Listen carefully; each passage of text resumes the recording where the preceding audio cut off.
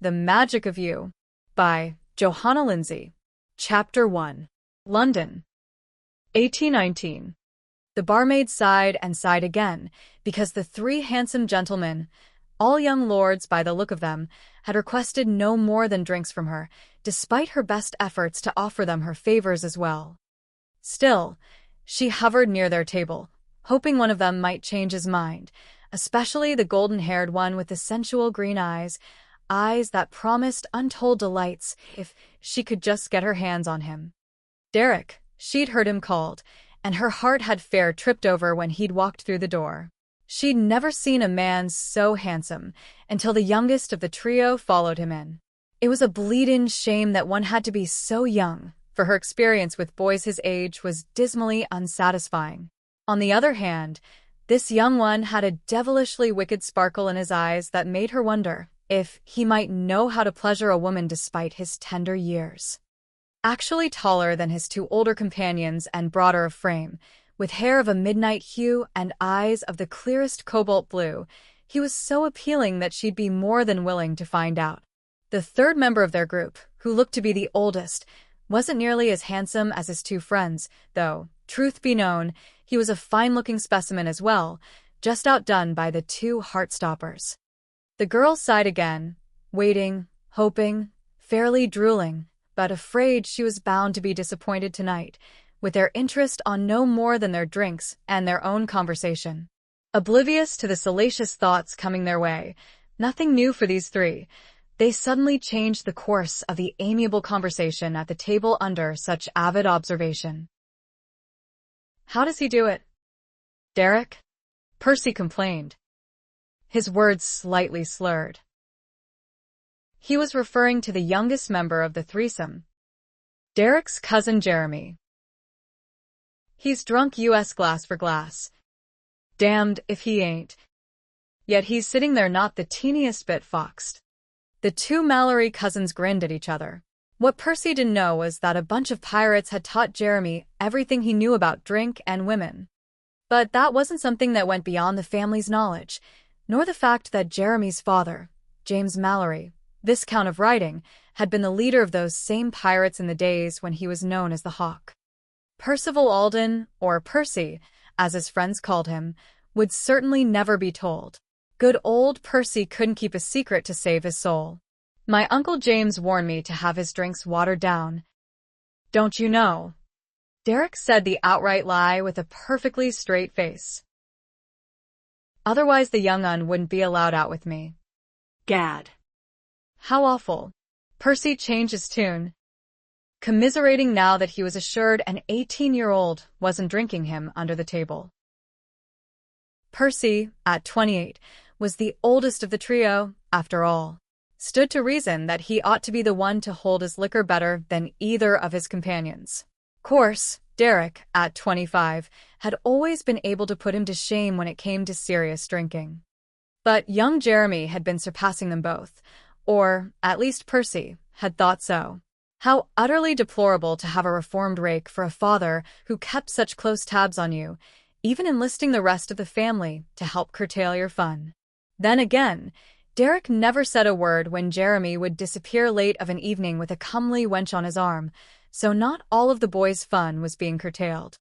Come to think of it, Percy couldn't remember a single time in the past year, since Derek had taken his young cousin under his wing, that Jeremy hadn't found a willing female with whom to occupy a few very private hours, whether the three young men had ended up in a lively tavern, in an expensive house of Eros, or at one of society's many gatherings. The boy had the most devilish luck where women were concerned. Women of all ages, whores and ladies alike, found this youngest male Malory quite irresistible. In that respect, he was taking after his father, James, and his uncle Anthony Malory. Those two Malory brothers, the younger of four, had set the town on fire in their day with the scandals their affairs had generated. Derek, the only son of the oldest Malory brother, was just as lucky with women for that matter, although much more discreet and discerning about whom he chose to favor, so that the few scandals he'd been embroiled in since he'd come of age hadn't concerned women at all. Having thought it over, Percy summoned the barmaid to him and whispered in her ear, The two cousins, watching him, knew exactly what he was doing, ordering the next round and arranging, supposedly on the sly, to have the water left out of Jeremy's drink. It was all the cousins could do not to burst out laughing. But Derek, noting the girl's frown and that she was about to tell the young lord that none of the previous drinks she'd served had contained any water, had to quickly catch her eye to give her a nod and a wink so she'd know they were just having some sport and go along with it. She did, smart girl, grinning as she left. Derek would have to see that the pretty miss was compensated. Though not as she might like. She'd turned all of her ample charms on him when they'd first come in. But having another assignation already arranged for the wee hours, he hadn't encouraged her. This was a tavern they often frequented. But this girl was new. He'd try her eventually, they all would if she kept the job long enough, but not tonight. Since they'd all scored right handily at the Shepford's annual season opening ball earlier in the evening. It was a ball he and Jeremy had been ordered to attend, since it was where their youngest cousin, Amy, had made her official debut into society. She'd been allowed to attend a few other affairs since she'd turned 16, but no balls, and certainly not decked out as she'd been tonight. Gad, but the little minx had quite stunned them in all her finery, at least the men in the family, and the whole Malory clan had been in attendance. When the devil had sweet, impish Amy turned into such a ravishing, sensual beauty. It was a good question to put forward, just to get Percy's mind off his collusion with the barmaid. Knowing Percy as he did, and Derek knew him well, since they'd been chumming together for years now, the dear fellow was more than likely to blurt out what he'd done, because Percy quite simply couldn't keep a secret, even one of his own. So, to distract Percy, Derek raised the matter to Jeremy. You've been Amy's choice as escort lately, whenever her brothers aren't available. Why is it you never gave us warning that the minx had blossomed overnight? Jeremy just shrugged. Who says it was overnight? Those clothes Aunt Charlotte insisted Amy wear hid what was there. But it's been there for some time now. It just takes a discerning eye. Derek nearly choked to contain his laughter. Good God. Man. She's your cousin. You're not supposed to notice such things in a cousin. You're not. Jeremy was genuinely surprised. Well, hell's bells. Where's it written? Likely in your father's book, Derek replied with a pointed look. Jeremy sighed now. I suppose. He made a bloody fuss about it whenever I admired Regan a bit longer than he thought necessary. Regan was also their cousin, and the one niece whom the older Malory brothers had had a hand in raising, though only Jeremy and his father called her Regan. It didn't bother Derek in the least to hear her called that, not as it did his own father and two other uncles. The rest of the family called her Reggie, though her actual name was Regina, and the dear girl had married Derek's closest friend, Nicholas Eden, several years ago. But I didn't say I was interested in Amy, Jeremy clarified as he continued. Just that I'd noticed she'd filled out nicely in all the right places. Noticed her, too, Percy put in unexpectedly. Been biding my time, waiting for her come out. Thinking of courting her myself. Both cousins sat forward in protective alarm upon hearing that, and in that they were so very like their fathers, it was uncanny. It was Derek who exclaimed, Now why would you want to do a bloody stupid thing like that? With Amy comes my uncle's close scrutiny. Never doubt it. Do you really want Anthony and James Malory breathing down your neck, not to mention my father? Percy turned a little bit pale. Good God. No. Hadn't thought of that. Indeed I hadn't. So think about it. But I thought it was only Nick's wife. Reggie. Whom they took such a personal interest in. They didn't bother with Amy's older sisters, Claire and Diana. Claire didn't attract Raquels like you, Percy, so it was safe not to worry about her. And Uncle Edward approved of Diana's first choice, which was why she was married so soon after her own come out. Unlike Reggie, they both had a father to see to their welfare. So, the uncles didn't feel they had to get involved. Percy perked up upon hearing that. Well, then, I'll just get Lord Edward's approval. And that'll be the end of it. Won't it? Don't count on it. Unlike Claire and Diana, Amy looks too much like Reggie for Tony and James not to keep a close eye on her, just as they did with Reggie before she married Nick. Habit, you know. Derek suddenly grinned, giving Jeremy a look. Gad, did you see their faces tonight? Bold and both over, she did. Don't think I've ever seen your father rendered speechless. Jeremy chuckled. I have. But you're right. Guess I should have warned him. And me, Derek reiterated. Jeremy quirked a brow in a perfect simulation of one of his father's affectations and said baldly, Didn't think you were that dense not to notice Amy's grown up. And Father S got the excuse of a new wife who keeps him utterly distracted. But what's your excuse? I rarely see the chit, Derek said in his defense. You're the one she calls on to squire her about whenever you're down from school. Not I. With what looked like a serious argument coming on, Percy thought to volunteer a suggestion. Be happy to take over that chore if the need arises. Be quiet. Percy, both cousins said automatically. But Derek was the first to recall that they'd been trying to dissuade Percy from his unexpected interest in young Amy. So, he quickly got back to the subject that would hopefully head Percy off, asking Jeremy. But Uncle James was surprised. Wasn't he? At the change in Amy? Jeremy got the point. Oh. I heard Father sigh before he told Tony. Here we go again. What did Uncle Tony say to that? Jeremy chuckled, recalling the scene he'd witnessed. What you might expect. I'll leave it to you.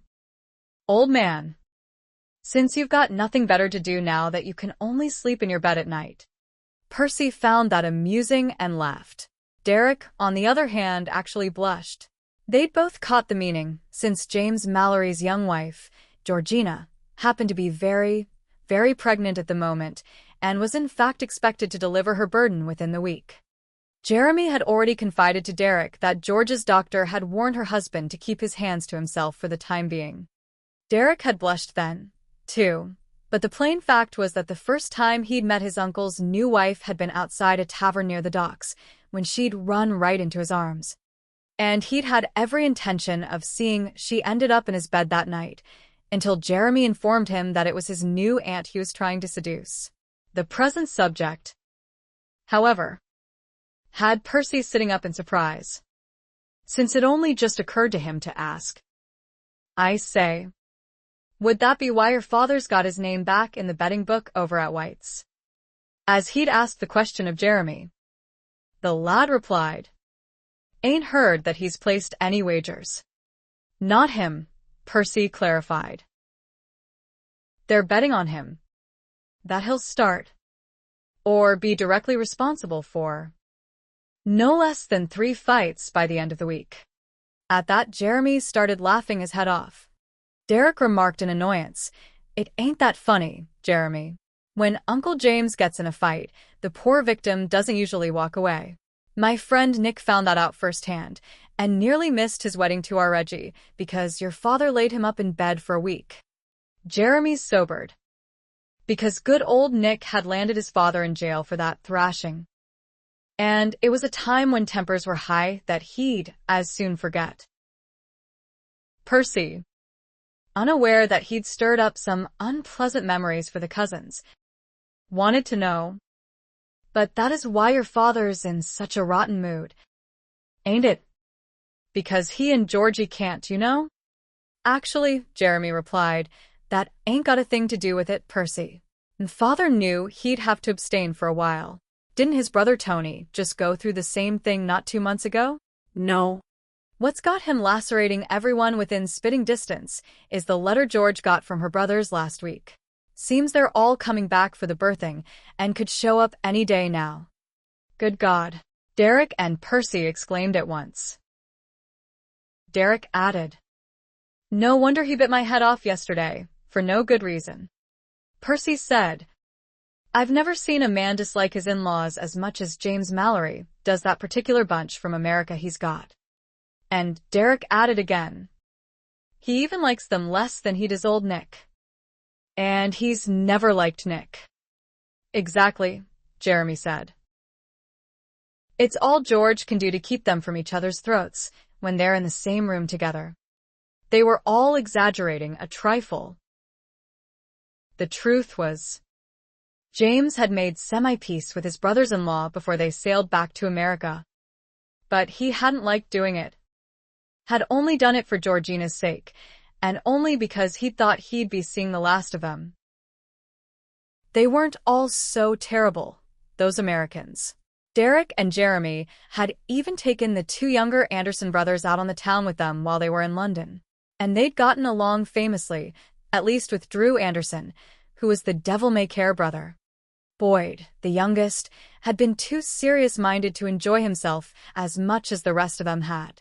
But it was one brother in particular whom James really objected to, the one who'd been all for hanging James when they had him at their mercy in America last year.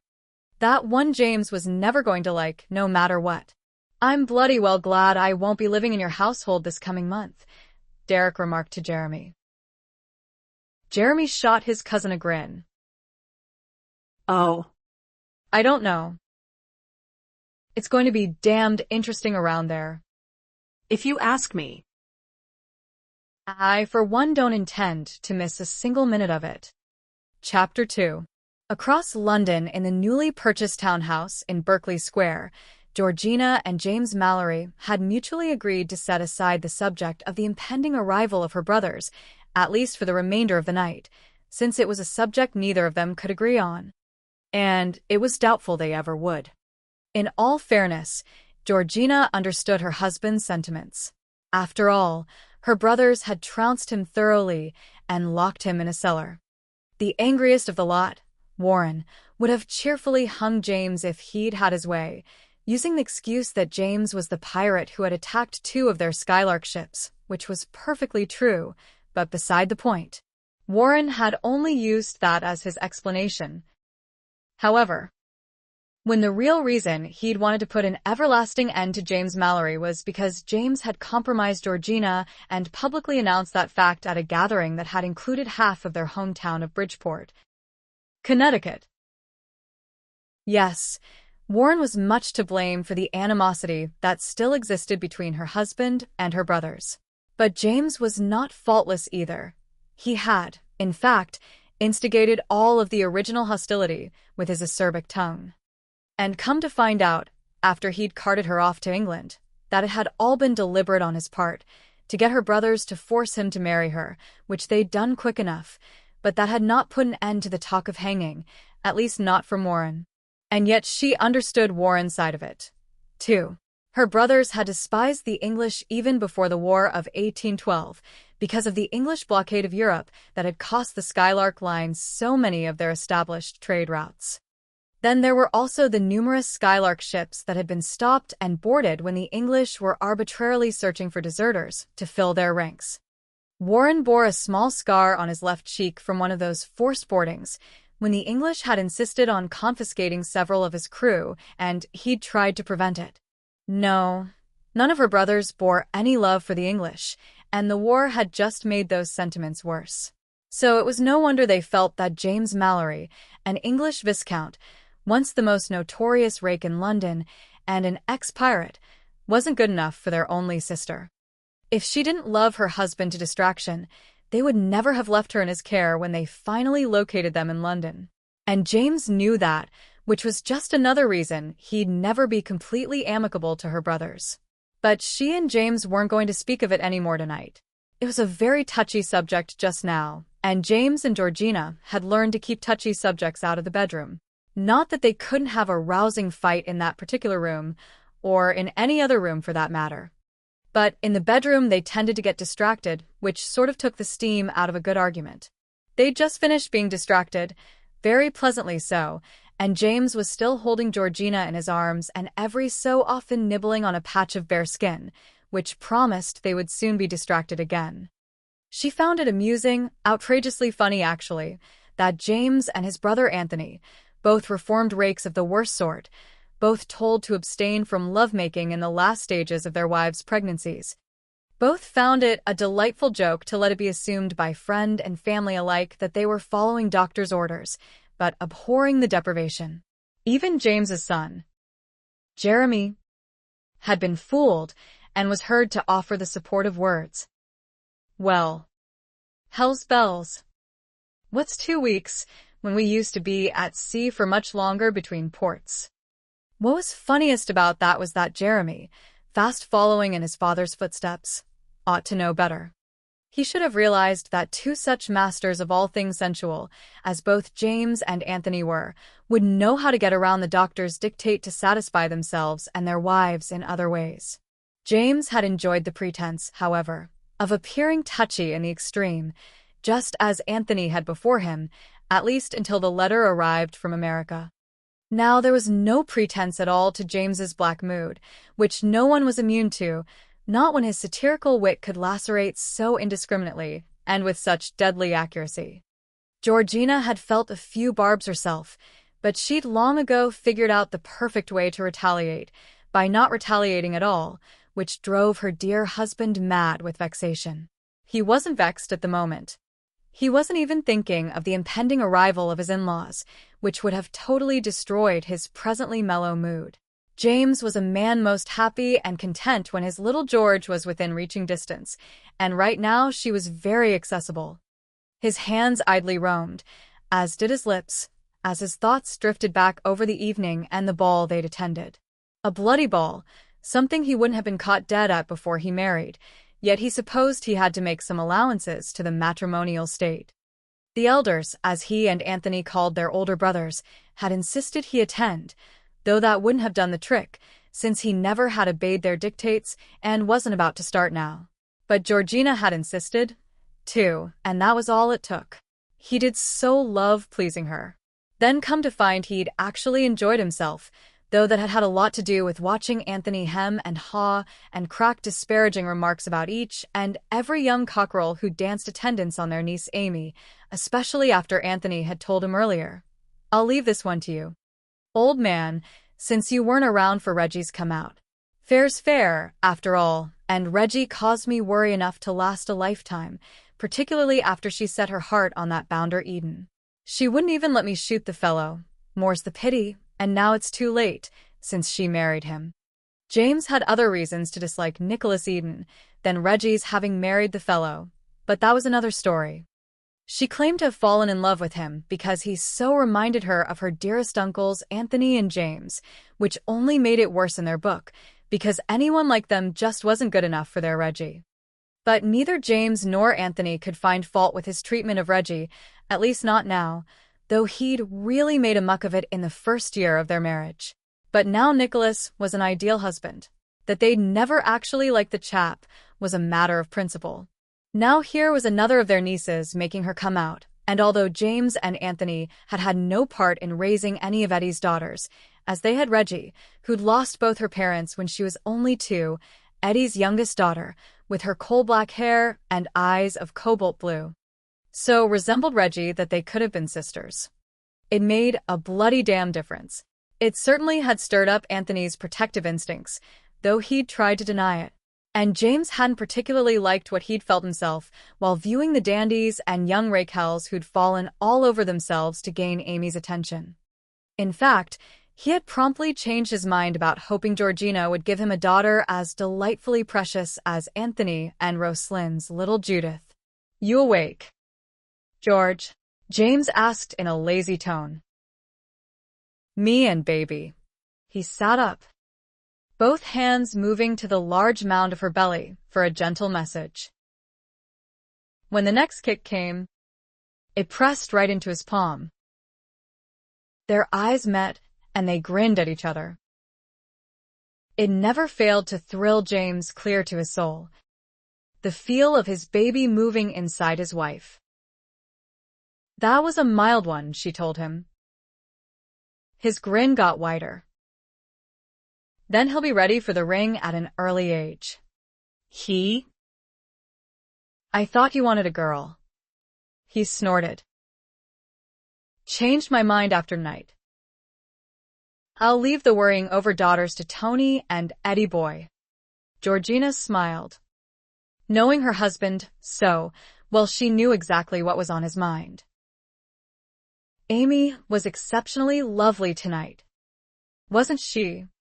He didn't answer that, but said instead, what I want to know is, how the deuce did I miss it? When she's been over here lately more and she is at home? You didn't miss how lovely she is. You just missed how lovely she is, Georgina said with meaning. As her uncle, you weren't supposed to notice that she'd filled out in all the right places, especially when Charlotte has had her wrapped up in those girlish, high-necked dresses right to the bitter end. His green eyes widened on another thought. Good God. You don't think Jeremy's noticed? Chew. And that's why he's been so agreeable about escorting her about. Georgina burst out laughing. Tried to swat him, but couldn't quite reach him over the mound of her belly. You're impossible. James. Why do you keep attributing these lecherous inclinations to that sweet boy? He's only 18. For God's sake. Up went the single golden brow. An affectation of his that she used to hate, but now was so endearing to her. Sweet, he said. My son? And 18 going on 30 is what that scamp is. She would allow that Jeremy looked older than his age since he had gained his Uncle Tony's height, which put him a few inches taller than his father, and James's broadness of chest, which made him quite formidable compared with other young men his age. But she wasn't going to mention that to his father, who was plumped up proud enough about the boy. Well, you needn't worry about Jeremy and Amy.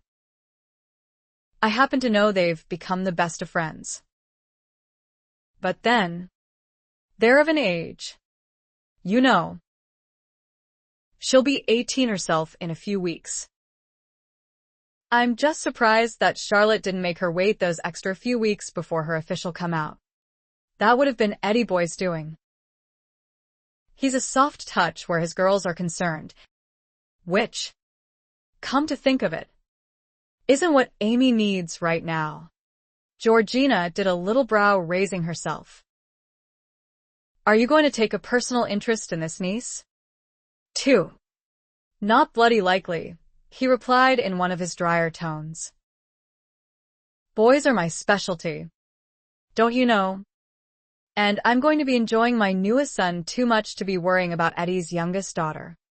Georgina doubted that, for she'd heard how seriously he'd taken the raising of Reggie, that when denied his fair share of time with her during his pirating days, he'd up and kidnapped the girl for several months on the high seas, which had got him disowned by his brothers for a number of years. But Reggie was the favorite niece, due to her being more like a daughter to them all, so maybe James and Anthony would leave Amy to her own father's care and worry, since Edward had managed just fine with his other 4 children not bloody likely. Now that you've changed your mind about having a daughter, what if we have one anyway? He placed a kiss in the center of her belly and grinned up at her, though his tone was as droll as it could get. I will endeavor to persevere. George. Depend upon it. She'd spend a great deal of time in bed while he endeavored to get it right the second time around. That she could depend upon. Chapter 3.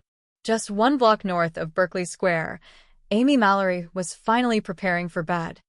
In the mirror at her vanity, where she sat brushing out her long black hair, she watched her mother, Charlotte, flit about the room, helping old Agnes put away Amy's finery, clucking over a rent stocking, a scuffed shoe, the smudged pink evening gloves. She'd been meaning to talk to her father about getting her own maid. Both her older sisters, Claire and Diana, had had their own, and had taken them with them when they left home to live with their new husbands. But Amy had always had to share someone else's maid, and just now the only one left was old Agnes, who'd been with Charlotte since she was a child. Amy wanted someone who wasn't so set in her ways, who didn't do as much scolding and bossing as she did maiding. It was high time, and Amy couldn't believe she was thinking about trifles when she'd just had the most exciting day of her life. Actually, there had been one other day even more exciting, a day she was never going to forget, a day she'd recalled again and again these past 6 months since it had occurred.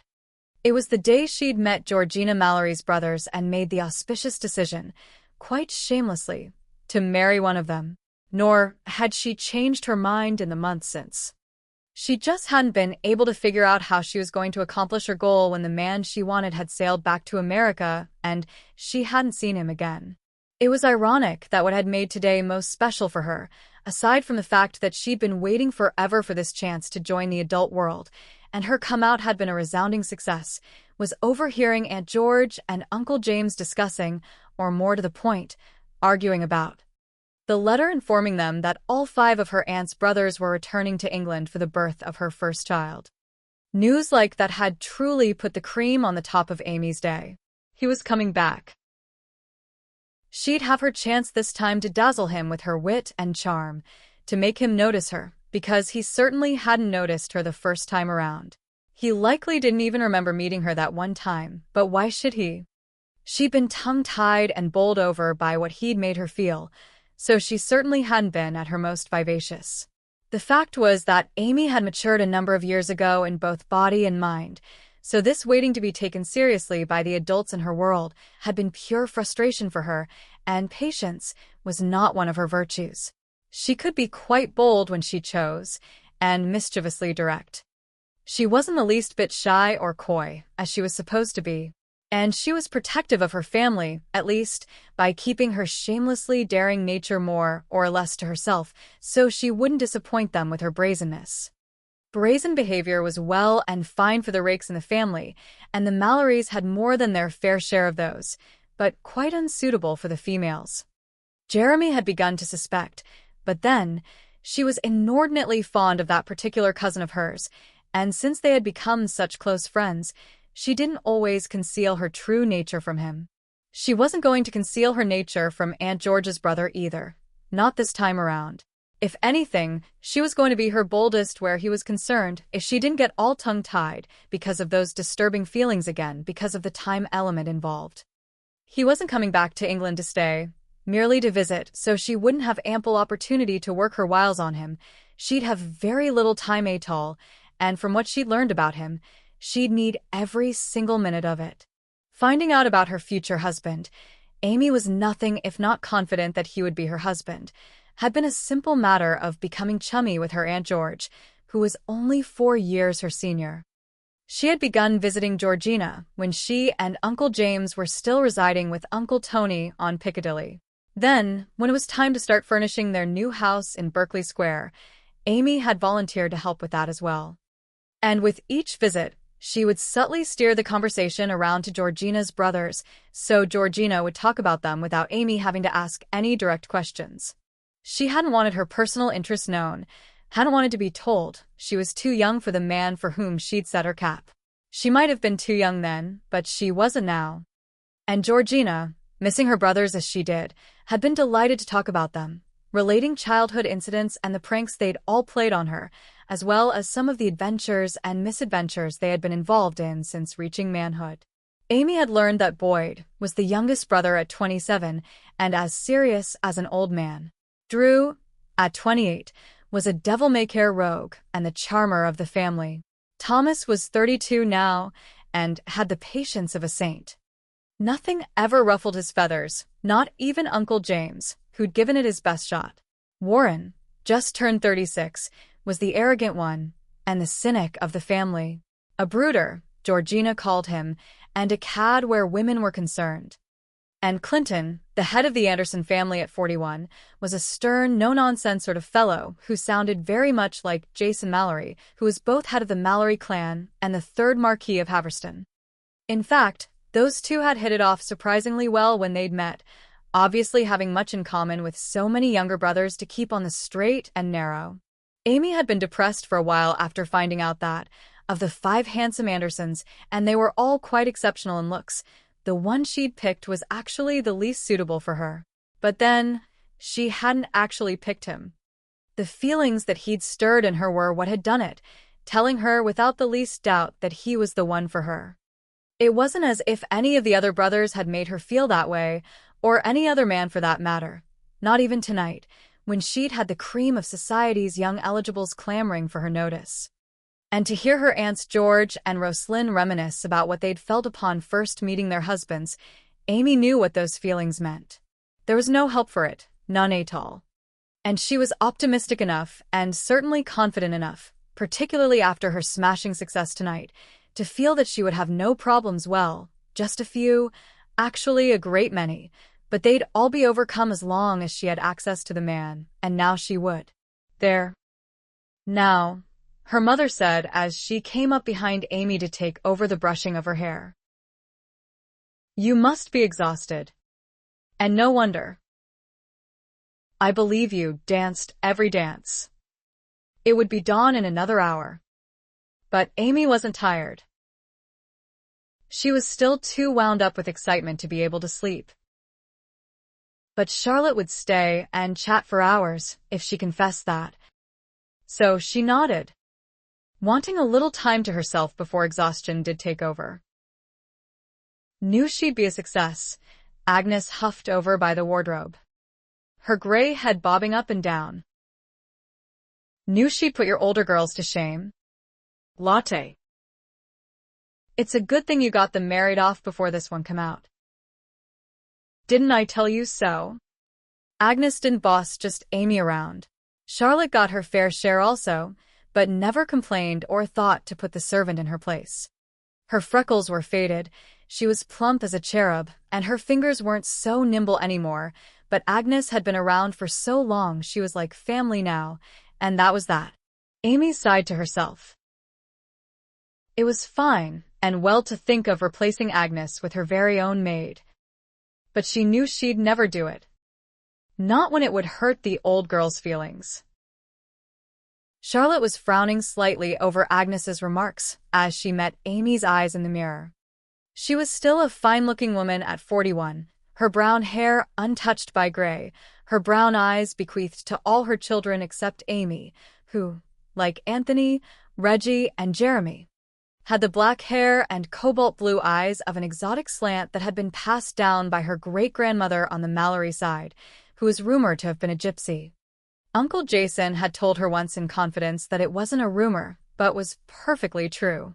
She wasn't certain whether he'd been teasing her or not.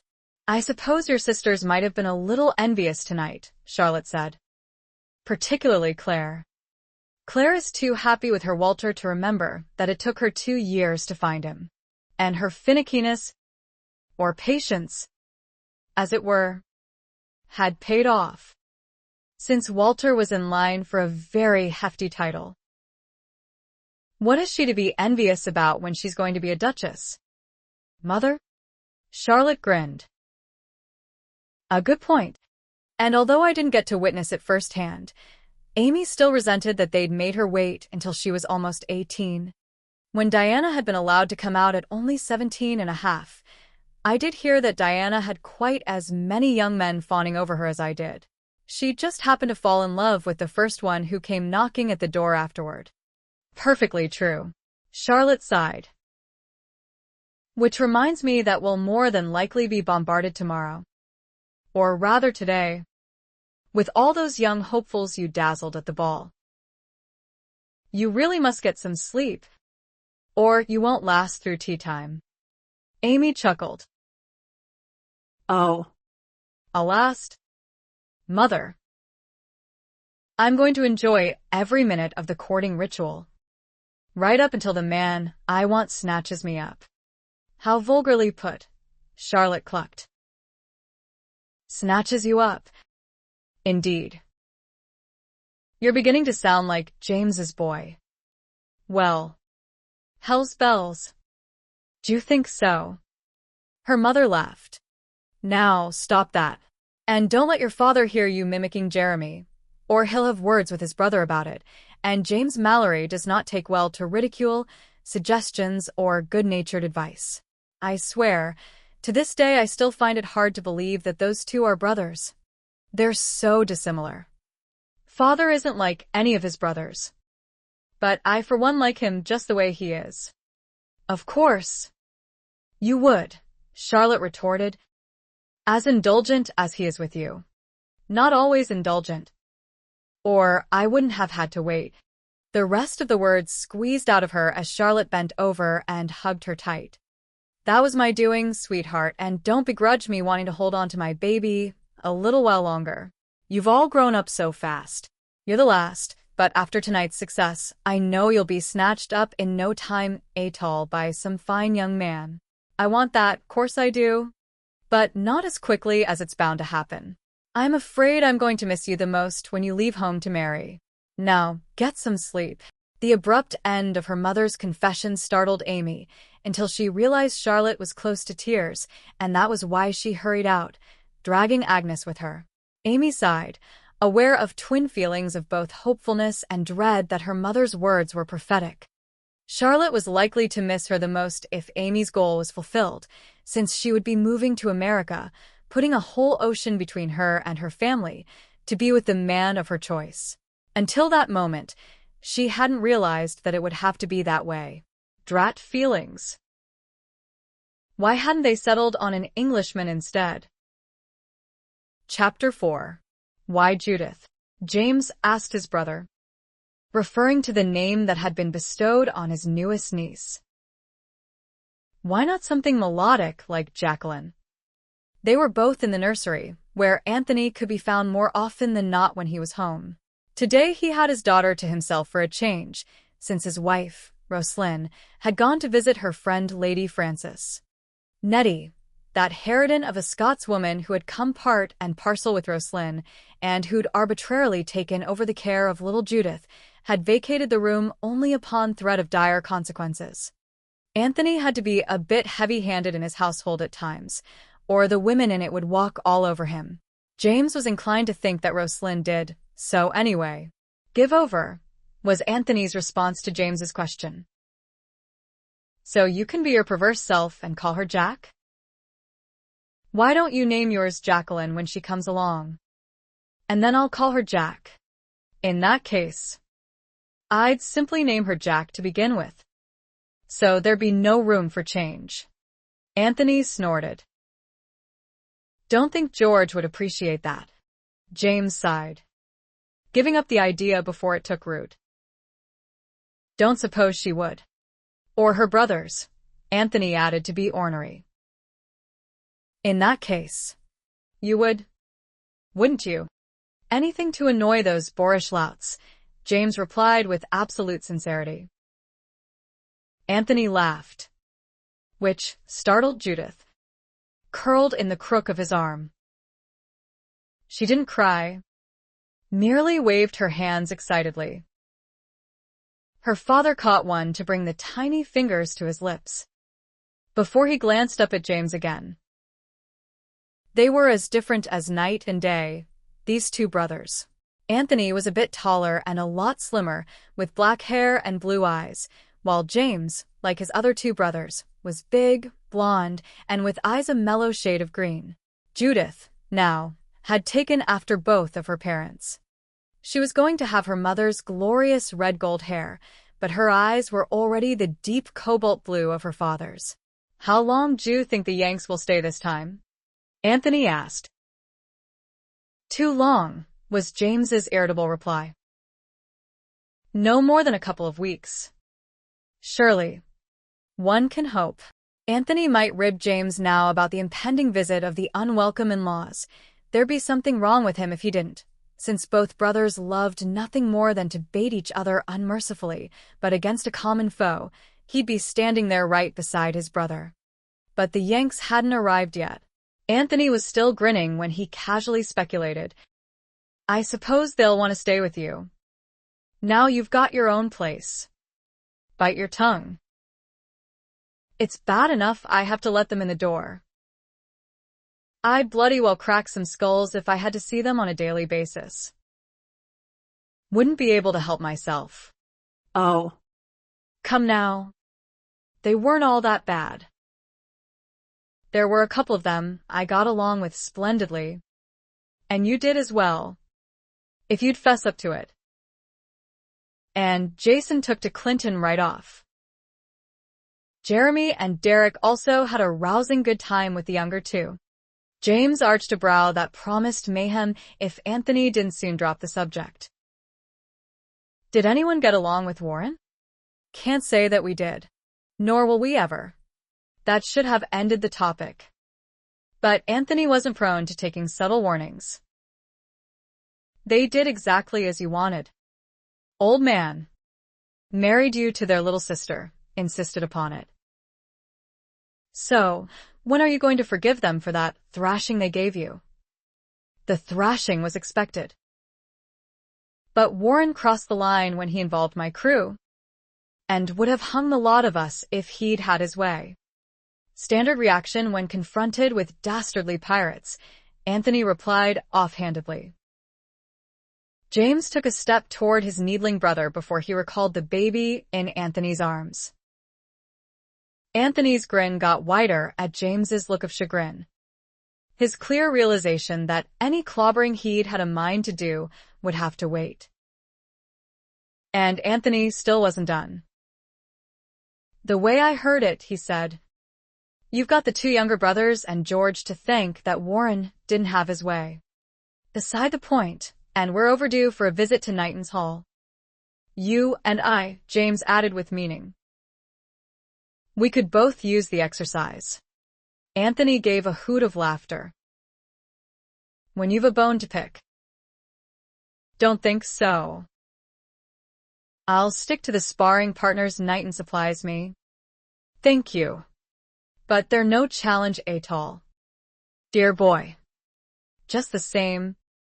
The wife likes my face the way it is. She wouldn't appreciate you altering the location of my nose with those hammers you liken to fists. And besides, I wouldn't want you to get rid of all that hostility before the Yanks arrived. I'm looking forward to the fireworks. Indeed, I am. You won't be welcome, James said disagreeably. George will let me in, Anthony replied confidently. She likes me. She tolerates you because you're my brother. Anthony quirked a brow at that point. And you won't return the favor where her brothers are concerned? Already have. They're still living, aren't they? When James returned home later that day, he was surprised to have the door opened by Amy. He hadn't seen her since her first ball last week, the only one he'd been expected to attend, thank God. But Georgina had mentioned that Amy had visited her only a few days ago. And since he hadn't knocked, she'd obviously been waiting for him, a circumstance unusual enough to set off alarms in his head. But because he wasn't a man who overreacted or jumped to conclusions, he simply asked, "Where's Henri? Or has Artie got the duty today?" Didn't notice when I left. Henri and Artie had been members of his crew during his pirating days. But those two had been with him for such a long time, they were more like family, and when he decided to sell the Maiden and they'd elected to hire into his household instead of shipping out on an unfamiliar ship. Two more unlikely butlers you couldn't imagine, yet they shared the job and got a kick out of shocking any unsuspecting visitors with their coarse ways. "It's Artie's turn today," Amy answered as she shut the door behind him. "But he's gone for the doctor." She saw his back stiffen for a moment before he started running toward the stairs. So she quickly called after him. "She's in the parlor." He stopped abruptly. "The parlor?" "Having tea," she added. "Having tea," he exploded as he did an about-face and headed in that direction, stopping at the door when he spotted his wife inside. "Blister it, George. What the bloody hell do you think you're doing? You ought to be in bed." "I don't want to go to bed. And I'm having tea," Amy heard Georgina answer with commendable calm. That answer brought James up short again. However. Then you're not having the baby? Yes. I am. But I'm having tea. 2. Would you like to join me? James was silent for a moment.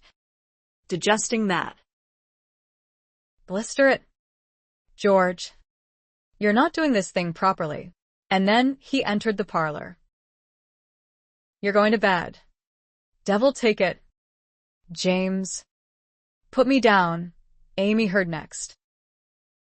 I'll be in that bed soon enough. And yelling my head off. You'll get your proper. But not until I'm ready. Now put me. There was an abrupt silence. Amy, hesitant about intruding since she'd never seen her Uncle James react this way, got up the nerve to move to the doorway. She was in time to see Georgina having another contraction and her husband quite undone by it. He'd sat down, though he hadn't released Georgina, was still holding her tight, and he was as pale as the ivory damask sofa he sat on. When did your pain start? He got out when she was breathing normally again. This morning. If you're going to ask why I didn't mention it before you left, just listen to yourself and you'll have your answer. Now, do put me down. James. So I can finish my tea. Amy's just poured it. Amy, he bellowed in a new direction. What the devil do you think you're doing?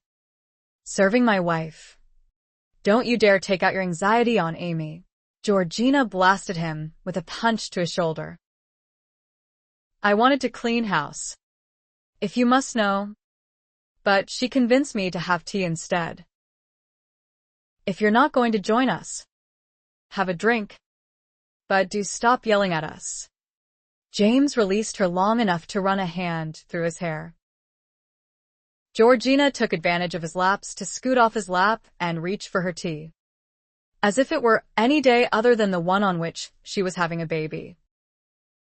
After a moment he said, to no one in particular, I'm sorry.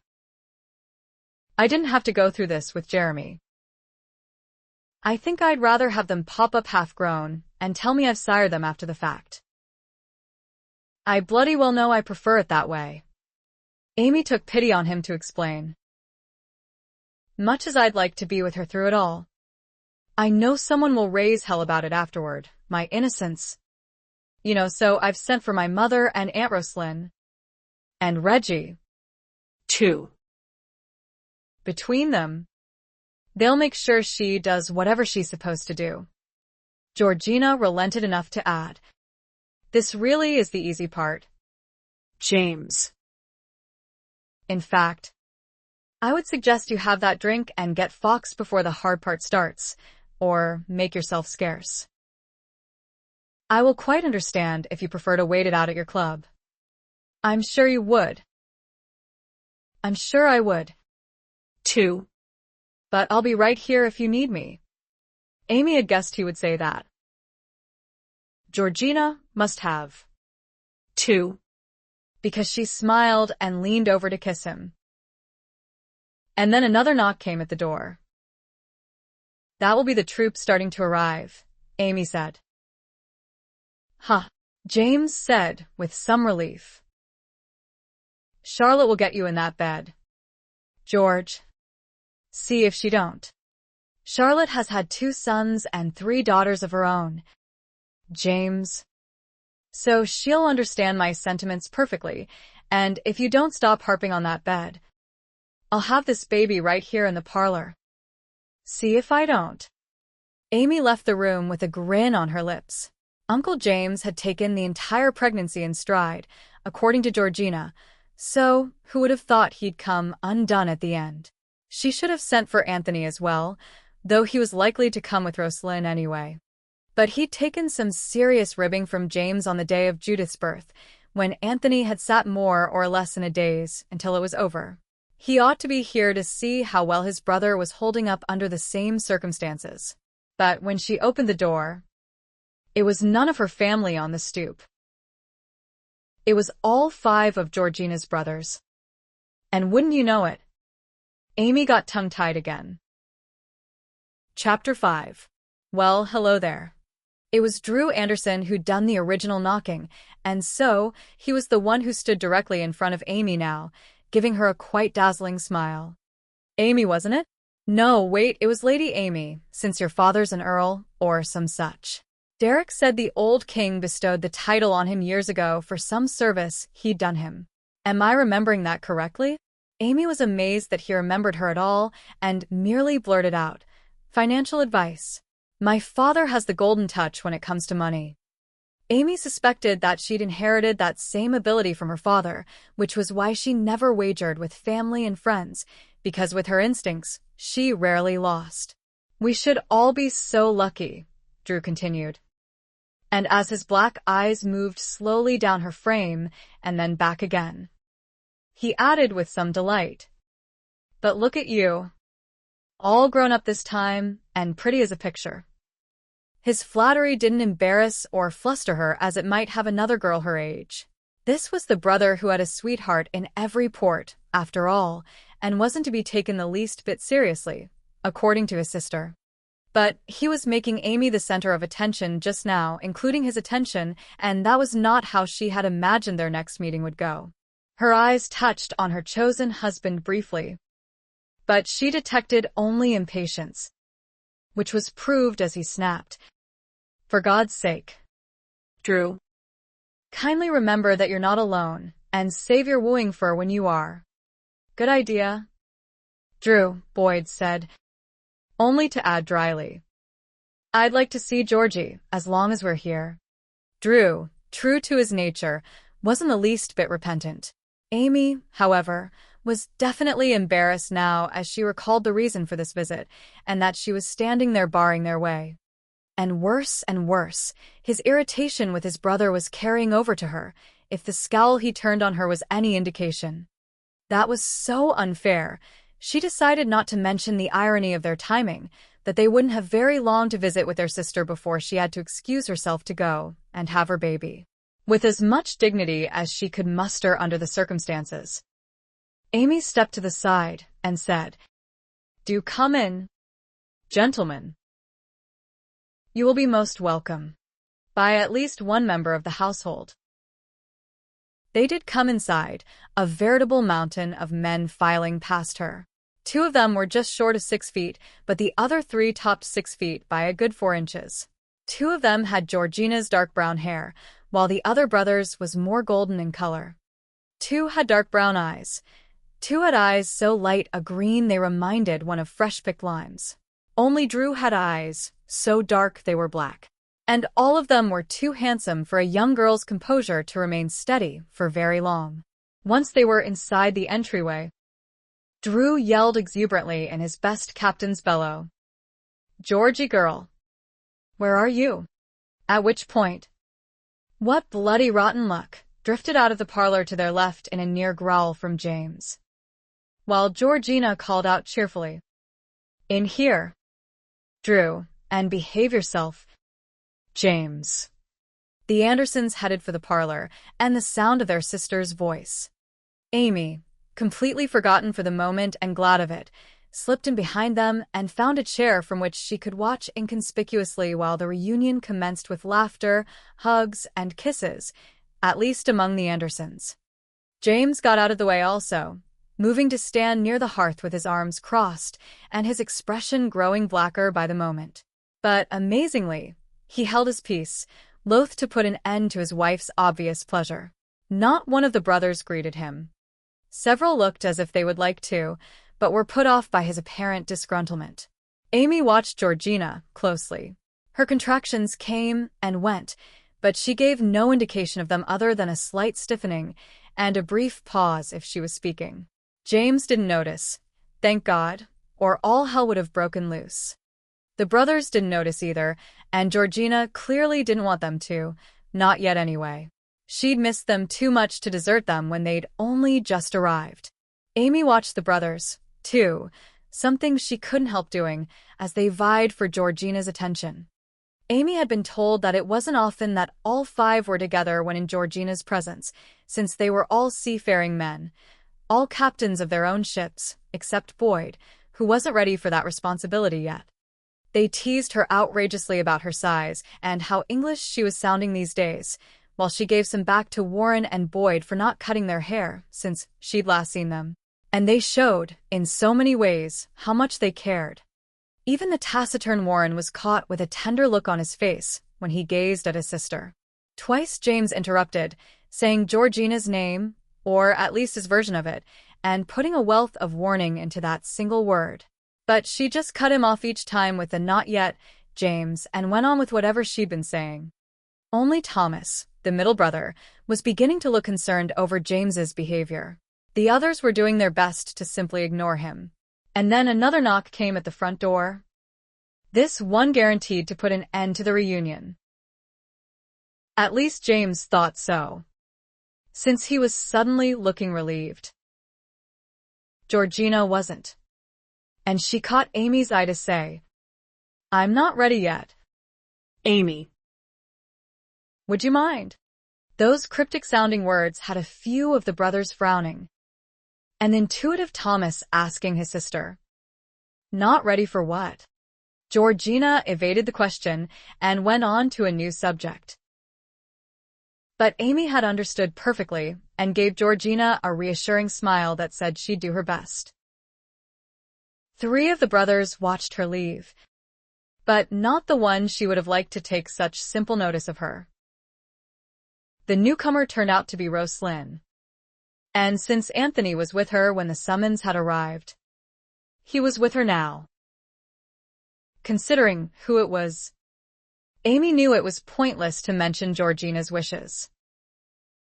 She still had to try, whispering, "Aunt George's brothers have just arrived, but she doesn't want them to know yet that her pains have started. So, if you could refrain from mentioning it until she does." Roslyn nodded, but Anthony just grinned, and anyone who knew Anthony Malory knew he wouldn't keep his mouth shut, not if what he had to say was guaranteed to cause an uproar that he could sit back and laugh over. Amy sighed and led them into the parlor anyway, since she wasn't up to barring her uncle from the house. She'd tried, and the wince she gave Georgina as she re-entered the room said as much. But by now Georgina knew Anthony as well as the rest of the family did, and so she wasn't surprised by the first words out of his mouth.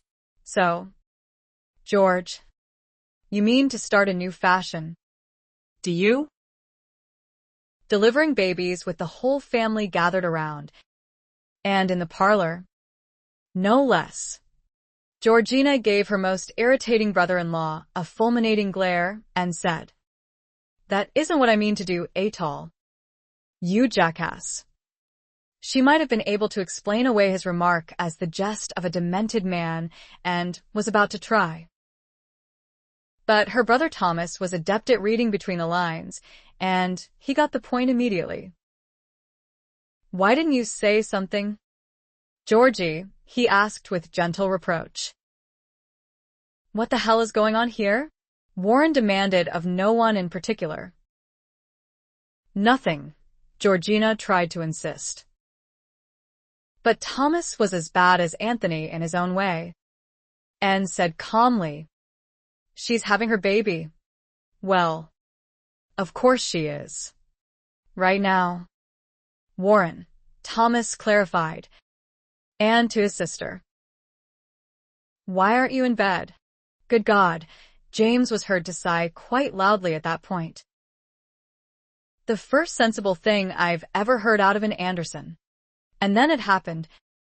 All of her brothers beginning to scold her at the same time. And Anthony doing just as expected, standing back and laughing. Georgina finally exploded. "Devil take it. Would you all mind letting me have this baby in my own good time and put me down?" Warren, but Warren, who'd scooped her up off the sofa and was already heading for the door, wasn't her husband, who might take her wishes into account. He kept right on going without answering her, and Georgina knew it was pointless to say anything else. James had bounded after them immediately. And Amy, aware of how he felt about that particular Anderson, imagined a tug-of-war about to take place on the stairs. She jumped out of her chair to intercept him, saying quickly, "Does it matter how she gets there as long as she gets there?" James barely spared her a glance, but did explain. "I wasn't going to stop him, dear girl, but he's the only one of her brothers who can't be depended on to see to her comfort once he gets her there. His answer to George's willfulness is to break out his belt." Amy, effectively silenced, really wished he hadn't said that, and could only hope it was his dislike of Warren that had put those words in his mouth, rather than the truth. The man thought spanking was the answer to her willfulness? Well, she wasn't willful, she really wasn't. Spanking? Stupid feelings to settle on that brother. Why not Drew, who'd noticed right off that she was old enough now and pretty besides? She could deal with a sweetheart in every port. But this, on top of already knowing that Warren Anderson treated his women with nothing but cold indifference? Upstairs, James paused in the doorway of the master bedroom, which Warren had unerringly found without Georgina's assistance, to watch the brother plumping the pillows at his sister's back and gently tucking the covers around her. James wished, he truly did, that Warren didn't love her so much and she him. It really tied his hands in dealing with the fellow as he'd like. Indeed it did. And he heard, in Warren's matter-of-fact tone, which was at the moment gruffly tender, "Don't be angry, Georgie. You had no business entertaining at a time like this." Georgina was still miffed enough, however, to reply, "What hasn't occurred to you blockheads is that this is something that takes hours and hours to get to the end of, and I would have preferred not to spend all of them in a hot, stuffy room. It happens to be summer. If you didn't notice, with nothing to do but feel the pain." To give him credit, Warren blanched, having been reminded so scathingly of what she was soon to suffer. "If anything happens to you, I'm going to kill him." Georgina took that about as seriously as she did her husband's threats against him, but she said, "Just what I needed to hear. And you'll be hearing just how appreciative I am of your help in a short while. So I would suggest you wait this out aboard the Nereus. I'll have word sent round to you when it's over." "I'm staying," came his stubborn reply. "I wish you wouldn't," she persisted. "I really don't trust you and James in the same house when I can't be there to pull you two apart." "I'm staying. So stay." Then she snapped, losing patience. "But promise me there'll be no fighting. And I mean it, Warren. I have to have your promise. I can't be worrying about you two at a time like this." "Very well," he agreed most grudgingly. "And that means you won't react in your customary fashion to anything James says in his anxiety. He's not going to be himself today. I promise." "Damn it," Warren grouched. Only then did he get a smile out of her. "Try not to worry yourself. I'm going to be just fine." He nodded and headed for the door, only to be brought up short as he finally caught sight of James. For his part, James had been mulling over the amazing license that Promise had just given him, only to realize, unfortunately, that he'd likely be in no condition to take advantage of it. What rotten luck that the one time he'd be able to exact some pleasurable revenge against the fellow was now, and he probably wouldn't even notice that Warren was around. And even while he still had his wits about him, he couldn't get in a few digs, not with Georgina lying there tensely within hearing distance. So he said, amazing himself in the process, "Never thought I'd have reason to thank you for anything, Anderson, but thank you. She bloody well wouldn't listen to me." Warren was rather surprised himself that that was all James had to say to him.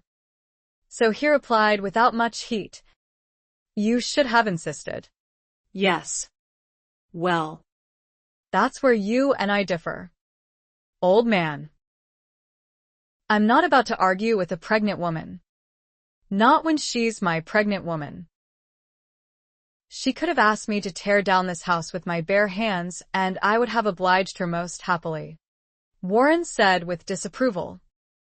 Indulgence is not always beneficial. At which point James chuckled. Speak for yourself. Yank. I find it very beneficial.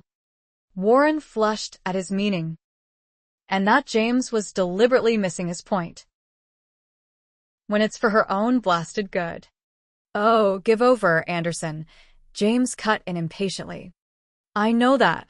And she wouldn't have remained downstairs much longer, despite her wishes, I do assure you. As much as you might hate to acknowledge it, I do take very good care of my wife. Now do run along. I'd like a few quiet moments with her before there aren't any more. Mindful of his promise, Warren said no more and left the room. James found himself staring at a wife who wasn't all that happy with him. He quirked a brow, asking innocently, What? You could have been a bit more gracious to him, she pointed out. That was as bloody well gracious as I get, George. As if you don't know that by now. Now what can I do for you before Charlotte arrives to kick me out? You can come suffer under these blankets with me, she said peevishly, only to add in a small voice. And hold me. James. I'm beginning to get a little scared. He did as she asked immediately, keeping his own fear well hidden to assure her. You know there's nothing to this baby business. Easy for you to say, she snorted. You come from good breeding stock, he reminded her. Your mother had 6 with little fanfare. And, good God, they must have all been little monsters when they arrived.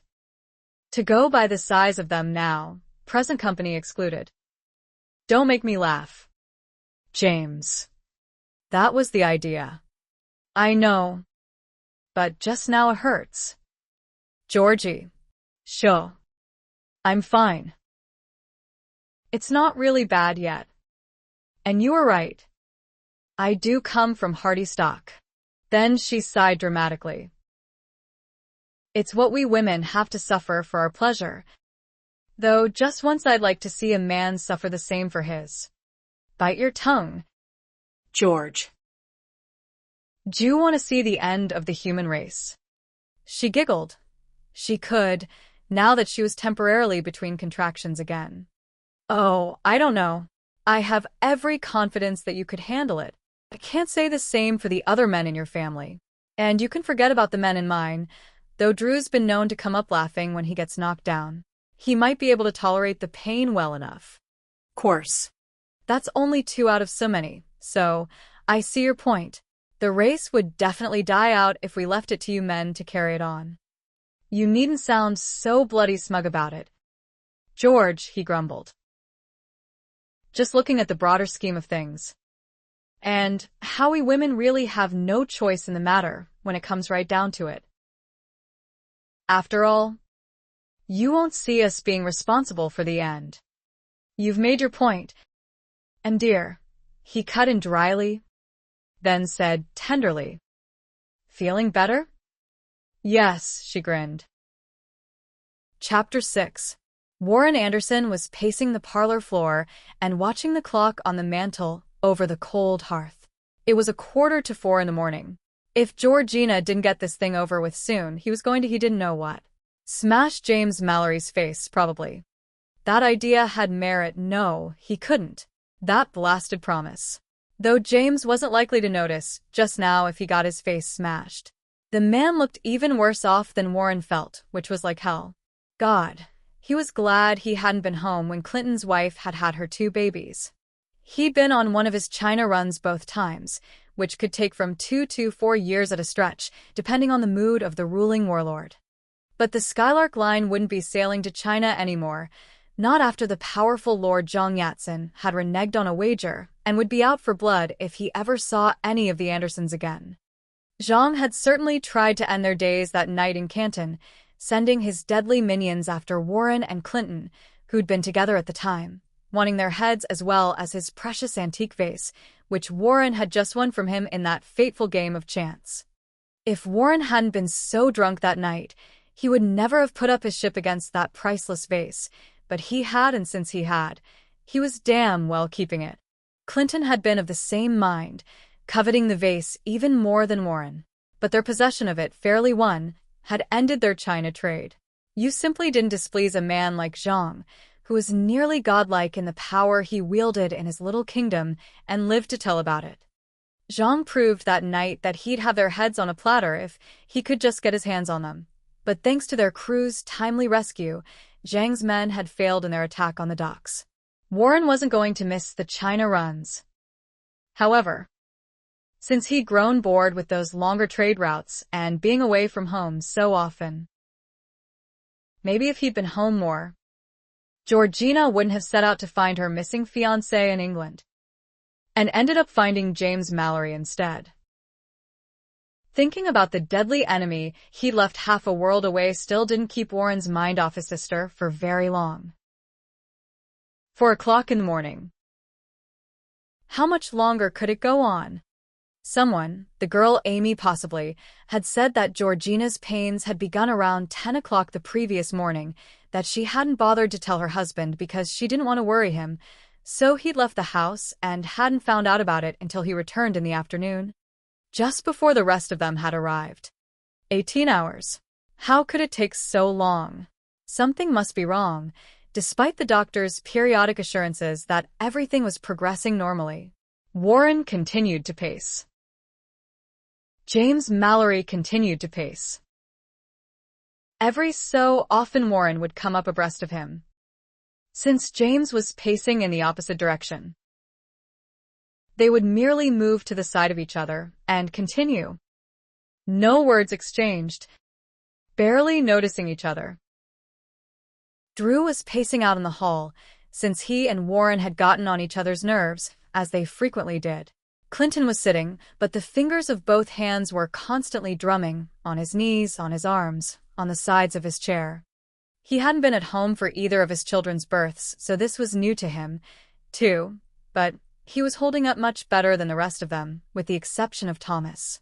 Boyd was stretched out on the sofa, dead to the world.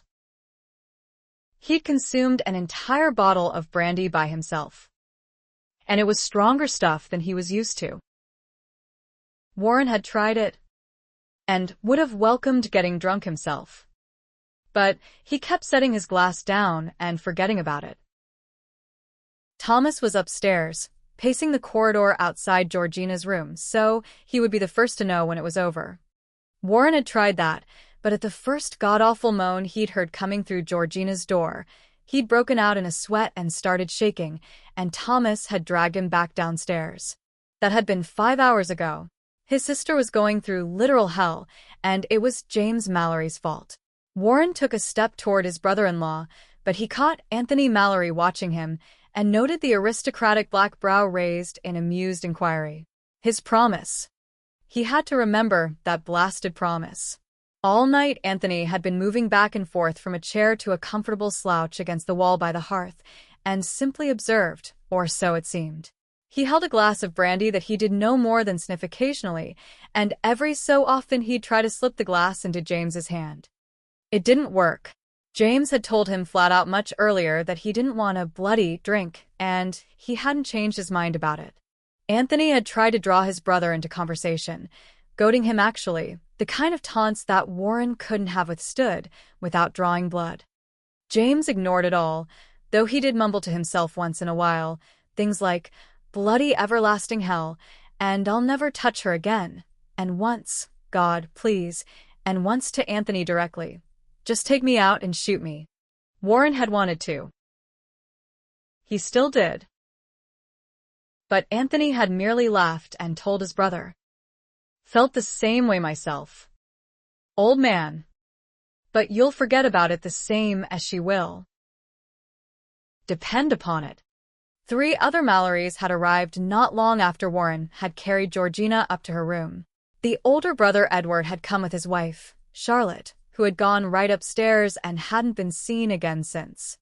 And another niece, This one Regina Eden had come right after them and had also closeted herself upstairs, though she did come down periodically to assure her Uncle James that everything was going just fine, that George was handling it famously, and the last time she'd come, she'd said teasingly, "But you don't want to hear what she thinks of you just now." Edward had played cards with his daughter for a time, but now played a solitary game, ignoring the tension in the room.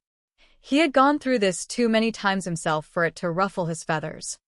The daughter, Amy, was curled up in an overly large stuffed chair, fast asleep, her chin resting in the palm of her hand. She'd seen to it that food was served earlier and another midnight snack, but no one had done more than pick a little, some not even that. A pretty girl, Amy, no. Beautiful, actually. Every time he'd happened to look her way earlier, he'd caught her lowering her eyes, as if she'd been watching him. Too bad. She was a Malory. What the hell was he thinking? She was much too young for him.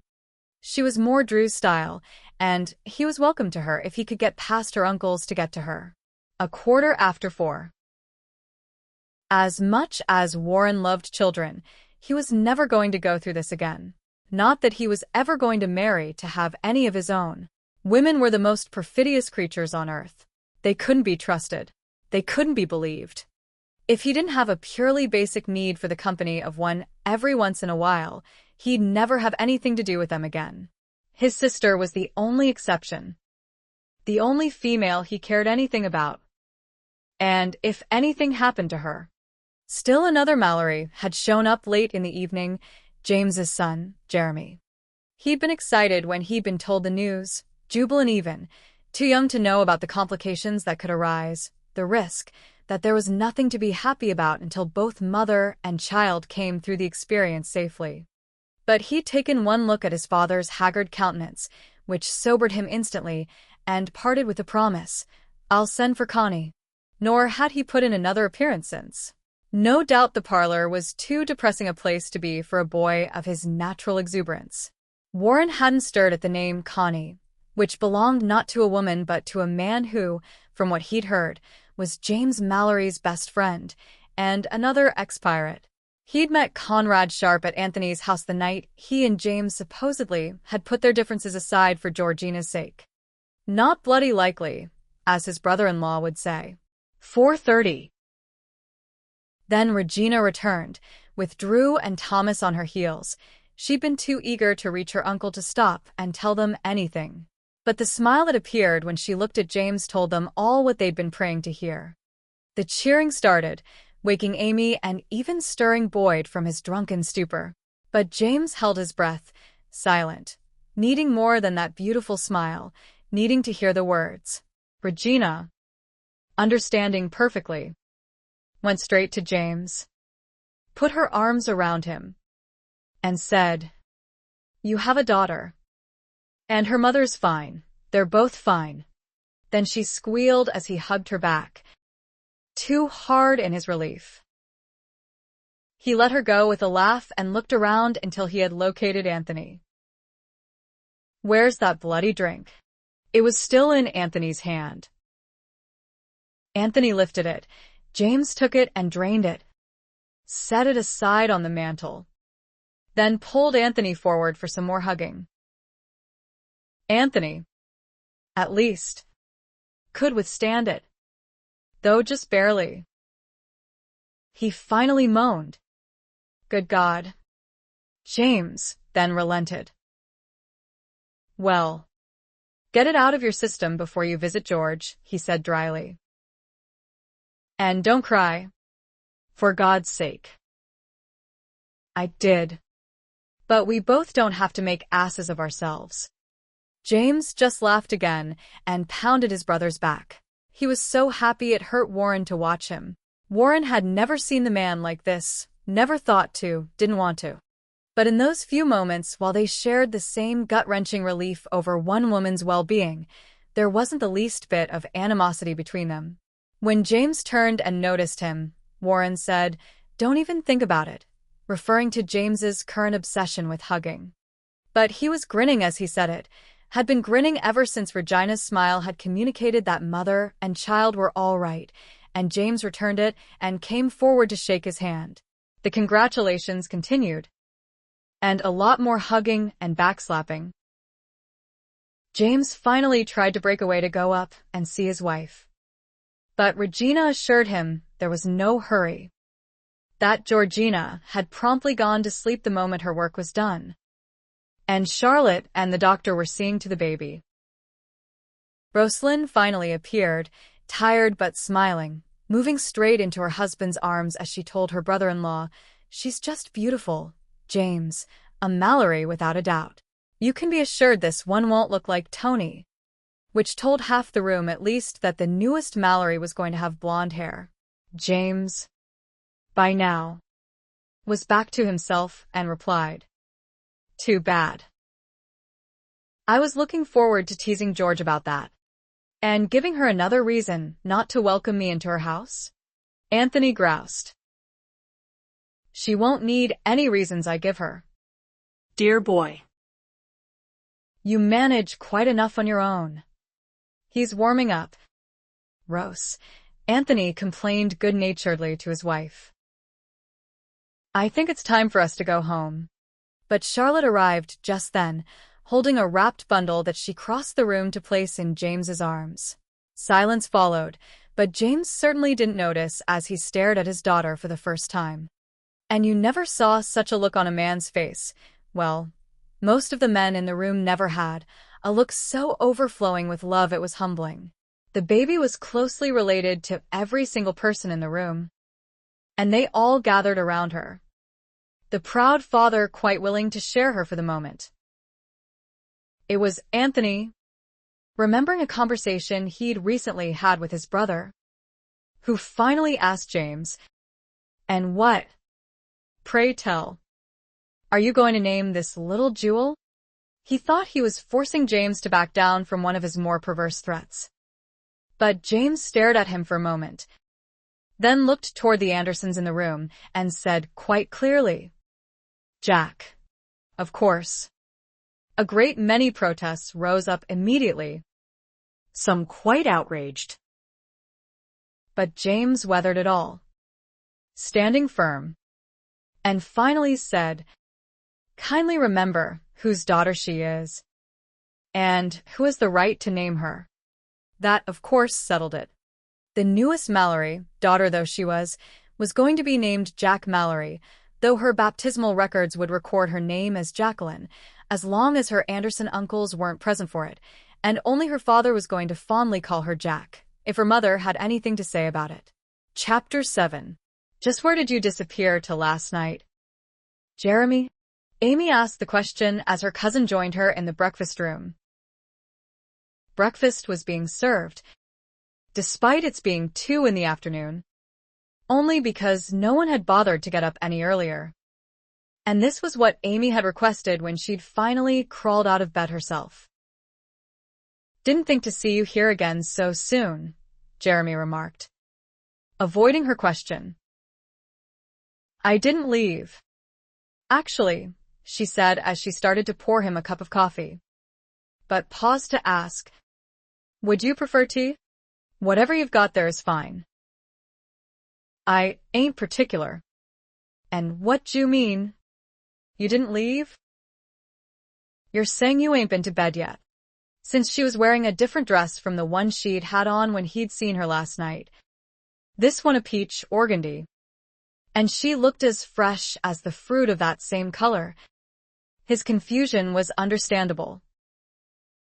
"I promised Aunt George that I would stay over and see to the house while she recuperates. What with your housekeeper up and quitting last month, and the one who replaced her not working out and getting sacked last week, someone has to see to things." "Or were you going to volunteer?" he snorted. "Not bloody likely. But ain't you a bit young? When most girls my age are thrown onto the marriage mart, fully trained to manage their own households, do you think that I, out of all of them, can't handle it?" Since her eyes, the exact same color as his, were narrowed on him, Jeremy flushed. "Didn't say that." "A good thing you didn't," she retorted. or I would have boxed your ears. He gave her one of his more engaging grins to mollify her prickly temper, which he so rarely was the recipient of. She was a Malory, after all, and more than half the Malorys were known for having formidable tempers. Just because her father was an exception to the rule didn't mean she was, too. But then, he learned new things about Amy all the time, since he'd become one of her closer friends. Jeremy said now, feigning surprise. If you're moving in, good God. All those bloody fops who've been batting down your door this past week aren't going to start showing up here. Are they? Not if you keep your mouth shut and don't tell anyone where I've gone to. Now he was surprised. You're willing to miss out on the results of your success? Heavens. Yes. I was looking forward to being treated as an adult. Jeremy. Not to the customary expectations following a come-out. My sisters might have carved notches for each caller who showed up, but I'm not the least bit interested. Why not? He demanded, too impatient to wait until she had finished. Don't you want to marry? Certainly. And I fully intend to. He said, deciding he had the gist of it now. You just haven't met the right chap yet. You're waiting till you do. Actually, that's it. Amy lied. Not willing to admit, yet just who her choice was. Even to him. Is that why you volunteered to help George? So you could hide. I happen to be very fond of your stepmother. Jeremy. I would have offered to help out even if I'd had dozens of things I'd rather be doing. The doctor said she's to stay in bed for at least a week. As I'm the only one in the family with no other responsibilities just now, it seemed only logical. You needn't be so bloody long-winded, he said. Uncomfortable because he'd apparently hurt her feelings. I got your drift. Then he grinned again to lighten his testy response. It'll be pleasant having you underfoot. She arched a single black brow, reminding him of his father and uncle, who used that affectation to perfection. Will it indeed?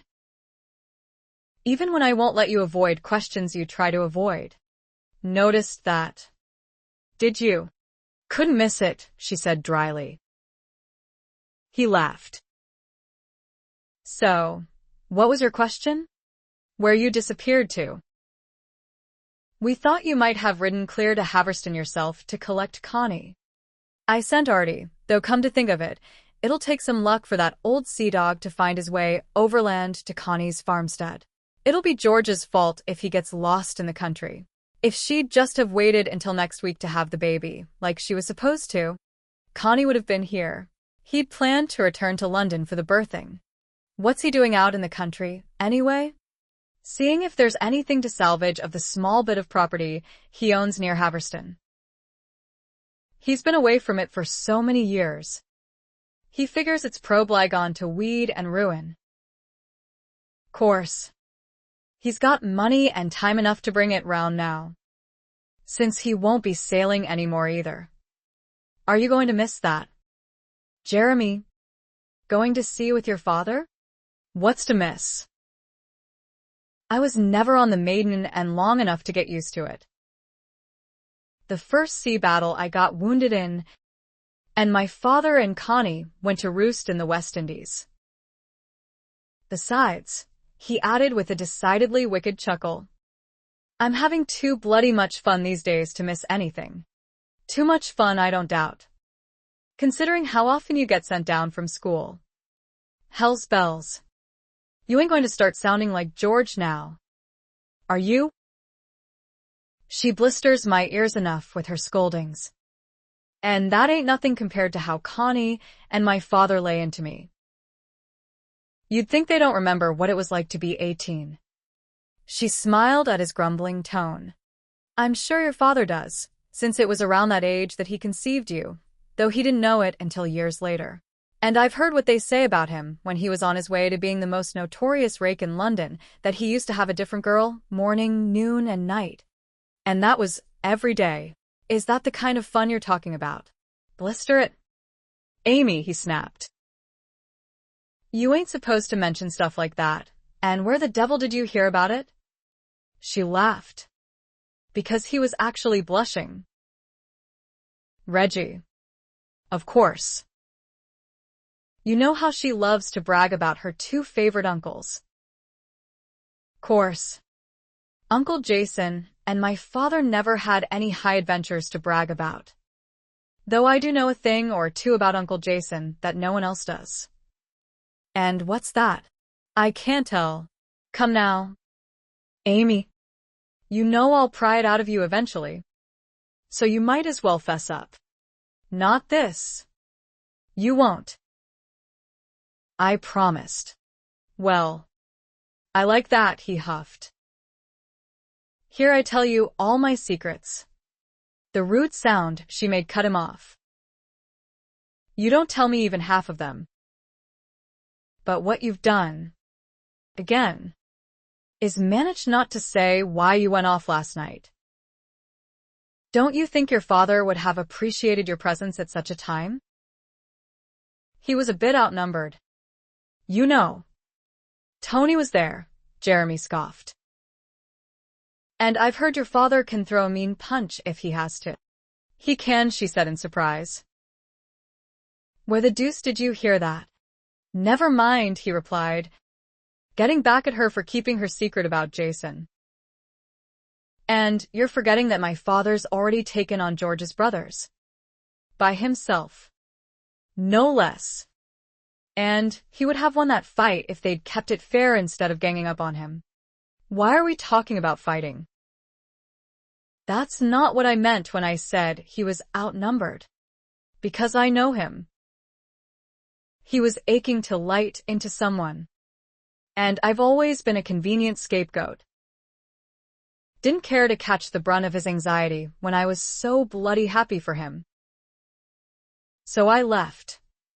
He held up very well. Actually, she said. Though it was close. You don't know how close. Ain't seen him look like that since he was out for Nicholas Eden's blood. Amy had never heard that entire story. Just bits and pieces of it. Were they really such mortal enemies? Jeremy grinned. No. My father just wanted to bash him around some. But Nicholas up and married our cousin in the meantime. Don't think my father will ever forgive him for doing that. Since Amy had heard a number of verbal skirmishes between James and Reggie's husband, she was inclined to agree. Course. At the moment, James had new blood to do verbal battle with. All 5 of Georgina's brothers.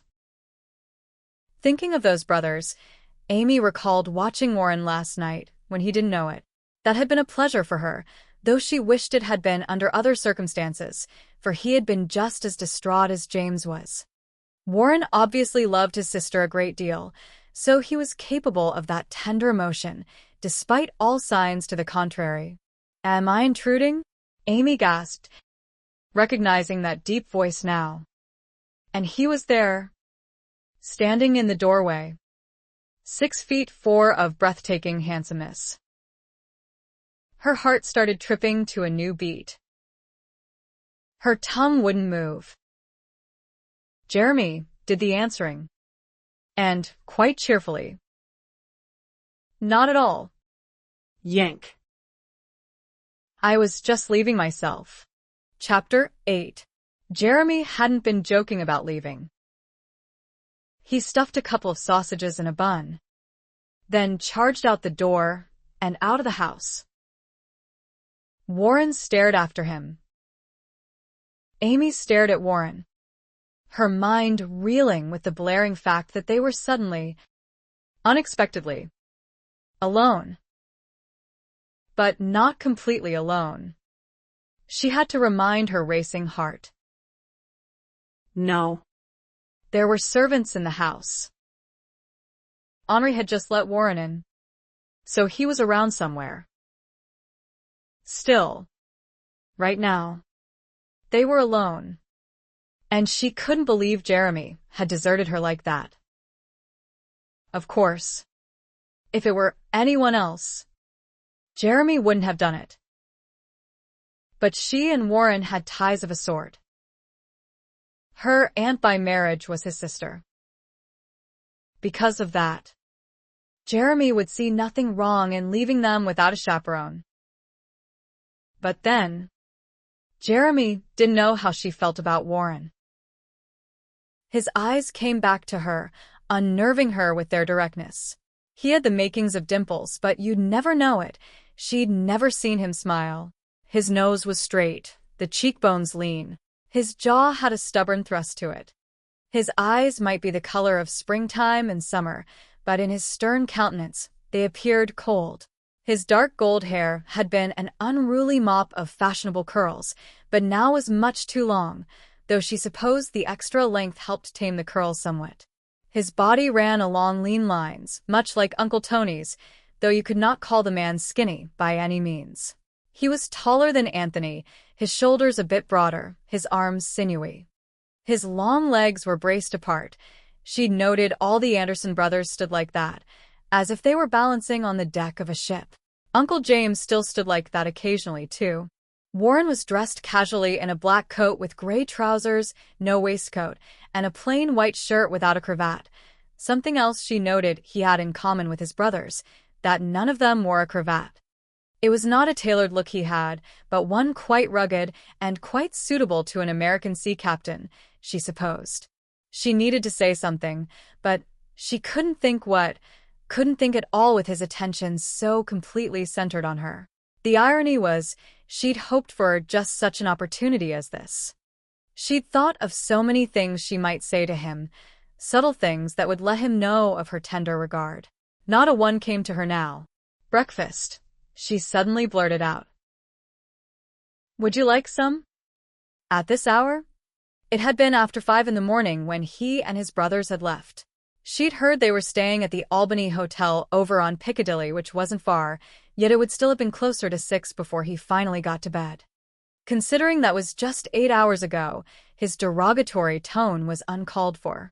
But, of course, this was Warren, the cynic, the woman-hater, the English-hater, the Malory-hater, and the brother with the worst temper. She'd never get along with him unless she kept that firmly in mind and ignored the occasional insult and chilly manner. Amy stood up to leave the table. "I suppose you've come to see George?" "Hell. Has he got his whole family calling her that now?" he asked. She ignored the tone this time, though she still said, "I'm sorry." When Uncle James first introduced her as George, she didn't correct him. "It was a while before I found out that wasn't her name, and by then she shrugged to indicate it was a habit now." "But you don't call her Georgina either, do you?" He looked chagrined by that reminder. Or maybe that was how he looked when he was embarrassed. He ought to be embarrassed. Georgie was no more feminine than George was. But she hadn't wanted to embarrass him.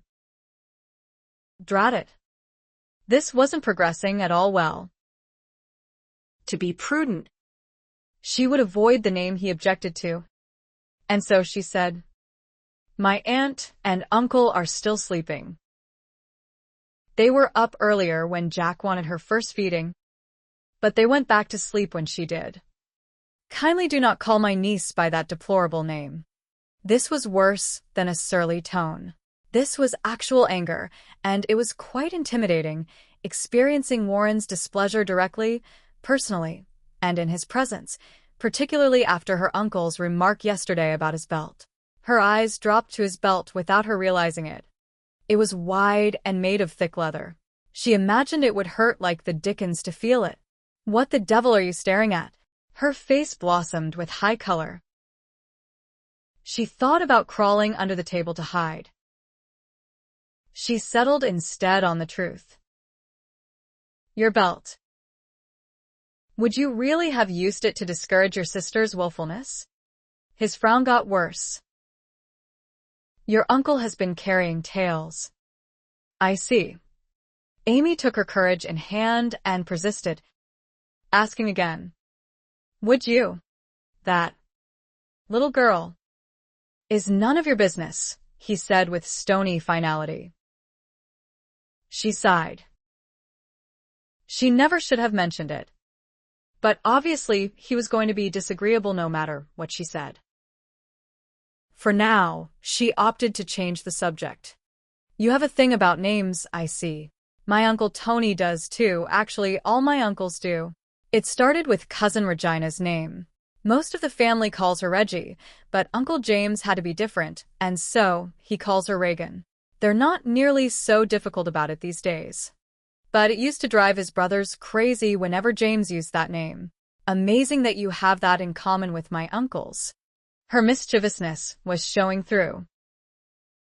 And his expression of disgust, to be compared with the Malorys in any way at all, was quite laughable. She didn't laugh. Didn't even smile. She offered a peace token instead. If it's any consolation, your sister had a fit this morning when she heard what Uncle James had gone and done. She said she was going to call her baby Jacqueline. Jackie at the very least. And he could rot if he didn't like it. He ought to rot. Be nice. Warren, is it all right if I call you that? No. It is not, he replied stiffly. Possibly because she'd just had the audacity to scold him. And he didn't like that one little bit. You may call me Mr. Anderson. Or Captain Anderson. No. I don't think so. That's too formal. And we aren't going to be formal. You and I. So I'll have to think of something else to call you. If Warren won't do. She gave him a gamine-like smile as she finished. And walked past him, well aware that she'd just shocked him into silence. The wretched man thought he could put formal to their relationship. Not that they had one yet. But they would. She'd simply have to show him otherwise. She stopped a few steps up the stairs and turned to see that he'd moved back to the doorway so he could still see her. She was annoyed enough to say, "You can go up to see Jack in the nursery if you'd like. Otherwise you can entertain yourself until George wakes up." She didn't wait for his answer. So she was nearly to the top of the stairs before she heard his grudging reply. "I'd like to see the baby. Then come along, and I'll take you to her." She waited for him to reach her. When he did, she started to turn, but his hand on her arm stopped her and drew a soft gasp from her. He didn't hear it. He'd already started to ask, "What are you doing here?" "Anyway, I'm staying over to help your sister until the doctor says she's recovered enough to get back to her duties." "Why you?" "I happen to like your sister. She and I have become good friends." "Now aren't you ashamed of yourself for the deplorable way you've treated me?" "No," he said, but there's a softening around his mouth, and his eyes seemed a few degrees warmer. Though, he added, "And you're damned lippy for a girl your age." "Good God." "Don't smile," she said in feigned alarm. "Your dimples might show." He laughed then. It seemed to surprise him, because he cut it off abruptly, and even flushed. Amy turned away so she wouldn't embarrass him further, and led the way into a dimly lit room.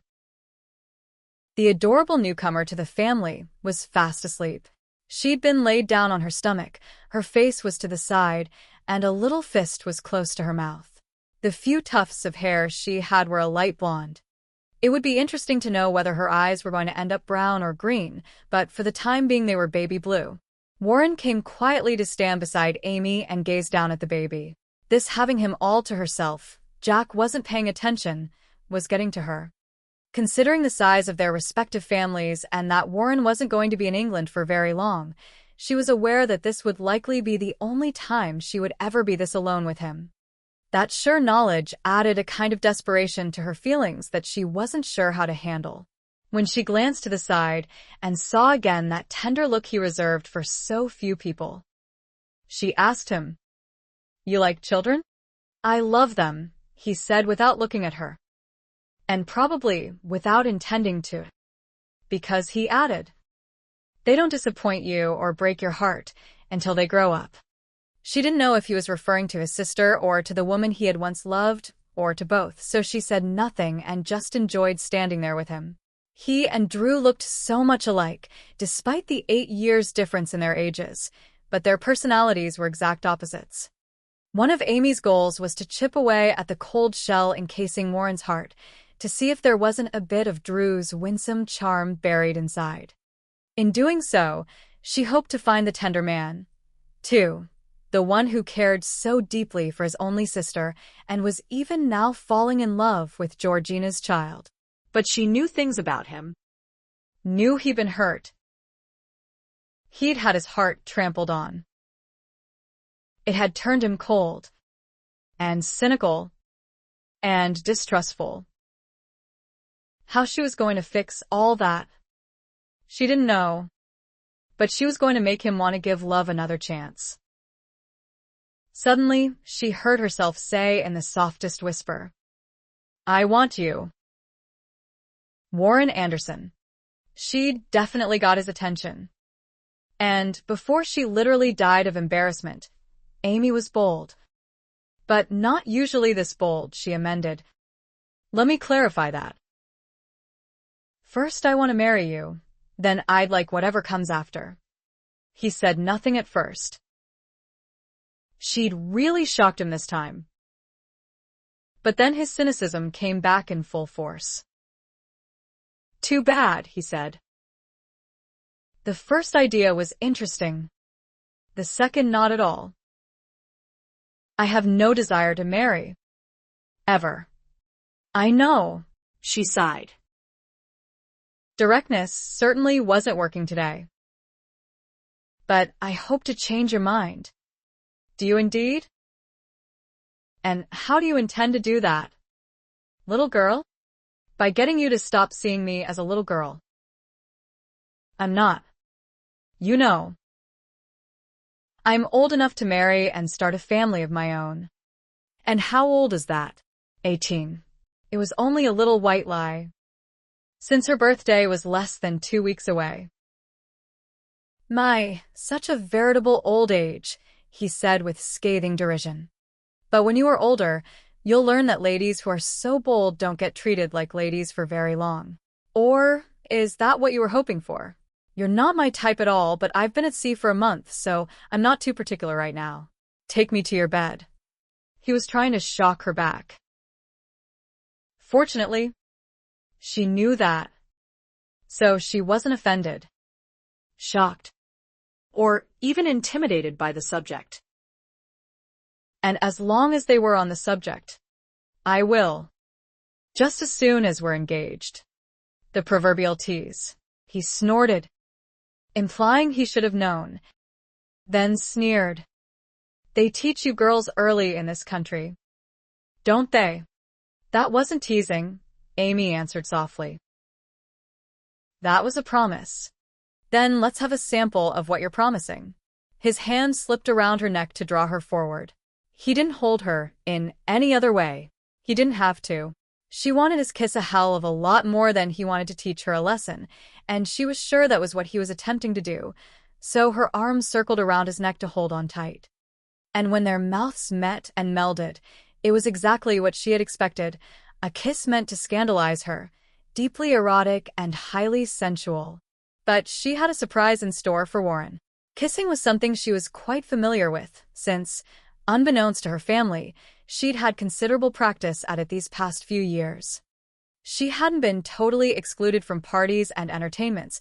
She'd just gone as a child right up until her come out, whenever other children were included. It was considered a learning experience, after all, a chance for the older children to see firsthand how they were expected to comport themselves when they were adults. And there were always other girls and boys her age, and occasionally a boy she might take a fancy to and end up with in a secluded corner, or out in the garden in an even more secluded spot. One particular boy, a year younger than Amy, had been more experienced than all the others combined. But then, he'd been taught by an older woman who'd tried to seduce him, or so he had bragged. But he'd certainly prepared her for what Warren had in mind, though not for what he made her feel, in that there was simply no comparison. She already knew she desired Warren, that he was the man, the only one, she wanted to make love to. But being able to press her body intimately to his, to taste his kiss, well, she got a bit carried away. She couldn't help it. She'd dreamed of this, wanted it so badly, wanted him to want her, and now that it seemed he might. When his tongue thrust into her mouth, hers was there to meet it, to caress back, to thrust beyond for some exploring of her own. With a moan she pressed even closer, then thought she'd die of pleasure when his arms came around her to bring their bodies even tighter together. She'd felt first his surprise, then his acceptance of what she was giving, then finally, though not all that soon, his realization of what he was doing, which abruptly ended it. "Jesus," he said, and pushed her away from him until he held her at arm's length. His breathing was rasping as hard as hers was, and there was nothing cold about his eyes now. They were hot, she hoped with desire, but she couldn't be sure, because his expression said he wasn't exactly pleased with her, or with himself for that matter, and his displeasure was coming quickly to the fore. "Where'd you learn to kiss like that?" Warren asked her harshly. "I've been practicing." "What else have you been practicing?" There was enough insinuation in his tone to make her get a bit indignant.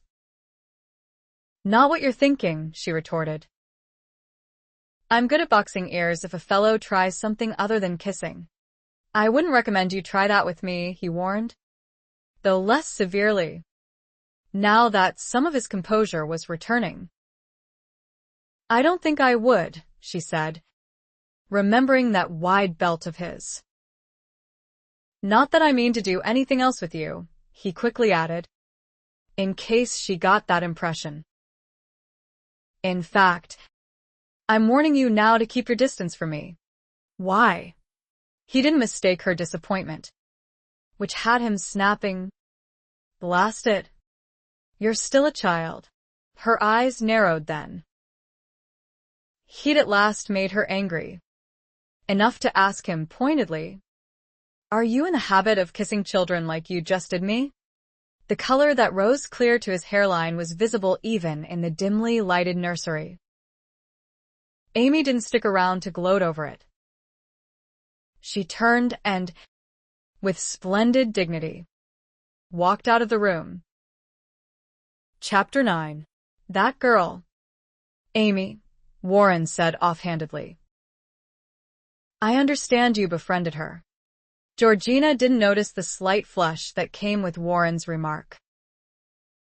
She had Jacqueline in her lap, and so understandably didn't give her brother more than an occasional brief glance. It was more like the other way around. "Actually," Georgina replied, "I'm the outsider here. Remember?" "But why do you ask?" "I was surprised to find her here again. Didn't she mention she's staying with me until the doctor and James decide it's all right for me to get back to my normal routine? How do you feel? By the way." She laughed. "How the bloody hell do you think I feel?" "Like I just had a baby." "Blast it. Georgie. You don't have to sound like them just because you have to live with them." "For God's sake, Warren, am I going to have to watch every word I say around you? Can't you just be pleased that I'm happy, that I've had a beautiful, healthy daughter, that I am fortunate enough to love my husband? So many women aren't that fortunate, you know.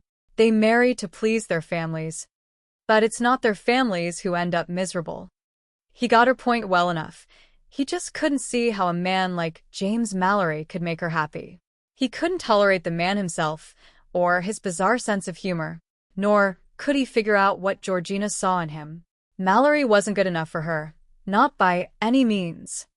But as long as he made her happy, and there was no doubting that by the look of her, Warren would hold his peace. However, the first little sign of dissension between them, and Warren would be delighted to fan it to split them up so he could take his sister back to America, where she belonged. "I'm sorry," Warren said, because he hadn't meant to upset her. And since it seemed like a safe enough subject that she was willing to talk about, he mentioned Amy again. "Isn't that girl a bit too young to be taking over your responsibilities?" She gave him an incredulous look this time. "You must be joking. Have you forgotten already that I was only 12 years old when I took over the management of our own household?" He had, but insisted. "You were a mature 12. She snorted, because he was being typically stubborn. "And Amy is a very mature 17. "Which? 17? "Well, it's nothing to get alarmed about," she replied, frowning at his strange reaction. "She'll be 18 in a week or so. She's just had her come out, as a matter of fact, which was a splendid success." Then she laughed. You should have seen how huffy James got, because he hadn't noticed that she'd grown up until that very night. Why should he notice? She's not his daughter. Which is not to say she couldn't be. Georgina quirked a brow at him.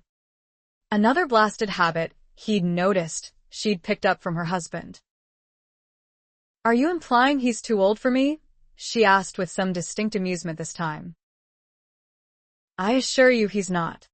Warren had been referring again to how young Amy was, but he supposed he'd better stop it before Georgina started wondering about it. "I was merely making an observation." They were silent for a moment while she carefully laid Jacqueline down on the bed beside her. He was fascinated, watching her fingers roam with feather lightness over the baby's face and arms, as if she couldn't get enough of touching her. She sighed before she said, "I suppose she'll be getting married soon." "The baby?" he asked incredulously. Georgina giggled. "No." "Silly. I meant Amy. I'm going to miss her if she moves out to the country like her sisters did when they married. If you're worried about being lonely, "You could come home," he suggested. She looked up in surprise. "I was more often alone at home, Warren, than I ever am here. Or are you again forgetting that you and our brothers were rarely ever home? But that's changed now that we've given up the China trade. But none of you ever stay at home for very long between sailings, no matter which port you're heading to. Even Boyd sails with his ship, though he isn't captaining her yet. Besides, I wasn't worried about being lonely. That's one thing I'll never be when my husband spends more time with me every day than he does away." His look of disgust spoke eloquently of his feelings. Though he still said, "Because he's got no responsibilities. No decent job. No." Hold it right there. Warren. Are you now going to condemn him because he's rich and doesn't need to work? Because you'd be shooting down the exact circumstance that every American strives to attain, and which our ancestors made possible. Go ahead. I dare you. He glowered at her. That was not what I meant at all. Blast it. I've got more money than I know what to do with. But you don't see me sitting at home doing nothing with my life. Do you? Neither does James. He was managing a thriving plantation in the West Indies before he returned to England. Before that, he captained his own ship. Are you suggesting pirating was hard work? "He wasn't always pirating," she snapped. And we're not going to discuss his wilder days when we didn't know him and couldn't even begin to guess what motivated him. For God's sake, you wagered your ship, your pride and joy, on a bloody vase and nearly got yourself killed for it when that Chinese warlord wanted it back. A priceless bloody vase. It was still just as crazy as, not nearly as crazy as. They both stopped, realizing at the same time what they were doing, possibly because Jacqueline had started wailing at the loudness of it. They both colored with embarrassment and said, "I'm sorry," at the same time. James, having pounded up the stairs because of the noise, arrived just short of hearing the apologies and clearly stated his own sentiments on their shouting match. "Make her raise her voice again. Yank. And I'm going to wipe the bloody floor with your—" "It's not necessary to go into detail."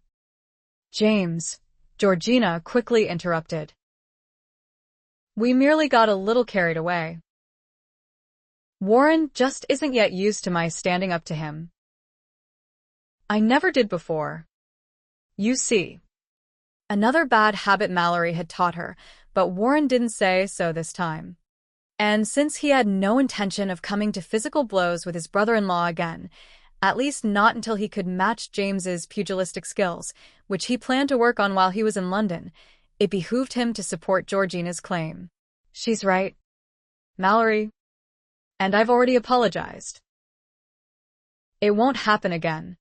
One of James's brows went up in that detestable manner of his that clearly said he didn't believe a word of it. But Warren was relieved to note he did no more than cross to the bed and pick up his daughter. "Come along, Jack, and we'll find you some peace and quiet," James said on his way out of the room. Georgina waited until the door had closed behind her husband before she hissed at her brother. "Not one bloody word about what he calls her. Do you hear? I wasn't going to mention it. But since you have, I happen to know that you don't like it any better. What he's named your daughter." "No." "But I know how to deal with it. And with his devilish sense of humor." "How?" "By ignoring it." "You ought to try it, Warren," she remarked dryly. "A little forbearance would do wonders for your disposition. You're getting as bad as he is. He'll be delighted to hear it." His frown was becoming quite dark. "Answer me this, Georgie. Do you even know why he's always so blasted provoking and perverse?" "Yes." "But I'm not going to attempt to explain to you the past circumstances that have made him the way he is, any more than I would try to explain to him what's made you so callous and temperamental. Why don't you ask him yourself? If you really want to know?" "I'll do that," he grumbled. "Good, and by the by, the point I was getting to when we got sidetracked was that James does not just laze about doing nothing, as you were implying. Now that he has returned to England to stay, he's dismissed his estate managers and is seeing to his properties himself. He is also becoming involved in the many investments his brother Edward has made for him over the years. He's even looking into the purchase of a fleet of merchantmen." "Whatever for?" Warren asked in incredulous horror. "Oh." "I don't know." She grinned. "Possibly to compete with his brothers-in-law. Possibly because it's something I can become involved in an advisory capacity. Of course, if someone were to ask him to get involved with the Skylark line instead." Warren was glowering quite seriously now, not sure whether she was teasing him or if she really wanted her husband to involve himself in Skylark. But he found the thought of bringing an Englishman, any Englishman, into the family business appalling, let alone a man he couldn't tolerate. That idea might have had merit if you had married someone in America instead of a blasted ocean away. She didn't get upset this time. She merely said, "Are we back to that again?" Then she let out a sigh. "It's done, Warren. Please get used to it." He shot out of the chair he'd been occupying for the past hour and moved to look out her window. With his back to her, he said, "Believe it or not, I'm actually trying Georgie. If he weren't so damn provoking, and I think I resent the fact that now that I will be home more often, you won't be there or anywhere near." "Oh, Warren, I do love you, even with your impossible temper," she replied, her voice tender. "But hasn't it occurred to you yet that you and the others will be coming here frequently, Now that Clinton has set up trade with England again? Quite possibly I'll see you just as much as before, or even more. But to see her, he had to contend with James Malory. It was not the same. How is that going? By the way, she asked to change the subject. Warren shrugged, not much enthused about the new venture. Clint and the others split up this morning to look for a suitable space for an office. I'm supposed to be searching as well, but I wanted a chance to see you alone first, before we all showed up this evening. You mean Skylark will have an office in London? She asked excitedly. He turned around to see that she looked as delighted as she'd sounded. That was Drew's idea. As long as we're going to deal with the English again, we might as well take advantage and put the entire Skylark fleet on this new route. And for that, of course, you must have an office, she agreed. But who's going to manage it? I am, he said, just then making that decision. But not sure why. At least until we can bring someone over from America, he amended. You could hire an Englishman. It's an American company, with an office based in London. He started to laugh. They were doing it again. And she smiled at him, aware of it. 2. Then a knock came at the door, and Regina Eden poked her head around it. So you are up, Aunt George, Regina said. I've brought those names I promised you. I never got a chance to interview these women myself, what with my Meg insisting only she was going to take care of Thomas. But these two were both highly recommended at the time, though I can't guarantee they're still available. I'll give the names to James, Georgina replied, apparently knowing exactly what Regina was talking about. He's bound and determined to do all the interviewing himself. Only the best for my Jack, as he put it. As if I couldn't figure out what's best. A typical new father. But do you really think you ought to let him do the interviewing? He'll end up scaring any likely nurse away. And then where will you?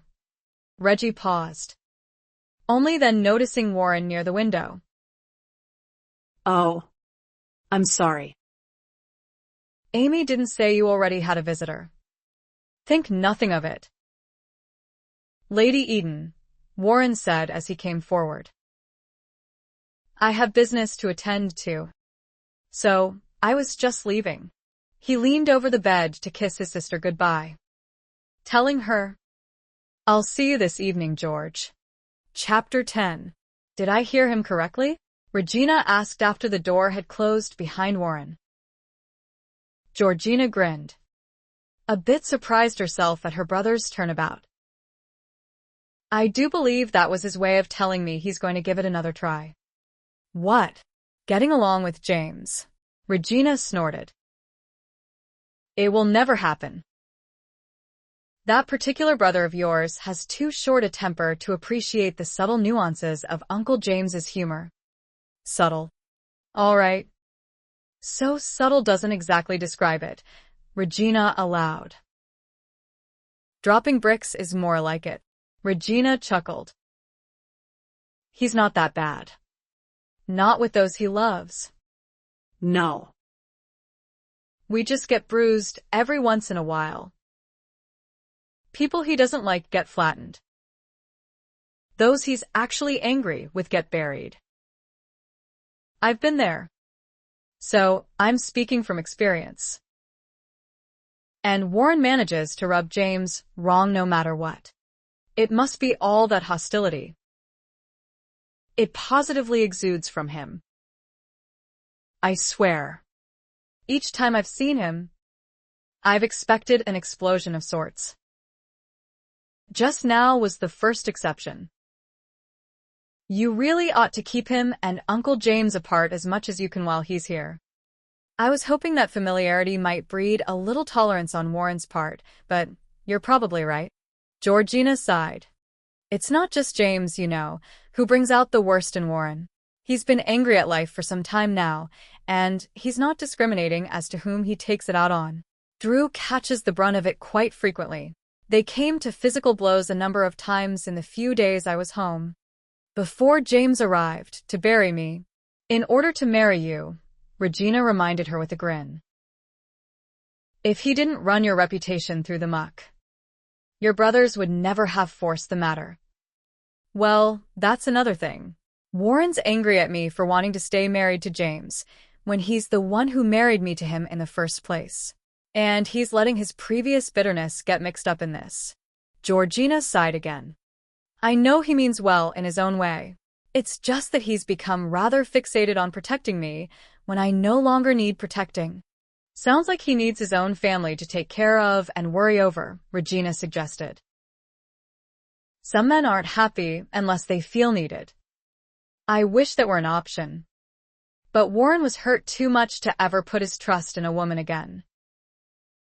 He says he's never going to marry. Don't they all? But never is a word that frequently changes its meaning over the years. Look at Uncle James. He swore he would never find himself in a state of matrimony either. But lo and behold, Georgina laughed. I wouldn't exactly compare the two. Your uncle, as you've pointed out yourself, had a disgust for marriage because of all the unfaithful wives, other men's wives, who ended up in his bed, philanderer that he was back then. My brother, on the other hand, fell in love and asked the lady to marry him. Her name was Marianne. She was incredibly beautiful. At least I thought so. Warren must have.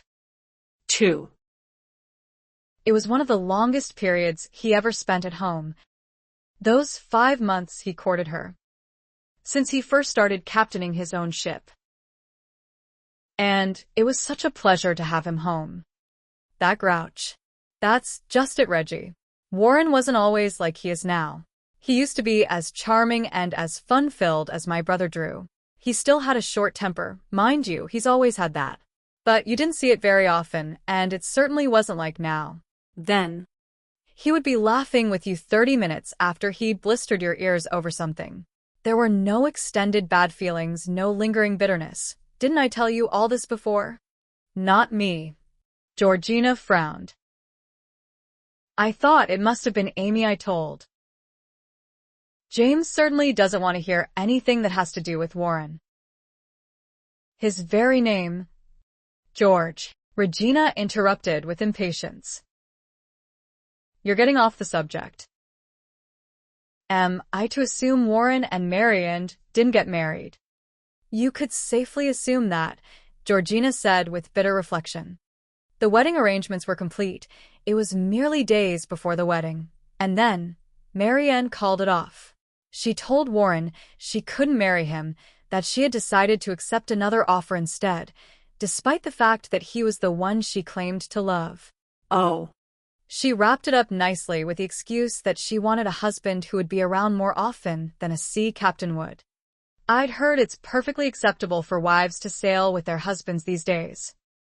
That some are even raising families aboard ship. That's true. However, Marianne claimed she didn't have the constitution for sea travel, much less life at sea. You say that as if you doubt it. Georgina shrugged. I only know that she came from a poor family, or rather, one that had fallen on hard times, and that she turned down my brother to marry into the richest family in town. One of the last descendants of the founding fathers of Bridgeport. Stephen Addington was the current heir who appealed to her more. But your brother isn't exactly poor. And if she really loved him, maybe her reasons were legitimate. I don't think I would have cared to fall in love with a seaman, especially if I got seasick every time I set foot on a ship. Oh. I agree. If that's all there was to it. But the man she married, well, he and Warren were childhood enemies. The kind that are constant rivals, who bloody each other's noses frequently, who end up hating each other even after their school days are over. That wasn't very well done of her. Was it? No. Indeed. Anyone else would have been preferable. But that still wasn't all. She and Warren had been lovers. You see? And she happened to be carrying Warren's child at the time she broke off with him. Good God. Did he know? If he had, I guarantee we'd have a different end to that tale. But he had no idea, and didn't find out about it until a month after she'd married Stephen. She was showing by then, so she had known beforehand, and still she married someone else. That hurt him the most. That he was denied the chance to raise his own child. You wouldn't know it by his disposition, but Warren is quite fond of children, so it was really a double blow for him, or rather a triple blow. Being denied his own child, losing the woman he loved, and losing her to a man he already despised. But wouldn't he have had some legal rights where the child was concerned? That was his first intention, to pursue that course, until she told him that she would deny the child was his. And Stephen, that bastard, would support her contention and claim it as his own. But wasn't it public knowledge that she and Warren, after 5 months of courting? That's true enough, but Stephen was going to lie and say that he'd been her lover, her only lover, that they'd quarreled, and that was why she'd turned to Warren, but that she'd come to her senses in time, etc., etc. He was even going to name dates when he saw her in secret and made love to her during the time she was stepping out with Warren.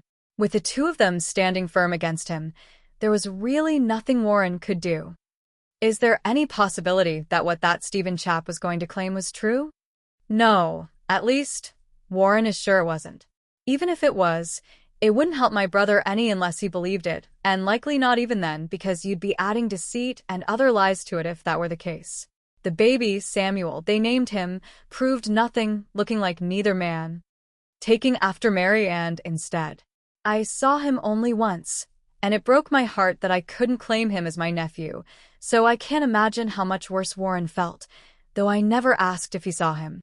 It's a subject none of us like to bring up to him for obvious reasons. His reaction is never pleasant. Regina shook her head. It must drive your brother crazy to know that a man who despises him so much is raising his child. It did, Georgina said softly. Sadly. Until Samuel died 3 years ago. They say it was an accident. Warren is bitter enough to have his doubts. Regina sat down in the chair nearest the bed. I never thought I'd say this, George, but I'm suddenly feeling quite sorry for your brother. I think I'll have him over to dinner. He and Nicholas ought to become better acquainted. Don't you think? Are you mad? Georgina asked, wide-eyed. Those two have too much in common. They both despise my husband. I'm trying to end their animosity. Not give Warren an ally who'll stand with him against James. But my Uncle James can hold his own. Or I wouldn't have suggested it. And a single black brow rose in a manner that was distinctly Malory. Do you doubt it? Georgina knew her husband. Of course, she didn't doubt it. But that was not what she had hoped to accomplish during this visit from her family. Actually, she said, your other suggestion is sounding better of a sudden. I'm going to give some serious thought to finding Warren someone else to protect. He could fall in love again. Miracles do happen. Chapter 11. It was a while before Warren realized he was just standing there at the top of the stairs, staring at Amy Malory as she arranged cut flowers down in the foyer. He had stopped because he didn't want to disturb her, didn't want to have to speak to her, didn't trust his temper if he got near her again. Yet, he didn't move away from the top of the stairs, which she could at any time glance up at and notice him there. Of course, he had nowhere to move off to. He assumed his brother-in-law was still with the baby, so he couldn't visit his niece for a spell until the foyer was empty again. And he'd been uncomfortable in Regina Eden's presence after he'd noted the resemblance she bore to the younger Amy, with the same cobalt blue eyes, the same coal-black hair, the same disturbing beauty, but put together in a slightly different way. So, he wasn't going back to his sister's room. And the other rooms above stairs, a good many of them, were no doubt occupied by James's son, temporarily by Amy, possibly by some of the household servants, though there was still another floor of rooms above this one. It was a large house, much nicer than Warren could have hoped to find, though he supposed it had been unrealistic to think his sister might have been living in squalor, which would have been a splendid excuse to take her home, not when she was married to an English lord of the realm.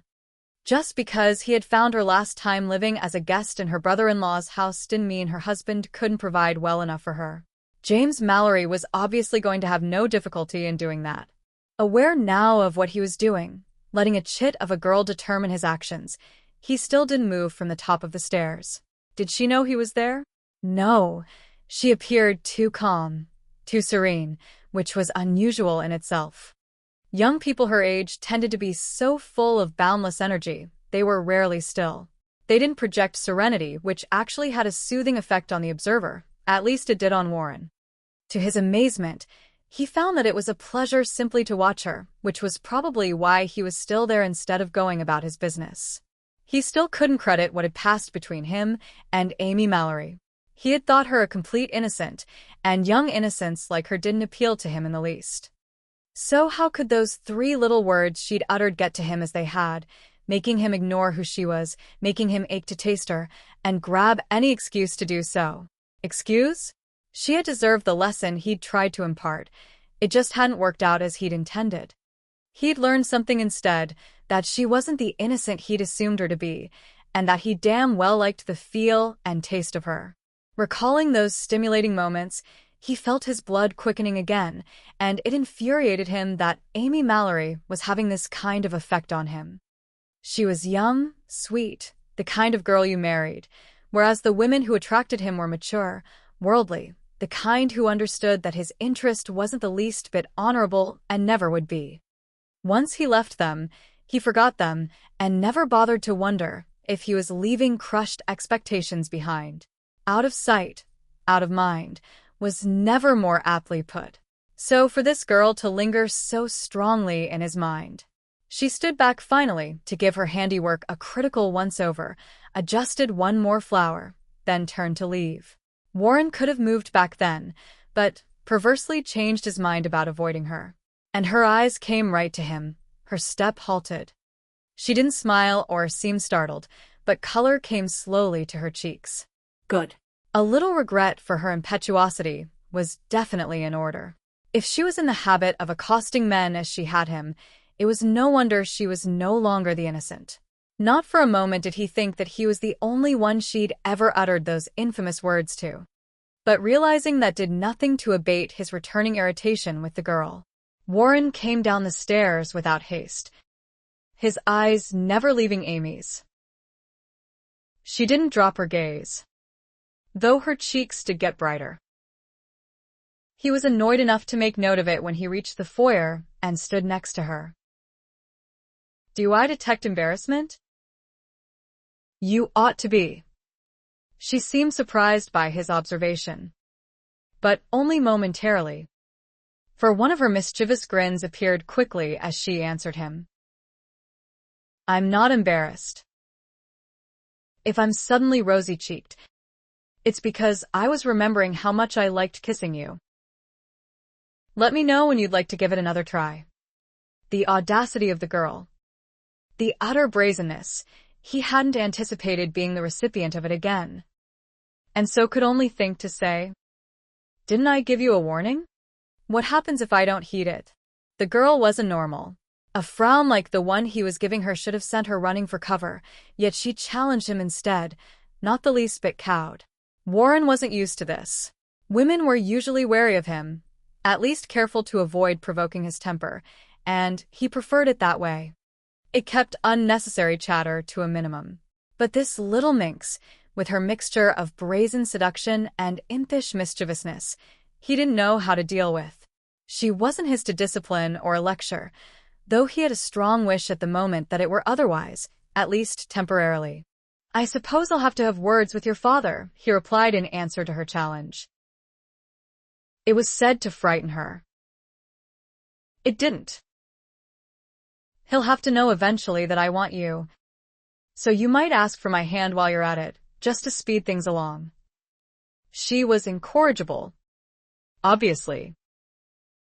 Warren felt like shaking her for it. No. That wasn't what he really felt like doing to her. But he wasn't going to give in to his baser instincts again. He did need to make himself clear. However, I don't want your hand. I won't be asking for it or for anything else you have to offer. Little girl. Her back straightened. Her eyes narrowed. And she had the impudence to poke a finger dead center on his chest as she informed him, "Just because you're so god-awful tall doesn't make me little. If you haven't noticed, I'm taller than your sister. But I don't hear you calling her little." He was taken aback by her attack, but quickly rallied. "I wasn't referring to your height. Little girl." At that the starch went out of her with a sigh and a shrug. "I know. I was giving you an out because to harp on our age difference is ridiculous. You know perfectly well that men much older than you marry girls my age all the time. You are not too old for me, Warren Anderson. And besides, ever since I clapped eyes on you, men closer to my age seem silly and immature to me. There are a few exceptions, but I'm related to them, so they don't count." Twice now she'd managed to sidestep the point he'd tried to stress. He got back to it directly. "I'm not the least bit interested in your preferences," he told her. Undaunted. She predicted. "You will be." "I just thought I'd explain now. To save you getting jealous later." Warren was amazed he hadn't already lost his patience. "That you won't have to worry about. Now I must insist you end this flirtation. I'm not amused by it. I am, in fact, becoming quite annoyed." She merely arched a brow at him. "You're not one to stand on manners, Warren. If I'm annoying you so much, why haven't you left?" He was damned if he knew. But before he could say that or anything else, she took a step closer to him. Too close for his senses not to react. "You'd like to kiss me again," she guessed quite accurately. "But I can see you won't. Would it help if I took the initiative?" Warren sucked in his breath. She was doing it to him again. Seducing him with her words and the take-me look in her eyes. He wanted her. Jesus. He wanted her. He'd never felt anything quite so strong. Not even the mere thought of Marianne was like a dousing in ice. "Stop it," he hissed as Amy reached for him. He caught her wrists as he said it, and held on a bit harder than necessary. He saw her wince, but ignored it. She'd courted his passion, and now she had it. But it wasn't the kind she'd hoped for. "What's it going to take to get through to you, girl?" he demanded harshly. "I'm not interested." "Rubbish," she dared to throw back at him. "Get mad, all you like. But at least be truthful. It's marriage you're not interested in. But I already knew that, and we'll get around it, somehow. But don't try and tell me I haven't caught your fancy. Not after the way you kissed me." "I was making a point," he gritted out.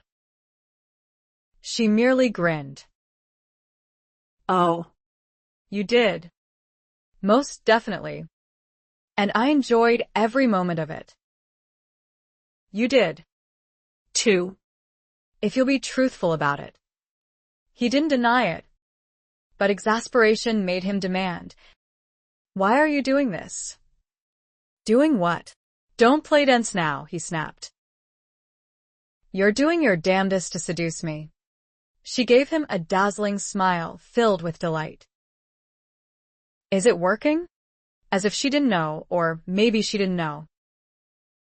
Well, if she didn't, he certainly wasn't going to encourage her with a confirmation. Answer me.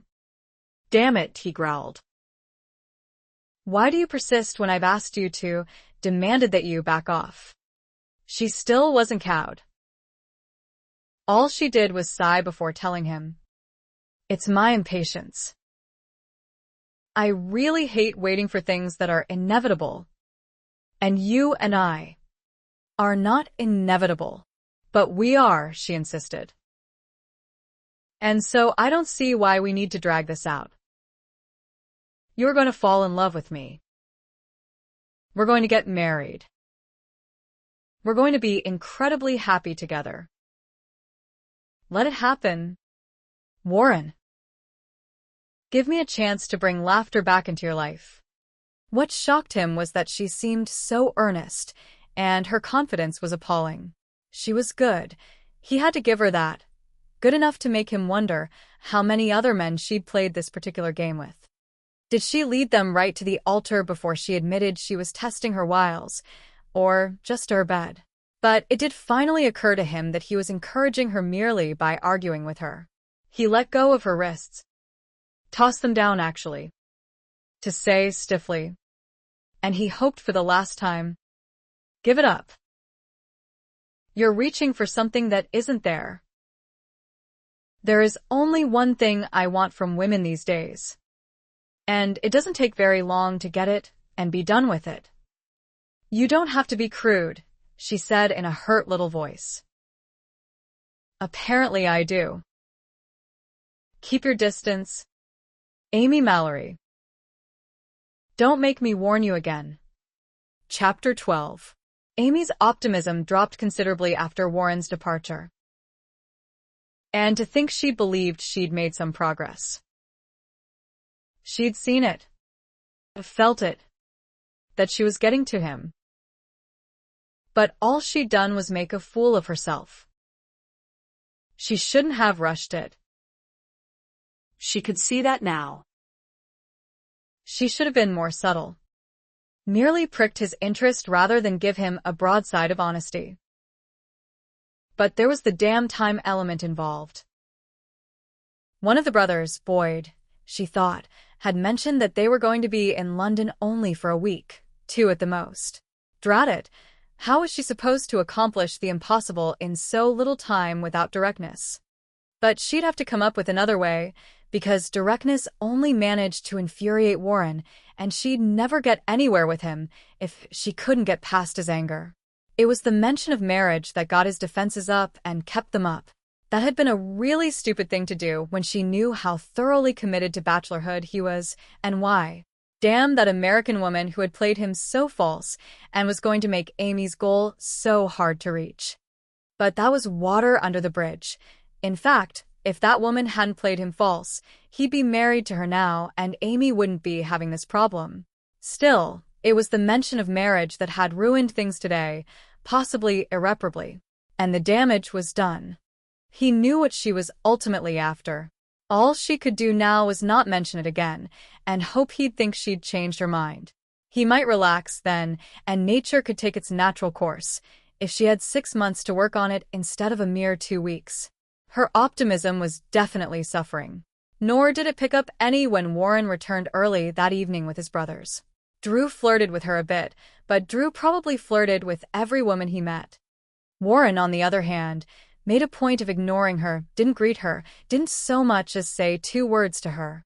Jeremy was on hand this time to lend his father's support against the enemy, but it wasn't necessary. The Anderson brothers didn't stay long enough to provoke any tempers. Amy could guess why they were eager to be off, though she wished she were a little more ignorant in this case. But with married sisters, a married cousin, and young married aunts, all of whom discussed men quite candidly, their own and those in general, she knew more about them than she ought to at her age. In the Andersons' case, it was their second evening in London after a long sea voyage. They had visited their sister. They had attended to business.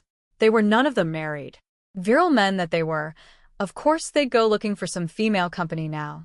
That sure knowledge was devastating and infuriating.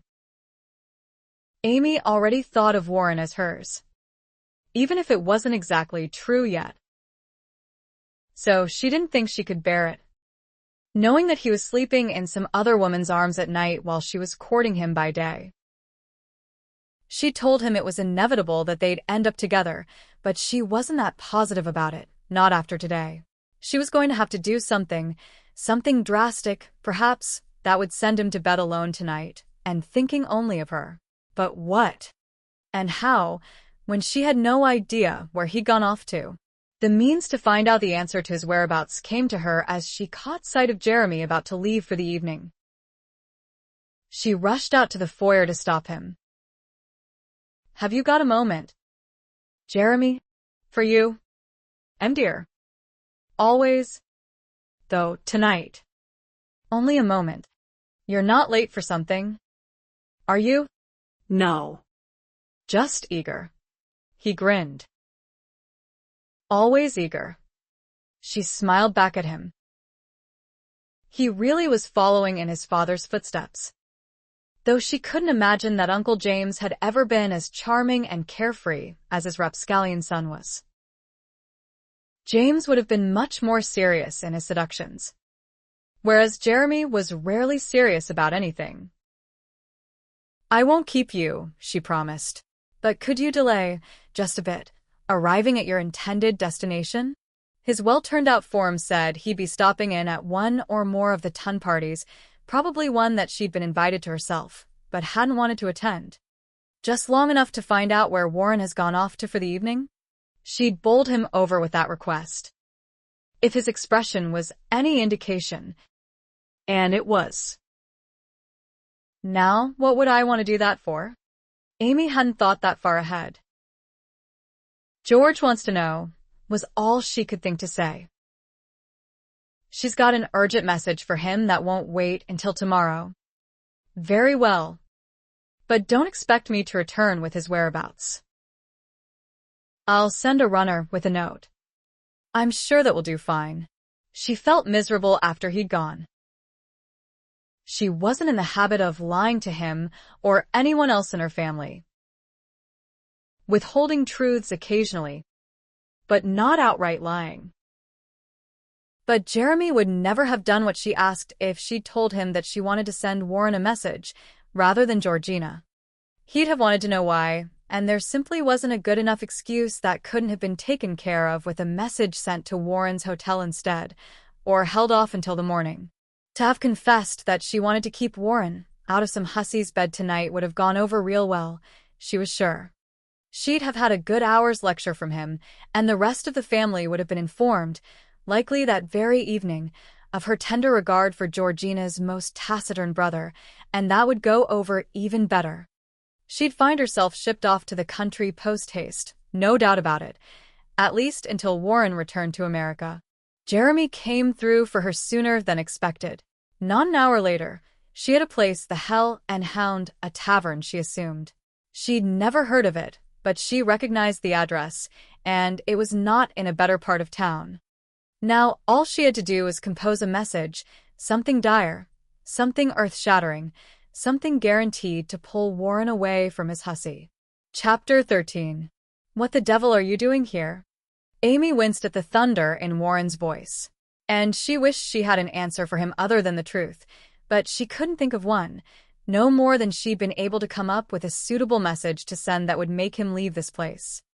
She tried, she really had, but nothing had occurred to her that would work and keep him from wanting to kill her the very moment he figured out that the message was from her and not exactly true. But she supposed she shouldn't have come herself instead.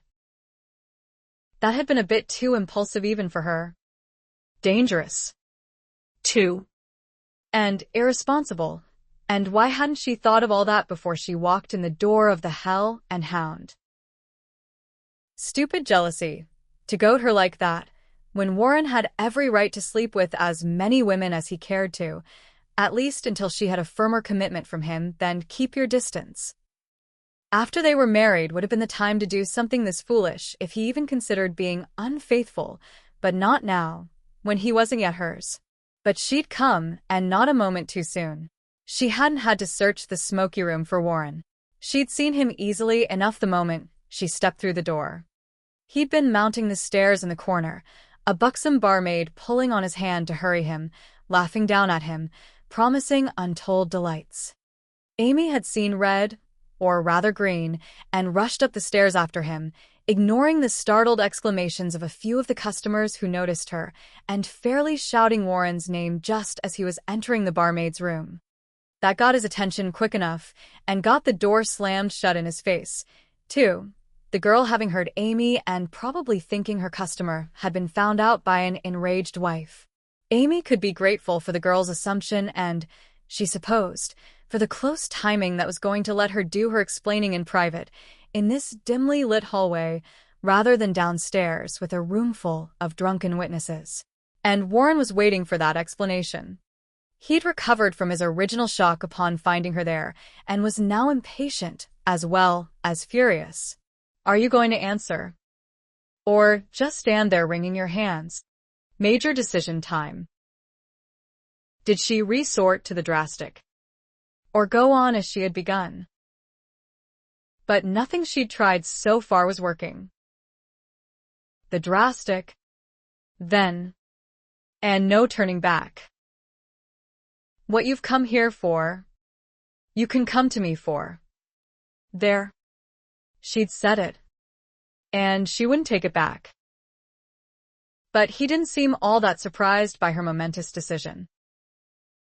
On closer inspection, he didn't seem all that sober either. And as he approached her, slowly, his furious expression turned to a sneer. Do you know what I'm here for? Yes. Of course you do. Promiscuous minx that you are. He flipped back the folds of the lilac cloak she'd used to shroud her delicate form, revealing the deep purple of the satin lining and the demure style of her lavender gown, hardly the ensemble of a seductress, yet enticing nonetheless because of her simple beauty. The hood fell back partially, so that her face was no longer cast in shadow, her blue eyes appearing violet in the frame of the purple satin. Had she dressed in something even a little more revealing, he would never have been able to continue his derisive line of attack. So, you want to take the whore's place, do you? But with strings attached, a blasted engagement first. The back of his fingers slowly crossed her cheek. There was the feel of regret in that caress. I'll stick to the wench who expects a coin or two instead. Thank you. Your price is too damned high, Lady Amy. No strings, she said on a breathless whisper. Now that I've declared myself. You haven't. Of course I have. She was a bit surprised by his quick denial. I've said I wanted, that is. I've told you that I want you. What you want? That doesn't say what's in here. His hand came to rest over her heart, despite the fact that the soft curve of her breast was in the way. Both of them noticed that it was. Are you saying you love me? I don't know. That wasn't what he was expecting to hear from a girl who'd claimed she wanted to marry him. And it clearly baffled him. You don't know? She said in a rush. I wish there was more time to figure this thing out. But there isn't. You won't be here that long, Warren. But I know I want you. There's no doubt about that. And I know I've never felt before what you make me feel. I also know it makes me sick. The thought of you going to some other woman right now. But I'm not sure yet if I love you. He'd had a few drinks. One too many to deal with Lady Amy and her complexity of doubt and certainties. His hand dropped from her breast, and he said with curt finality, Go away. She lowered her gaze from his. I can't. I sent the carriage off. He exploded. What in hell did you do that for? So you'd have to take me home. You've got everything figured out, except whether or not you love me, so you can damn well find your own way home. Very well. She turned to leave. He grabbed her back. Damn you. Where do you think you're going? Home. How? But you said. Shut up. Amy. Just shut up and let me think. I can't do that with your incessant chatter. She'd hardly said a thing, but as the silence stretched between them, with his frown getting darker, she became a bit uneasy and thought to suggest, "Perhaps one of your brothers could take me home. They're not here." She hadn't thought so, which was why she'd felt safe in making the offer. Her brief glance into the room below hadn't noted any Andersons other than Warren, and once she'd caught sight of him on the stairs, she hadn't looked any further. But she could have been wrong, and in fact, she had worried that she might have to deal with Warren's brothers as well as with him when she came here. But she should have known Clinton and Thomas wouldn't care for a place like this. The two younger brothers would also prefer a place where they could be assured of no trouble. Only Warren wouldn't care, and in fact, he'd probably been hoping for a fight here as well as a willing woman. One of the things Georgina had mentioned about him was that when he was upset, he looked for fights, and he didn't care whom they happened to be with. He was definitely upset right now. If he found out that she'd only sent her carriage around the corner to wait, he'd probably murder her. No, he'd take her to it, toss her in, and come right back to his hussy. Her little half-truth was going to keep him away from the barmaid at least for the time being, though likely not for the entire night. He did want a woman, or he wouldn't be here. Drat it. What did she have to do to make him choose her instead?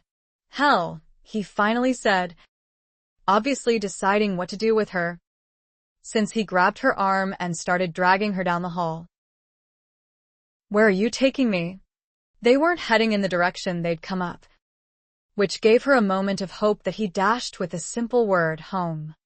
There was a back stairway which led down to a storeroom and then to an alley outside. At least he didn't have a carriage waiting there. The alley was empty. Amy supposed she ought to fess up to having a carriage available, but that would end her time with him that much quicker, and the longer she was with him tonight. "Wouldn't you rather take me to your hotel?" "No," he snapped. He was still pulling her along, out to the street. His stride was hurried. She had to run to keep up. She didn't know what she'd do if he turned in the direction that would take him, round the block to where her carriage was, especially if the driver said something to alert Warren to the fact that he was waiting for her, which he'd likely do, since she'd promised him a fat purse. To her relief, Warren headed in the opposite direction when he reached the street, and there wasn't a single hack in sight, just now. But at the rate he was going, he'd find one in no time. She came up with another suggestion. "Could you slow down, Warren?" Another no, just as curt. "If you don't, I'm liable to sprain an ankle. Then you'll have to carry me." His pace slowed instantly. Drat man. It was probably killing him just to hold her arm to drag her along behind him. Heaven forbid he should have to put his arms around her. But now that she could walk instead of running, and his pace was close to normal, though he still kept ahead of her, his mind must have started working again, because he suddenly demanded, "Does your uncle know that you frequent taverns?" "Which uncle?" she hedged. He cast a glare back at her. "The one you're presently staying with. But I don't frequent taverns. What do you call the hell and hound? A horrible name?" He stopped and turned toward her. For a moment, she thought he was going to strangle her, but he let go of her instead to dig both hands through his hair, an indication that she was exasperating him a bit too much. She decided to confess. "So, I haven't handled my first experience of jealousy very well. I'll do better once I get the hang of it." He made a sound halfway between a snort and a chuckle, so she made a wild guess that she'd amused him and said, "It's all right if you smile, you know. I promise not to tell anyone." He snatched her hand and started off again. She was back to running to keep up with him. "The ankle?" "I'll take my chances," he shot back. That did it. Her future husband was hopeless. No sense of humor. No sense of romance. No sense. Well, She'd had enough of his surliness for one day. She might have caused his present mood. Who was she kidding? He had no other mood, but she didn't have to put up with it any longer. Amy jerked her hand away from him, refusing to budge another inch. That brought him around again. Hands on hips. "What now?" he demanded. "Nothing now," she said heatedly. "Go back to your tavern, wench." "Warren, I can find my own way home, and get there in one piece." "Thank you." "You had planned to get home in one piece?" His tone was so sarcastic. There was no doubt he was alluding to her latest offer. But she was too angry to blush, and instead gave him back some of the same. "Actually, the plan was that I wouldn't be a virgin after tonight. But since you aren't ready yet to relieve me of that, stop it. If I believed for 1 minute that you were a virgin, I'd probably take a switch to you for such outlandishly inappropriate behavior. Someone should have done so. To keep you from following the Malory tradition of debauchery, Amy. Come back here." Was he joking? After that blistering set-down and dire threat, not to mention the insult to her family, she picked up her skirts and ran faster, back toward the tavern and her waiting carriage beyond, and to hell with Warren Anderson. Switch her, would he, just because she wanted him? As if she didn't have honorable intentions? As if she went around trying to seduce every man who caught her eye? Drat it, how else was she supposed to melt that protective block of ice in which his heart was encased? It wasn't as if he were a normal man she could deal with in a normal manner. He hated women, mistrusted them, used them without ever letting them get close to him. Callous, cold, a cad. She must have been crazy to think she could change all that. She didn't have the experience, though he obviously thought she did. Not a virgin? No wonder he didn't want her. No, it should be just the opposite. She thought it was her innocence that was making him resist her, but if he thought she wasn't a virgin, why refuse what she was offering unless he really didn't want her? Amy's step faltered with that realization. She glanced back to find Warren closing the distance between them, but he'd never catch her. She'd had years of outrunning brothers who weren't as big and clumsy and foxed as he was. But then, she hadn't counted on running smack into one of the Hell and Hound's patrons. She nearly knocked the fellow down. His arms locked around her in reflex. But fortunately, he recovered his balance before they both tumbled over. Unfortunately, he noticed what he was holding before he let go. "Here now," the man said with obvious relish. "What have we?" He didn't get a chance to finish. Warren caught up with Amy and his fist went straight over her shoulder into the man's face. He was definitely knocked back this time. Amy screeched as she fell with him, since his hold tightened on her when he started to fall, and they both landed hard. And before she could even push herself up, she was lifted off the man. Warren's arm, tight around her waist, took the breath from her more than the fall had. The man, still sprawled on the ground, looked up at Warren to demand, "What the bloody hell was that for?" "The lady isn't available." "You could have just said so," the man grumbled as he fingered his cheek. "I did. In my way," Warren replied. "And I'd stay down if I were you. Unless you want more of the same." The fellow had started to sit up. At that ominous threat, he lay back down. Well, Warren was a rather large man, and the Englishman was rather scrawny-looking. Warren also looked capable of some serious violence at the moment. Amy, pressed tight to his side, could feel it, as well as sense his disappointment that the man obviously didn't care to tangle with him. He marched off at another furious pace. Since he didn't set Amy down, she began to wonder if he'd forgotten that he was toting her. She started to remind him of her presence when they could hear another grumble coming from behind them. "A bloody American."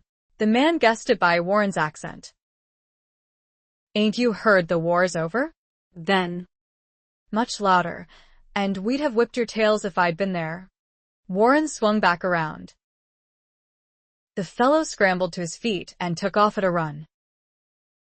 Amy would have laughed if she'd had the breath to. Her future husband wasn't getting satisfaction tonight of any kind. He started off again in the direction he'd taken earlier. For her stomach's sake, Amy brought herself to his attention.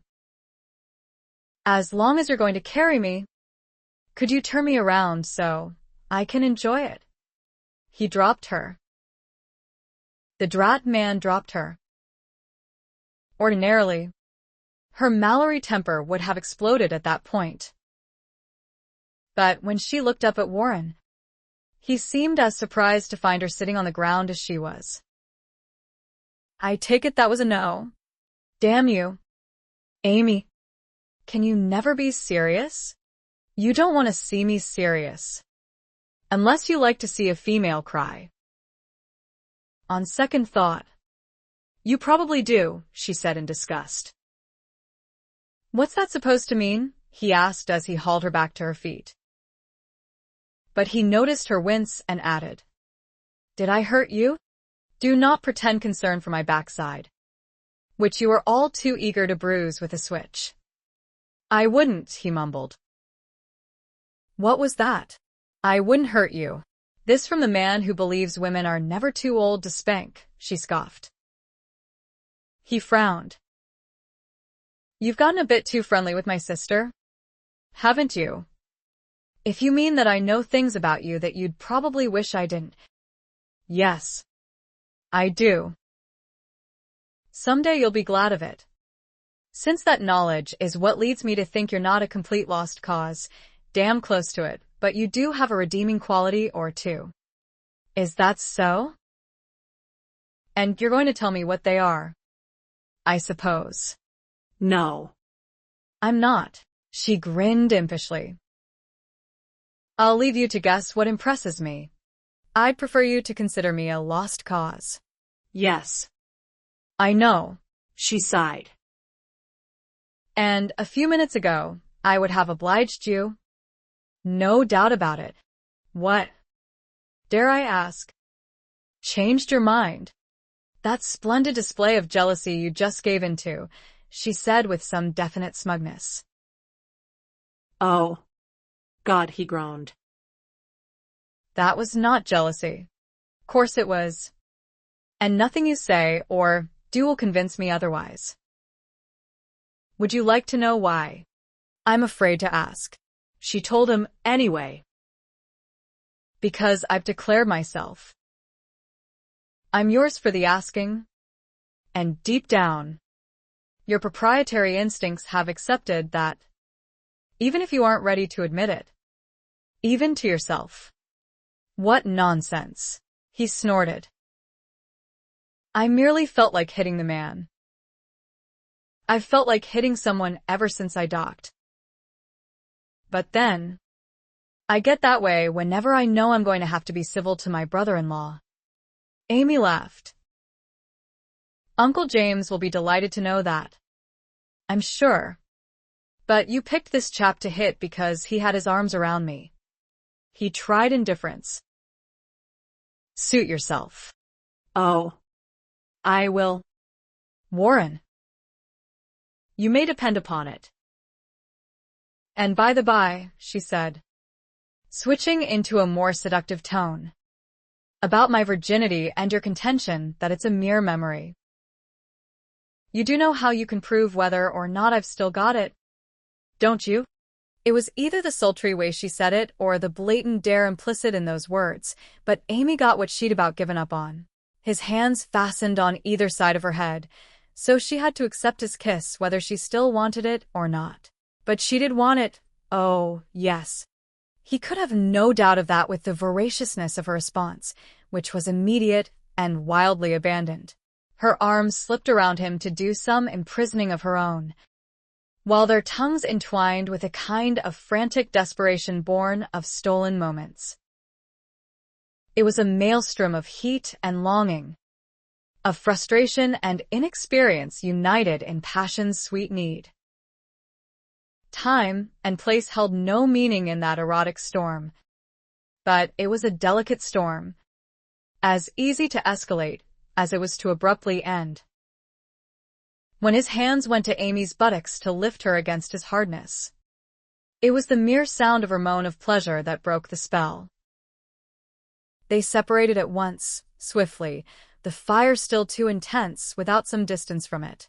He turned his back on her, as if the sight of her would destroy what sense he had regained. She stood there panting, hands clenched, fighting the urge to beg. Her frustration was so keen. But she understood this was not the time to push. He was a volatile man in each of his passions, and it was obvious she'd have to tread carefully to get the one she wanted. And she would get it. She was quite certain of that now. Trouble was, patience wasn't one of her virtues. Christ, you'd let me take you right here on the street, wouldn't you?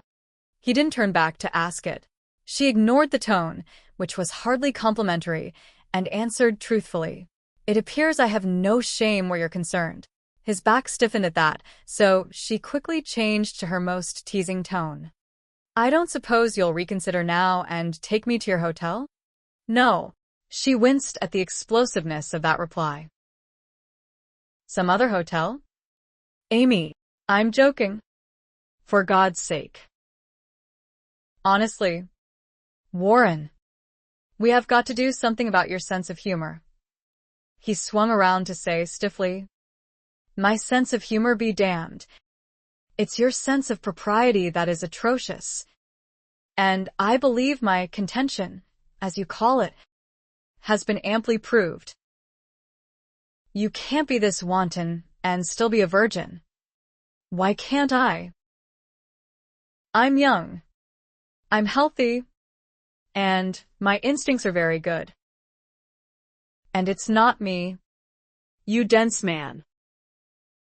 You're the one who makes me want to devour you. One more provocative word out of you.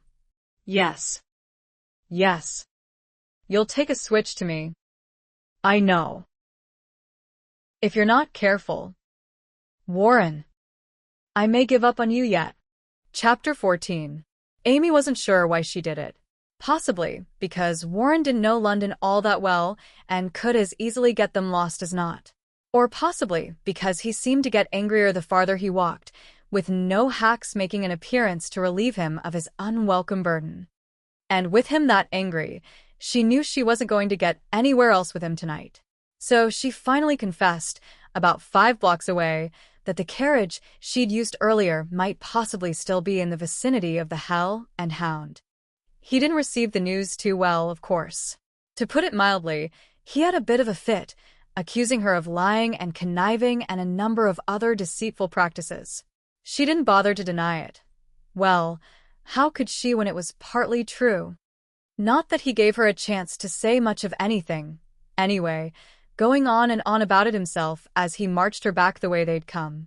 By the time they reached the hired carriage, which was indeed still sitting around the corner from the tavern, she was quite sure he was going to toss her in and have done with it.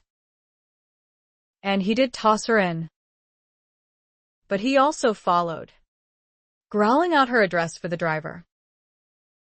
They sat across from each other in stony silence as the carriage rolled along, because he'd said not one word more to her after the door was slammed shut, and apparently he didn't intend to. Amy didn't mind the ranting and raving.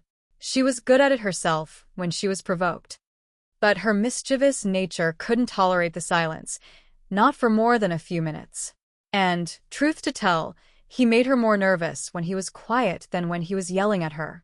At least in the yelling, she knew exactly what was on his mind. So she let her nature have its way.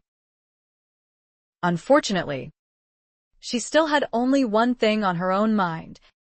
So her teasing didn't come out sounding quite so teasing. At least not to Warren's ears. Roomy carriages like this one are a marvelous convenience. Aren't they? Just think. I doubt we're ever going to be quite so private as this again, at least not until you give in and take me to your hotel room. Shut up. Amy, you're quite sure you don't want to take advantage of these nice, soft seats? I know my younger uncles would never have passed up such an opportunity. Shut up, Amy. My cousins either. Derek and Jeremy would have a lady's skirts. Amy, well, they would, she assured him. And they wouldn't quibble about age or innocence, or the lack thereof, either. True rakes that they're becoming. I am not a rake. I've gathered that much.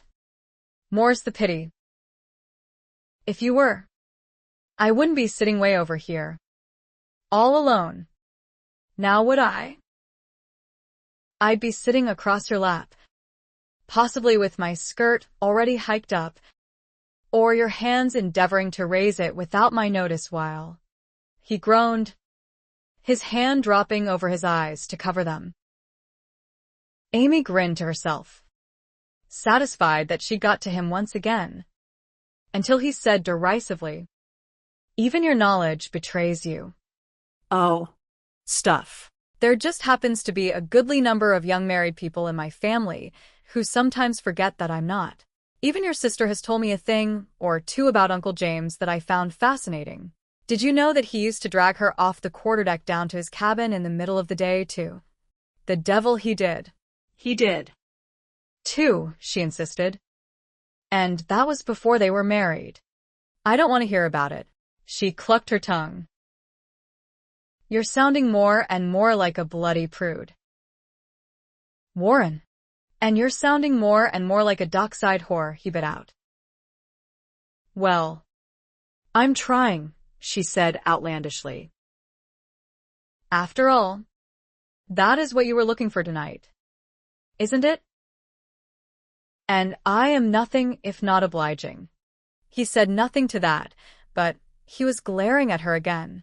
She thought for a moment he was going to reach for her. Even if it was for retribution, she could work with that. They'd be touching again, and something electrifying definitely happened to them both whenever they touched. But he made no move to bridge the space between them. The man played hell with her self-esteem, no doubt about it. I know what you're thinking, she said, a touch of disgruntlement sneaking into her tone now. You might as well forget it. You'd have to ride all the way out to the country to find a good switch. And I will scream my bloody head off if you lay a single hand on me that isn't intended to give me pleasure. Course, she said musingly. I might scream my head off when the pleasure comes. Two. I don't know, since I haven't had that kind of pleasure yet. We'll have to wait and see how I react to it, won't we? He sat forward this time. His hands were clenched. For the first time she noticed the small scar on his cheek ticking. She wished she knew if she'd finally pushed him into making love to her or throttling her. But she'd definitely pushed him too far in one of those directions, and not being sure which one, she didn't dare risk finding out. All right. You win, she quickly promised. If it's silence you want, you shall have it. She looked away from him, out the window, her breath held, hoping that would satisfy him. And it was a few nerve-wracking minutes before she heard him drop back in his seat. She sighed inwardly, but that had been too close for her peace of mind. His too-quick temper was a definite problem and was going to make things difficult for her for a while, but not indefinitely. Once he started caring for her, she wouldn't have to worry about his temper anymore. She'd know him well enough by then to have figured out how to circumvent it, to cajole him out of it, or to simply ignore it, but she'd be assured that she would personally have nothing to fear from it. Her ears might suffer occasionally, but her bottom wouldn't. They would, she had every confidence, get along famously together, eventually. In the meantime, she was going to have to figure out where to draw the line on provoking him before she reached the point of actually being intimidated, as she had just been. Retreating was a definite setback, in her opinion, because she hadn't wanted him to link her with all the other women who tiptoed around his temper.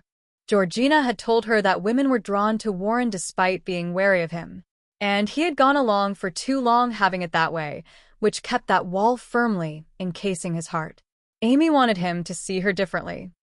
She had to breach his defenses, and she couldn't do that if he thought he could frighten her off as he did every other woman who tried to get close to him. They also had to make love. That was now imperative because of the short time she had to work with. She'd thought just making him want her would do it, but obviously not. His will was much too strong.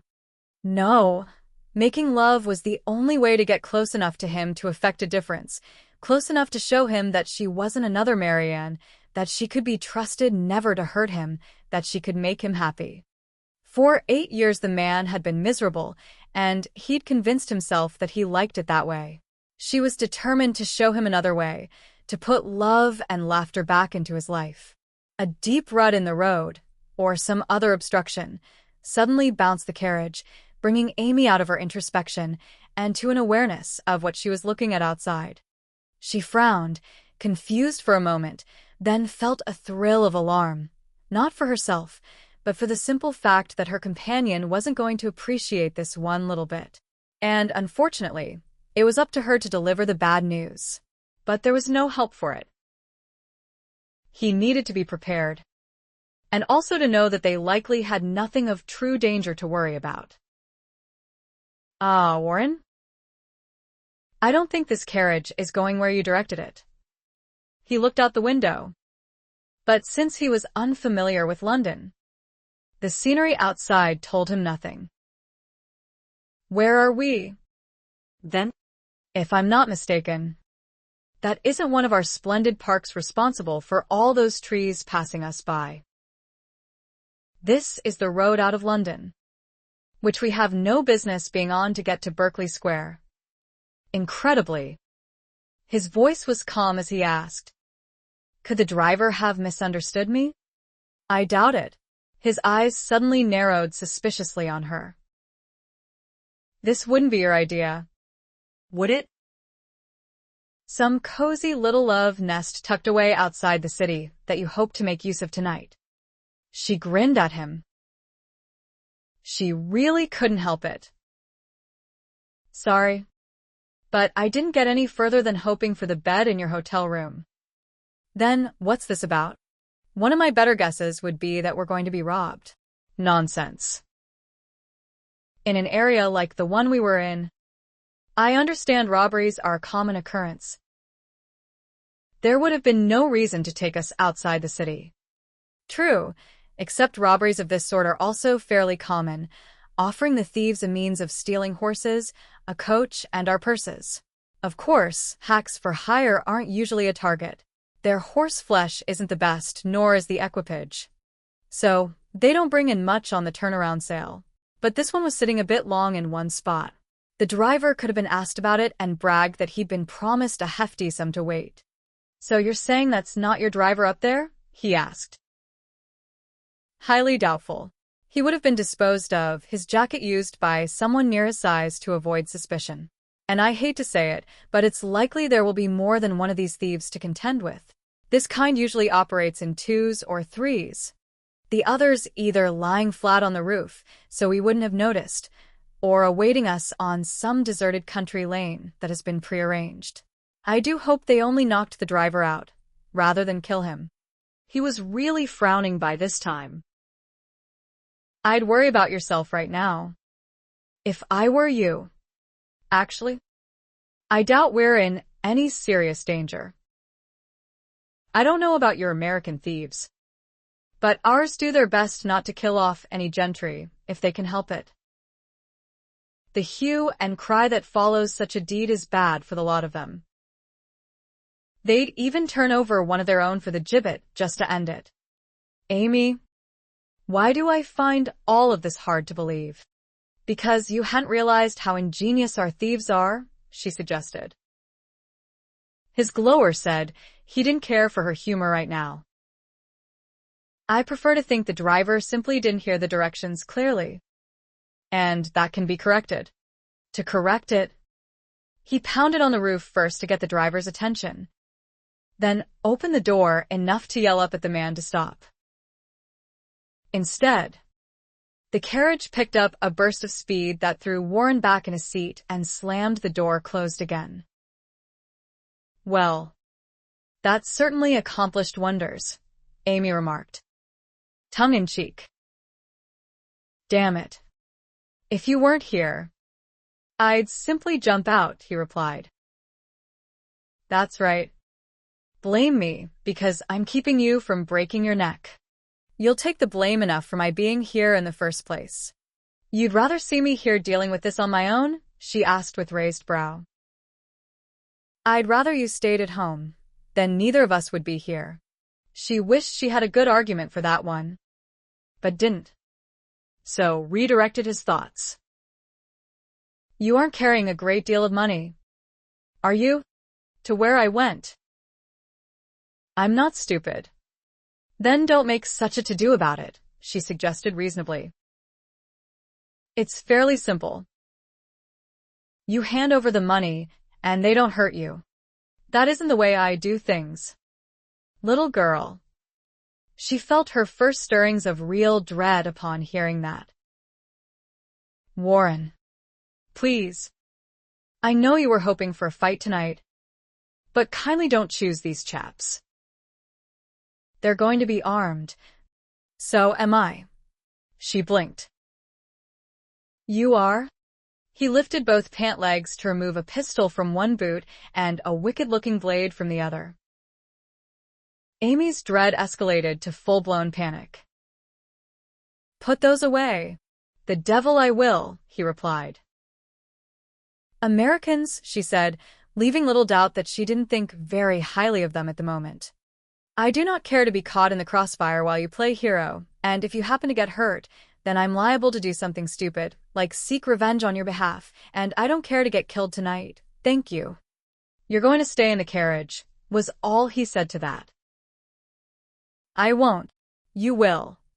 I promise you I won't. I'll stay so close to you that any bullet coming your way will have an equal opportunity of finding me. Is that what you want? Warren Anderson. Damn it to hell. Why can't you be sensible like normal females and try to hide under the seat? I wouldn't even mind if you had hysterics. Rubbish, she snorted. Men hate hysterics. And Malorys don't have them. Before he could reply to that, the carriage stopped, and so abruptly that Warren nearly lost a seat. He did drop the pistol he was holding. Amy made a mad grab for it on the floor, but his hand was there first. And what, may I ask, were you going to do with it? He said. Toss it out the window. His sound of disgust said what he thought of that idea. So she added, Look, put them away, and I'll do anything you ask. She'd have to figure out later how to get out of that promise, because she could imagine what he would ask for, to never see her again. And he gave it a moment's consideration. There was no time for more. Anything. He wanted it clarified. She nodded, but said it, too. Yes. Very well. He slipped the knife back in his boot, but the pistol he tucked behind his back, where it would be concealed by his coat, yet readily accessible should he need it. And draw your damn hood up, he added testily, apparently not very happy with the bargain he'd just struck. There's no point in advertising your beauty. The backhanded compliment might have thrilled her at any other time. But now she did as he directed. And not a moment too soon. The door was thrown open and a pistol, one much longer and older than Warren's, was thrust inside. Out was all the robber, whose face was covered by a scarf, said to them, although his pistol said a lot more, motioning them to hurry up about it. Warren stepped out first, and he did not hurry, the drat man. If anything, he moved with exaggerated slowness, hoping no doubt for an excuse, any excuse, to shoot it out in his brash American way. But the thieves weren't going to give him that excuse. They didn't prod him to hurry it up, not once, and so he was left with no choice but to lift Amy down.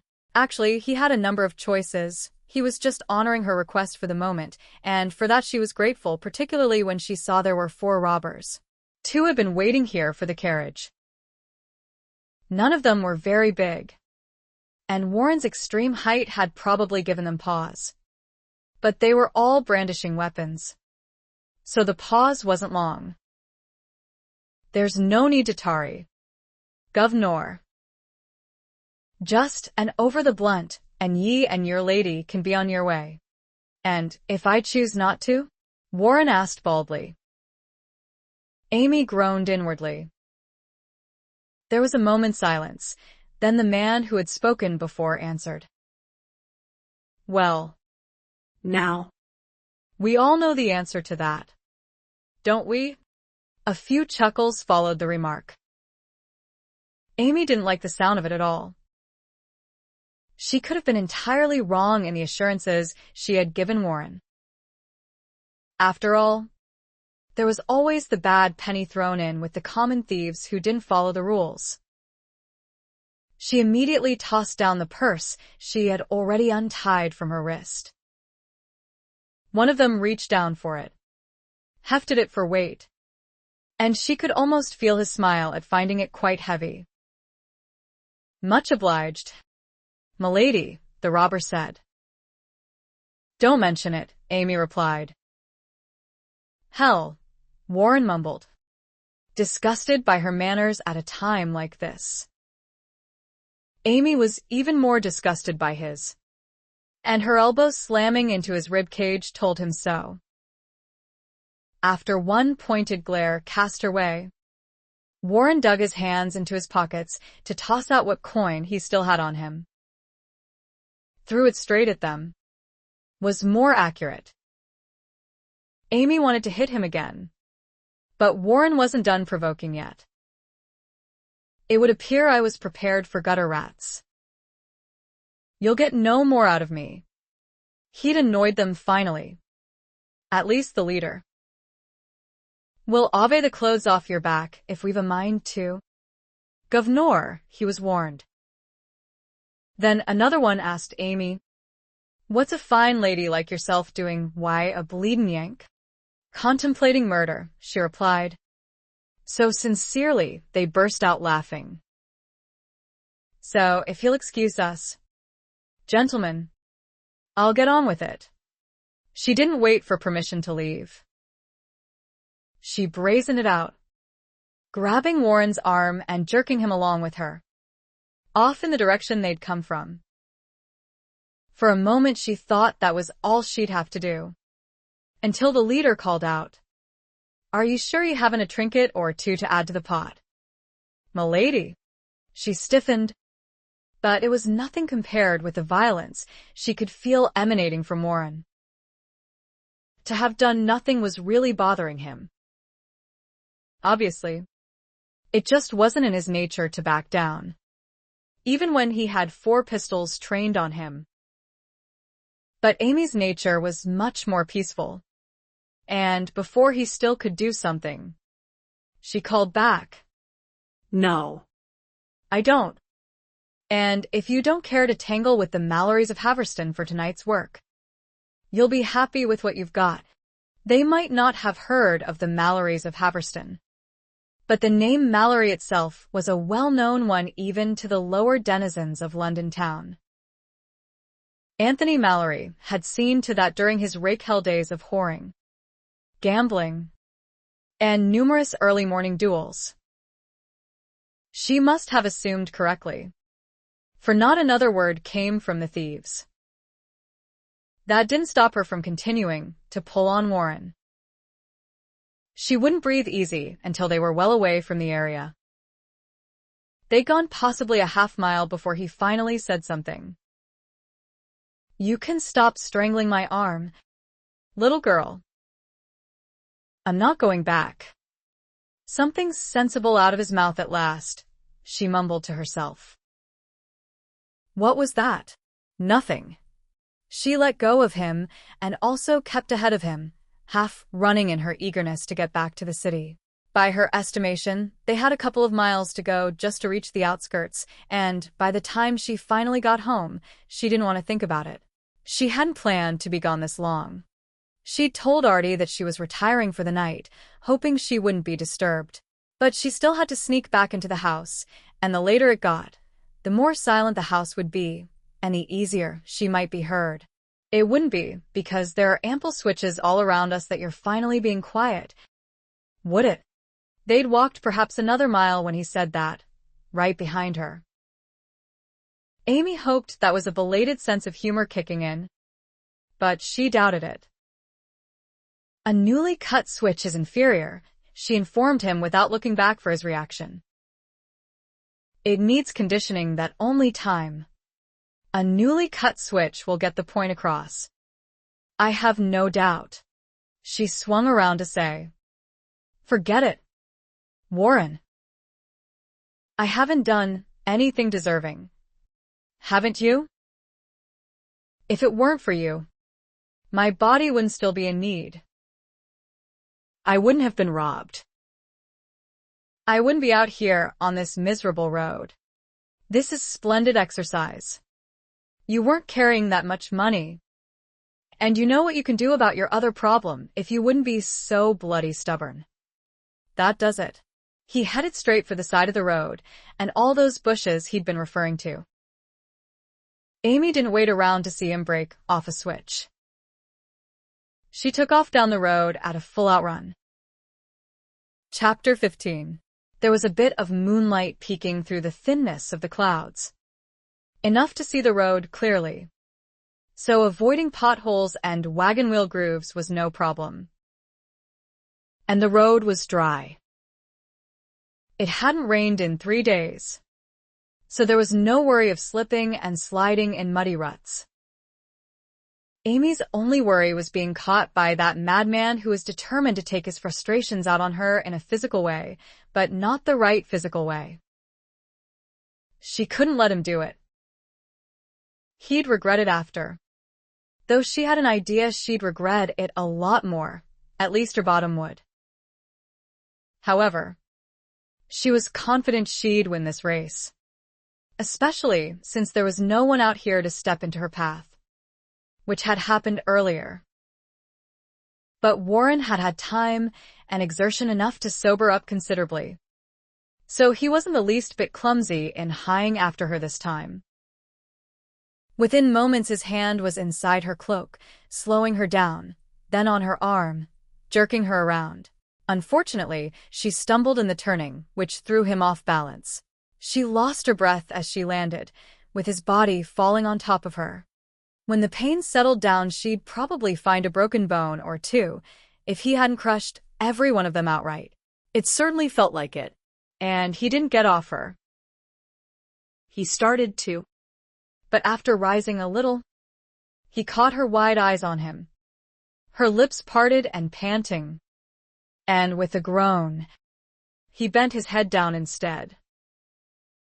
That one sweet touch of his lips on hers made Amy forget about her discomfort. Her skirt wasn't wide enough to allow him to settle fully between her legs unless it was hiked up, which it wasn't. But it accommodated one leg, which he inserted now. And that was all it took for her arms to clasp around him and pull him back down completely. Heaven! That was how his weight felt to her now. This was so different from those other kisses, when she tried to get closer to him but couldn't quite manage it. This was pure melding, with no space left between them, and yet it still wasn't enough. She wanted more. Both of his hands were on her, one holding her head, the other gripping her side. Neither held a switch. Not that she thought of that now. And then the kiss deepened as the one hand moved up to cover her breast. This, too, wasn't like earlier, when his hand had been touching, but still. He flattened, he squeezed, and her breast came alive, swelling, the nipple puckering, and the sensations it caused elsewhere. She had known lovemaking with this man would be marvelous, but knowing was not experiencing. That this was only the beginning gave her an added thrill in anticipating the rest. It was inconceivable how he could fight something this wonderful when, unlike her, he knew exactly what to expect.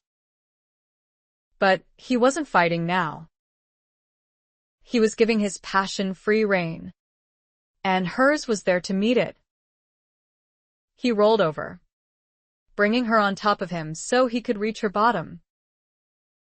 With both hands gripping her to control her movements, he pressed her down against his hardness, then guided her in slow undulations, against which her thin summer gown was no barrier. The movements were driving her quite wild. Her fingers locked in his long golden hair. She kissed his jaw, his neck, nipped at his ear, while he kept thrusting and sliding her against him, causing a searing friction on a pulse point she hadn't realized existed. They were in the middle of the road. They could get run over if someone came along, and they didn't hear it, which was a distinct possibility, consumed with him as Amy was just now. But she didn't care, and she'd wager her last tuppence that Warren didn't either. Unfortunately, a coach did come along, and they actually didn't hear it, not even when it was abreast of them. Fortunately, the driver noted the obstruction in the road and halted. His occupant, a well-known matron of the ton, stuck her head out the window to see what was what, but from that angle, she didn't actually see Amy and Warren scrambling to their feet after the driver's loud throat-clearing finally got their attention. She did, however, demand, "Well, what is it, John? And if you tell me it's one of those pesky highwaymen, I will dismiss you first thing in the morning." John, who had been highly amused by the cavorting lovers, wasn't anymore, and not because of the lady's threat. She threatened to dismiss him at least once a week, yet he'd been in her employ going on 20 years now. But that mention of highwaymen got him to thinking this might have been a trick to get him to stop. Cautiously, he yelled down, "I don't rightly know what the problem is." "Lady Beecham." Amy groaned, recognizing that name. Abigail Beecham was a dowager countess, a cantankerous old lady whose sole occupation these days seemed to be ferreting out the latest on it to feed to the gossip mills. She was absolutely the worst person who could have come along, and if she happened to recognize Amy, then Amy might as well start packing her bags for China, no doubt about it. She needed to head for the bushes and concealment. She did not need to hear Warren sounding pleasant for a change, because he saw Abigail Beecham and her coach as his salvation. "Be easy, my good man," he told John the coachman. "We were just robbed ourselves." "What's that? What's that?" Abigail called out. "Come around here where I can see you." Warren started to do just that. Amy jerked him back with a furious hiss. "She'll know me on sight."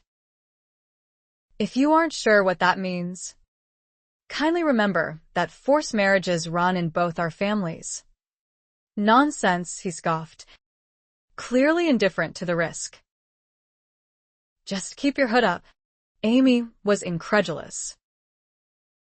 The drat man apparently wasn't the least bit concerned over the seriousness of this new and highly ruinous situation. He actually dragged her forward, right into the light cast by the coach lanterns, and Abigail Beecham's keen scrutiny. "Who are you hiding there, young man?" Abigail wanted to know. Warren glanced over his shoulder to see that Amy was indeed hiding, directly behind him, her face practically pressed into his back. Since sexual frustration, vexation, and simple retaliation were high on his priorities list just then, he answered baldly, "My doxy." "You dress her in mighty fine togs," Abigail noted skeptically. "A man will spend his money as it pleases him," Warren said with a reckless smile. The old lady clucked her tongue, but dismissed his retort for the moment. "You look stranded."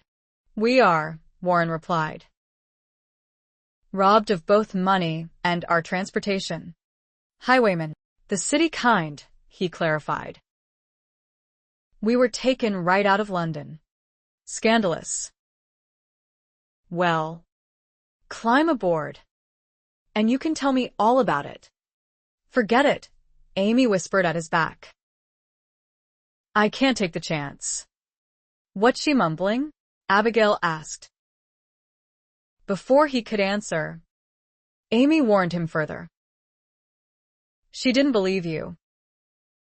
She's dying to find out if she knows me. And she does.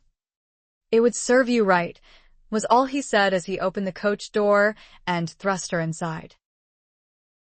Amy couldn't believe he had done that. But she was having none of it.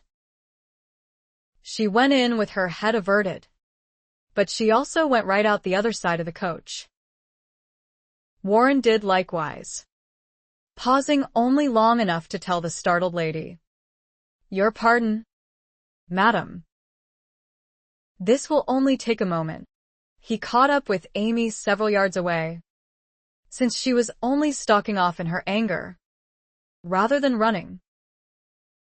What the devil do you think you're doing? Me? She gasped furiously. Let's talk about you. Because I know exactly what you're doing. You didn't get to cut your switch. So you think to punish me this way for the small bit of inconvenience I've caused you. Well, you'll have to find some other way to do it. I am not walking back to London when that lady is kind enough to offer us a ride. Then by all means ride with her, but you'll do it without me. If you won't think of my reputation, think of yours. That lady will tell all and sundry that you've compromised me, and if you think you can get away with that unscathed, think again. And that's not how I want you. Warren, I want you willing and doing the asking. She could almost hear his teeth grinding together. You've made your point. Damn it. We'll compromise. You can ride up with the driver. I trust he won't recognize you. And what will you tell Lady Beecham? That you didn't want to soil her with your immoral character. She felt like kicking him. She gave him a brilliant smile instead and said, You may not be a rake, Warren Anderson, but you're most definitely a cad. Chapter 16. Unlike Warren, who apparently had every intention of nursing his bitterness for the rest of his life, Amy was too effervescent to hold grudges, or even to stay angry for very long. So she had already forgiven Warren for his odious treatment by the time Lady Beecham dropped them off at the Albany Hotel. In fact, such close proximity to the very place she'd wanted to come to all evening was putting ideas in her head again. It must have showed. Because Warren took one look at her and said, If you say it, I'll turn you over my knee right here. And I don't care how big an audience gathers to watch. I won't stop until you beg for mercy. What makes you think I wouldn't beg for mercy real quick? She ventured. What makes you think I've got any? She grinned at him, not the least bit intimidated this time. You've got some. It might be way down there in your baby toes. You've got so little of it. But I'd wager I could shake some loose if I tried. And I never lose my wagers. He didn't deign to answer that. Just grabbed her arm and turned to hail a passing hack. Fortunately, Abigail's coach had turned a corner by then, because Warren's impatience rolled out being cautious. He wanted Amy off his hands, And he wanted it now. She actually sympathized with him. She'd put him through hell a number of times today, all intentional and part of her plan to wear him down the quickest way possible, but more than a man should have to bear, particularly a man of Warren's temperament. So she couldn't very well resent his irritation with her. She was, in fact, surprised he wasn't frothing at the mouth by now. All in all, it had been a splendid day. Even those unplanned little adventures had worked to her advantage. Well, at least one had. If those thieves hadn't abducted them and left them out in the countryside, she never would have experienced that last eye-opening feast of passion. And neither would Warren.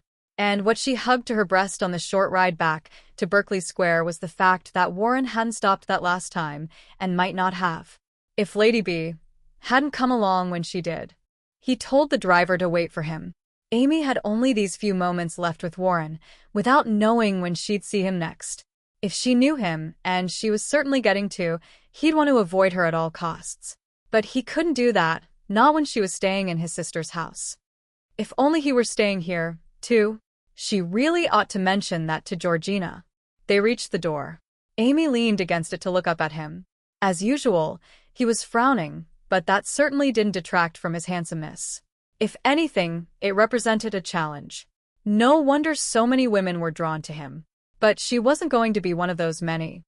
She was going to be the one to win him. She wished he'd kiss her goodnight. Did she dare provoke him into it one more time? Well, she'd proved she was nothing if not daring. "Do you realize," she asked him lightly, "it was only this morning that I told you I wanted you? With this kind of progress, you should be ready to propose to me by the end of the week. Course, you could give up the fight and ask me to marry you now, then we could be legal by the end of the week. Instead of just engaged. How about it, Yank? Are you ready to surrender?" "I'm ready to speak to your uncle." His tone said it wasn't about marriage, but about her outrageous behavior. "Open the door, Amy." She stiffened, never dreaming this was a possibility. "You can't do that. Watch me. But you'd never see me again. And that's not what you want. You may think it is, but I promise you it's not." "I disagree.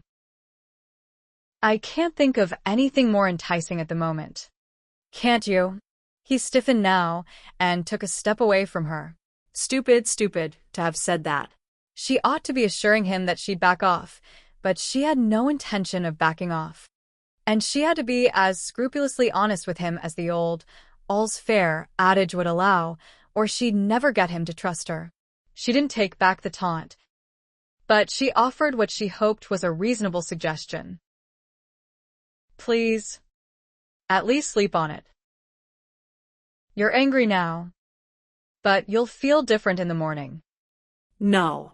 "This is not the time to prove how stubborn you can be," she said in exasperation. "Won't you at least consider the consequences? Those besides getting rid of me? For one, Uncle James isn't going to hold you blameless. I'll assure him that you are, but with the way he feels about you, he won't believe it. And you don't really want to stir things up again with him. Do you? He's so utterly unpredictable, you know. He could call you out, or just knock you out, or even kick you out, refusing to let you see George or Jack again." "I'll take my chances." He said that so indifferently, it was all she could do to hold her temper in check. "You don't think those are possibilities? Well, maybe they aren't. Maybe the only thing that will happen is that I get shipped off to the country and you get to go on about your business without my charming interference. Course, you'll be bored to pieces in a day or so without our stimulating conversations to look forward to. And your brothers, who will be bound to hear about this, will think you couldn't handle one little girl, but I'm sure you can withstand their ribbing. That's enough. Amy, you've changed your mind?" "No." She threw up her hands. "Fine. Go right ahead and confess all. But there's one other possibility you haven't considered. That I might be able to talk my family into seeing things my way. Then all you'll have accomplished is to have my uncles breathing down your neck and watching every move you make." And she was angry enough now to add, "And one other thing. This oh-so-clever idea of yours may sound like salvation to you right now, but it would be the coward's way out. If you're going to withstand me, Warren Anderson, do it on your own." She turned about in a huff, giving him her back while she tried to find the inside pocket of her cape where she'd stuck her house key. The cape was a bit askew, so the pocket wasn't where it should have been. She could only hope the key was still there after all the falls she'd had this evening. On second thought, her problem would be solved, temporarily at least, if the key was missing. It wasn't, though, and she'd already determined she wasn't going to lie to Warren, not even any more half-truths, if she could help it. In those few moments he said not a word to her. But just as she inserted the key in the lock, his hands came to her shoulders.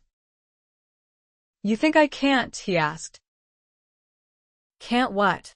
"Resist you." She was having trouble herself. resisting the urge to lean against him. So she stopped trying. And he didn't push her away.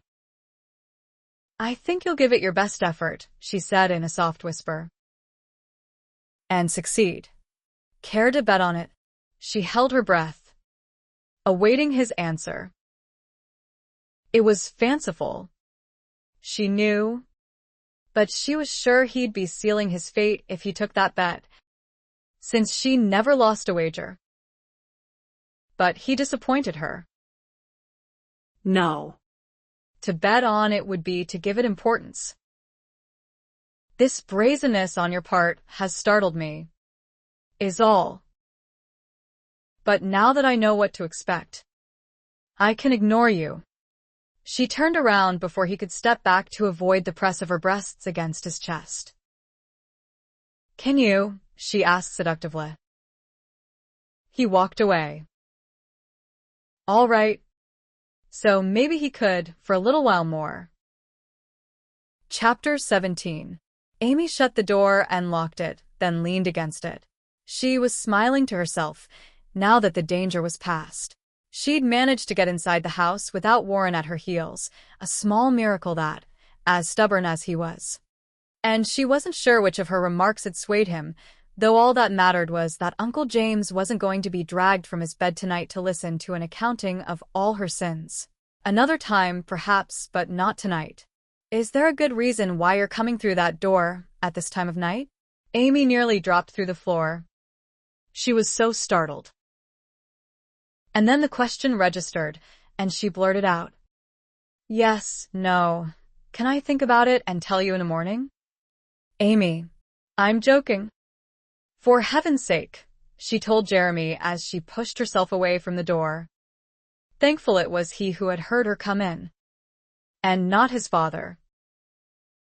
"And what are you doing home so early?" He wasn't lured by her attempt to change the subject. "Never mind that. Let's have an answer from you, cousin. And let's have it now." She made an impatient sound with her tongue as she brushed past him to enter the parlor. "If you must know, I had a secret rendezvous with a man I'm quite interested in. Already." She turned to face him. "What do you mean, already?" He made himself comfortable leaning against the doorway, arms crossed, ankles crossed, a deceivingly casual stance their Uncle Tony was quite fond of and which Jeremy, who looked so much like him, was learning to perfect. "I mean, you just had your come out last week. I suppose I didn't think you'd follow in your sister Diana's footsteps and choose quite so quickly." She cocked a brow at him. "You thought I'd be like Claire, who took 2 years to make up her mind. Not that long, but a few months at least. I only said I was interested." "Jeremy, glad to hear it." "So, why the secrecy?" "Because I rather doubt the family will approve of him," she admitted. Jeremy was about the only one she could say that to and not worry that he'd have a fit. And he grinned, likely in anticipation of the fits the rest of the family would have. "So, who is he?" "None of your business," she retorted. "Then I know him?" "I didn't say that." "Do I?" "Quite likely. He's not a complete bounder." "Is he?" "Afraid I'd have to object to that. He's not a bounder at all. His morals are of the highest caliber." Jeremy frowned. "Then what's wrong with him?" Well, she'd tried to stick to the truth. Or near it. But he just wasn't going to let her. "He's penniless," was all she could think of at the moment to put her cousin off the track. "You're right. That won't do at all. Can't have you running round in rags. Nor will I. He has prospects." "Then what's the problem?" "He's not comfortable with the idea of calling on me until his circumstances improve." Jeremy nodded thoughtfully. "And you've been trying to convince him that don't matter?" "Exactly." Did you have to wallow around in the dirt to get your point across? Amy blushed furiously at the sensual images that question brought to mind. About all we did was walk around and talk. I'm afraid I tripped. More than once. In my inattention. He must be quite a clod not to have caught you. Or did he trip? 2. Her blush got worse at his knowing look. And she snapped. I'm still a blasted virgin. If that's what you're angling to hear. He grinned unrepentantly. Didn't doubt it. Dear girl. And he'd have to be a bloody ass if he didn't try to kiss you. So you can stop all that blushing. I'm a firm believer in kissing. Don't you know? She laughed. It was sometimes hard for her to remember, looking at him, that he was her age and would understand perfectly the unrestrained passions of youth.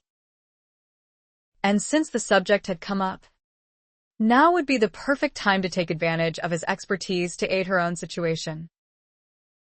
Now that you mention it, she began casually as she removed her cloak and curled up on a corner of the sofa. There's a question I've been meaning to put to you. So come sit down and give me the benefit of your vast experience. Is this going to be painful? He replied as he came over to join her. Not at all. Since it's merely a question of the philosophical sort. Anyone else I might ask would probably be too embarrassed to answer. But certainly not you. I'm bloody while not going to tell you how to make love, he warned indignantly. Amy chuckled. Now that would hardly be philosophical. But quite pertinent to my future. Wouldn't it? No. All I'd like to know is what a woman would have to do. Jeremy. To make you want her. When you have it set firmly in your mind that you can't have her. She's not comely. Then? Let's assume she's quite comely. Then there's no problem. Yes. There is. You've decided. For some absurd reason that only a man could come up with. That you can't touch her. What kind of reason? How should I know? Perhaps it's a matter of honor. Or say she's your best friend's sister. Or something like that. Well, hell's bells. I don't think that would stop me. Jeremy, she said in exasperation. This is just a suppose. Whatever the reason, you refuse to have anything to do with her. So, what would she have to do to get you to change your mind? It wouldn't take much. Amy, to get me to change my mind. She had to laugh at his expression. No, I don't suppose it would. But let's suspend for a moment the fact that you're available to one and all of the female population. This is the only situation that is an exception to your normal mode of doing things. You are not going to touch this lady. You absolutely refuse to make love to her. Even though, deep down, you'd like nothing better. Well, I should hope so. So, what can she do to make you forget about your scruples? Drop her clothes. I beg your pardon? She can strip down in front of me. I really don't think I could resist that. If she's as comely as you say. Amy was surprised. That's all it would take? Absolutely. She sighed. She was afraid she'd asked the wrong person. Jeremy, young as he was, just didn't have the kind of resolve and willpower that Warren did. Now tell me why you wanted to know. Amy sighed again. Dramatically. Why else? That fellow I'm interested in absolutely refuses to make love to me without benefit of marriage. What? She patted his arm as she said reassuringly. That was a joke. Jeremy. In poor taste, he grouched. She grinned. You wouldn't say so if you could have seen your expression. He still wasn't mollified. So, what's the correct answer?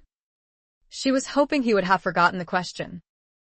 But since he hadn't, she brazened it out. Now who's joking? Or are you going to tell me you don't remember how curious you were about these things before you had all the answers? Since he couldn't recall such a time, having been brought up in a tavern, he chose not to answer. So you were merely curious? Avidly, she said, and gave him a wicked grin. And while we're at it, care to reconsider and discuss lovemaking in detail? Not bloody likely. So he's holding out. Is he? Who? Your gentleman.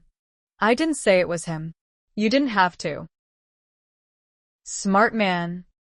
To be so prudent. I hope that doesn't mean what I think it means. Now don't eat me, he said of her glowering expression. What do I care if you want to have the babe before the vows? It's not me who'll be calling the chap out for it. My father wouldn't. Course he wouldn't. He's got 2 younger brothers who just love to see to that sort of thing. You'll be lucky if there's anything left of the chap to wed. Amy closed her eyes with a groan. It was just like Jeremy to get his point across like that. But he didn't know the real situation. Nor was she going to tell him, since he'd have a lot more to say if he knew that her gentleman was a man his father positively detested and the family barely tolerated. He had a good point, yes, and one she hadn't had time to consider, her decision having been made so abruptly. But a possible pregnancy wasn't going to change her mind about making love with Warren, at least not until she could think of some other way to hurry things along. The risk, however, did require better odds in her favor, and she knew just how to get them. Care to make a wager? Jeremy? His look turned instantly suspicious. What kind of wager? If I decide I want him, I can get him without his being forced to marry me. I thought you were only interested. I did say, if I decide he's the one. All right. You're on. But I have to make it worth your while to stay out of his bed. If you lose, you can't marry him. Her eyes flared. If she lost, she'd be pregnant, and she couldn't marry him? That's. Take it or leave it, he said smugly. Very well, she said just as smugly.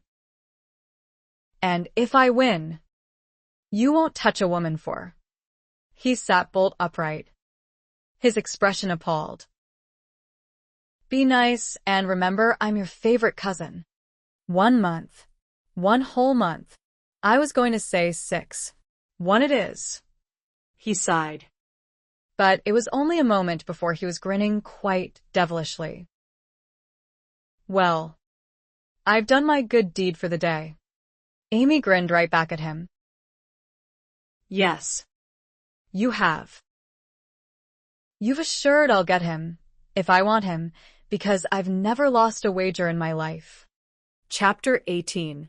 Amy got her wish, though she didn't know it. Warren did go to bed that night thinking only of her, as she'd hoped. A few of those thoughts might have been murderous, but considering the discomfort he was still in, that was to be expected. And he went to bed quite alone. It still amazed him that, after he'd left her, he'd returned to his hotel on Piccadilly instead of to the Hell and Hound and the buxom Paulette.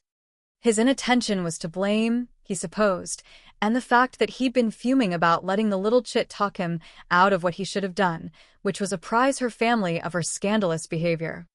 But after he'd arrived at the Albany and recalled what was awaiting him across town, he'd still gone up to his room, instead of hailing another hack. Granted, the hour was late by the time he finally got back to his hotel, and he and his brothers had business to attend to early the next day. But when had that ever stopped him from finding a woman if the need was upon him? And the need was most definitely upon him, and had been ever since that morning and that first kiss. But he'd had every intention of relieving it tonight. He hadn't let the exasperating girl get to him then. He'd warned her off and thought that would be the end of it. How little he knew about English tenacity.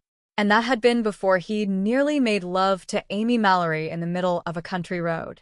He still couldn't believe he'd done that, and wished to hell he hadn't. He'd forgotten about the joys of pure lust, the heightened senses, the driving force, the incredible pleasure. Too long he had been coldly methodical in his seductions, almost indifferent, merely satisfying a purely basic need. Amy had drawn much more than that to the surface, and now Paulette just wasn't enticing enough for him to make the effort. It was that simple. But he couldn't go through another day like today, experiencing desire that's strong and not satisfying it. All because of the whims of a 17-year-old. Christ! How is it possible someone that young could manipulate him like that, pulling all the right strings in each of their encounters? She was no more than a promiscuous minx. Obviously, she had discovered sex and found it too pleasurable to ignore and, as young people would do, was gorging herself on it. He was no more than a challenge to her, probably the first man ever to turn her down. That was all it was, and for that she'd put him through hell. He should have spoken to James Malory. How had he let her talk him out of it? "You awake, big brother?" Drew asked as he came in and closed the door with a resounding thwack. "I am now." Drew merely laughed at Warren's disgruntled tone. "Didn't think to find you back yet. You must have gotten your fill early in the evening." If only he had, he could have withstood Amy's later temptations. And he had to wonder, if he hadn't been sharing a room with Drew because the hotel was temporarily filled to capacity, would he have given in and brought Amy here tonight? It was a chilling thought. Was his will that weak? Or was her lure that strong? The girl was trouble no matter how he looked at it, and he had to put an immediate stop to it. She was his sister's niece, for Christ's sake. She was a Malory. She was barely out of the schoolroom. The fact that she was practicing the same debauchery as two of her uncles once had. Hell, he might as well call a spade. She was on her way to becoming a female rake, was entirely beside the point. If she wanted to pass out her favors to the general public, that was her business, but he wasn't going to contribute to her downfall. She'd get pregnant eventually, and probably wouldn't even be able to name the father. But some dumb bastard who had fallen for her game was going to get stuck owning up to it, and that person wasn't going to be him. And she didn't really want to get married and end her fun. That was probably a ruse just meant to flatter, since she was so incredibly beautiful. But she had proved tonight how opposed she was to marriage when she had done everything possible to hide herself from Lady Beauchamp. He should be relieved. He was relieved. But that didn't end his problem. As enticing as the girl was, as much as he might want her, he wasn't going to be drawn into her sensual trap. "You know," Drew continued as he wrestled off his boots on the other side of a large bed they were sharing, "despite our numerous complaints against this country, you have to say one thing for the English. They've got one hell of an accommodating town in merry old London. Whatever excitement you're after can be found right here. Why, they've got vices I've never even heard of." "I take it you enjoyed yourself tonight?" Warren said dryly. "Enjoy doesn't half describe it. Boyd and I met this luscious—" "I don't want to hear it, Drew." But she was exceptional for the price in the way of talent, and pretty besides, with the loveliest black hair and blue eyes. Reminded me of Amy Malory, though she wasn't as pretty as our fair Amy. "Why the devil do you mention her?" Drew shrugged, unaware that his brother had gone stiff behind him. "Now that you mention it." "You mentioned it. Whatever. I've had that sweet thing on my mind quite a bit since seeing her again." "So get her off your mind," Warren gritted out. "She's too young. Even for you." "The hell she is," Drew disagreed, still unaware of the dangerous currents he was stirring up. "But she's the type you'd have to marry. And that's not my type." Still, he sighed quite regretfully, "she makes me almost wish I were ready to settle down." Warren had heard enough. Go to bed.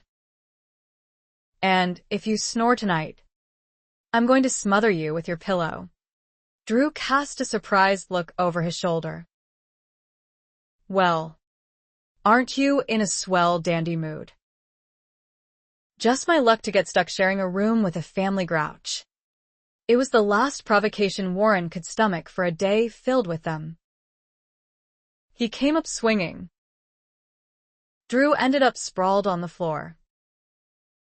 He lay there for a moment, fingering his cheek, then lifted his head so he could see his older brother, still sitting in the bed. So that's what you missed out on, Drew said, as if Warren's testy mood were perfectly understandable now. He chuckled as he pushed himself up to his feet. Well, come on. Then, I'm game. Warren didn't need any further coaxing. 5 minutes later, they'd added a few extra charges to the hotel room in the breakage of one chair and the bed frame. Clinton would not be pleased, since he frowned on Warren's propensity toward brawling. Drew didn't care one way or the other, always happy to participate in Warren's favorite form of exercise, and his black eye wouldn't hinder him, since he wasn't actively trying to seduce any of London's young lovelies.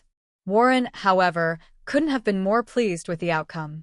He deliberately put his mouth in the way of Drew's fist, and the split lip he'd counted on, and God, would keep him from doing any kissing for the next few days. On the off chance he lost his head again and succumbed to Amy's so tempting seductions, the pain from his sore mouth would bring him to his senses. The exertion had also tamed his temper for the moment, enough that as he settled down next to Drew on the mattress they'd moved out of the wreckage of the bed frame to the floor, he finally recalled that Lady Amy owed him a promise for giving in to her plea not to take on those thieves. Anything he asked for had been the deal. Somehow she'd made him forget about that afterward, but he wouldn't forget again. That would be, after all, the end to his problem. Chapter 19. The business that the Andersons had to attend to the next morning took less time than anticipated. The office Thomas had found yesterday afternoon approved of unanimously by all, the lease agreed upon, and signed within the hour.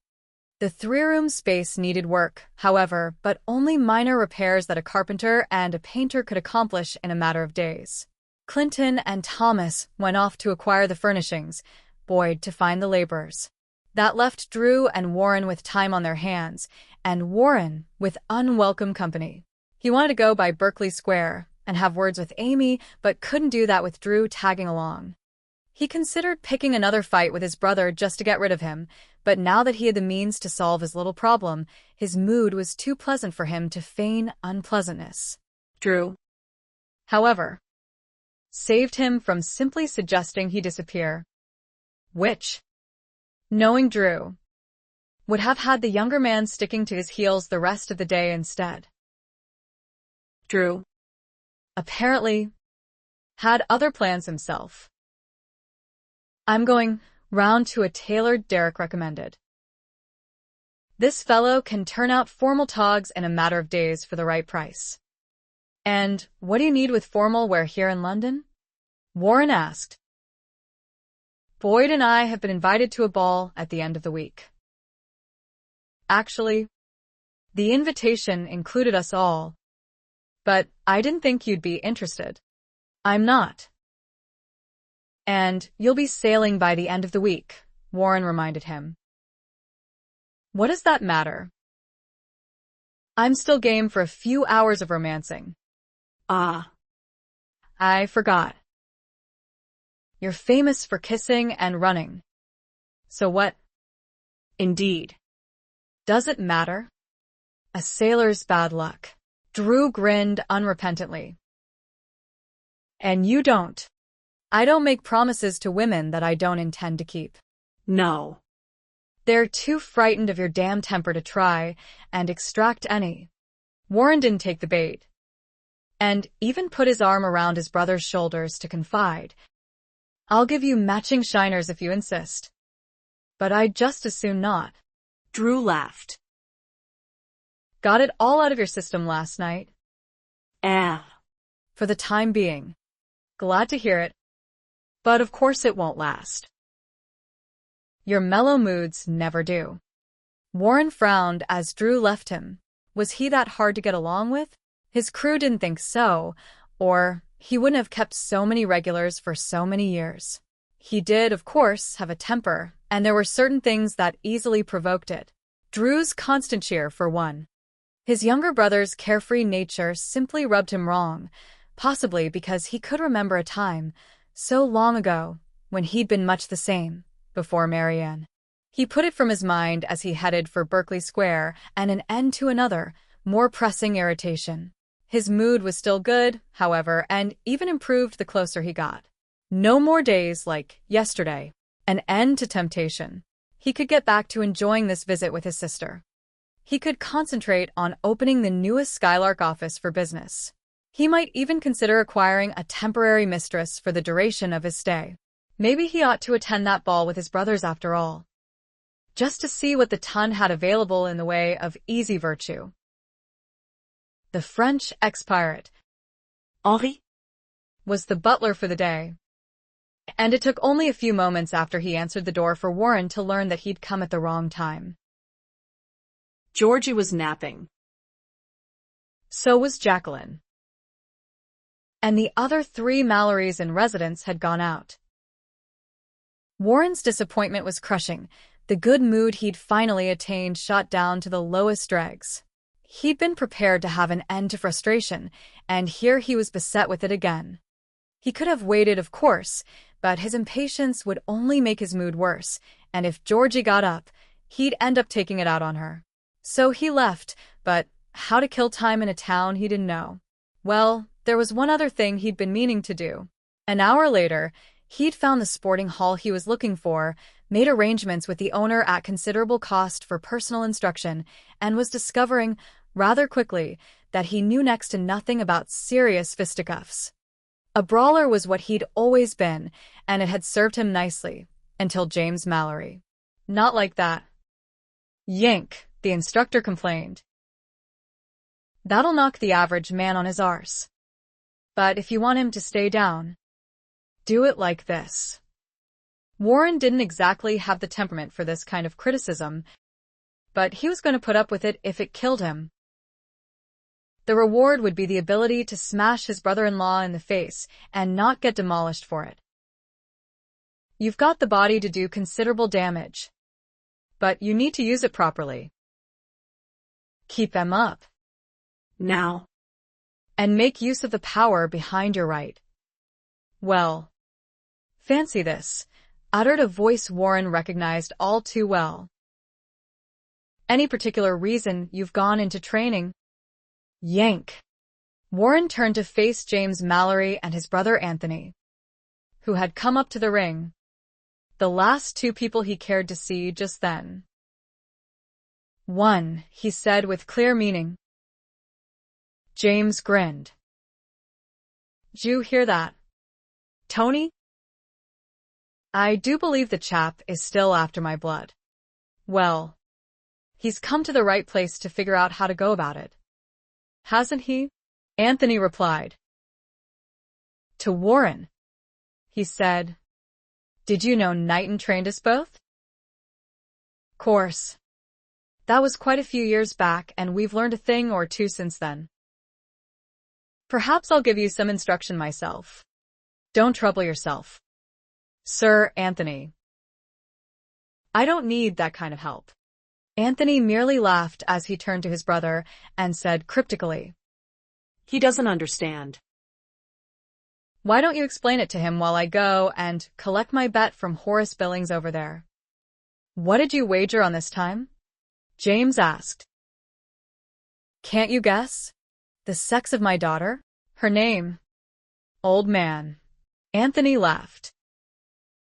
"I do know you so well." James smiled fondly after his brother before he returned his attention to Warren. "You ought to take him up on his offer. He's the only man I know who has a chance of beating me, though it's a slim chance. And despite what you're thinking, he'll teach you proper just to see me knocked down. He's like that, you know." Warren had witnessed these 2 brothers interact enough to realize that James was likely right. He wished he and his own brothers could manage that kind of ribbing without coming to blows. "I'll consider it," he replied curtly. "Excellent.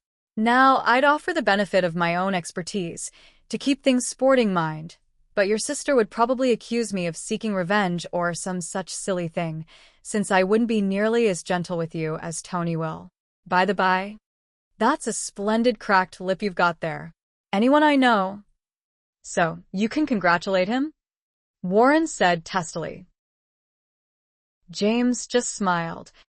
So he added, "Sorry to disappoint you, Malory, but it was no more than Drew and I having trouble sharing the same bed." "A pity," James sighed. "The thought of you making new enemies while you're in town would do wonders for my disposition." "It truly would." "Then I'll be sure not to inform you if I make any," Warren said. That infernal blonde brow cocked. "If?" "Oh. "You will." Yank." "You bloody well can't help it. You're such a powder keg. You really ought to toughen up that American hide of yours. It pricks much too easily." The fact that Warren hadn't exploded yet, though he was damn close to it, led him to remark with a degree of smugness, "Notice I'm improving." "So you are," James had to agree. "Commendable. Truly, but then, I'm in a splendid mood, having hired a nurse for Jack this morning." In other words, James wasn't even trying to be provoking. But Warren didn't see it that way, and he gritted his teeth over that name. "That reminds me. Georgie suggested I ask you why you named your daughter Jack. Because I knew how much it would irritate you." "Dear boy." "Why else?" Warren managed to hold onto his temper, barely, to point out in a reasonable tone, "That kind of perverseness isn't normal. You know." James laughed at that. "You expect me to be normal?" "God forbid." "All right. This isn't the first time you've gone out of your way to be irritating." "Malory." "Care to tell me why you do it?" James shrugged. "It's a long-time habit I can't seem to break." "Have you tried?" James grinned now. "No." "Habits have their beginnings," Warren said. "What started yours?" "A good question. So put yourself in my place. What would you do if not a bloody thing in life held interest for you? If there was no challenge left in chasing a pretty skirt? And if even the prospect of a bloodletting duel had become positively boring? So, you insult people just to see if they'll erupt into violence. "No." To see what bloody asses they can make of themselves. You do very well. By the way, Warren gave up. Talking to James Malory took every ounce of patience and self-control he possessed. And he didn't have an abundance of either to begin with. It must have shown in his expression, because James added, "Sure you don't want to have a go at me now?" "No." "You will be sure to tell me when you change your mind, won't you?" "You may depend upon it." James laughed in hearty approval. "Sometimes you're as amusing as that bounder Eden." "Not often, but you do have your moments." Chapter 20. With Henri storing Mrs. Hillary's trunks in the attic, the newly hired nurse had only just settled into her room next to the nursery. Amy once again opened the door for the arrival of all 5 Anderson brothers. This time they were expected. Georgina had invited her brothers to dinner and intended to share it with them in the formal dining room. There'd been a bit of a row with James over that decision, since he'd insisted she wasn't ready to leave her room yet, but they had compromised by having him carry her downstairs. Amy was prepared this time, composed, and thrilled to see that Warren hadn't refused the invitation just to avoid her. That had been a definite possibility, and one she'd have felt terrible about. But apparently he was going to pretend that yesterday hadn't happened by ignoring her. She wondered how long he'd be able to manage that, because she certainly wasn't going to ignore him. Drew took her attention off Warren for the moment, however, as the others filed past, heading toward the parlor. He captured her hand and quite charmingly bent over it to brush the back of her knuckles with his lips. It wasn't until he straightened up that she noticed his black eye. Having also noted the scab on Warren's lip, she didn't find it too difficult to figure out what had happened. "Does it hurt?" she asked sympathetically. "Horribly." Drew grinned at her to belie that statement. "But you could kiss it to make it better." She grinned impishly back at him. "I could give you one to match it." Now. "Where have I already heard that?" The look he cast at Warren said exactly where.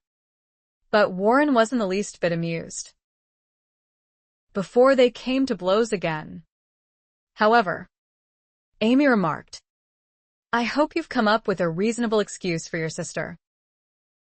This isn't a good time for her to be worrying over her brothers." "Never fear, sweetheart. Georgie's quite used to our scrapes and bruises. She probably won't even notice. But just in case." He turned back to Warren, who hadn't followed his other siblings into the parlor yet. "What say we fell down the same set of stairs? Put the blame where it's due." Drew. "Georgie expects no better of me." "Well, I'm all for that. Especially since all I did was make an innocent remark. What the devil did I remark to set you off last night?" "I don't remember," Warren lied. "Well, there you go. We were both drunk. She'll understand that perfectly. But better I tell her. You'll just get all defensive and put a pall on the evening." Drew left to do that, and Amy was amazed to find herself alone with Warren for the moment. She could have sworn he would have taken pains to avoid that. But, in fact, he made no immediate move to follow Drew. She looked at him expectantly, but when he said nothing, she opted for a little teasing. "Shame on you," she chided mildly. "Did you have to take it out on him last night?" "I don't know what you're talking about." yes. "You do. You would have much preferred to throttle me than your brother. As I recall," he said tersely, "switching you is what I had in mind." "Rubbish." She grinned up at him, no longer intimidated by that particular threat. "Making love to me is what you really wanted and almost did. Care to chase me again to see what happens?" His face darkened, a clear indication that the conversation wasn't going as he would like. He corrected it quite bluntly. "I came by earlier today to remind you of the promise you made me." She frowned, momentarily at a loss. "What promise?" "That you would do anything I asked." "I'm asking you to leave me alone." Her mind went into a frantic whirl. She'd actually forgotten, and so hadn't come up with the means to get out of the bargain she'd struck with him. She's made that promise to keep him from harm.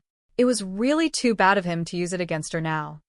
Yet she'd known that that was just what this stubborn man would do. She finally locked on an answer, though it wasn't the least bit sporting of her to use it. She consoled herself that it was no more sporting of him to hold her to a promise made in a moment of panic and for his benefit. "You've already made your request," she told him. "The hell I did." "You did. You asked me to draw up my hood last night, right after you put your weapons away. And I did." "Amy, well, you did." Which? "You know very well. Don't be angry." "Warren, how can I help you down the path to happiness if you make me give up trying?" He said nothing to that. He was too furious to say anything. Amy groaned as he walked away from her. She'd just lost valuable headway. In his mind, she'd lied. She couldn't be trusted. She'd reinforced his opinion of all women. Drat it. Could this courtship get any harder? The evening went surprisingly well despite Warren's brooding silence. James took one look at him and decided he'd get no satisfaction out of provoking him any more today. So he left him alone. Georgina frowned at him occasionally, determined to have another private talk with him. But not tonight. Amy was hard-pressed to be cheerful herself after what she'd done, and she couldn't think of any way to make it up to Warren, other than to do as he'd asked, which she wasn't about to do. She had too much optimism to give up on him, and the wager she had going with Jeremy added to her confidence. But things certainly didn't look very promising right now. Conrad Sharp had arrived that afternoon from the country, and he and Jeremy, with a few dry remarks from James, kept the conversation with the 4 other Anderson brothers quite lively. The new Skylark office was also discussed. Amy hadn't heard about it previously, but to her amazement, she learned that Warren would be staying in London longer than she'd thought, to manage the new office until a replacement could be sent over from America. She was thrilled, the pressure to accomplish a miracle in so short a time alleviated, until Georgina pointed out, quite logically, that although Skylark was an American company, the London office would benefit by an English manager who could more easily deal with his own countrymen. Warren apparently didn't like the idea, but Clinton said he would consider it, and Thomas actually agreed with his sister. But no matter how they decided in the end, Warren still wouldn't be leaving with his brothers, which was a definite plus for Amy. Whether it was a week or 2 months, she needed all the extra time she could get. By the by, Amy, James suddenly drew her into the conversation.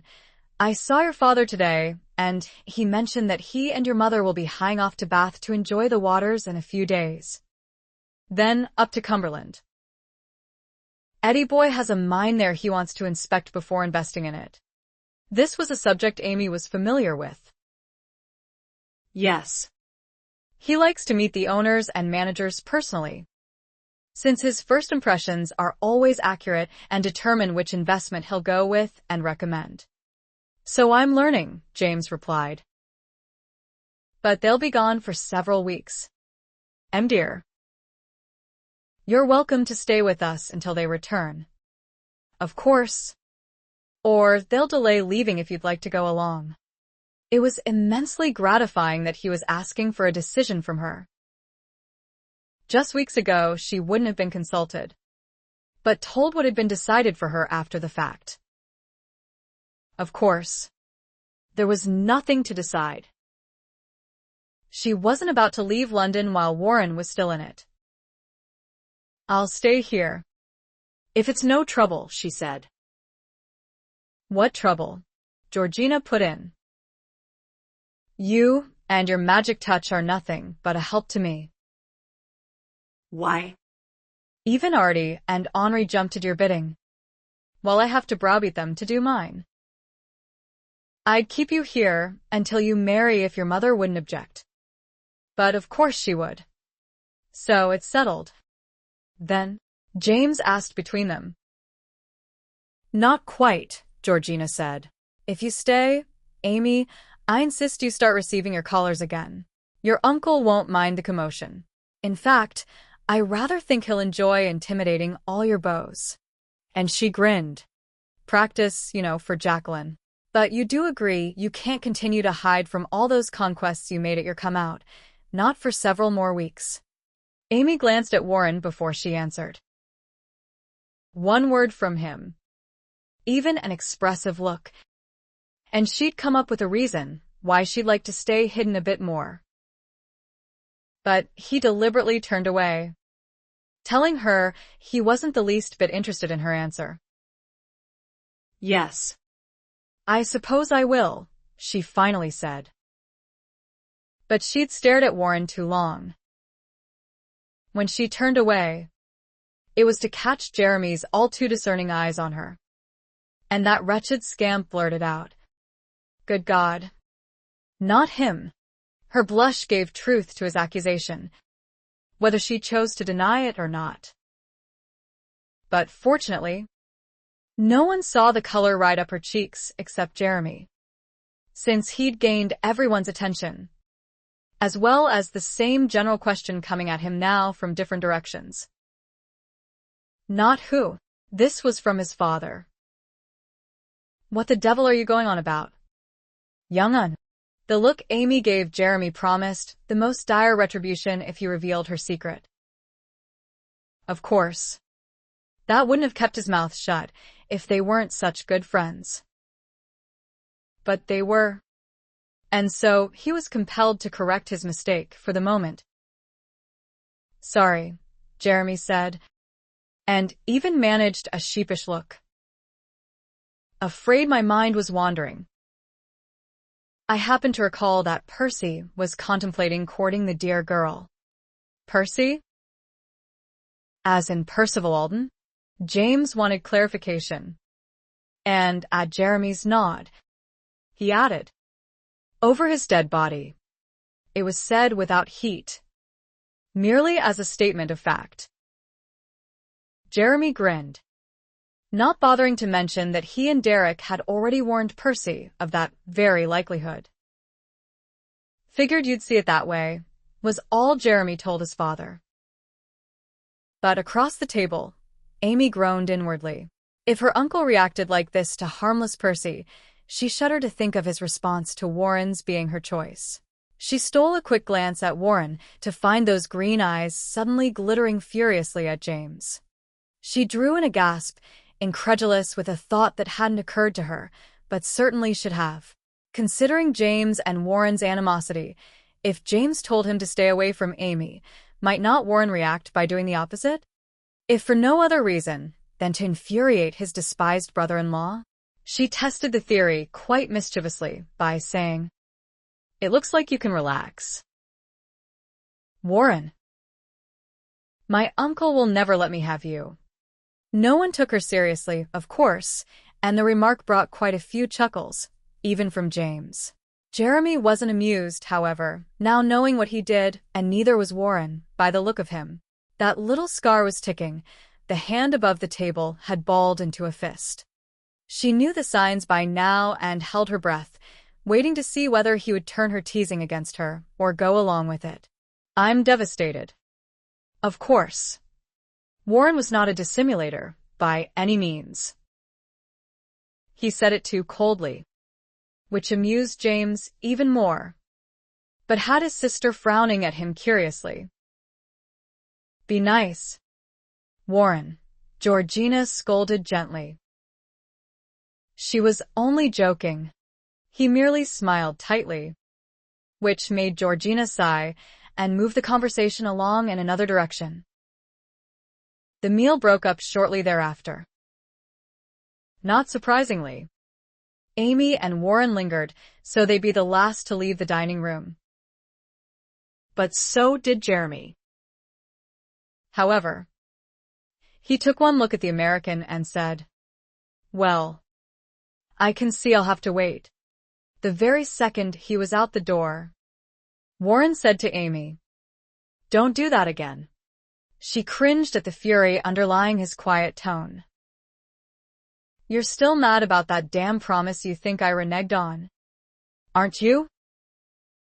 But you wouldn't have been happy if you'd got what you wanted. You know. On the contrary, I would have been ecstatic. Then stay away a few days and see if you don't miss me," she suggested. "I won't. You will. I grow on people, you see. I make them smile when they've got nothing to smile about. They like having me around. But for you it'll be much worse, because you know I want you. And I'm going to love the hell out of you, eventually. You know that, too. And the day is going to come when you can't bear to be parted from me, day or night." The fantasies of a child, he said. But he gritted his words out. She was getting to him, again. "Stubborn," she said, shaking her head at him. "But it's time you got lucky. Warren Anderson. So it's fortunate for you that I inherited my father's instincts." and that I can be even more stubborn than you. I do not consider that fortunate. You will, she promised. Chapter 21. The second the door had closed on the last Anderson, Amy rushed up the stairs to her room with the hope that she could avoid Jeremy, at least until tomorrow, when she could be better prepared for the expected lecture. But the scamp outfoxed her. He was waiting in the hall, arms crossed, casually leaning against the door to her room. She could, of course, turn around and rejoin her aunt and uncle, then follow them up to bed and hope Jeremy, able to hear them coming, would abandon his post. The problem with that was, the importance of the issue might lead her cousin to follow her back downstairs now and discuss it no matter who was present. He was at least making an effort to keep the matter private for the time being. But Amy would still have liked a bit more time. So, as she reached around him to open her door, she tried. I really don't want to talk about it. Too bad, was all he replied as he followed her into her room.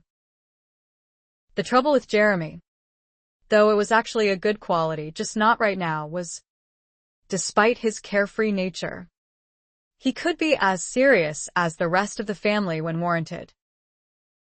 From the look of him, he definitely felt this was one of those times. Tell me I drew the wrong conclusion. He attacked the moment the door had shut behind him. Go on. I bloody well dare you. Amy plopped down on the edge of her bed to face him. We're going to keep this quiet, aren't we? She asked in reference to his tone, not to the subject, though both were related at the moment. That depends. She didn't like the sound of that. On what? On how well I can read your promise, signed in blood. If he could say that. All wasn't lost. She grinned at him. Try again. He started pacing, which put a big dent in her moment of confidence. You're going to have to be reasonable. Amy. You can't have him. Yes. I can. But go ahead and tell me why you think I can't. He's the worst of them all. I know that. He's got a temper that defies reason. I know that, too, firsthand. He'll never get along with the family. That's a possibility. My father hates his guts. She rolled her eyes. I think the whole world knows that by now. The Yank would have hung him. You know. He actually would have hung him. Now. There I'd like to differ. Warren loves George too much for it to have come to that. She wasn't exactly singing his praises at the time, he reminded her. She didn't have to. She was carrying his baby, which speaks for itself. He finally stopped to face her, his expression too serious by half. Why, Amy? Just tell me that. He's the most unlikable fellow I've ever met. So, why in the bloody hell did you have to choose him? I didn't exactly. How's that? My feelings did, she tried to explain. My reaction to him, every time he's near. Hell's bells. You'd better not tell me this is all about lust. Blister it. Lower your voice, she hissed. And some of it is lust, I'm sure. I certainly hope I desire the man I intend to marry. Why? You'd be lecturing me if I didn't. Now wouldn't you? He wouldn't address that, since it was unrelated as far as he was concerned. You said some of it is lust? Let's hear the rest of it. I want to make him smile again. I want to make him happy. I want to heal his wounds. So give him a bloody book of jokes. Her eyes narrowed sharply on him. If you're going to be sarcastic, that was sincere advice. I'll have you know, he insisted indignantly. Her look was skeptical, but she gave him the benefit of the doubt. These needs are real. Jeremy. and quite compulsory. They won't be satisfied with something temporary. And the passion he arouses in me isn't going to go away either. When he kisses me, I don't want to hear this. Blister it. Give me some credit. Do you think I would have picked Warren Anderson if I'd had some choice in the matter? He's everything you said he is and more. But I can't help what he makes me feel. You can, he staunchly insisted. You can simply ignore it. You're telling me that? A man who leaves the house every night just to take his pants off. A bright splash of color rode up his cheeks, and he groaned. Why is it I'm the only one who ever hears how bloody blunt you can be? She was finally able to smile at him. Not anymore. Warren's found out firsthand, and he doesn't like it either. But too bad for both of you. He gave her an exasperated look. And what's he have to say about all this? He won't have me. Well, thank God. But he wants me. Course he does. He'd have to be half dead not to. And he ain't that. But what have you got once the lust is gone? Nothing. At least he seems to know that. So, you're saying you don't think I can make him love me? She asked a bit stiffly. That cold fish. I'm sorry, Amy, but it just won't happen. Accept that now, and save yourself some heartache. She shook her head at him. Then I guess it's lucky for me that I've got enough faith for the two of us. It'll be lucky for you if father don't kill him when he hears about this. She crooked a brow at her cousin, but her tone turned downright menacing. Are you going to tell him? Now don't eat me, he protested. It'd be for your own good. You let me worry about my good. And while you're at it, remember that I trusted you with my confidences. And I wouldn't like it one little bit if you betrayed me. Bloody hell. He sighed. You might also remember our wager, Jeremy, and get ready for a month of abstinence. He stiffened at the reminder. And you'd hold me to it, wouldn't you? No doubt about it. Well, this little chit-chat certainly accomplished wonders, he said disagreeably. Don't look so woebegone. You'll like Warren once I change him. Where did you find a magic wand? Across the hall. James crossed his room to lay Georgina on their bed.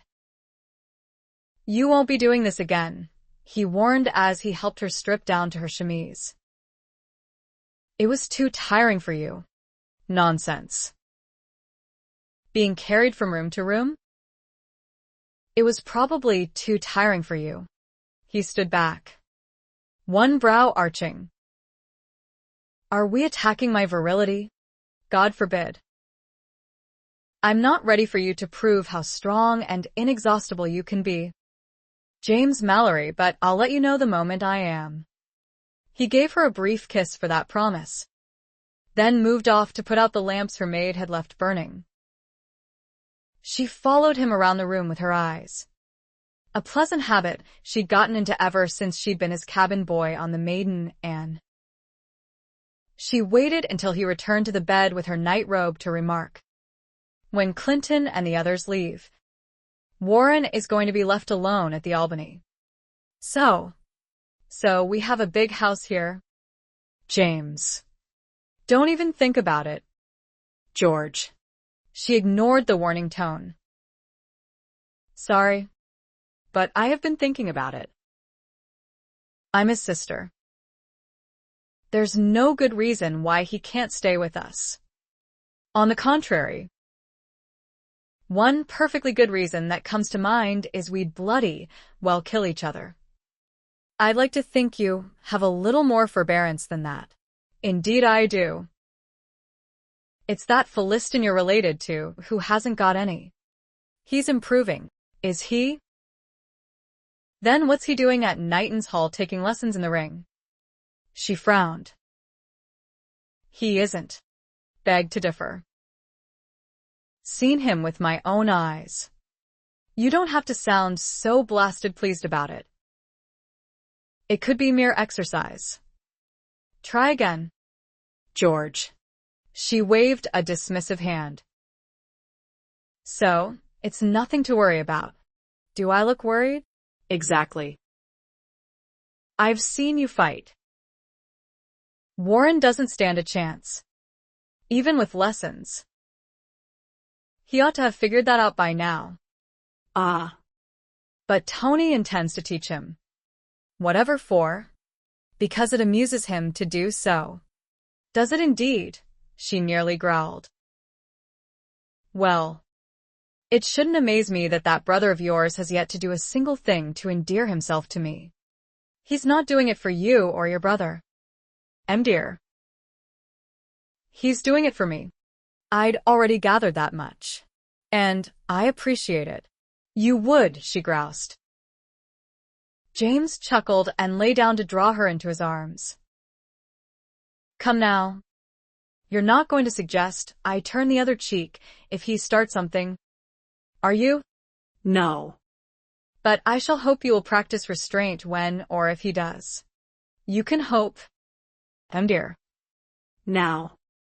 James. You wouldn't actually hurt my brother. Would you? Depends on how you define hurt. Very well. I can see I'm going to have to speak to him on this subject. Since you aren't going to be reasonable. It won't do you a bit of good, he predicted. He's not going to be satisfied until he has another go at me. Principle. You know. Pride. You mean?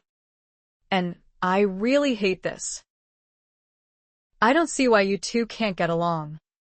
I've been exceptionally gentle with him. She sighed. I know you have, and I am infinitely grateful. But even your gentle is too much for Warren. If you'd like me to refrain from speaking to him at all, I'm sure I could manage it. No. It's Warren's problem, she said dolefully. Much as I'd like to fix it, I don't suppose I can. And how did we get so off the subject? I'd still like to offer Warren our hospitality. Absolutely not. But you heard it mentioned tonight that he's going to look for something permanent that they can all use when they're in London. So it wouldn't be for very long. No. Then I'll just have to move to the Albany to keep him company. Now. George. I mean it. James. He gave in abruptly. Very well. Invite him. But he'll refuse. You know. He won't want to spend any more time with me than I do with him. She grinned and snuggled closer. While I'm getting concessions, why don't you help me figure out the perfect woman to tame my hot-tempered brother? He doesn't want to marry, but the right woman could. Forget it, George. And I do mean forget it. I wouldn't wish him on my worst enemy. I honestly think marriage could change him for the better. James. Not bloody likely, but could you contemplate living with him for the rest of your life? Well, no. Not the way he is now. But, James, he's drowning in unhappiness. So let him drown. It couldn't happen to a more deserving fellow. I mean to help him, she said stubbornly. If you can be that cruel to some poor, unsuspecting woman, suit yourself. That's not funny. James Malory. It wasn't meant to be. Chapter 22. What the deuce are you doing here? Anthony asked in surprise as he came up behind James on the fringes of the ballroom floor. I might ask you the same thing. Anthony made a disgusted face. My little love has a fondness for dancing. Wouldn't you know? Don't know how she does it, but she drags me to one of these things every so often. What's your excuse? Amy, James said in answer, nodding toward the eggshell blue ball gown that just twirled past them. The little minx decided at the last minute that she'd like to attend this ball. And there was no talking her out of it. And with Eddie Boy and Charlotte out of town, yours truly got stuck with chaperoning? And all on your lonesome. 2. George not up to it yet. Not quite. But she was up to trotting out words like duty, responsibility, and practice. So what was I to do? But if I'd known you'd be here, I would have delegated the pleasure to you. In fact, since you are. Oh. No, Anthony laughed. I did my fair share of keeping an eye on the little darlings with Reggie. 'Fraid it's your turn. I'll remember this. You bloody ass. See if I don't, was James's surly reply. Anthony put his arm around James's shoulders. Buck up, old man. At least he's here to amuse you. James followed his brother's nod toward the tall American on the opposite side of the dance floor. Warren looked quite different, decked out formal, almost civilized. It was heartening to note he was enjoying himself no more than James was, but that didn't improve James's mood. He'd much rather be home with his wife. I'd already noticed, he said disagreeably. And here I thought my luck had changed when he was absent from the family visits most of this week. You can thank me for that. Don't you know? I dare say he's dropping into bed each night with moans and groans. I've had him on such a grueling schedule. So, he did agree to let you train him? Did you doubt it? Anthony replied. He's quite dedicated to improving his skill. And, with his longer reach, don't be surprised. Old man. If he knocks you on your arse next time you tangle with him. You, dear boy, have gone on too long without being knocked on your own arse, James shot back. I'd be happy to remedy that for you. Anthony merely laughed. Let's hold off a bit more. Shall we? Till the wives understand us a little better. Rose gets downright testy when she disapproves of my actions. Damn me if she don't. I hate to mention it, but you're only making me more eager. And what would George say? She'd probably thank me. You're not one of her favorite people. You know. Anthony sighed. What did I do now? You offered to train her brother. And how'd she hear about that? I may have mentioned it. Well, I like that, Anthony complained. Don't she know I'm doing the chap a favor? We both know who you're doing the favor for.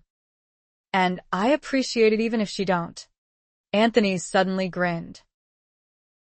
I hope you remember that when it's over. Because he's not bad.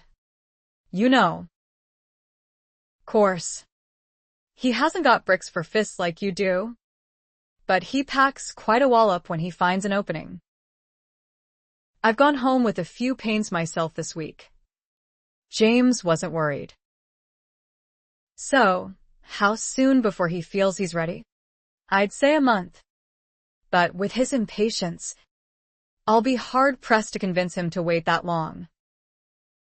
The chap really is a powder keg of boiling emotions, and though I dare say he'll be pleased to take them out on you, I'm not so sure you're solely to blame for them.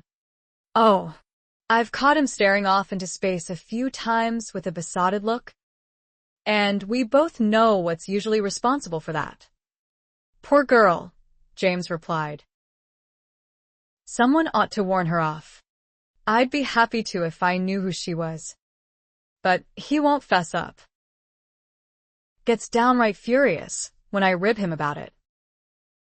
By the by, I'd say that's going to be your only advantage by the time I'm done with him. His anger. I'm well acquainted with it and his inability to control it. Yes. I suppose you are. But I wonder who it's directed at just now. James again followed Anthony's look across the room to see that Warren was most definitely scowling at someone on the dance floor. There were too many couples presently dancing to figure out who that someone might be. But James's curiosity was assuredly pricked. "Do you think it's his lady love?" James wondered aloud. "Damn me if I don't." Anthony grinned. "This ought to be interesting. If he does anything other than scowl, where's your faith?" Old boy. "The night is young. He'll dance with her eventually, or attempt to throttle whoever she's with." James suddenly sighed. "I hate to say it, but we're probably wrong." "The devil we are," Anthony protested. "Then, why are we?" "Because we've both assumed that's jealousy we're witnessing. But according to George, the man's feelings don't run in that direction. Absurd. Jilted and never recovered." Ah. That explains a lot. But then, what's he so bloody ticked off about? Or have you already had words with him tonight? "Afraid I can't take the credit this time. I've spoken with a few of his brothers, since they're all here, but Warren has steered clear of me." "Smart man, considering your own mood." "I notice you haven't run for cover." Anthony grinned unrepentantly. "So, I still like to live dangerously." "More probably you're tired of living." Anthony chuckled. "You like my wife too much to damage her favorite husband. I hate to disillusion you, dear boy, but if I trounce my own wife's favorite brother, what makes you think?" Why don't we save this? "James," Anthony cut in, his attention drawn elsewhere. "Our friend seems to be making his move." They both watched Warren weave his way through the dancing couples toward the front of the ballroom. They were able to keep sight of him because of his height, but they had less luck seeing whom he was interrupting when he stopped. A moment later, a young dandy left the floor looking none too pleased. "Well, can you see who the unfortunate lady is that he's so interested in?" James asked. "I can't see a bloody thing other than his head. The floor's so crowded." "But have patience. They'll twirl past us in a bloody hell. I'll kill him." James caught sight of the eggshell blue gown at the same time Anthony did. Anthony started forward. James pulled him right back. "Now hold on," he said reasonably and with some amusement. Before he jumped to conclusions, "Dear boy, kindly recall that our Amy is too young for the blighter." "Good God. Do you really think he'd turn his wicked designs on such an innocent?" "You're defending him? Disgusting. Isn't it?" James concurred. "But according to George, he may treat women with the greatest indifference, but he picks those who can take it, not Vestal virgins. Much as I'd like to think he's that depraved, he's not." Anthony was only slightly mollified. "Then what's he doing dancing with Amy? Now, why wouldn't he? When she's probably the only other female he knows here besides your wife." "So, why couldn't he wait until the dance had ended?" Anthony asked. "I would imagine because he couldn't get anywhere near the darling girl between dances. Or hadn't you noticed that she's got as many, if not more young swains flocking around her skirts than before? And she's been out on the floor ever since we got here." Anthony sighed. "Well, hell, that does make sense, doesn't it? More sense than what you were thinking. I suppose we could even allow that whoever the chap was glowering at before, he must be a bit more than just mildly interested in." "You're flying high with assumptions tonight." Dear boy. "What's this one?" "Well, it's bloody well obvious." Ain't it?" He's using Amy, who's clearly the prettiest girl here, next to my wife. Of course, to make the woman he's after jealous. I hate to keep shooting you down, Tony. Indeed I do. But it don't have to be a woman or jealousy to set that chap off. He lays into his brothers as often as anyone else. It could have been any one of them he was so furious with. But they ain't on the dance floor. 3 are in the card room. And the other one's over there talking to one of Eden's ex-mistresses. So he is. James frowned thoughtfully and once more tried to find Amy and Warren among the dancers. Now you've got me curious again. I'm about ready to go ask. James didn't finish. He caught sight of Warren finally, and the Yank's scowl was even blacker than before and directed at none other than Amy. In a quiet though no less expressive voice, James said, "The man's dead." Anthony saw what James did. So it's Amy he's been shooting daggers at? But whatever for.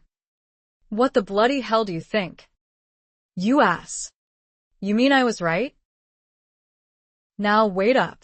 Anthony did the pulling back this time. Not to save Warren's hide, but to save some of that hide for himself. I'd say that gives me first crack at him. Brother, you can have what's left. Bother that, you don't leave anything, Anthony pointed out.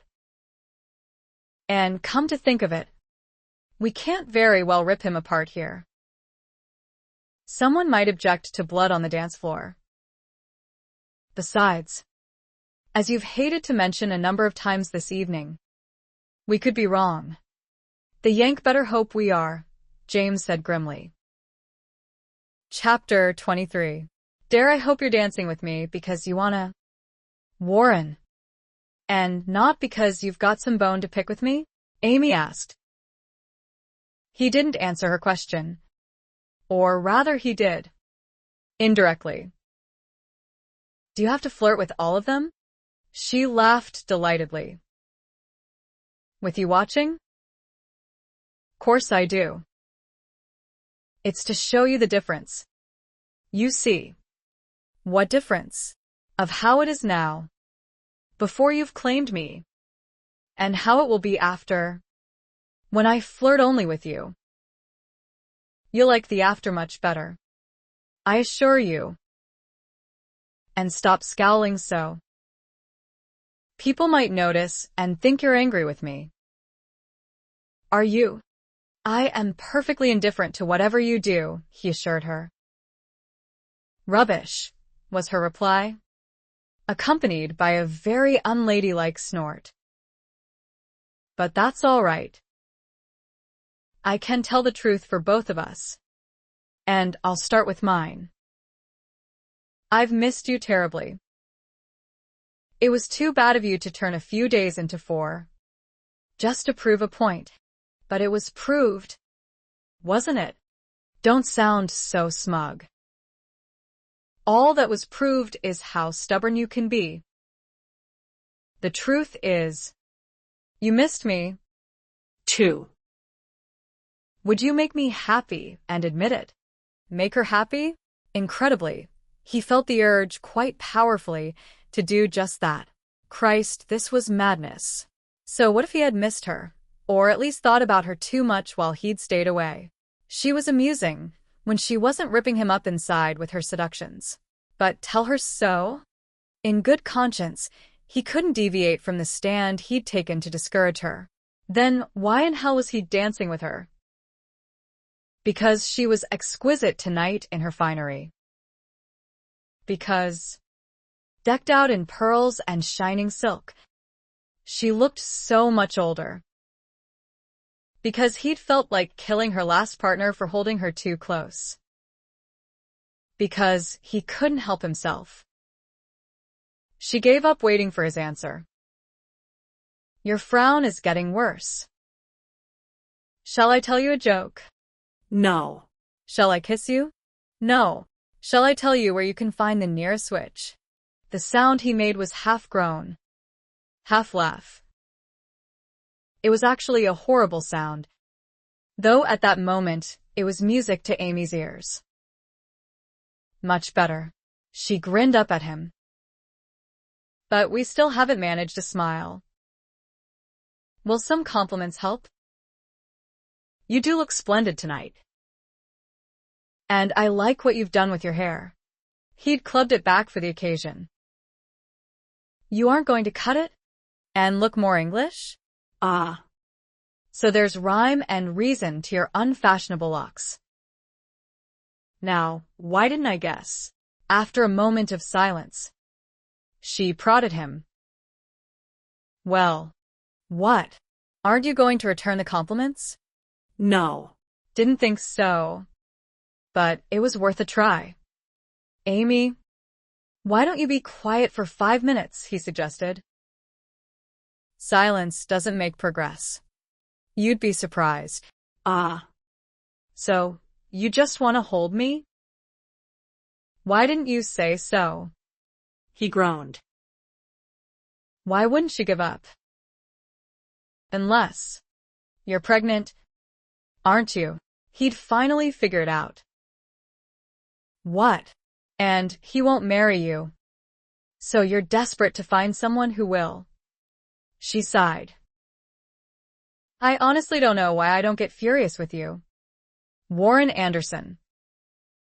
I must love you already. Yes. That would explain it. He stiffened. You said you didn't. I said I wasn't sure. But why else would I let you treat me so shabbily without boxing your ears for it? My point exactly, he replied. And don't bother to deny it. Oh.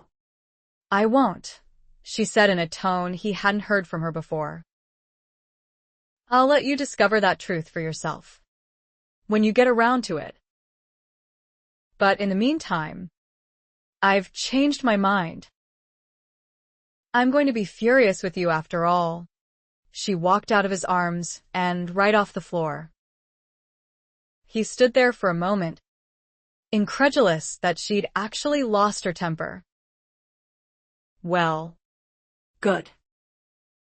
She couldn't seduce him with her provocative innuendos if she refused to speak to him. Now, could she? To hell with that. He wanted to hear her deny that she was pregnant. Blast it. He had to hear her deny it, or own up to it. He was surprised at how much it meant to him. He started to follow her. He got no further than the edge of the dance floor, where James and Anthony each took one of his arms to steer him in another direction. He started to protest. He had no patience for these two now, and especially not for their irritating drollery. But they were in a blasted hurry to get wherever they were going, and rather insistent on dragging him along with them. Warren couldn't imagine what they wanted. Probably no more than needing a fourth in some card game. Although with James Malory, it could be something as simple as objecting to the cut of his coat. All right. He could spare a moment. If the uncles were both here, then Amy wasn't going anywhere. But it certainly wasn't the cut of his coat James was interested in as they entered an empty billiards room. Warren was slammed up against the wall the very moment the door was closed. Anthony's hand leaned against it to keep it that way, while James's fists locked on Warren's lapels. You've got 1 second. Yank. To convince me you don't have designs on my niece. Ordinarily, Warren would have said nothing. Would have just started swinging. But this was his sister's husband. This was also the one man he didn't stand a chance of beating yet. And the reason that had James looking like hell warmed over was so ludicrous. Warren almost laughed. God. This was rich. The girl blatantly pursues him. And he was going to get taken to task for it. The hell he was. I don't, he said emphatically. Now why don't I believe you? James replied. Is there a crime against dancing with her? There's a crime in the way you were looking at her, James said. Warren groaned inwardly. Well, she'd try to tell him someone would notice. Did it have to be these two? He gave a shot at a plausible excuse. I've got a lot on my mind. Malory.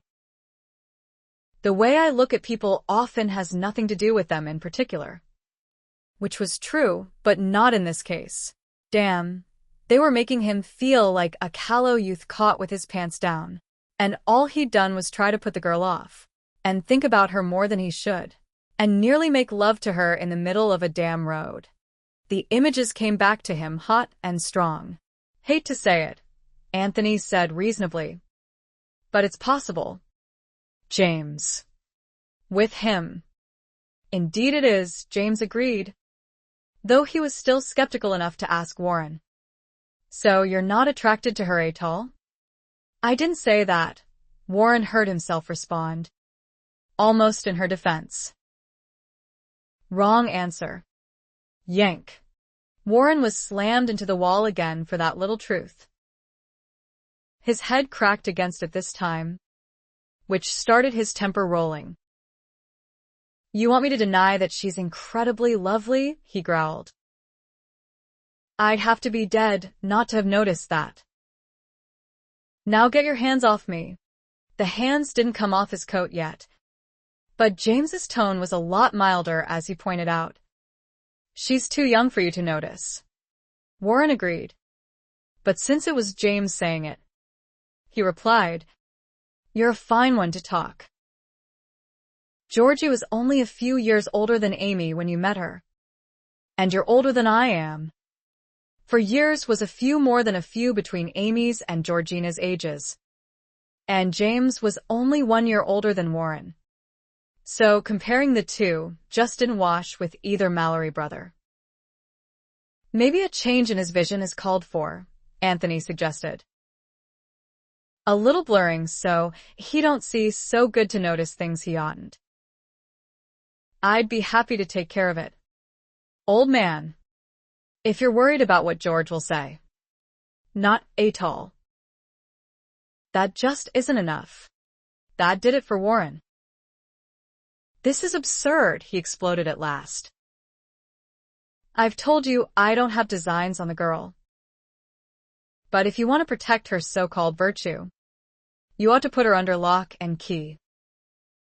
Maybe then I'll get some peace. What the bloody hell does that mean? James demanded. It means that your niece has been throwing herself at me every damn opportunity she gets. Wait, Anthony choked out. Let me laugh a bit over that one before you kill him. James wasn't as amused as his brother. Are you demented? To think you can use that excuse with us? Yank. Or have you deluded yourself into thinking a sweet girl's smiles and looks are displays of other than friendliness? Woven sight. He really shouldn't have said it. Damn temper. And it felt nearly like a betrayal of Amy, though he never promised he would keep her shameful secret.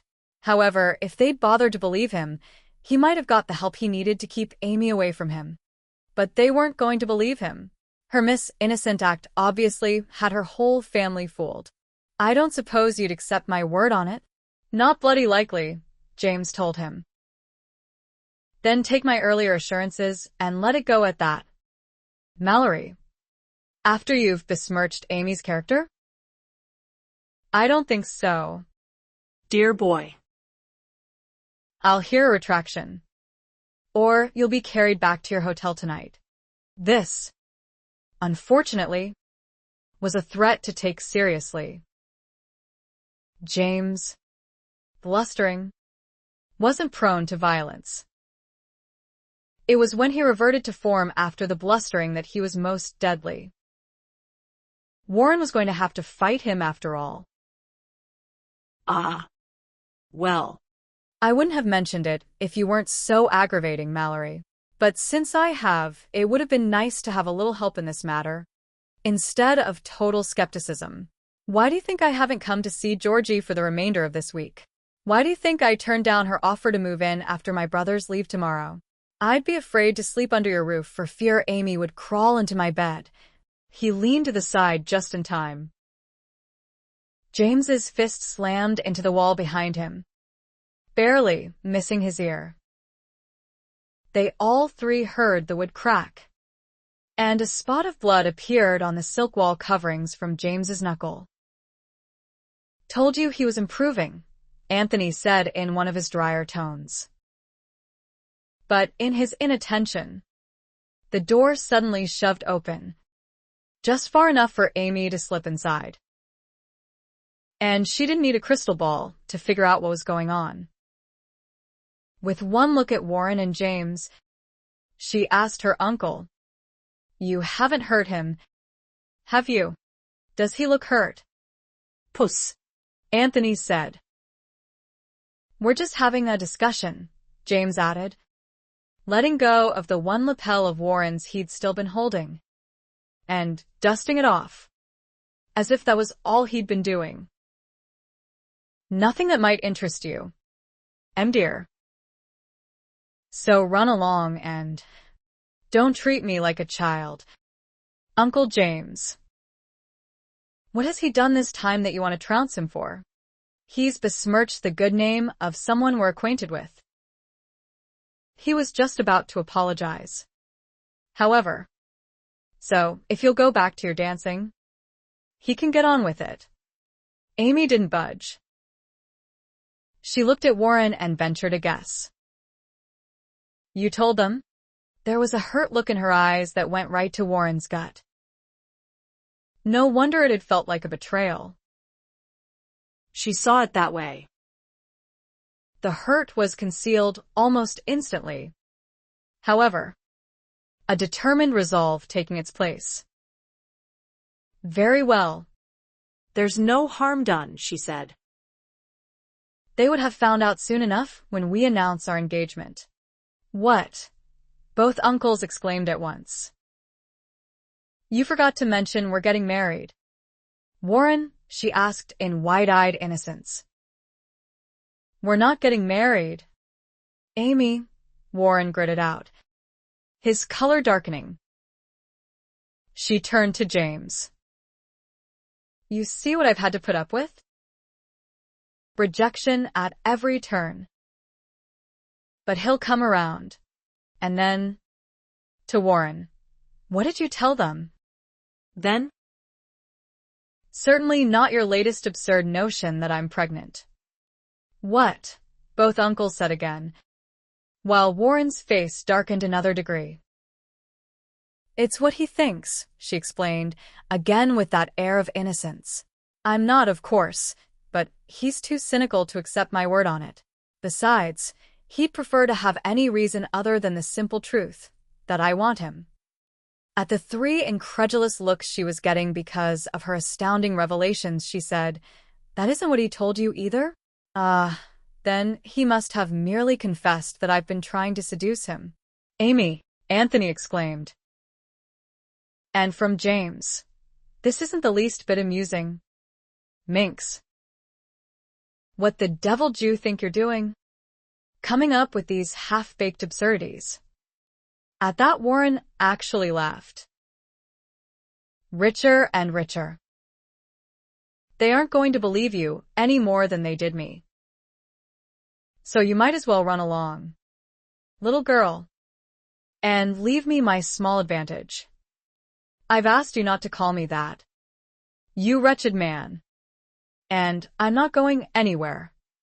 But she was ignored for the moment because Anthony wanted to know. "What advantage?"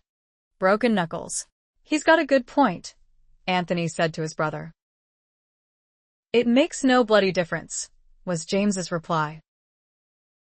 At which point Amy got back into the fray, insisting, "There isn't going to be any fighting, or Aunt George is going to hear about this. And I don't think she'll take too kindly to your stomping on her brother for simply telling the truth.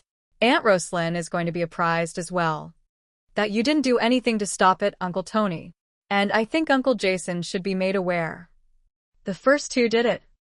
"Imp," Anthony said, seeing the chagrin on his brother's face. Actually, just George did it. And when did you start taking lessons from Reggie on manipulation? That wasn't manipulation. That was blackmail. But then, that's the man I intend to marry that you're threatening the health of. Good God. You weren't serious? Anthony said, suddenly afraid she was. Amy didn't get a chance to answer. Warren stated once again, I won't, and to James, with even more emphasis, I won't. He will, Amy corrected with her perpetual confidence and then said with clear warning, but he can't be forced. I won't have him if he's forced. He knows that, though it doesn't relieve him any, since he hasn't made the adjustment yet that we're meant for each other. Now I'll leave you gentlemen, but I'd best not see a single mark on him later, Uncle James. Good God. Anderson, Anthony said as soon as Amy flounced out the door. I sympathize. Indeed I do. I don't, James growled. What the hell did you do to her to make her set her cap for you? Not a blasted thing. You can't have her. Yank. I don't want her. You're a bloody liar. Warren was about ready to explode again. Then let me put it this way. I won't touch her. And I will continue to discourage her. I can't do more than that. You can get the hell out of England. And she won't notice this. The blow to Warren's stomach was too unexpected and quick to block. It landed solid, feeling a bit as if James had ripped his guts out. It left him doubled over, gasping for breath. He didn't even notice the Malory's departure. Outside the billiards room, Anthony nudged his brother. Comes to mind that the Yank's a lot bigger and more solid than Eden ever was. How it is you didn't kill that young puppy with blows like that? Because I went easy on old Nick. It was merely a matter of principle. That. And at the time, I didn't know he had designs on one of our nieces. Ah. That explains why your American in-law ain't going to be so lucky. Quite so, James said before he frowned thoughtfully. I still say the dear girl was pulling our collective leg. She can't really want that bounder. It defies reason. And to admit it? Especially to him. Know what you mean. In our day, females kept a man guessing. They didn't spill their guts, so you knew exactly where they stood. And just how long's it been since you retired from availability? James asked dryly. They still don't. You ass. Which doesn't explain why Amy did. She certainly didn't inherit that boldness from Eddie Boy. Blackmail. And without batting an eye. And the little chit meant it. Never mind that, James replied. Did the Yank seem sincere in his assurances? Anthony chuckled. He seemed sincere in his effort to annoy you. You're making that effort. He was no more than his usual charming self. Then we'll just have to wait and see. Won't we? Chapter 24. Warren played cards with Clinton and two Englishmen the rest of the evening. He didn't quite understand the game, which was his excuse for losing £200 rather than his lack of attention. To think he had come here tonight to find himself a mistress. But once Amy had arrived, he hadn't noticed any other woman. She was still out there dancing with her dozens of admirers. And they'd be calling on her now. His own sister had insisted on it. He could only hope that one of them would catch her eye and turn her pursuit in a new direction. Not again. Yank, the man to Warren's left, complained. Not for the first time. Warren looked down at the cards crumpled in his hand, again. Sorry, he said and shoved himself away from the table. To his brother, he said, I'm going back to the hotel. The wisest course, considering your mood. Don't start on me. Clinton. I don't intend to. We'll see you in the morning. They had all planned on visiting Georgina once more before they sailed in the morning, since she still wasn't ready to come down to the docks to see them off. Warren had been included in those plans, however. Now he was going to beg off. Since he wasn't sailing, he could see his sister later. In fact, as soon as she was up to it, he'd come by and take her and Jacqueline on an outing. It would be nice having them to himself, without having to worry about interruptions from others in her household. But it would be prudent to stay away from Berkeley Square otherwise. Warren kept to the fringes of the dance floor on his way out. He didn't try to locate Amy and her bevy of smitten swains. But perhaps he should have. Just to note that she wasn't there. She was waiting for him in the hallway, partially concealed behind a potted fern. The hem of that blue gown with its matching slippers was what drew his eye. He wasn't going to stop. She didn't give him that option. However, jumping out in front of him to block his way. I suppose you're extra mad at me just now, was her opening question.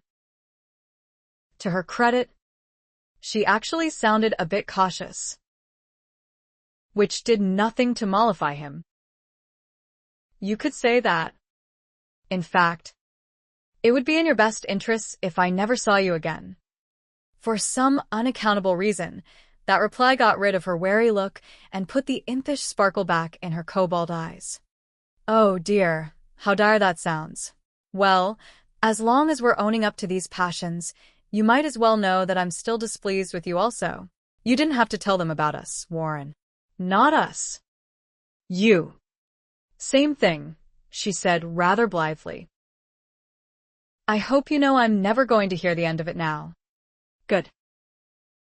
Maybe they can talk some sense into you. God knows you haven't listened to me. They're going to insist that you're quite unsuitable. But we already knew that. I knew it. You've ignored it. Course I have. Good sense has nothing to do with these feelings you arouse. Christ. Don't start that again. He set her aside. She skipped around him until she was blocking the way again. I wasn't finished. Warren. I was. You do realize that you've given them a chance to talk my father out of giving his approval? You mean something good actually came out of tonight? He replied. Don't sound so hopeful. That merely means we might have to elope. Do not hold your breath. Amy. But tell me, what happened to sending you off to the country? I thought that was your main concern. At last she didn't look quite so confident. That's still a possibility. But you needn't worry about it. I'll just come right back. And be sent off again? Likely. But I'll still return. Let's hope I've sailed by the third time. She shook her head at him in mild disgust. I know you're doing your best to keep me angry with you. And mind you, it's working admirably. But fortunately for you, I'll have forgiven you by the morning. I won't return the favor. Sure you will. He finally sighed in pure exasperation. When are you going to get it right? Amy? You should be fighting me off, not encouraging me. Show me where it's written. You know very well your behavior is shameless. I suppose. But I wouldn't be this bold with anyone but you. Haven't I told you that? She had. But he still didn't believe it. And if she wasn't pregnant, you hope to snare me with a babe in the belly? Don't you? That's why you're so determined to get into my bed. Good God. He could be quick on the attack. Why does it have to be an ulterior motive? You must know how desirable you are. Why can't I just want you for yourself? I'm not the least bit desirable. And he'd spent years developing a disposition that would assure his self-appraisal. But I'm going to fix all that. You're going to be a pleasure to be around, as charming as Drew, as patient as Thomas. There's not much we can do for that temper of yours, except assure that it has no reason to make an appearance. So, you see, you can be as surly as you like right now. And it won't make a difference. It's how you're going to be once we're married that I'm looking forward to. Warren was a bit in awe of her confidence. He had to shake off the feeling that she just might have some magic capable of accomplishing such wonders. No one can be that optimistic. Amy, if you could see the good in people like I can, you wouldn't doubt it. She stepped aside to let him pass. Warren wasn't going to try to have the last word this time. She always managed to top it. But he was no more than 3 feet away when she called out. I only came tonight because I knew you'd be here. Don't stay away so long again. Or now that you're alone at the Albany. I just might come to you. The thought horrified him. Amy, with a bed near at hand? He was going to have to look into changing hotels first thing tomorrow. We can leave now. Uncle James, Amy said as she joined him at the refreshment table. Thank God, James replied, only to think about it and add, why so early? Because Warren's departed. James rolled his eyes and left to fetch their wraps. He would have to talk to that little minx, and on the way home was as good a time as any. And he wasn't going to let her shock him again as she had earlier, so that he couldn't get a word in edgewise. He couldn't imagine where she'd got such boldness from. Eddie Boy's children had always behaved exemplarily. Good God, he wondered if Jeremy's recent influence was to blame for Amy's defection from the straight and narrow. Of course, that had to be it. Those two had been gaddying about too often, and that young scamp's knack for doing the disreputable had worn off on the impressionable girl. James was still of that opinion when the carriage arrived, and the moment the door closed behind them, he said to Amy, Jeremy's going to answer for this. See if he don't. Amy, of course, had no idea what he was talking about. For what? That display of unseemly boldness you treated us to tonight. What's he got to do with it? You learned it from him. Obviously. She smiled fondly at her uncle. Rubbish. I've always had the tendency to speak my mind. I've just refrained from doing so until now. You should have continued to refrain. Ordinarily, I would. But this situation with Warren calls for frankness. There is no situation with that uncivilized clod. You're going to admit it was all for show. Just to save his hide. For some silly reason like feeling sorry for him. Go ahead. I'll understand perfectly. Won't even mention it again. I can't do that. Uncle James. Course you can. Try, he said rather desperately. Amy shook her head. I don't know why you're taking this so hard. You won't have to live with him. And neither will you, James insisted. I can't think of a single man more unsuitable. He's quite suitable, she interrupted. You just don't like him. That goes without saying. But has nothing to do with it. And it was time for plain facts. Besides, he doesn't want you. Dear. Heard him say so. I happen to know that isn't true. James sat forward. His body tensed to do battle, though the culprit wasn't present. How the devil do you know that? He demanded. Amy ignored the battle signs. Never mind how I know. The point is, it's the ball and chain that comes with me that he doesn't want. But I'm going to do everything in my power to make him change his mind and want to marry me. If I fail, it can't be because you've interfered. If I fail, it has to be because he just doesn't want me. That's the only thing I'll accept. Otherwise, I'll never give up trying, even if I have to follow him back to America. So don't try to stop me, Uncle James. It really won't do any good. Being stymied like that did not go well with James's nature. Damned if you do, or don't. Course. He could simply kill the bounder. But George wouldn't like that. Might never forgive him. Bloody hell. Your father won't give his permission. Dear girl, you may depend upon it. After you talk to him, I'm sure he won't. Then you might as well forget him. No, she said firmly. That's unfortunate. But something I was expecting. Blister it. Amy. The man's too bloody old for you. When you're his age, he'll be tottering about with a cane and a crooked back. She laughed delightedly. Come now, Uncle. He's only 18 years older. 18 years from now, do you expect to be tottering about? Since James was in his prime, he most certainly did not. In fact, 18 years from now, Jack would start attracting men, and he fully expected to trounce every one of them. All right, so he won't be tottering. But don't harp on the age difference. Please. I hear enough about it from Warren. So, why don't you listen to your elders? She gave him a disgusted look for getting that in. James was rather proud of it himself. But she shot it down quickly enough. Age is such a minor point, and one that can't be corrected.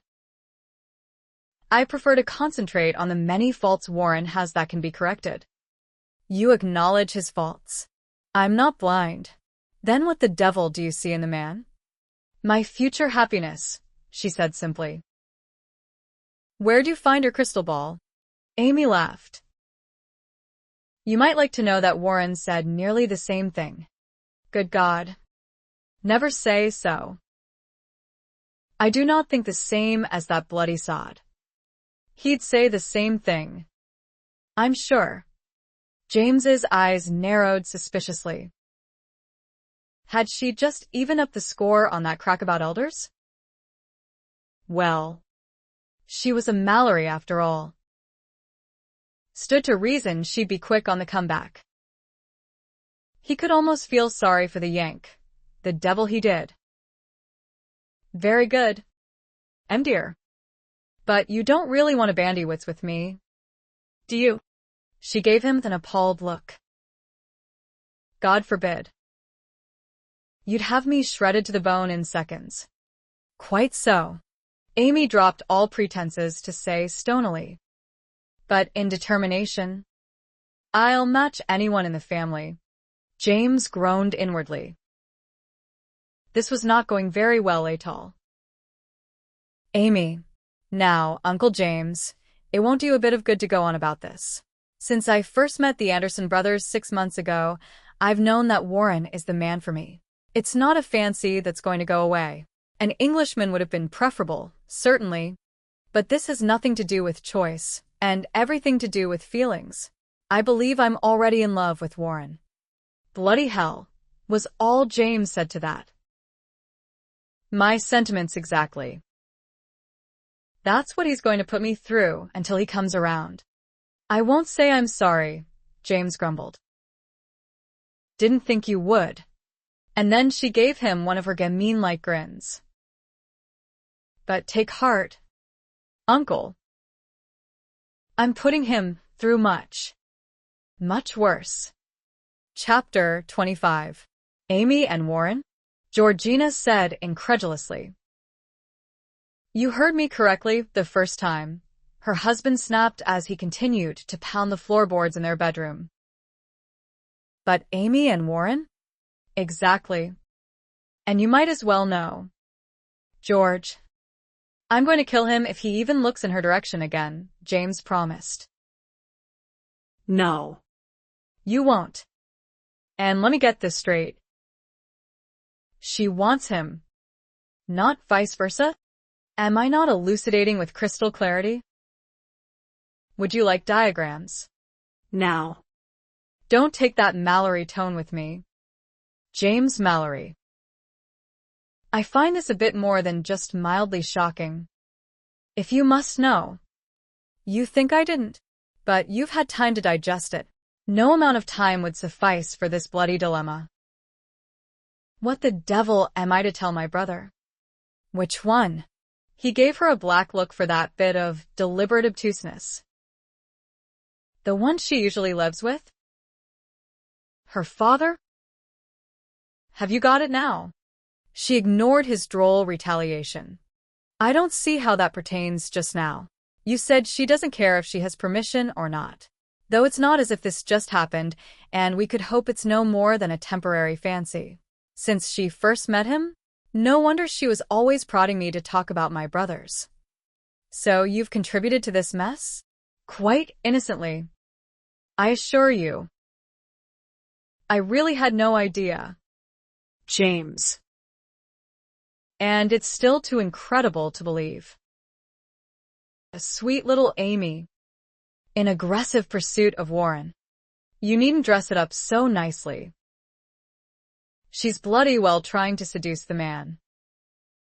She as much as admitted it. And in your brother's words, she's throwing herself at him every time he turns around. So, why are you so angry at him if he's the innocent bystander here? Because I refuse to believe he's done nothing to encourage the girl. She's too damn confident of succeeding in what she's about. The optimism of youth? I'd like to think so. But I don't. Then you're saying that that it might actually come to, well, good God. George. Don't chew it to death, he cut in impatiently. You think she's going to end up in his bed? Quite so. And what I want to know is, will he marry her if he takes her innocence? With Warren? I don't think that would matter as much as his distaste for marriage. Well, at least there's that. Georgina gasped. I'm shocked.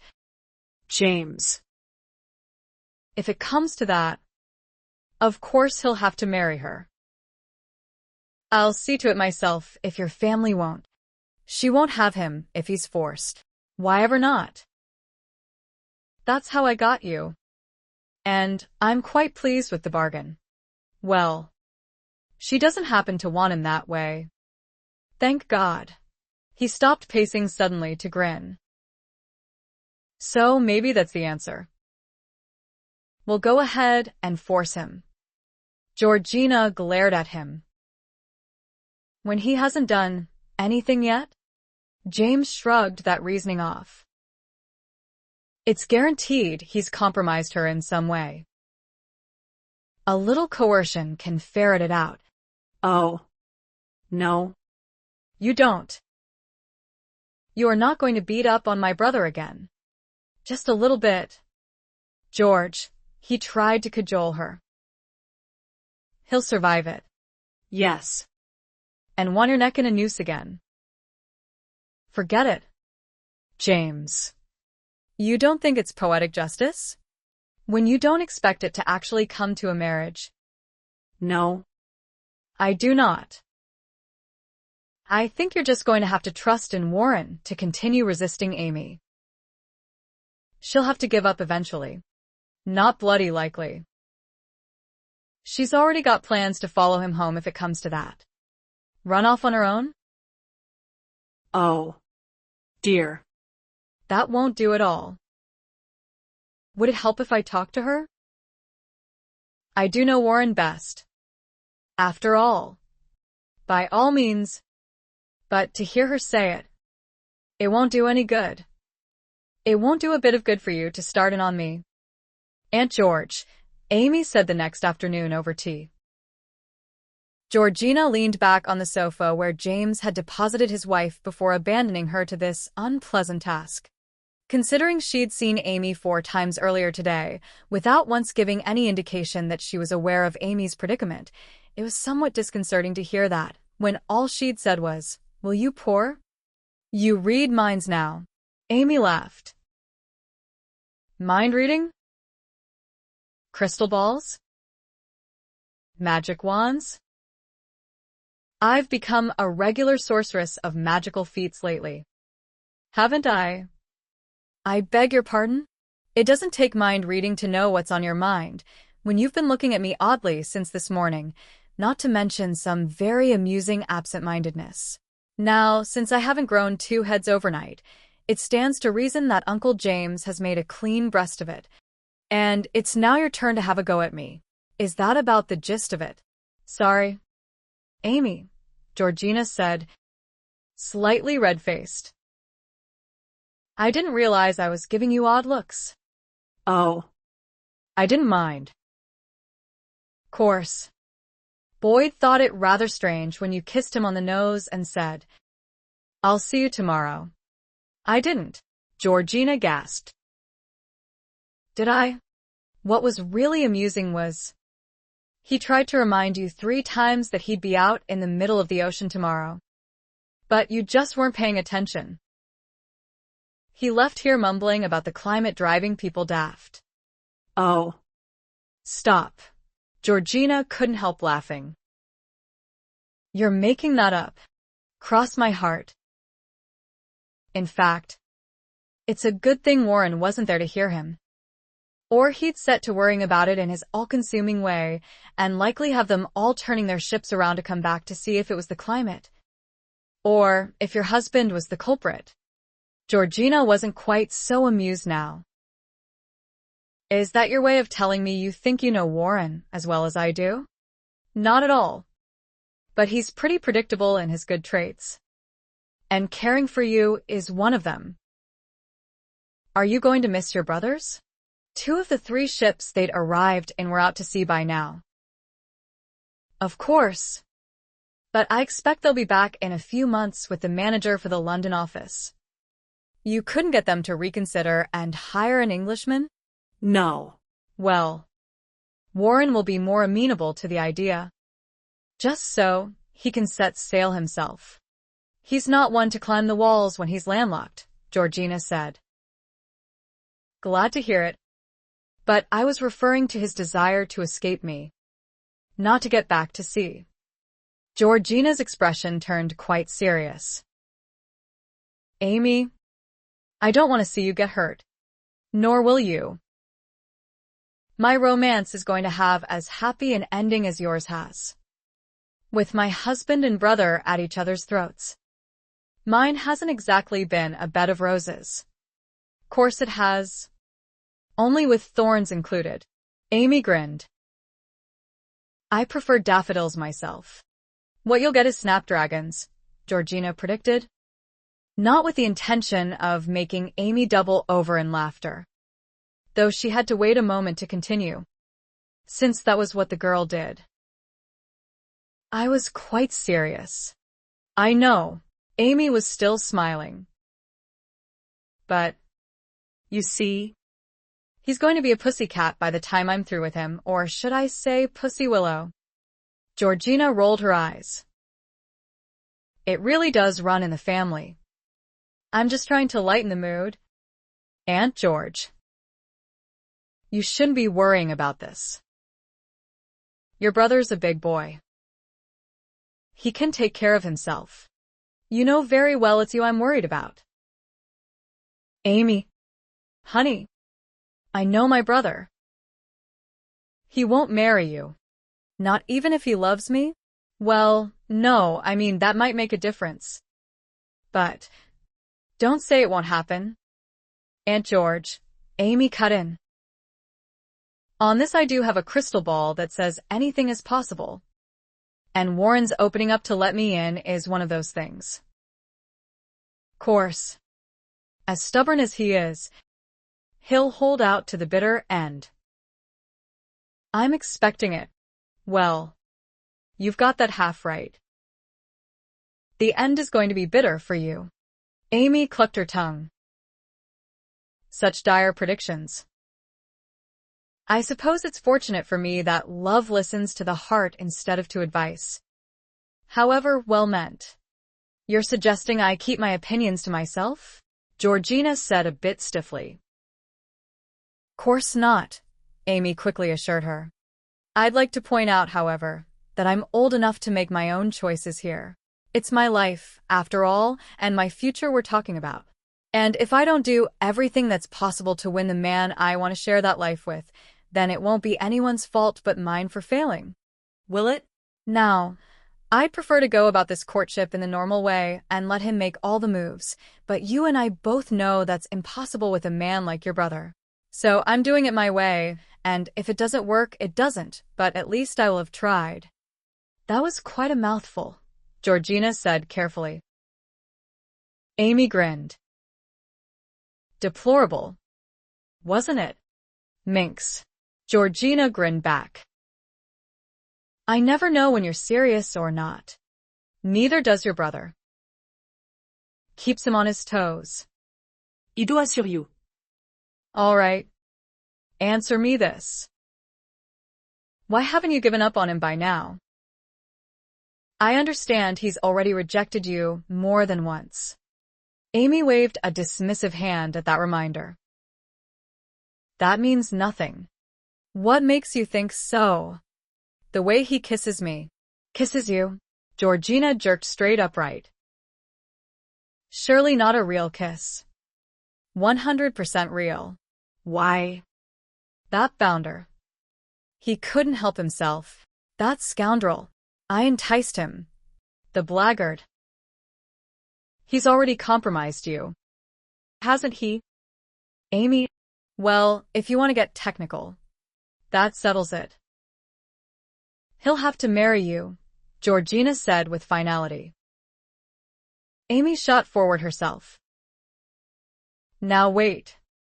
I didn't mean that technical. Merely that a few situations we found ourselves in could have been misconstrued enough to lead to the most ghastly gossip. But they were all my doing. Don't lie for him, Georgina warned, still simmering with indignation. I wouldn't. Amy rethought that and said, leastwise not until we're married. Then I would. Of course. If it was necessary. But that's beside the point. There won't be any forced marriage here. Didn't Uncle James tell you that? He mentioned it. But it makes no difference if my brother's all ready. He hasn't yet. But when he does, and he will, you may depend upon it, it will be between him and me. And besides, Aunt George, I have to be asked or I don't say yes. It's that simple. Nothing is that simple. Not where my brother is concerned. Oh. Amy, you really don't know what you're doing. Georgina sighed. He's such a hard, bitter man. He could never make you happy. Amy actually laughed. Come now, Aunt George. You're thinking of him as he is now. But that's not how he's going to be when I'm done with him. He's not. Of course he's not. I mean to make him a very happy man. I'm going to put laughter back in his life. Don't you want that for your brother? The question threw Georgina off and made her rethink her position. It also brought back to mind that conversation she'd had with Reggie the day after Jacqueline was born, when she decided what Warren needed was his own family to worry about. Amy's optimism was suddenly quite catching. If anyone could work that kind of magic on Warren, it would be this vivacious, charmingly mischievous, beautiful girl who had her heart set on giving him the kind of love he needed. James was going to have a bloody fit, but his wife had just switched sides. Chapter 26. Move those legs. Don't just stand there waiting for a broken nose. Warren more or less bounced out of Anthony's reach. Better. Old man. But you have to watch for things like this. Anthony sprinted to the left. Warren moved accordingly and still got in the way of a sharp right jab. He blinked rapidly as pain shot up his nose right into his brain. Not quite broken, but damn close. And it wasn't the first punch Anthony had landed unnecessarily, but with deadly accuracy. Warren had had enough. If you can't keep your private inclinations out of the lesson, Malory, you can stop right now. I should have known your showing up today had an ulterior purpose. But man learns from experience. Don't you know? Anthony replied innocently. Man also learns by repetition, memorization, and a number of other less painful means. Oh. Very well, Anthony grumbled. I suppose I can leave the fun part to my brother. Back to basics. Then, Anderson. Warren raised his fists again cautiously. But at least this Malory was rather good at his word. The lesson was still grueling in the extreme. But it was back to teaching, rather than showing. When Warren finally reached for a towel, he was done in. He had planned to look for a new hotel this afternoon, but decided it could wait for another day. What he needed was a bed and a bath. He didn't care in which order. What he didn't need was Anthony's chipper conversation, though he began innocently enough. How is the new office coming along? The painters finish up tomorrow. Know a man who'd make a splendid manager, Anthony volunteered. So, I can leave the sooner? Warren guessed accurately. Sorry. But Clinton decided at the last minute that we'd at least start with an American in charge. So I'm stuck until they return with one. That mean you're going to open the office yourself as soon as it's habitable? That's the idea. Somehow I can't picture you behind a desk cluttered with invoices and such. One with a logbook at its center. Yes. But not with all that boring business paraphernalia littered about. But I take it you've done it before. We've all had stints behind that office desk. Even Georgie. It was something our father required of each of us. To learn both sides of the business. You don't say. Anthony actually sounded impressed. Only to ruin it by adding. But I'd wager you didn't like it one little bit. That was perfectly true. Though Warren had never confided that fact to anyone before. And wasn't going to now. What's your point? Sir Anthony? Anthony shrugged. No point. Old man. I was just wondering why you even bother to open the London office until you've got your manager for it. Why not leave it closed for the time being? Because new schedules have already gone out from the main office to all our captains. Skylark ships will begin arriving this month. They'll need cargoes lined up for them. Merchants lined up to bid. Yes. Yes. I'm sure the whole process is fascinating, Anthony cut in impatiently. But you can't have offices in every port your ships sail into. Along our major trade routes we do. And what if ports not along those particular routes? Surely your captains have experience in acquiring cargoes on their own. Warren donned his shirt and coat, every ache and muscle screaming for him to slow down. He didn't. He'd heard enough already to guess where Anthony was leading. And he wanted an end to it. Let's just cut to the sum and substance of this little discussion, shall we? He suggested. I'm not leaving your country anytime soon. That's been established. It's not going to change. Now, I've given you and your brother all the assurances I can about your niece. I'm even avoiding my sister, so I can avoid her. What more do you want? With those dark, satanic looks, Anthony could make his scowl downright chilling when he turned as serious as he did now. We don't want to see the chick get hurt. Anderson. We really wouldn't like that. Warren drew the wrong conclusion.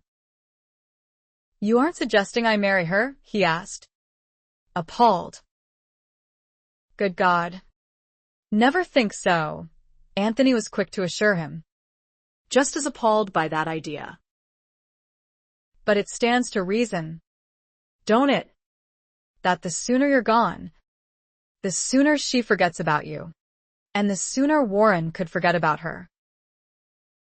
I'd like nothing better. But I can't. Anthony gave up for the moment, grumbling. Why the bloody hell did you have to be left behind? Warren offered a shrug. None of us wanted the task. But I volunteered for it. What the deuce for? Warren was damned if he knew. It seemed like a good idea at the time. Well, you'd best hope that decision doesn't come back to haunt you. It was Anthony's last remarks that did the haunting as Warren rode back to the Albany. Why had he made that decision? It wasn't at all like him.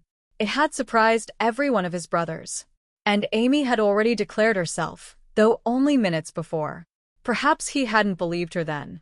Perhaps he had. He was still worrying over it as he walked down the hallway toward his room and came face to face with the Chinese warlord whom he'd last seen in a dingy gambling den in Canton, and who'd later sent 24 of his minions after Clinton and Warren with the express intent of ending their days. Zhang Yatsen in London? Impossible.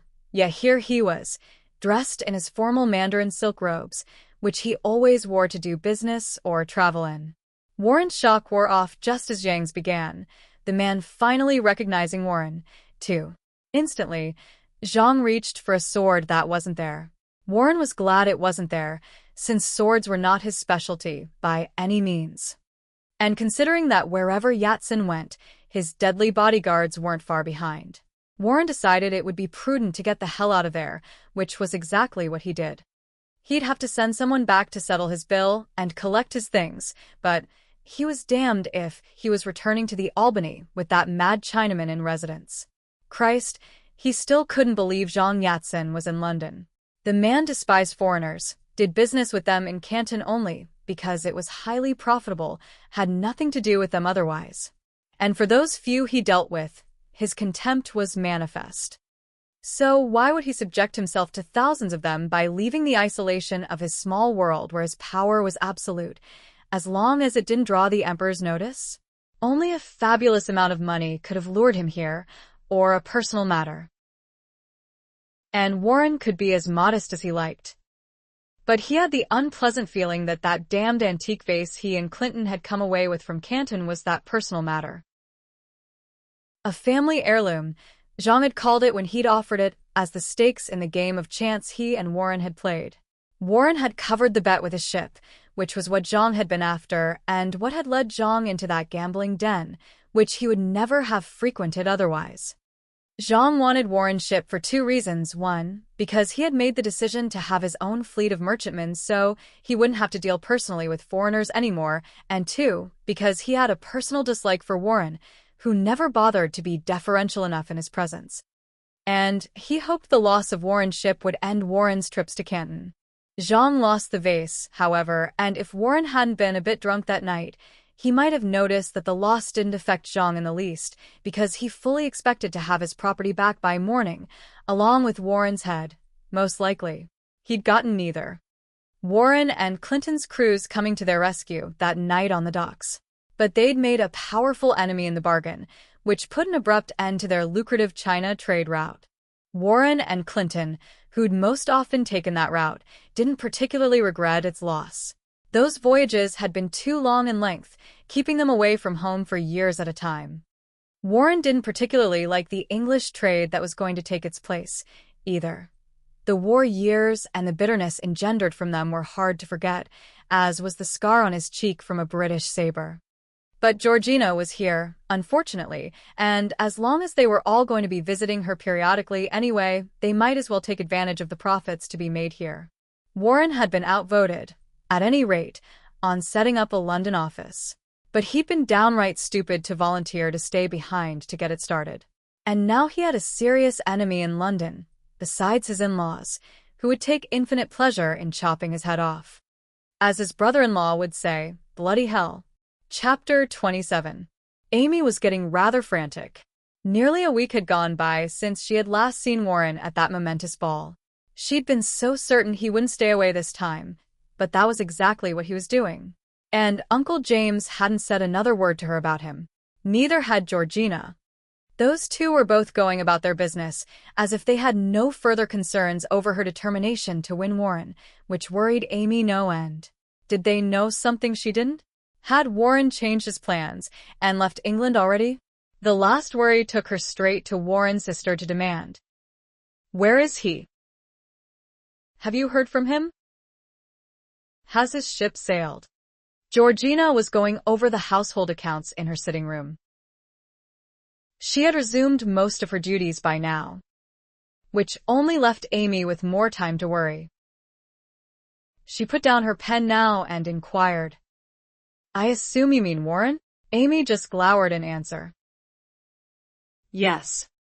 That was a silly question, wasn't it?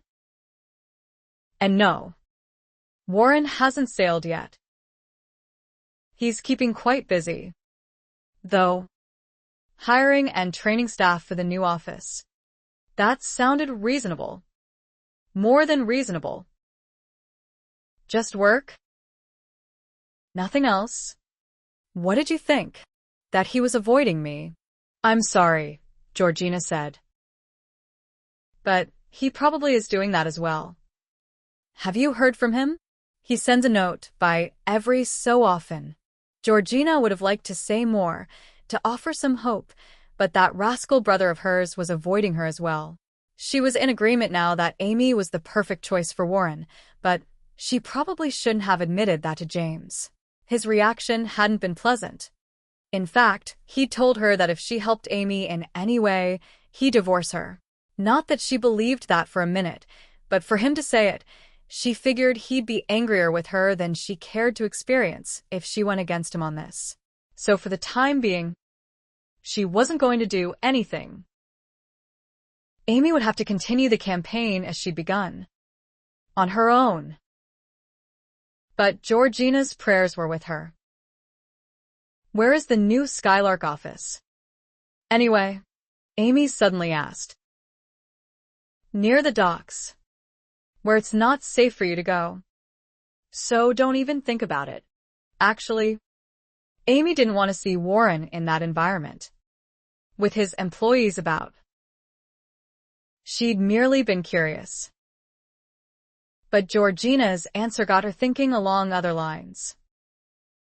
Georgina, however, noted her thoughtful look. You aren't to go there, Amy, she stressed. I won't. You promise? Absolutely. But Amy wasn't going to promise not to seek Warren out elsewhere, and that left only one place she knew of where to find him, his hotel. Fortunately, there was no danger in her going there, unlike her excursion to the Hell and Hound. Warren was staying at a respectable hotel in a very respectable part of town. Amy and her mother had even had lunch there on more than one occasion. Of course, Amy had never been there alone or in the evening, which was the logical time she could hope to find Warren there. But there was still nothing scandalous in that. Her problem would be sneaking in and out of the house again, especially now that Georgina was no longer spending her evenings confined to her bedroom. Actually, there was one other problem. She couldn't remember what his room number was. Drew had mentioned it the night they had all come to dinner, when he teased Boyd about forgetting his own number. They all had rooms on the second floor. Well, if she couldn't recall it by the time she got there, she'd just have to knock on every door. Asking at the desk was out of the question, as that would turn the seemingly innocent into the positively scandalous. Amy wasted no time in agonizing over whether or not she should go. The idea had taken hold and wouldn't be dismissed. But she gave considerable thought to what she was going to say to Warren when she showed up at his door. A simple hello just wouldn't do. I figured you were due for another adventure. Had some merit, though she leaned more towards simple honesty in reminding him that she'd promised to come to him if he continued to completely ignore her. She also devoted a great deal of time to her appearance, but then, She had a lot of time to kill, waiting for her aunt and uncle to retire. The day dress with matching spencer of an aqua hue wasn't at all flashy to draw notice to her, but she removed the lace insert at the bodice, giving the dress a deeper décolletage than she usually sported. Certainly nothing Warren hadn't seen before, but he'd never seen it on her. The extra ammunition was called for, in her opinion. Warren wasn't likely to agree, but she had to do something to crack his stubborn streak. He did want her. She just had to make him forget for a while that marriage was involved. Of course, her preparations would prove useless if she couldn't get inside his room, and there was a very real possibility that he'd simply slam the door shut once he saw her. She wondered if she ought to wear her riding boots and stick her foot in the door. She arrived at the Albany Hotel just after 1 in the morning. Warren had certainly had enough time to do any tomcatting he was going to do during the evening, and to be in bed by now. An unpleasant thought coupled with a pleasant one. She pushed both from her mind and hurried up the stairs to the second floor. The two people she'd passed in the lobby, both hotel employees, had barely noticed her, probably assuming she was a guest returning to her room, which was what she had hoped for. No questions. She'd have enough of those to answer in just a few moments. She had remembered his room number. She paused when she finally stood before the door. The thought that he was going to be in bed, asleep, returned with a vengeance. Would that be to her advantage? If she could tempt him before he fully woke up, her heart started slamming against her ribs. Tonight, it was going to happen tonight. She knocked smartly on the door to make sure the sound would rouse him. She wasn't expecting the door to be yanked open immediately, along with 4 other doors in the nearby vicinity.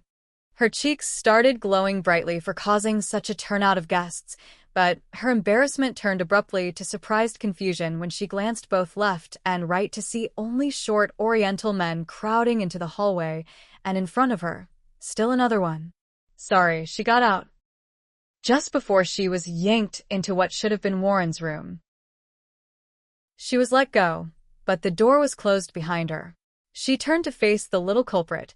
He was no taller than she, only to find there were 2 of them. The other was standing to the opposite side of the door. Had they been guarding it?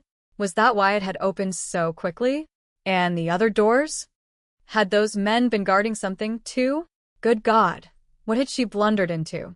These people must have secured the entire floor for their use, which meant that Warren was probably on a different floor, that the management must have asked him to change rooms to accommodate this crowd.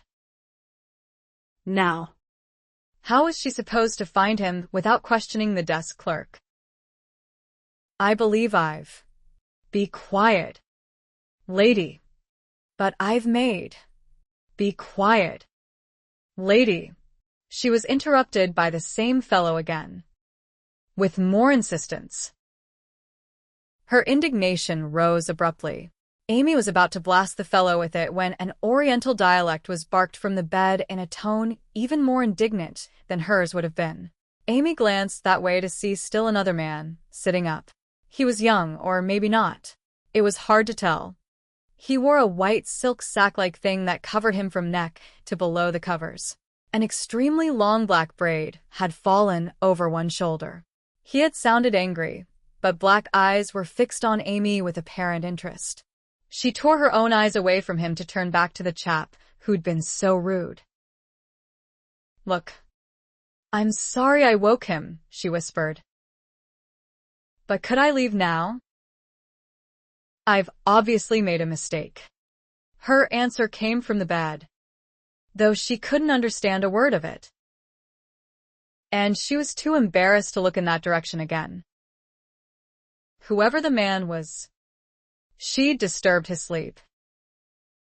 he was still in bed. The situation was highly improper. No doubt about it. The little man who'd been so rude deigned to talk to her again. I am Li Liang, lady. I am to speak for my lord. You are looking for the American captain? Amy blinked. They couldn't possibly be part of Warren's crew. Could they? No. The idea was too absurd. But maybe they knew where he'd been moved to, which would save her a trip to the desk clerk. "Do you know Captain Anderson?" she asked. "He is known to us." "Yes," Li Liang replied. "He is also known to you? The truth or a lie?" And if a lie? "Husband or fiancé?" They didn't know her. She'd never see them again, where whatever she said now could be disproved. A lie? Then, to save her from even more embarrassment, "He is my fiancé." Well, He would be. Something else came from the Lord in the bed before Li Liang said, "It pleases us greatly to know this. You may tell us where to find him." Amy sighed, thinking she was back to having to face the desk clerk. "I was just going to ask you that." This was his room, as I'm sure you're aware. I suppose he was moved to another floor. He is no longer sleeping in this hotel. He's changed hotels? Then she said, more to herself. now. Why didn't his sister tell me that? You know his family? She noted the excitement in his voice now, but couldn't determine the cause. Certainly I know his family. His sister is married to my uncle. The Lord in the bed was heard from again. Li Liang said, "This pleases us even more. All right. I give up. Why am I making you so happy?" She didn't get an answer, but another question instead. "The sister will know where to find the captain?" "I'm sure she will," Amy grumbled. "And she would have saved me a good deal of trouble if she'd bothered to mention it. Now I'll be off, and let your lord get back to sleep. I apologize again for disturbing him. You cannot leave." "Lady." Amy drew herself up stiffly. That gave her an added inch on the little fellow, and superior height went side by side with arrogance. Obviously the man didn't know English as well as he thought he did. "I beg your pardon?" He tried again. "You will remain here until the captain joins us." That threw her off. "You're expecting him?" "Well, why didn't you say so?" Li Liang looked chagrined now. "We expect him to come once he knows you are here. First he must be told." Oh. "Well, run along and do so." "I suppose I can wait a little while," she allowed. Course. Seeing him in this crowd wasn't what she'd had in mind. On second thought, I believe I can wait to see him some other time. She took a step toward the door. Both of the little men moved to stand in front of it. Amy's eyes narrowed. "Did I say it too quickly for you?" "You didn't comprehend. We require that you send a message to the captain's sister so that she will inform him of your whereabouts." "The devil you do. Disturb Aunt George at this time of night?" "My uncle wouldn't like that. And he's not the kind of man you'd care to have displeased with you. My lord's displeasure is also to be feared." "I'm sure it is. But this is something that can certainly wait for a decent hour," she said reasonably. "Or aren't you aware that it's the middle of the night? Time is of no importance." "How fortunate for you. But the rest of us live our lives by the clock." "No deal. Mr. Liang." He lost patience. "You will comply, or—" A spade of that Oriental dialect cut him off. Amy glanced toward the bed again. The Lord was still there, still in that same half-reclining position. But there was nothing pleasant about his expression. Amy said hesitantly, "Maybe someone ought to explain what this is all about." The Lord answered her, though it was Li Liang who translated the words. I am Zhang Yatsen. The American stole a family treasure of mine. Stole it, Amy said doubtfully. That doesn't sound like Warren at all. Regardless of how he came by it, I am dishonored until it is returned. Couldn't you have just asked him for it? I intend to. But he needs incentive to comply. Amy started to laugh. And you think I might be that incentive? I hate to mention it, but I was exaggerating a tiny bit about his being my fiancé. I have every confidence that someday he will be, but now he's fighting tooth and nail to avoid matrimony. Actually, he'd probably be delighted if I disappeared. That is a distinct possibility. Lady. If he does not come for you, Li Liang said menacingly. Chapter 28.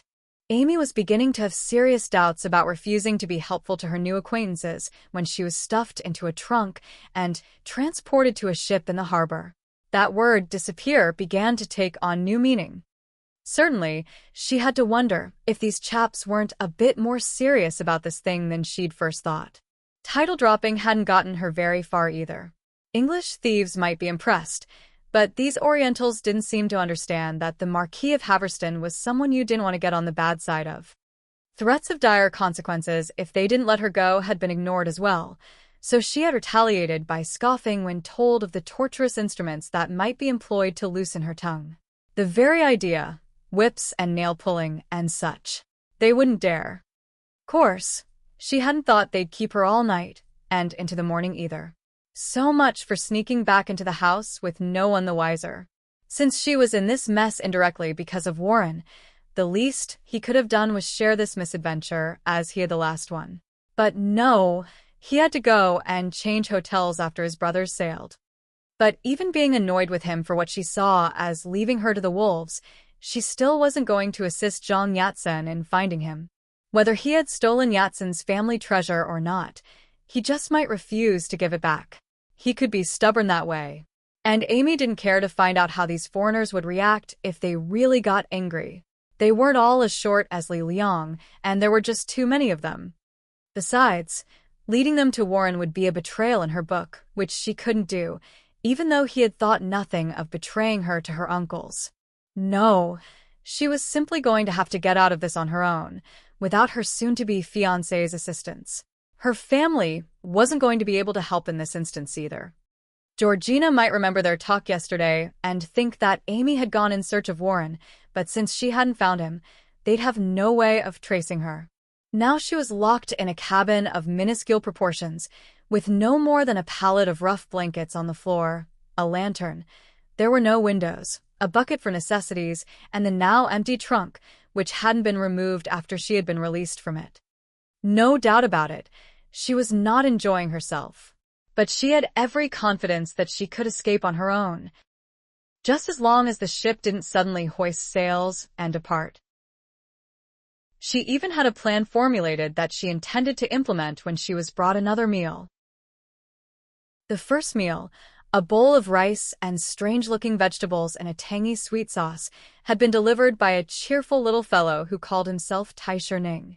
He was a string bean of thinness in his loose trousers and belted wraparound tunic, his thick black braid nearly as long as he was.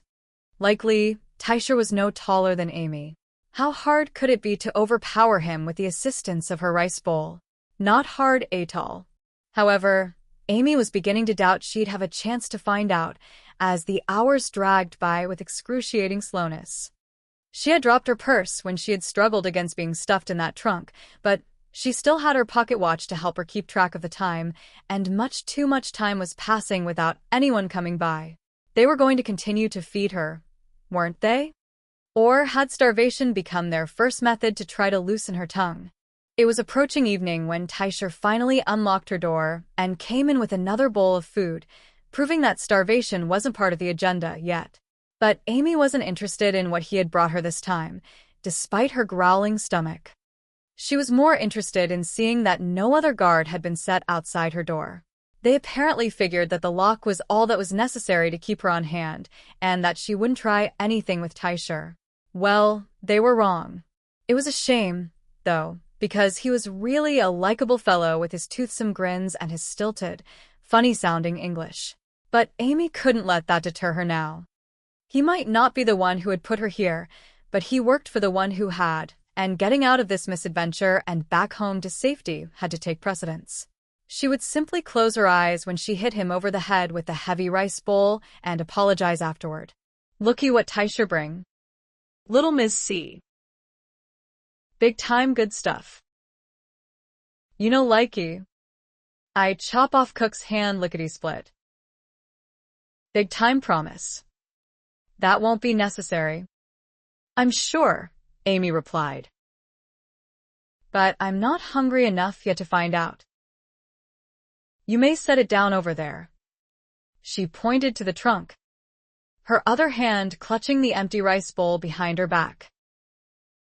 All she needed was to get behind him for a moment, and he followed her directions. This was too easy. Amy held her breath until Tysher had passed in front of her. Then she raised the rice bowl, closed her eyes, and swung. But before the bowl reached anything, her wrist was grabbed. She was flipped into the air, and she landed with several bounces on her backside. Amy wasn't hurt, but she was bloody, well stunned. When she turned her head to glare at the skinny little runt, she saw that he hadn't even dropped the new bowl of food. And he was grinning at her.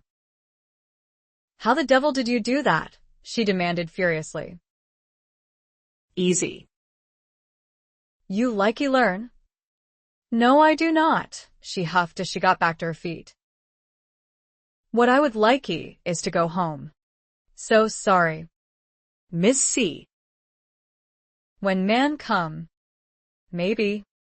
Maybe not." He shrugged to indicate he wasn't privy to what was to be done with her either way. "But man isn't. Warren isn't coming. Lord Yatson say he come." "He come," Tysher insisted. "You know Nady worry." Amy shook her head in exasperation. "How can he come when he doesn't know where I went? Where I am now? That I'm even missing? Your Lord Yatson is an idiot. Sure. Miss C. Or lose head big time," Tysher said in alarm. "Rubbish," she scoffed. "No one is going to cut off heads because of a little insult. Now do go away. I want to be alone to sulk over my failure." Tysher flashed his teeth in another grin. "You big time funny. Miss C. Out. Before I big time scream." He went, still grinning. Amy stopped him before the door closed. "I'm sorry I tried to crack your head open. Nothing personal. You understand. No worry. Miss C. Man come soon." She threw the empty rice bowl she was still holding at the door, just as it closed. Come soon? When she hadn't said a single thing that could lead them to him. They were all idiots. And, even if they had found a way to locate him, Warren wouldn't come to her rescue. He'd be delighted that she'd been kidnapped out of his life. So now what? Obviously, attacking tricky little men was out. She should have just smashed the lantern against the bulkhead while the door was open, though, toothsome grins or not, she couldn't trust that Tysher wouldn't have slammed the door shut and left her inside to roast, rather than ignore her and put out the fire. Well, her first plan had certainly been a resounding failure, no doubt about it. But she wasn't giving up, not by any means. So she hadn't been able to overpower Tysher. He didn't just talk funny, he fought funny. But maybe she could outrun him. She might not get any farther than the deck, but one big-time scream could bring help. Or not. It would depend on what time of day it was, and what area of the docks the ship was berthed in. Either way, though, it was definitely worth a try when the next meal arrived. Chapter 29. Warren was supposed to be the only one in the family with a hot temper, but by 5 o'clock that afternoon, Georgina was running on a short fuse as she pounded on her brother's hotel room door once again. She'd already been there twice today. She'd been to the new office 3 times. She'd been to the Nereus twice, but his crew hadn't seen him. She'd even gone to Knighton's Hall, though she hadn't stepped inside. James had done the inquiring there. As it happened, James had been with her all day. There had simply been no way to get him to let her do this on her own. Amy was a member of his family, and he was the one who was going to tear Warren limb from limb after Georgina was done with him. He hadn't said anything else, was too furious for words. But it certainly hadn't been pleasant riding around with him all day in their search for her brother and Amy. And if this was another dead end. The door opened at last. Georgina marched right in, demanding, "Where the devil have you been? Warren, and where is she?" A glance around the room showed only Warren present. Georgina went straight to the bed to look under it. Warren was a bit amused. "I assure you they clean under the bed, Georgie," he said dryly. "The windows are spotless as well, if you'd like to have a look." She was heading for the wardrobe instead. "Don't be obtuse." The wardrobe revealed only clothes. She turned back to glare pointedly at her brother. "Amy? You remember her? She's not here. Then where have you put her?" "One, haven't seen her. And I've done everything in my power to keep it that way," Warren replied. Then he glanced at James with a hint of derision. "What's the matter? Malory?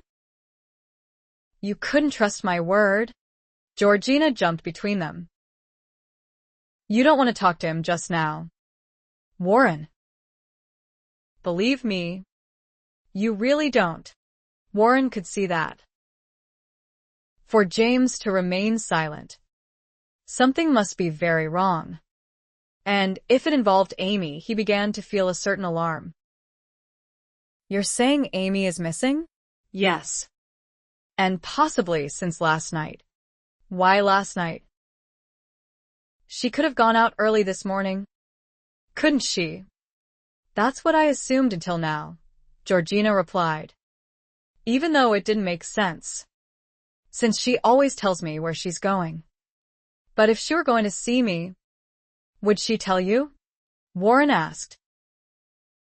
"No, but she'd still tell me something. I should have thought of that sooner, but I was certain she must have gone to find you at the new office and, since you weren't there when we looked, that you'd left with her from there. But if you haven't seen her," she turned to her husband, "if she did leave last night to find him, she must have gone to the Albany. I hadn't mentioned to her that he'd moved." Warren's alarm escalated. "She didn't know my room number there, did she? As I recall, Drew mentioned it that night at dinner." "Yes. She knew it." "Why?" "Because Zhang Yatsun is at the Albany." "Who?" "The previous owner of the Tang vase," Warren clarified. Georgina's eyes flared wide. "The one who tried to kill you?" "Yes." "And he wouldn't travel alone. He'd have a small army with him." "Good Lord. You can't think he has Amy?" "He knew I was staying there. He would have found out which room and kept a watch on it. It would have been his only hope of locating me in a town this large. And I know he's still in town. That's what I was doing today. Finding out what ship he'd arrived on, and if it was still here. But if she's been gone since last night, why haven't they shown up yet?" "Where?" "Here. I told you. She doesn't know where you're staying now. And besides, she could have sent them to you. She knows you would be able to find me. If you had let me finish, I could have told you she wouldn't do that. She loves you, Warren. And speaking of which, not now, Georgie. Very well. But she's not going to lead anyone to you, if she thinks they might do some harm. Even to save her own neck?" James intervened at that point in a deadly calm voice. Is her neck in jeopardy? Probably. Yatsen doesn't fool around when he wants something. He'll use any means to get it. Christ. I should have known I wasn't going to be able to avoid this. There's something else you won't be able to avoid if anything's happened to her, James promised. You'll have to get in line. Malory. It's me they want. They'll let her go once they have me. Then it will be my pleasure to give you to them. Shall we go? We? There's no reason for you to involve yourself in this. Oh. I wouldn't miss it. If you haven't been paying attention. James, Georgina cut in irritably. It's been established that Warren isn't at fault here. He had no warning that Amy might try to come to him. So you can just rearrange your thinking on this and help him instead of blaming him. I'll bloody well reserve judgment on who's ultimately to blame. George. You're impossible, she snapped. So you frequently tell me, was all he said to that. Warren, however, was of the same opinion as James. He did know that Amy might try to come to him. She told him so, and he believed her, which was why he had already decided to change hotels even before he ran into the Chinaman. He could have prevented her abduction by stopping by Berkeley Square a few times, which he would have done if she weren't there, and simply ignoring the fact that she was there. But no, he'd been afraid he couldn't ignore her, so he'd stayed away. Blasted lust, but lust had nothing to do with his fear for her now. 20 minutes later, Warren and James walked into the Albany, leaving Georgina outside in the carriage. Another 5 minutes and a message brought Li Liang down to the lobby. Warren remembered the man from his several visits to Zhang's palace outside Canton. It was rumored the warlord spoke perfect English, but he wouldn't deign to prove it, using interpreters like Li Liang instead. Li Liang bowed formally when he reached them. We have been expecting you, Captain. If you will follow me. Warren didn't budge. First tell me what I want to hear. Li Liang didn't waste time pleading ignorance, but answered directly. She has not been harmed yet. We trusted her disappearance was all that was necessary to bring you here, and so we were right. With a glance at James, he said, Your friend must wait here. I'm not his friend, James replied. And I'm bloody well not waiting anywhere. Li Liang was amused. You thought an enemy would help, he asked Warren. He's the girl's uncle. Ah, so? The one who is your brother-in-law. That question proved that they had Amy. If Li's other answer had left any doubt. The same. He's here to take her home. That will depend on your cooperation. Of course, Li told him. You mean on Zhang's whim, don't you? Warren retorted bitterly. Li Liang merely smiled and moved off. Warren gritted his teeth and followed. James remarked at his back. Real informative chap. Wasn't he? He's merely Zhang's mouthpiece. And speaking of which, I'd suggest you keep your shut and let me handle this. I know these Chinese.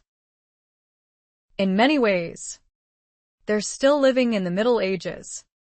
And one thing they don't appreciate is condescension, which might as well be your middle name. Oh. I intend to let you muck your way through this, old boy, as long as you get it right in the end. Warren said nothing to that, and a few moments later, Li stopped at the door to Warren's old room. He shouldn't have been surprised. Christ. Amy had walked unsuspectingly right into their lair. You had everything covered, didn't you? Warren said, indicating the room. Liang shrugged. It was a logical move. Unfortunately, by the time we gained access, your belongings had already been removed. I'm nothing if not quick. You will perhaps wish it were otherwise. If that's a threat against the girl, her uncle isn't going to like it. You will understand if that causes no alarm. They were nothing if not superior in their numbers. And there was no telling how many guards were in that room. What he wouldn't give to get Liang off alone somewhere when this was over. Anyone ever tell you you're a pompous ass? Liang. Warren asked casually. I believe you did once before, Captain. Just announce me, Warren ground out, so we can get this over with. The Chinaman nodded and slipped inside the room. James stepped forward, bracing one arm against the wall. Was that a threat against Amy, he wanted to know. Warren shook his head. No.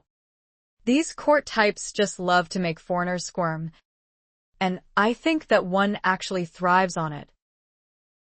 But I hold the ace here. Malory. They aren't going to jeopardize my cooperation until they know whether they have it or not. The door opened again, ending their conversation. One of the guards bowed them formally into the room. Warren spotted Zhang instantly, reclining indolently on the bed, his own silk bedding the only enhancement made to the chamber. He looked rather naked without his opium pipe in his hand, and he couldn't like these less-than-lavish surroundings. Warren's heart bled for him. It really did. Where is my vase? Captain? Li asked immediately on his lord's behalf. Where is the girl? You think to bargain with me? Absolutely. So, which is it you want? My life or the vase? Liang and Yatsen spent a while conferring in Chinese. Warren had picked up quite a few words in his travels to Canton, but none helped him to grasp that rapid-fire exchange. Of course, the very nature of his question guaranteed they'd keep him waiting a while for the answer. Zhang liked making people squirm even more than his interpreter did, and he held a very big grudge against Warren just now. We would like both. Captain, Li finally said. Warren laughed. I'm sure you would, but that isn't the deal. The vase for the girl, which leaves you nothing more to bargain with. Nice try, but you knew I wouldn't accept it. There's only one deal to make here. The girl gets released, then I take you to the vase. At which point I walk away unharmed, or I smash that blasted thing to bits. You would enjoy seeing the girl return to her family piece by piece? Warren didn't take the bait, but James certainly did. He took an aggressive step forward. Warren's arm shot out to stop him, but he was too late. Zhang's guards reacted immediately to the threat of potential violence in their lord's presence. In seconds, James lay unconscious on the floor, long enough to be bound hand and foot and rolled out of the way. No weapons had been needed, such was the skill of the ancient martial arts that Zhang's guards possessed. Warren knew better than to interfere, or he'd end up in a like circumstance. And he had to at least appear to be still holding the cards here. And besides, he hadn't needed James's assistance. Brute force just didn't work against men trained to use their hands and feet to kill. A glance at his brother-in-law showed he was coming around, so he wasn't seriously hurt. Warren wished to hell he knew how the Orientals did that, to bring a man of James's lethal potential down so easily. Of course, to give the man his due, he'd been taken by surprise. He might have inflicted considerable damage otherwise, before he was brought down. Very entertaining, Warren said dryly, turning back to face Zhang and Li. But can we get back to business now? Certainly, Captain. Li smiled. We were discussing the release of the girl, in one piece, in return for the vase. No more. No less. Unacceptable, and before we waste any more time, you might as well know that the girl means nothing to me, the vase even less, no more than a pretty antique. My older brother prizes it, but I could care less. So, it comes down to who wants what more, doesn't it? Kill me. You don't get what you want. Harm the girl, you don't get what you want. Let her go, and I'll lead you to the vase. Take it or leave it. Li had to confer with Zhang over that one. Warren didn't know it, but he just supported Amy's confession that he didn't really want her, which gave him the edge. Zhang, however, still wanted revenge and the vase. But since he had never been exactly honorable with foreigners, he could concede now and get everything he wanted later. You may live, Captain, Li said at last. But the girl will remain in our possession to ensure that you comply with your end of the bargain. The vase happens to be in America. You can't keep the girl locked up for the time it will take me to get there and back. Her family has the kind of power that will ferret you out in a matter of days. You are under the misconception that we intend to let you leave here alone to get the vase? Li asked, obviously amused by the idea. No. Captain. We will all journey together on our ship, the girl included. You may return her to her family after you have kept your end of the bargain.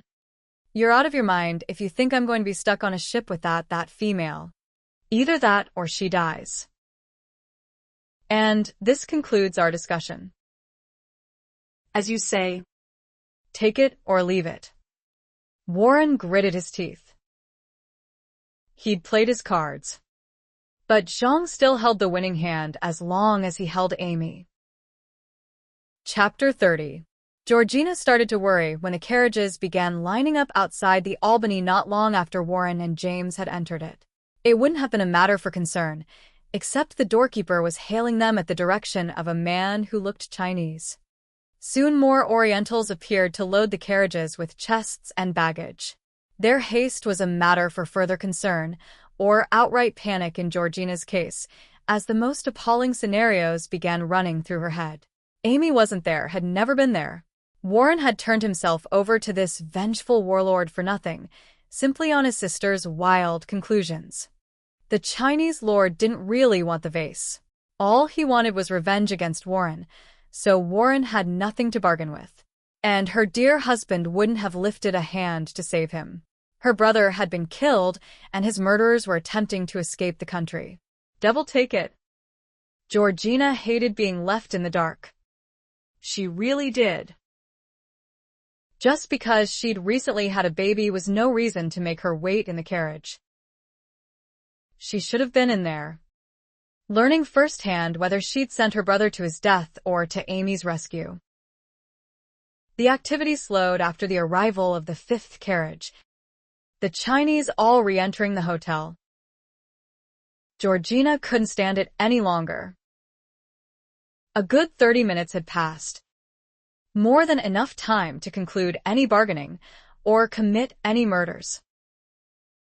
She left the carriage, but before she could even turn to Albert, their driver, to tell him what she was going to do, the Chinese appeared again en masse. There had to be at least 20 of them, but it was easy enough to pick out the warlord in his colorful silk robes. He looked so harmless, not at all like a man capable of sending his minions out to do murder, as he'd done in Canton. But the kind of power he wielded in his country was almost absolute, and that kind of power could certainly breed cruelty and a complete disregard for society's basic rules, like, thou shalt not execute people just because you're a poor sport at gambling. Georgina was held motionless in suspense as they began piling into the 5 carriages, but that was nothing compared with her horror when it looked like no one else was going to leave the hotel. But then Warren appeared with 2 more of the Orientals at his back, and she nearly laughed at the silly imaginings she'd given into. It seemed he'd be going with them, but at least he wasn't dead. He glanced her way before he got into the last carriage and inconspicuously shook his head, which told her absolutely nothing. Not to worry? Not to leave her carriage? Not to draw attention to herself? What? And then her relief that he was all right for the moment turned to dread again as she realized not everyone was present and accounted for. She stared at the hotel entrance, waiting, not breathing, but there was no sign of Amy and no sign of her husband either, as the first carriage pulled away and the rest started following. She made her decision, the only one she could, before the last carriage was gone from sight. Albert, she called up to her driver. Follow those carriages, in particular the last one, which contains my brother, until you're assured of their final destination. Then come back here immediately. I have to find out what's happened to my husband. But, milady, don't argue, Albert, and don't dally, or you'll lose sight of them. She rushed off herself, straight up to the second floor of the hotel. The pounding on the walls led her right to Warren's old room. Well, it's about time, she heard when she threw open the door. Then, bloody hell, what the devil are you doing here? Georgina paused as her second bout of relief sank in.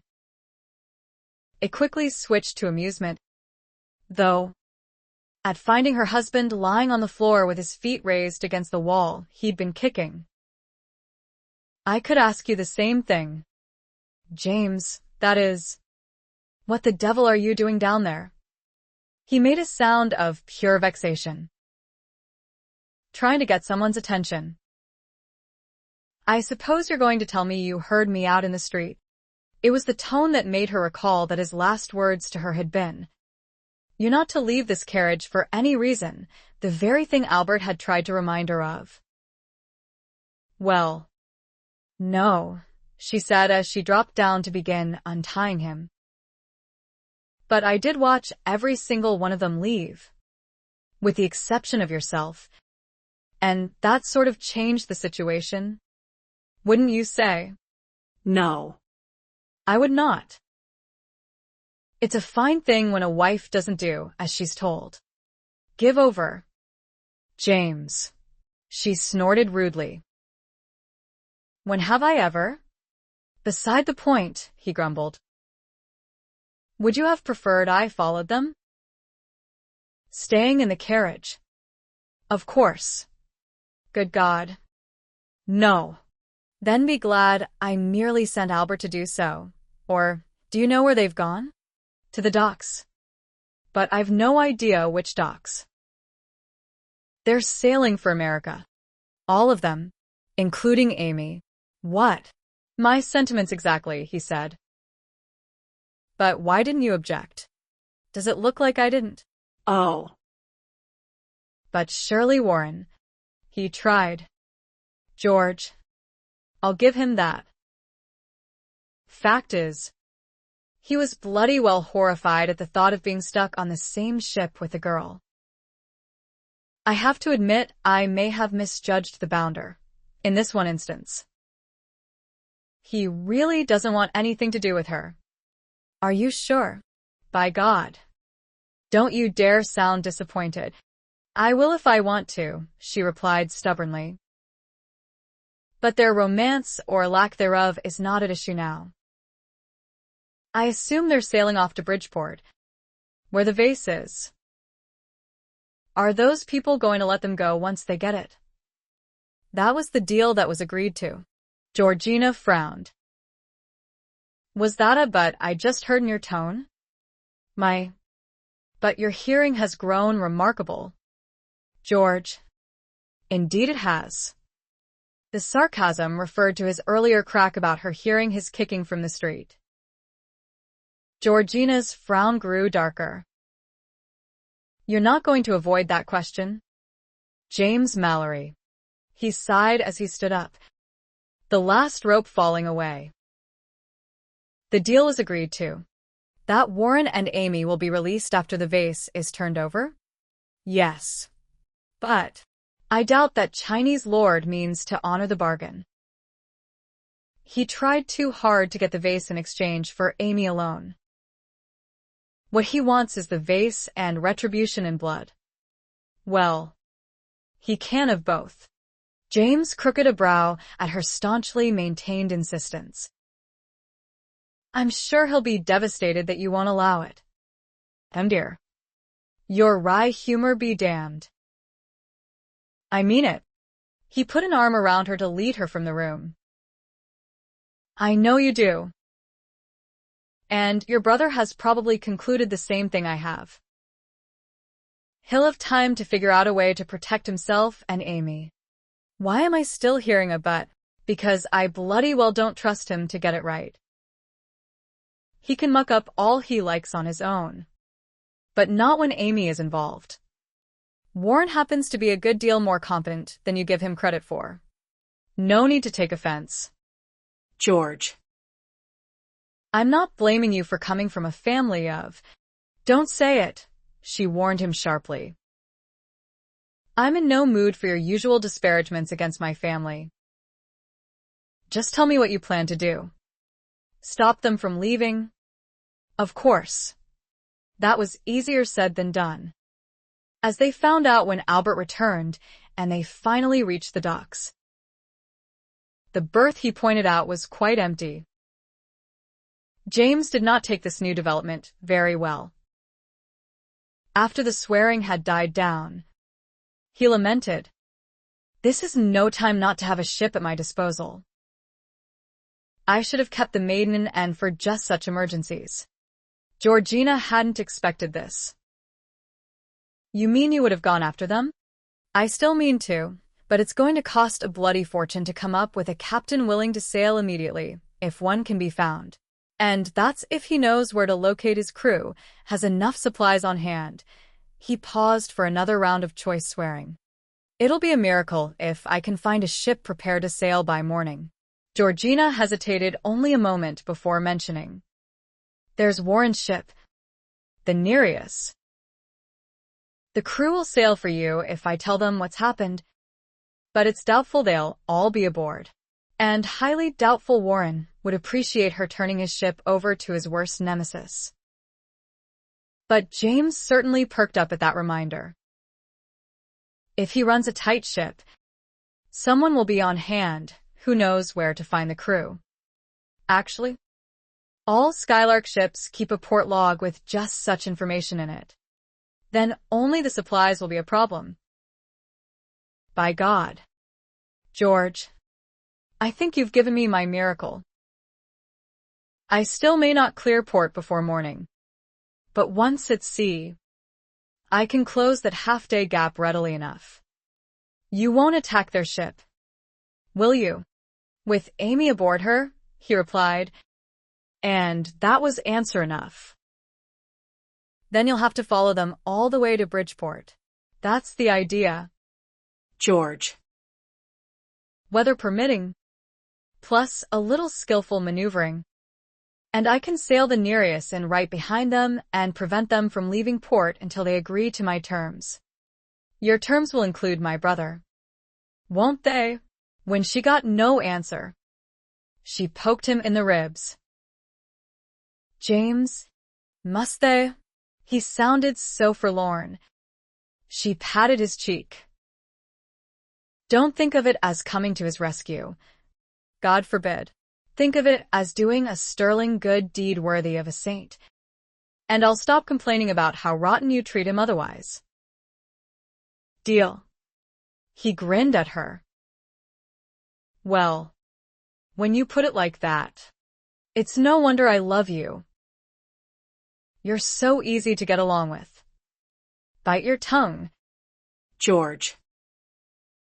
Are you trying to ruin my reputation? She kissed him to show she wasn't having any of that. Now. Is there anything in particular you'd like me to pack for you while you're readying the Nereus? No. But if Connie's around, you can send him down with my bags. He'll nag me to death with complaints later if I don't invite him along on this chase. You're going to enjoy this, aren't you? She said accusingly. Never think so. When I'm going to spend all my time missing you. Her doubtful look said what she thought of that glib reply. Then it's lucky for you I'm coming along. He started to forbid it. Figured that would be useless. So said instead, and what about Jack? Georgina groaned. I forgot for a moment. I guess my adventuring days are over, until she gets a little older. But you wilt be careful, James. You may depend upon it. Chapter 31. Warren's cabin was no bigger than Amy's and, unfortunately, was right next to hers. He could hear her pacing. She was mad as hell at the moment, because he hadn't said a word to her when he'd insisted upon seeing that she was all right. He'd merely asked Leong to open her door, seen that she was all right, and had him close it again. In no way did he want them to know that his first urge had been to go in and hold her, to assure her that he'd get her out of this, eventually. His second urge was to spank the hell out of her for getting them into this mess. He couldn't indulge either one, not without making Amy appear more important to him than he wanted them to know. She'd started yelling immediately after the door had closed again, demanding he come back, demanding to speak to him. When she'd assumed he couldn't hear her anymore, she'd yelled for someone named Tysher instead. Now, every 10 minutes or so, she would bang on her door and repeat her calls for Tysher. Warren could be grateful, he supposed, that she wasn't aware he'd been placed in the cabin next to her, or she'd be trying to talk to him through the bulkhead, and he didn't know how much of that he could take. It was bad enough that he could hear her voice, at least when she was yelling. She did a lot of grumbling and talking to herself as well, but that wasn't as clear, only a few words, like wretched and bloody and just you wait, coming through to him. He sincerely hoped she was referring to him rather than to the unknown Tysher. Amy angry was much easier to imagine than Amy the seductress, especially when that brief sight he'd just had of her was with disheveled hair and a gown that was much too low-cut for his memory to deal with comfortably. He should be furious that she'd worn something like that to come and see him. He wouldn't have stood a chance if she'd gotten close enough for him to look down that cleavage. But then, the little wanton had known that, which was why she'd worn it. He didn't doubt. Warren groaned. This wasn't going to work. He'd known that. Being locked up for an entire month knowing Amy Malory was so close but inaccessible was going to drive him as crazy as if he were confined with her. He had to have a distraction, to involve himself in the running of the ship, something. Hell, he'd even swabbed the decks. Pride wasn't at issue here. His sanity was. The movement of the ship leaving its berth sent Warren to the door to do some pounding of his own. He hadn't expected the ship to leave this soon. Zhang must have had it readied from the moment he acquired Amy. But this was the perfect time to escape, with all hands busy. And how hard could it be to overpower whoever opened his door, break Amy's door down, and jump ship with her? He could stand her company long enough to get her home, couldn't he? And too soon the opportunity would be gone, the ship out to sea. The door swung open before he had reached it. A man no bigger than Amy jumped back when he saw Warren's raised fist. Seeing the bowl of food he was carrying, Warren had a feeling he was meeting the unknown Tysher. He lowered his fist, wanting to put the fellow at ease, at least until he got him into the room. I was about to pound on the door, is all. Do come in. It was hard to tell, but it looked like the Chinaman's eyes were about as wide as they could get. You big time big. Captain. You know, try escape. Okay? Tysher no likey tangle with you. Afraid. Little man?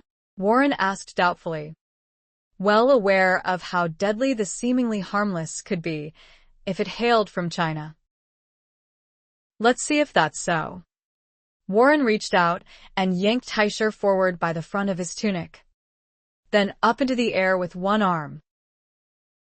In a trice his thumb was bent back so far. The attack brought him to his knees, and Tysher back to his feet. As I thought, Warren gritted out. Your capability as a well-chosen keeper has been amply demonstrated, so you can let go now. Warren got his thumb back, but Tysher moved quickly out of his way, still wary of him. That was a joke, but to his advantage, Warren supposed. The little man probably wasn't used to anyone a good foot taller than he. Tysher had been trained by men his own size, and someone with Warren's height and a body that was in no way skinny was going to make him leery, no matter how capable he knew himself to be. But Warren certainly didn't let this go to his head. He already knew firsthand that men shorter than he could make mincemeat out of him. James Malory had proved that without half trying. Thinking of James gave Warren an idea he couldn't resist. "I'll make a deal with you, Tysher," he said as he rose to his feet and shook his still smarting hand. "I won't give you any trouble at all. And, in return, you teach me your fighting skills. So you can use against Tysher? You as funny as the English lady, Captain." The mention of Amy made Warren almost desperate to get the man's agreement.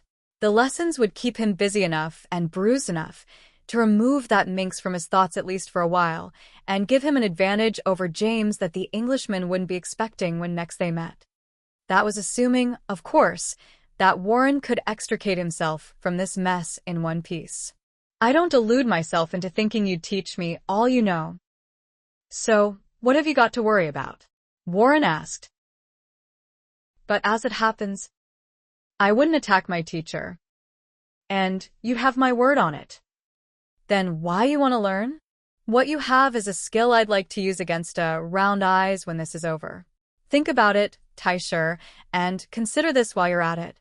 You keep me happy, and Lord Jong is pleased with you. Otherwise, I may try to kick down these walls and wring your neck with that pigtail at least once a day, and the day could come when I get lucky." At that, Tysher snorted, but there wasn't much contempt in it. And he didn't come any farther into the cabin to put the food down on the crate of candles that served as Warren's only table. He set the bowl on the floor next to the door and moved to leave. Warren wasn't done with him yet. "Ask permission if you like. I guarantee your lord will be delighted by the thought of me getting my ass whipped on a daily basis. He'll probably want to watch." He'd pricked Tysher's interest with that possibility.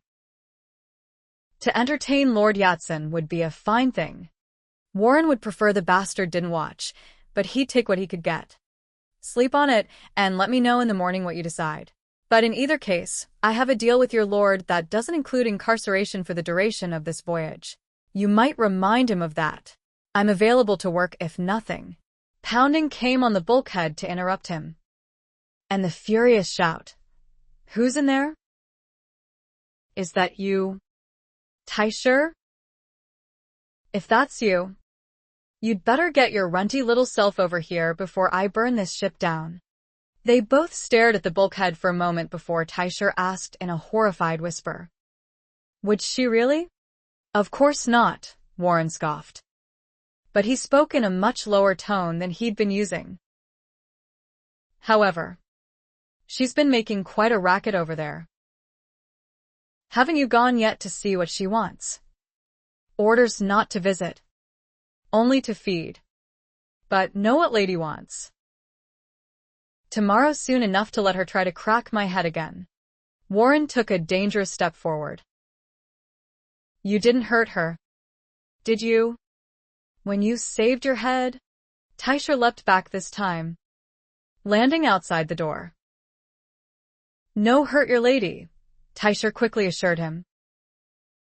"Little bruise, maybe. Here." He pointed to his bottom. "But she no complain of that. Complain of everything else. But not that." Warren realized his mistake too late, but still tried to correct it. "She's not my lady, if you say so, Captain. Don't humor me, man," Warren snapped impatiently.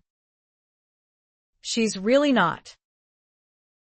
And for God's sake, if she asks, do not tell her I'm right next door to her. She'll damn well drive me crazy with her incessant chatter. And I'll damn well take it out on you if she does." Warren wasn't sure if he'd convince the Chinaman, but at least Tysher looked a bit confused before he closed and locked the door. Warren was furious with himself, however, for making that slip, and doing it without even realizing what he was doing. How stupid could he get? The last thing he needed was for his keeper to be able to assure Zhang that he was most definitely concerned over Amy's welfare. Warren just wished to hell it weren't true. Chapter 32. Amy moved away from the bulkhead to find her pallet and curl up in a dejected ball. Her ear hurt from pressing against the rough wood, but she ached worse in the region of her heart. So Warren didn't want to talk to her. He'd never wanted to talk to her, so it shouldn't hurt to hear him say it. But it did. She actually felt like crying. She wouldn't, of course. She'd known from the beginning that it wasn't going to be easy to win Warren, that she had a lot of bitterness and distrust to overcome. And he was a man set in his ways that kept women at an unbreachable distance. He didn't want to be happy. He liked being miserable. So much to overcome. The next morning brought a return of Amy's confidence.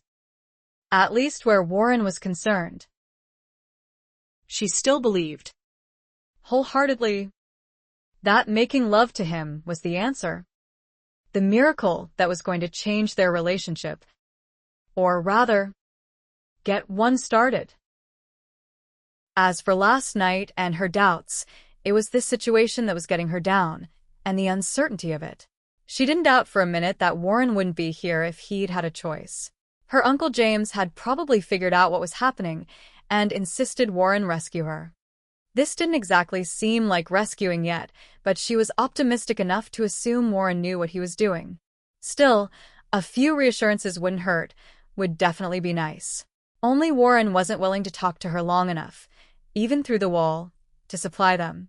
Drat man could at least make an exception to his standoffishness this once, but no, heaven forbid he should show the slightest compassion or concern. Why, she might think he actually cared if he did, and he wouldn't like that at all. The movement of the ship told her they were out to sea.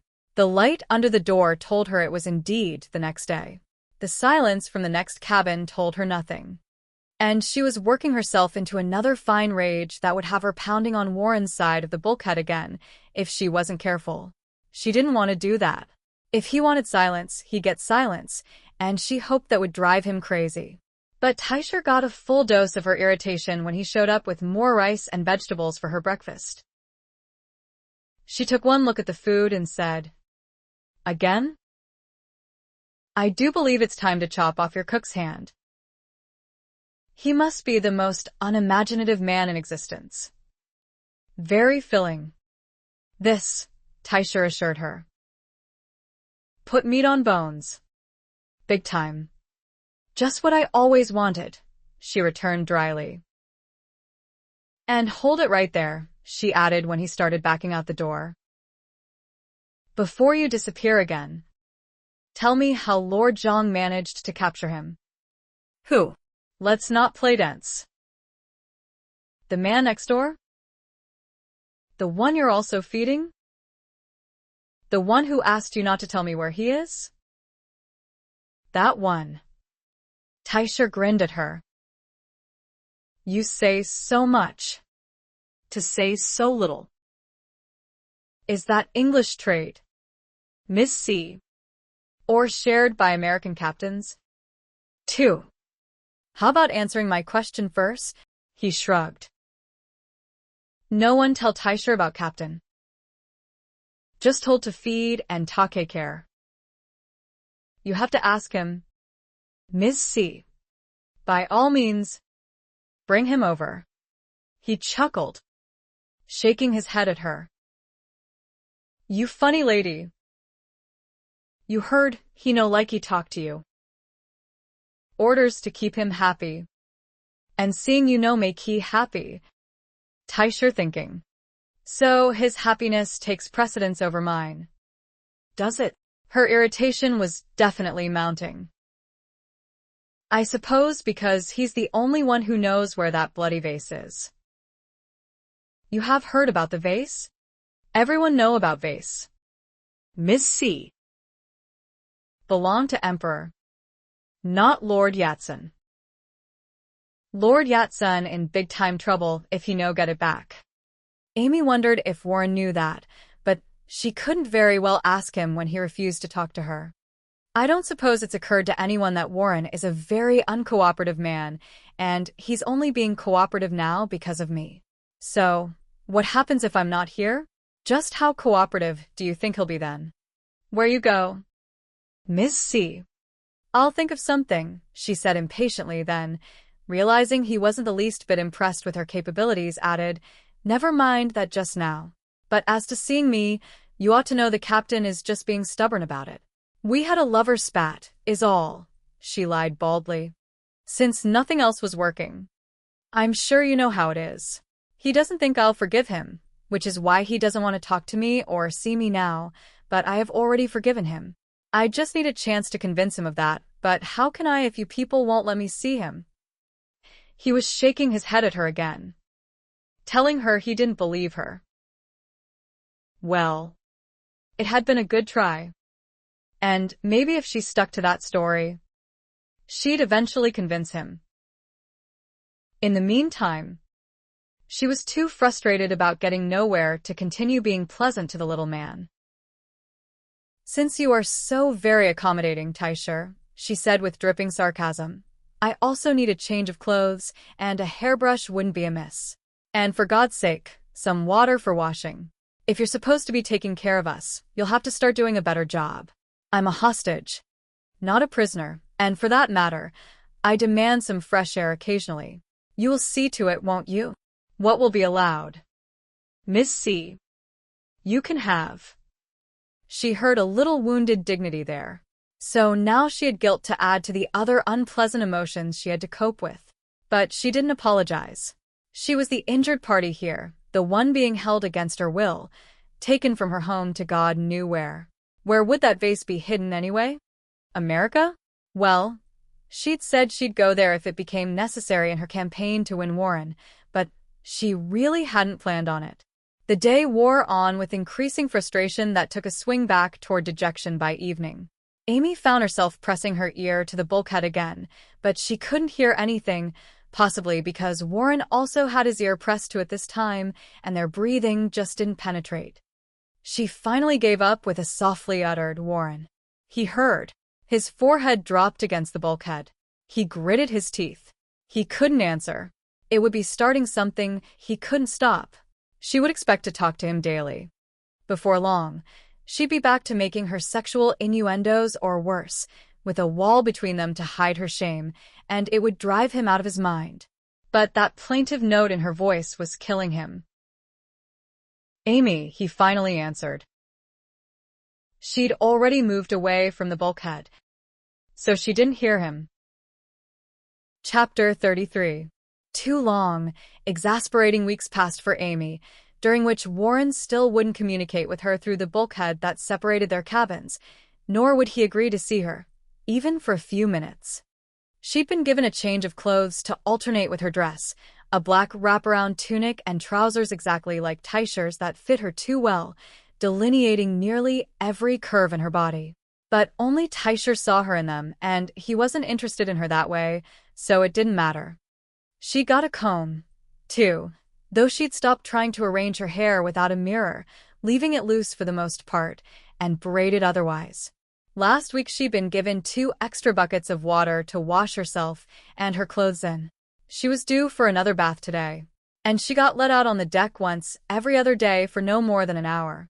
For that she wore her aqua-hued gown, with her spencer fastened up to the neck. But no one paid her much attention. Half the crew was Chinese, and she'd found that they considered her ugly with her round eyes, though they did admire her thick length of black hair. The other half of the crew was Portuguese, as was the captain, as was the ship, and they spoke not a word of English. She'd seen Warren's ship, the Nereus, the last time he was in London, the day he'd departed all those months ago. This one wasn't nearly so grand, but she enjoyed her brief outings, looked forward to them, not for the fresh air, but for the hope each time that she'd see Warren somewhere on the deck. She never did, of course. He would have arranged with his good friend Tysher to be told exactly when she was allowed outside, so he could make sure he stayed in his cabin each of those times. Actually, she got everything she'd asked for, except the one thing she wanted most, and it looked like she wasn't going to get that no matter what.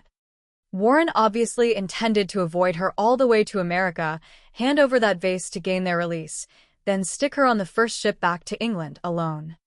It was a safe plan for him, a plan that would keep him and his miserable life just as they were, and Amy still couldn't think of any way to change that plan, except outright sexy talk that might get him to tear the partition down. But she wasn't experienced enough to pull that off, and didn't feel like making a fool of herself trying, especially through a bloody wall. As for that wall, her ear was going to be permanently flattened. She listened at it so often. Warren was learning to fight in that funny way Tysher did. He was taking a lot of punishment in the process, but she had a feeling he was enjoying every moment of it, while she gasped and gritted her teeth over each one of his groans. Today she got her out-of-cabin outing, as well as a bath. She should have been pleased. Or, at least somewhat content. Under the circumstances. But just as she'd witnessed the storm clouds brewing on the horizon, she had a storm brewing inside her. One that wouldn't be calm this time.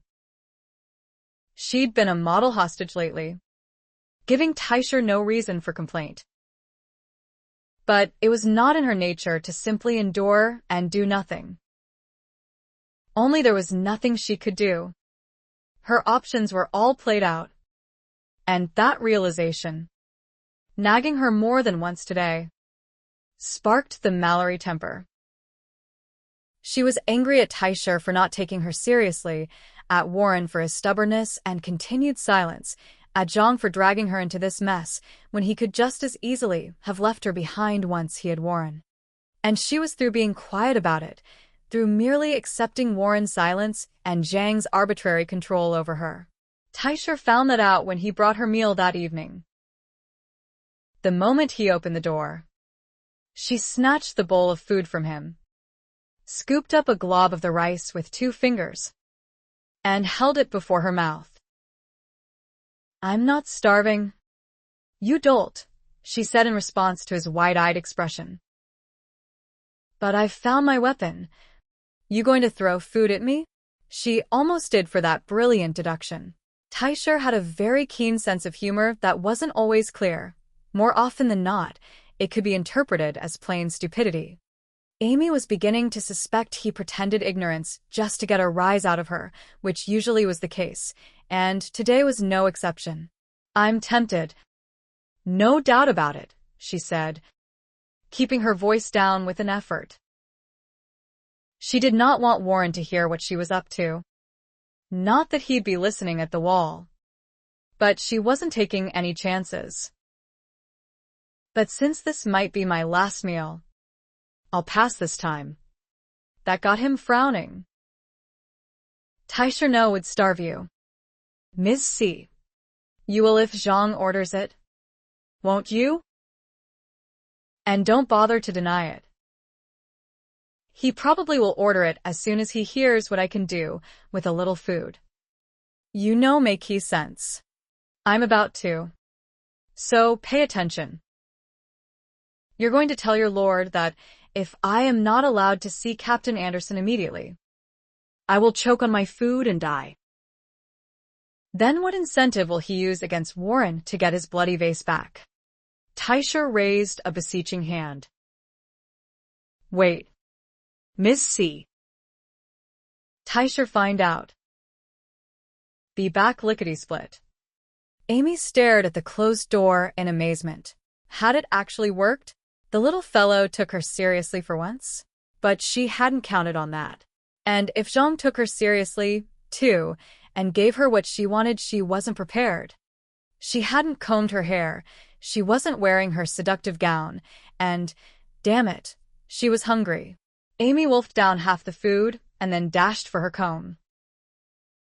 It was a good thing she rushed, because Tysher didn't take his little dilemma to Zhang, who was having his own dinner and was never, ever disturbed when he was eating.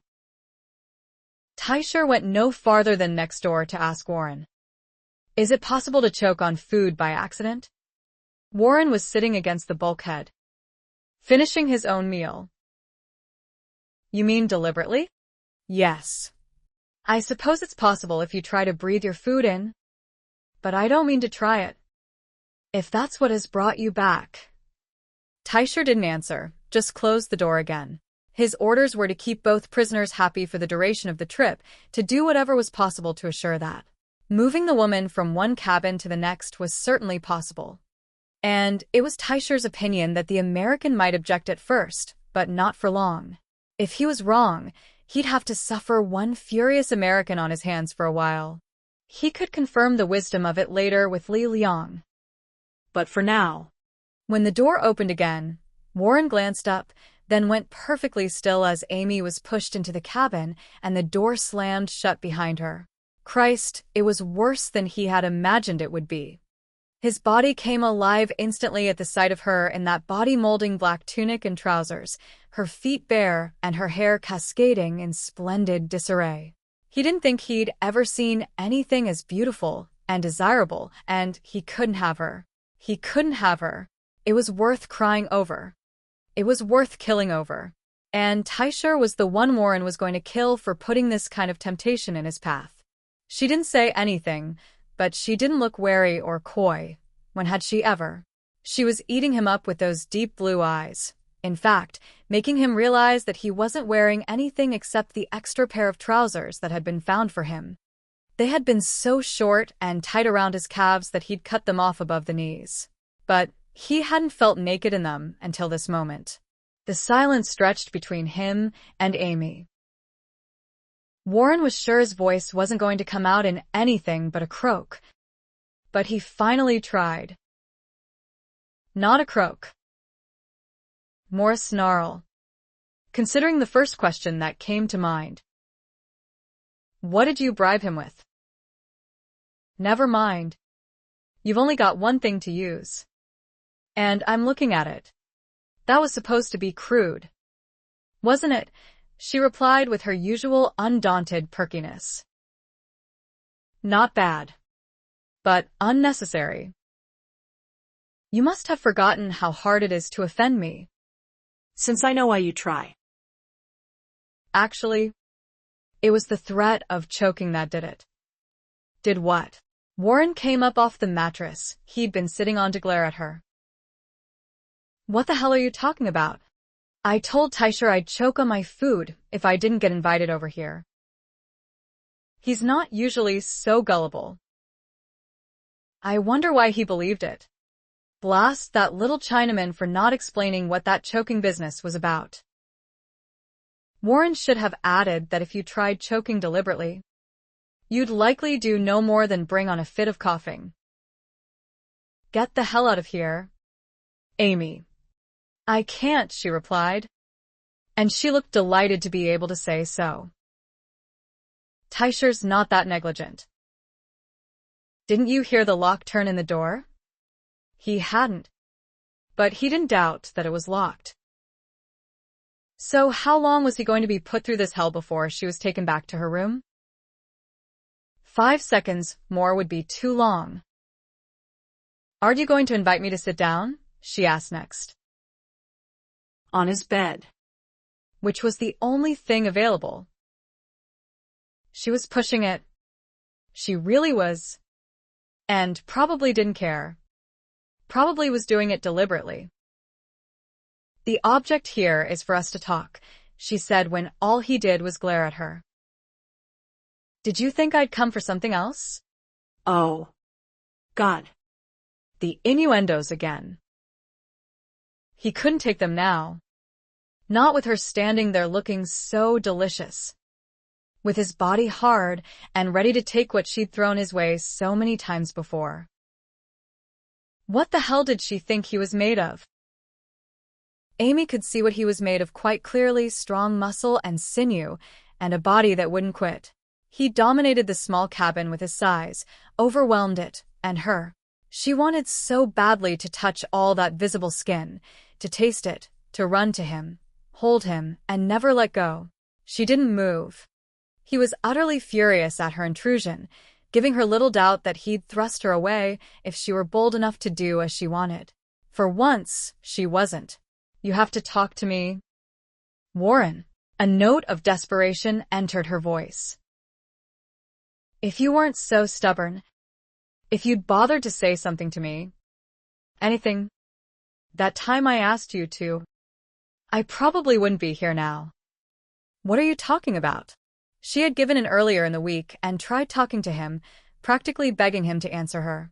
She didn't know he hadn't heard her, that it was the day Zhang had decided to amuse himself by taking an interest in Warren's exercise. Taisha was good, an expert at defense, which was why he'd been chosen to be their guard and caretaker. His attack skills were only mediocre, however. But Zheng's personal bodyguards were in another league entirely, expert in both defense and attack, and Zhang had decided it would be entertaining to watch one of them put Warren through his paces. He still had the bruises and aches testifying to how unpleasant that had been. Amazingly, he didn't feel a one right now.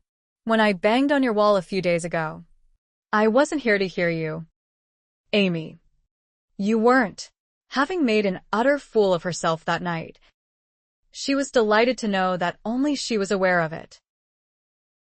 Well, it doesn't matter now. I'm glad. In fact, that because of your silence, I finally lost my temper. This is much better than talking through the wall. The hell it is. Amy, I want you to turn around and pound on that door and get yourself out of here. Now. But I just got here. Amy, he cut in warningly. And we haven't talked yet. Amy, no. The word fell between them like a gauntlet. A dare for him to make her obey him if he could. It was the wrong time for Amy's boldness to reassert itself. Chapter 34. Warren started toward Amy with every intention of turning her over his knee. She saw it in his eyes, in his furious expression, but she didn't try to run. The cabin was too small for that to do any good anyway, but she didn't try to talk him out of it either. She stood her ground, taking a chance, a very big chance, that he wouldn't do it. What happened was very similar to an attack, however, though it was one Amy welcomed. One touch, and Warren was drawing her into his arms instead of beating her, but she was going to come out bruised in the end. He was holding her so tight. And his mouth, good God, he was starving, out of control. She should have been afraid. This was more passion than she'd bargained for, more than she was capable of handling. Yet she wouldn't have stopped him for the world. Twice he pushed her away, his expression still angry, yet with elements of indecision, of pain, but mostly of passion. Amy was filled with dismay each time, and anger, too, that he was continuing to fight what she considered inevitable.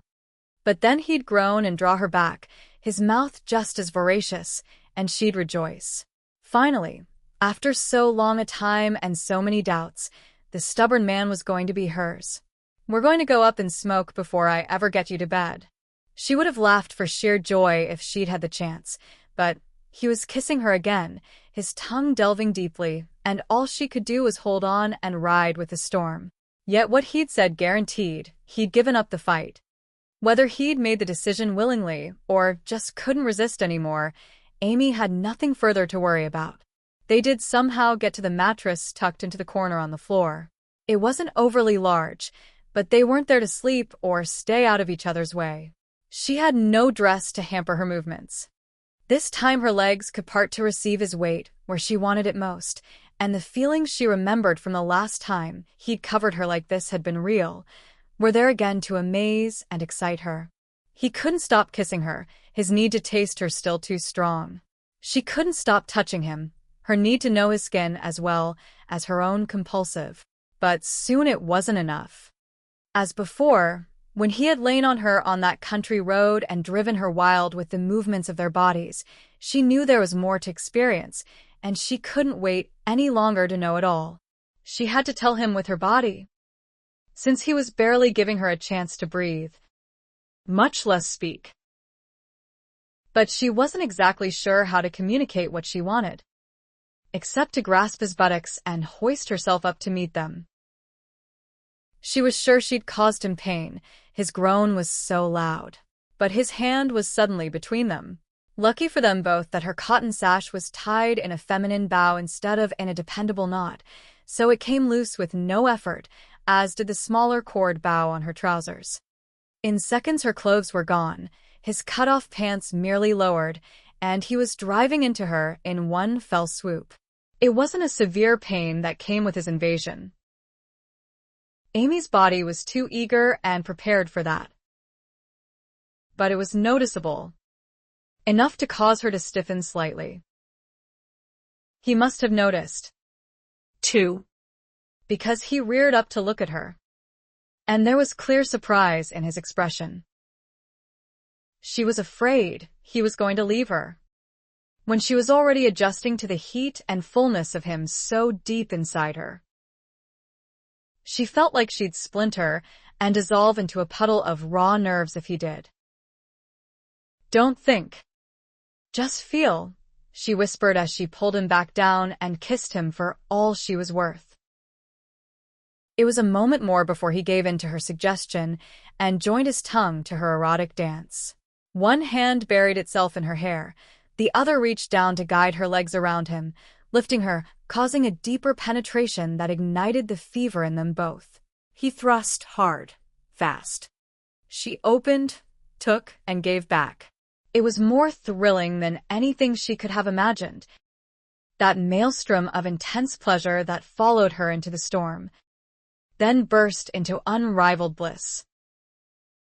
And he was there to hold her, to share it, to lengthen it, and to guide her gently back. "Oh God! Oh God! Oh God!" she vaguely heard him groan against her neck. She couldn't have said it better. "I still won't marry you." Amy lifted her head from Warren's chest to look at him. He'd been silent for quite some time, but she knew he was brooding and stewing over what they'd done. Yet he hadn't pushed her away, had been holding her quite close. In fact, which had contented her to remain silent as well.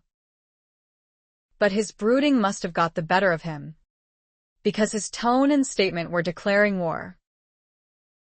Amy wasn't in the mood to oblige him. "Now, why doesn't that surprise me?" was all she said. "It's why you did this, isn't it?" he accused her. "To get me to marry you? We made love because we both wanted to. That wasn't lovemaking. It was lust." She could have hit him for that. Instead, she grinned at him and said, "Fine. You were having lust. I was making love." Then, with her eyes never leaving his, she leaned down and flicked her tongue across his nipple. Warren shot off the mattress instantly. Amy almost laughed. The man was definitely in trouble, now that she could do things like that. And she could.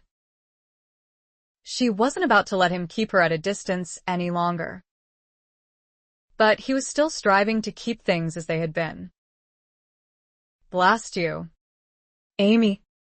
You were a virgin." There it was. What was sticking in his craw? She smiled mischievously at him. "Told you so. You knew what I thought." "Yes. And that was too bad of you, to slander me in your mind like that. But as you can see, I never held it against you. Did I?" "I wish to hell you had." Her eyes traveled down his long body, slowly, coming back up to rest on a very splendid display of masculinity. She cocked a black brow at him, and couldn't hold back the grin he termed like a gamine. "Are you sure?" He roared in frustration that he could conceal nothing from her just now. Amy took pity on him for the moment, since what she wanted was for him to come back to bed, so she could better explore that magnificent body of his.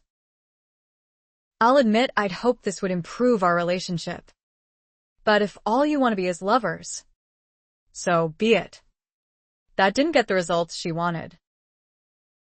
He wasn't the least bit relieved, and went on the attack again instead.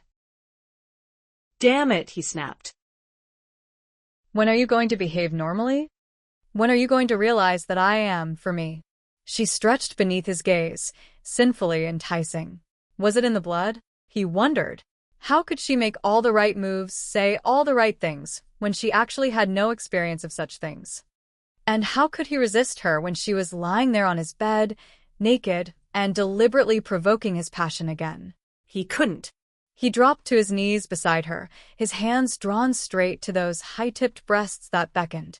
She arched into his palms, a sound of pleasure purring deeply from her throat, one leg coming up to rub sensuously against his back.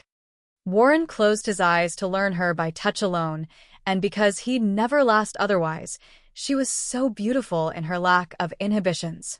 Silky smooth. So delicate. So womanly. This was no child. Warren's eyes opened to stare at the black fleece between her legs, the rich curve of her hips, the ripe fullness of her breasts, the sultry expression she wore as she watched him looking at her. He'd used her age as an excuse to keep his hands off her, but that was all it had been, an excuse, and one that was certainly no longer valid. However, there was no denying she'd been an innocent all along, albeit a very provocative innocent. And she'd never tried very hard to convince him of that glaring fact, had she? Warren's fingers slipped into the heat between her legs as he leaned over her to say against her lips, "I'm going to beat you after this for deceiving me." "I didn't." "Be quiet." Amy. "I'm going to love you, right first." How it should have been for someone of your innocence. She sighed into his kiss, not the least bit worried about what was going to come afterward. In fact, she was going to love him until the day she died for the tender side of him that he was about to show her. Amy couldn't stop touching and caressing Warren. The amazing thing was that he was letting her, even though he was perfectly sated now, and would probably have liked to go to sleep. She wasn't the least bit tired herself. But then, how could she be after all she'd experienced tonight? She'd been right in her certainty that making love to him would change things. They were going to start a new relationship now, had already started it. It wasn't leading toward marriage yet, but it would eventually. She was still positive of that. And in the meantime, Warren was going to become so used to her loving that he wouldn't be able to do without it. She'd see to that. Tysher had come by a while ago to retrieve her, but Amy had made no move to go with him, and Warren had made no move to let her up off the mattress. He in fact had given the little man such a mutinous look that he'd backed out of the room without a word and locked them in again. Amy had giggled for 5 minutes. Warren had finally shut her up by kissing her again. Now she wondered aloud. "Care to tell me what you're doing on this ship?" "I could ask you the same thing. I was going to seduce this man I adore. But no one bothered to tell me he'd moved." "That isn't funny." "Amy, the truth rarely is," she replied dryly. "So, what's your excuse?" "This girl's uncle insisted I rescue her from a situation he felt I was to blame for." Amy sighed. "I should have known Uncle James would have had a hand in it." "I suppose I owe you an apology for that." "No." "You don't," he replied, feeling guilty for letting her think that was the only reason, though he didn't own up to the truth. "Are you very upset about having to give up this infamous vase?" "Earlier this year, I might have been. Now it doesn't seem all that important. And that will be the end of it?" "I'm afraid not. They're going to kill us as soon as they get the vase." She sat up in surprise to look at him. "Do you really think so?" "Yes." "Well, that's not very sporting of them." "Is it?" she said rather huffily. He pulled her back down to his chest. "Why aren't you scared?" "I'm sure I will be when the time comes. But I can't think when I'm scared. So, I'd as soon put it off."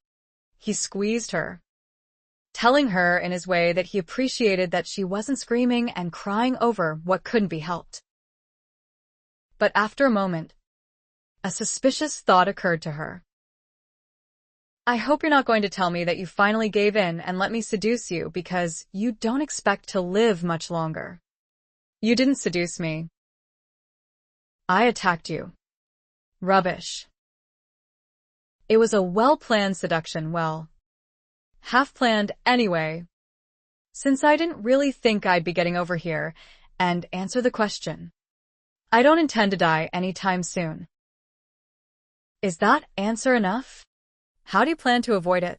The vase is my only leverage, he explained. So, I need to figure out a way to turn it over and still retain the upper hand. Have you? Not yet. Jean claims you stole the vase, she remarked almost offhandedly. He's a liar, Warren said bitterly. The bastard wagered it against my ship in a game of chance. He lost.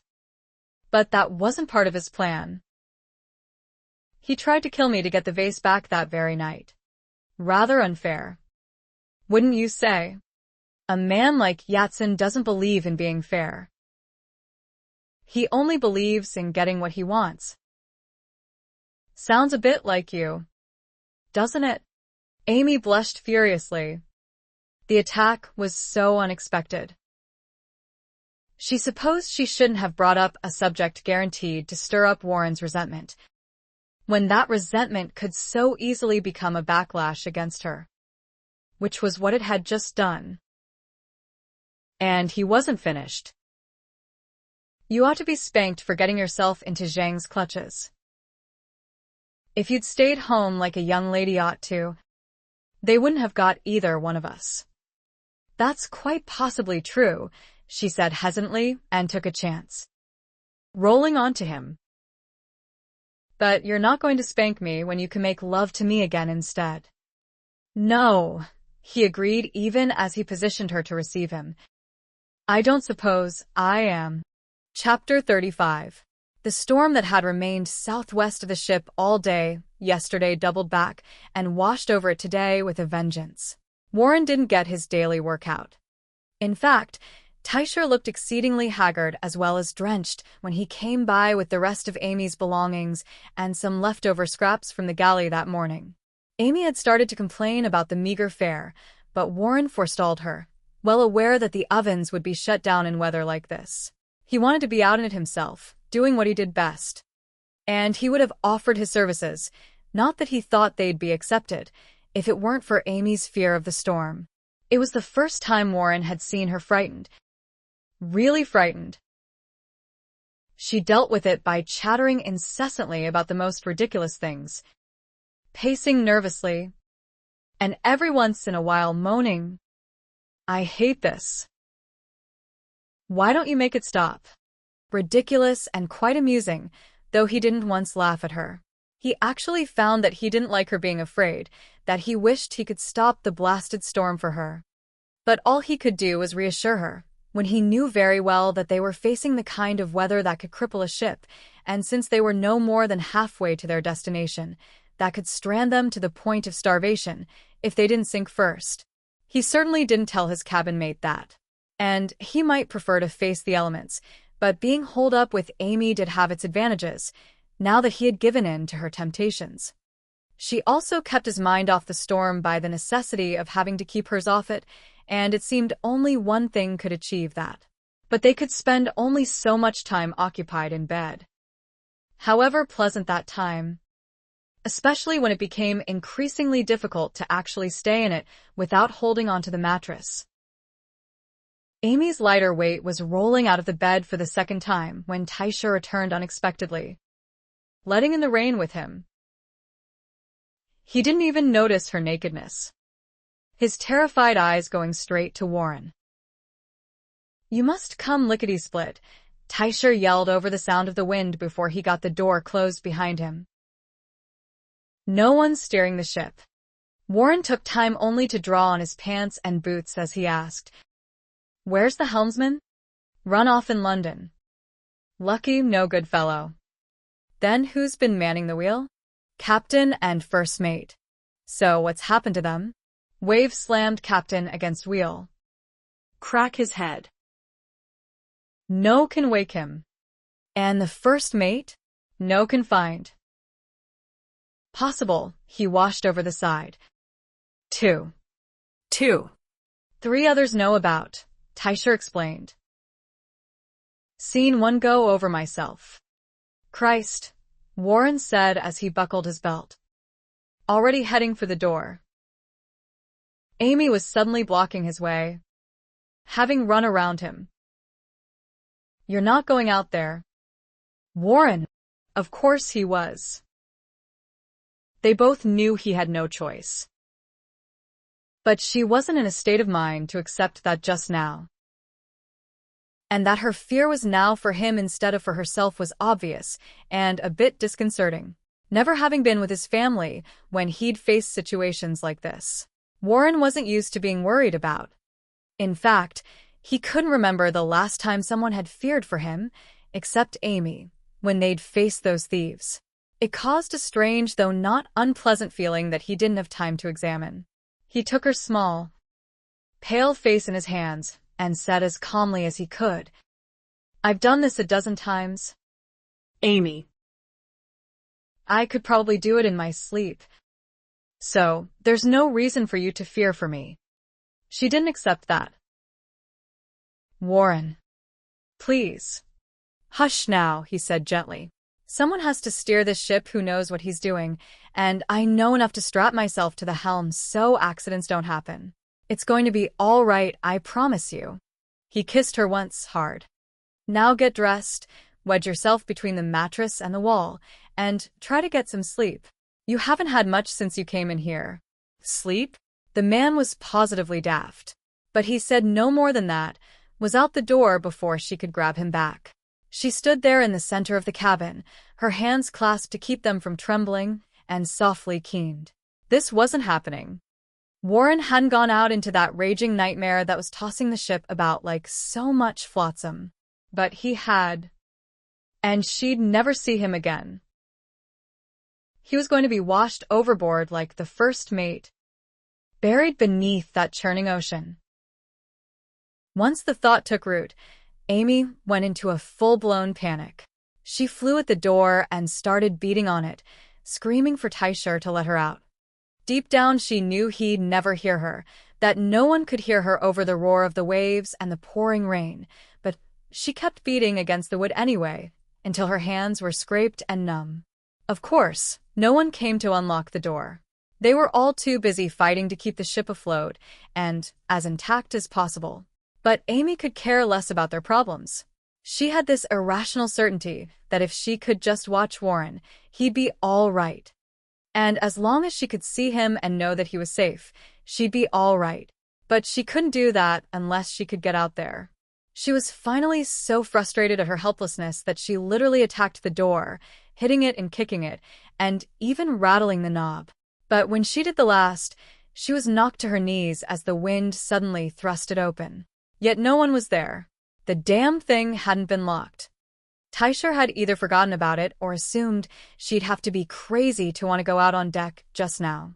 Bloody hell, she mumbled as she pushed herself up from the floor. The unexpectedness of getting what she wanted brought her back to her senses a bit, long enough to realize she was still naked. But that certainly didn't change her mind, or her conviction that Warren wasn't going to be all right unless she was there to watch over him. She merely grabbed the first thing that came to hand, her chemise, and pulled it on even as she ran out the door. That was as far as she got. The wind slammed her light weight back against the cabin wall, so strongly she could barely move. And then the wave came, smashing against her before it pulled her away from the bulkhead and carried her right to the edge of the ship. Chapter 36. Warren had to steer the ship by the feel of the wind alone, since visibility came only in short bursts, when it came at all, despite its being no later than mid-afternoon. The heavy rain lashed his bare chest like needles, his long hair slapped repeatedly into his eyes, and the waves that crashed against him and pushed him into the thick rope that tied him to the wheel were freezing. He'd wished more than once already that he'd taken an extra few moments to don a shirt. And not just because of the cold. His back was being scraped raw by the rope that kept him locked to the helm. He told Tysher to bring him a rain slicker as soon as the wind let up a bit. but it hadn't yet. He imagined they were going to have to pry his fingers off the wheel if the storm continued into the colder night. It was one of the worst storms he'd ever encountered, and he'd been in some bad ones. They were fortunate that the mainmasts were still standing, but then, the rigging had been lashed down before the worst of the wind had begun. And only one of the water barrels had broken loose of its ties, though when it rolled over the side, it took a large portion of the ship's railing with it. Warren was confident of his own ability. But he didn't know this ship like he knew his own. So, he had no idea how much punishment she could take. And there was no sign of the storm blowing over. Though it wasn't getting worse. He didn't think it could get much worse. And then his heart nearly stopped. The wind had parted the rain for bare seconds, but the time span was long enough for him to see Amy pushed up against the rail, the broken rail. And she was no more than inches from a path straight into the sea.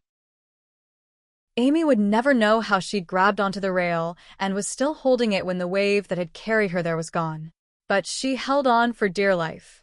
Every so often a wave would wash over her, and it would be long, terrifying moments before she could breathe again.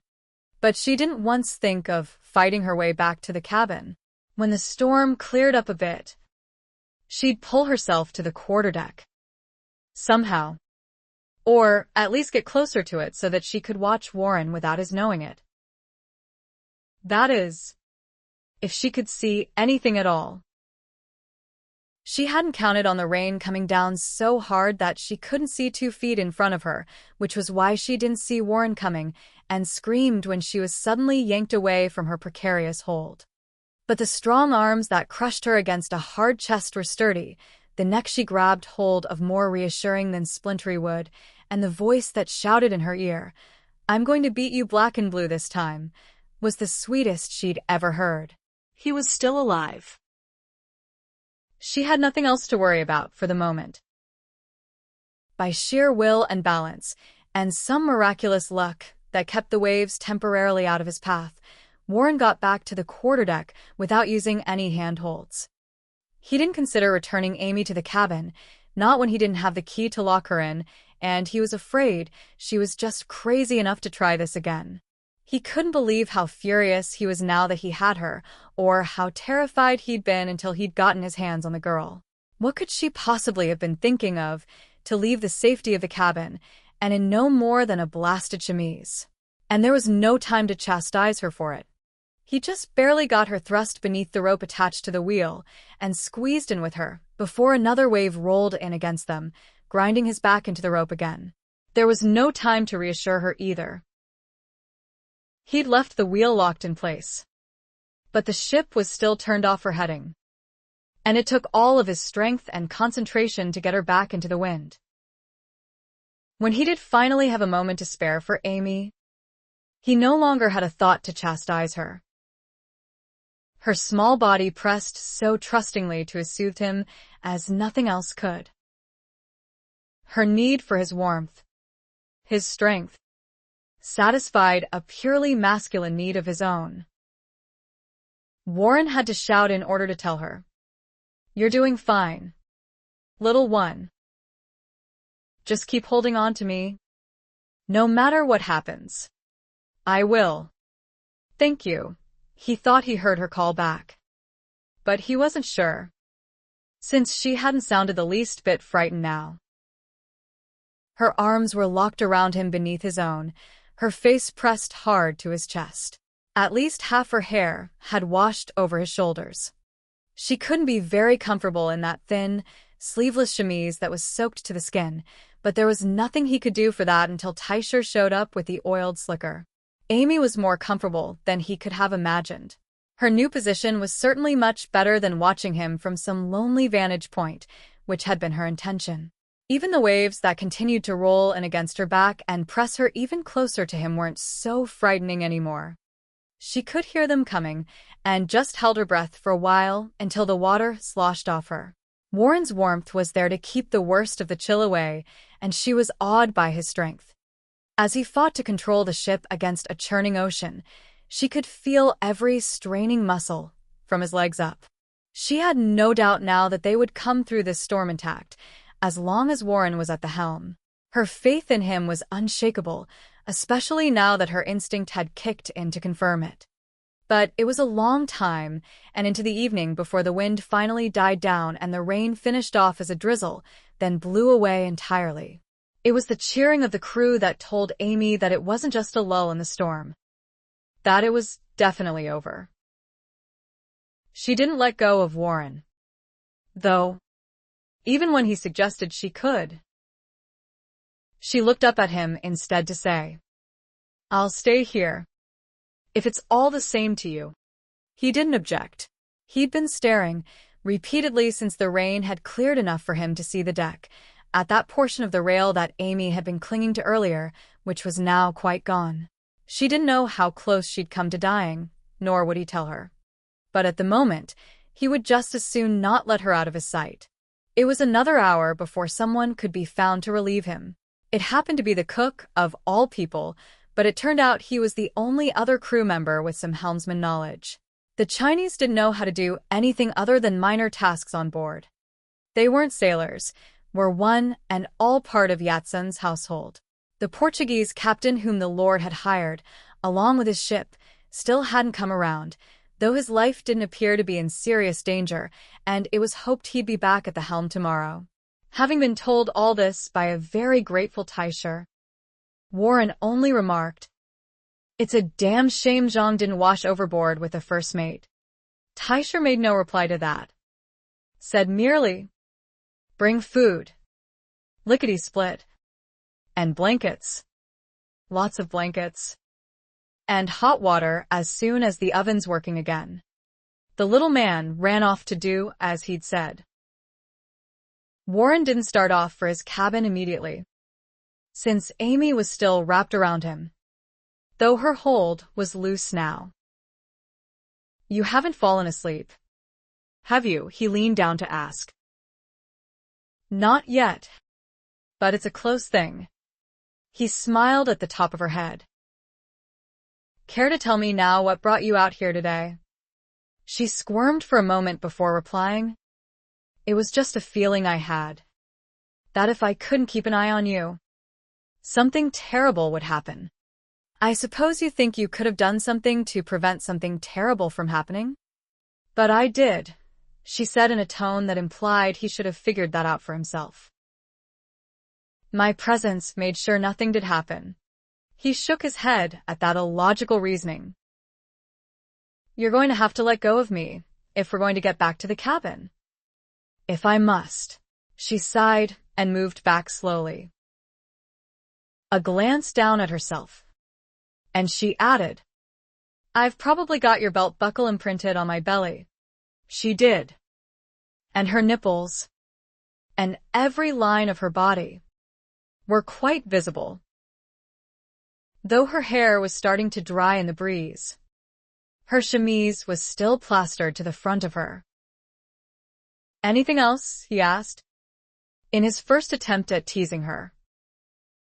"Well, now that you mention it." He threw back his head and laughed. She was incorrigible, undauntable, an irrepressible minx. She'd just gone through a hellish experience that could easily have ended so differently for them both. But she was already putting it behind her as if they weren't still standing there soaking wet. She put her arm about his waist to walk back with him. At his sudden hiss, she wiggled around him to see what she'd done. Obviously, she hadn't done that. It turned her stomach, imagining the pain he'd endured all this time. And he'd never said a word. "What's the damage?" he asked her, guessing what she could see.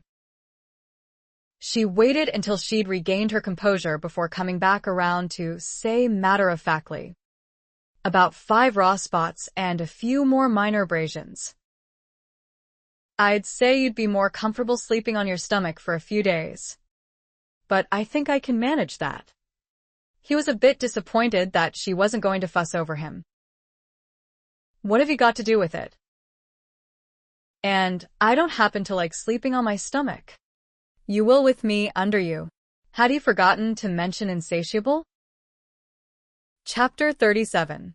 The weather remained mild and uneventful for the duration of the voyage, but the closer they sailed to the east coast of America, the more restless Warren became. He hadn't come up with a foolproof plan yet to turn over the vase without getting executed the moment he did.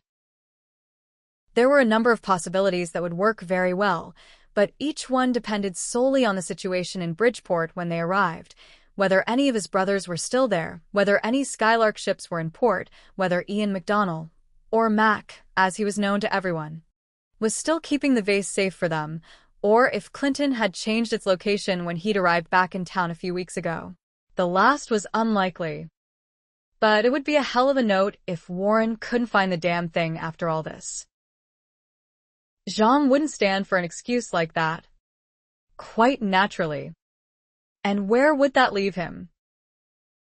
Amy, on the other hand, had every confidence that Warren would save them both. It was almost annoying How certain she was of that. and because of that, she wasn't the least bit worried. He was also in a quandary every time he thought of Amy. He had no idea what he was going to do about her if they came through this alive and he had an opportunity to do something. She was behaving as if their little affair wasn't going to end when they reached land, when that would, in fact, be the end of it. And he'd have to stay away from her again, far away, because even though he'd been able to gorge himself on her charms, so to speak, he still couldn't manage to keep his hands off her when he put it to the test. If he'd thought it had been hard to resist her before, that was nothing compared to now. With the sure knowledge behind him of how uniquely special it was, making love to her. And he wasn't even sure why making love to Amy was like nothing he'd ever experienced before. Of course, she was unique herself. There was no denying that he'd never known anyone like her. The plain fact was, she was all that a man could ask for if a man wanted a wife. Warren still didn't. It had bothered him also why he'd been given this time with her. One day during their lessons, which Warren still insisted on calling them, despite the fact that Teicher didn't know the first thing about teaching and taught strictly by example, which wasn't the easiest way to learn such complicated moves. He asked Teicher why Jean had agreed to let Amy stay with him. Told my lord that you know can stand the little Miss C. That you big-time furious that she was put next door where you can hear her. So he say lock her in with you. Then, sternly, it would help, Captain. If you know lookies so pleased about new arrangement. Warren hadn't expected that kind of help from the little man, and he'd expressed his gratitude by suggesting to Teicher, if you ever get tired of working for that tyrant, come see me about a job. Get dressed, Warren said, shaking Amy awake. Jean has pulled a fast one. Coming in at night. I suppose he thinks the less people around to notice his presence here, the easier it'll be for him to depart as soon as he gets what he wants. I take that to mean we've arrived in Bridgeport? Amy replied sleepily. At last. But how did they find the town without your help? She asked. Did I forget to mention that they were here last month? Her eyes narrowed on him. You most certainly did. Warren shrugged. Teicher mentioned it. Jean knew where I hailed from. He also knew about the Skylark line. That was the only lead he had to find me. So his first place to look was right here. Do you think there will be anything left of your house? Her dry tone brought a grin to his lips. You mean after they ransacked it? His people are a bit more meticulous than that. And, of course, the vase wasn't left there. But he found out that I'd sailed for England. That's why he showed up there. Just where is that vase? It was given to an old friend of the family for safekeeping. With most of her questions answered, Amy started dressing. She had just one more question she considered rather pertinent. What is your plan? A little drama on your part for starters. That sounds interesting. I hope you still think so when you hear about it.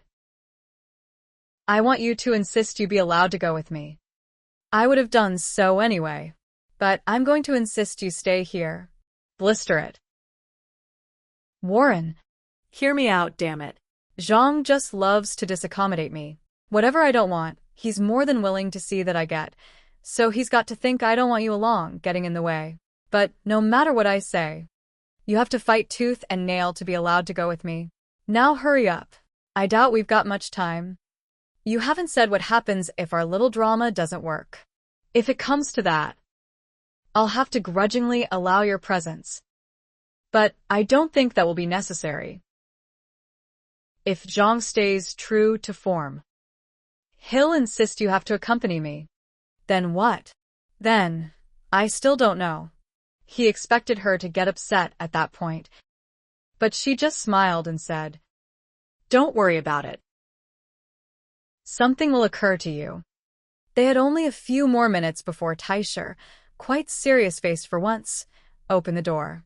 Li Liang stood just behind him, and as they stepped out of the cabin, they found that Zhang had deigned to leave his luxurious accommodations for the send-off.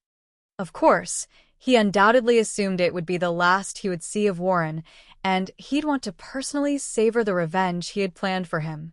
We trust the recovery of the vase will not take long. Captain? Li asked for Zhang. Depends on how long it will take for me to locate the man who has it.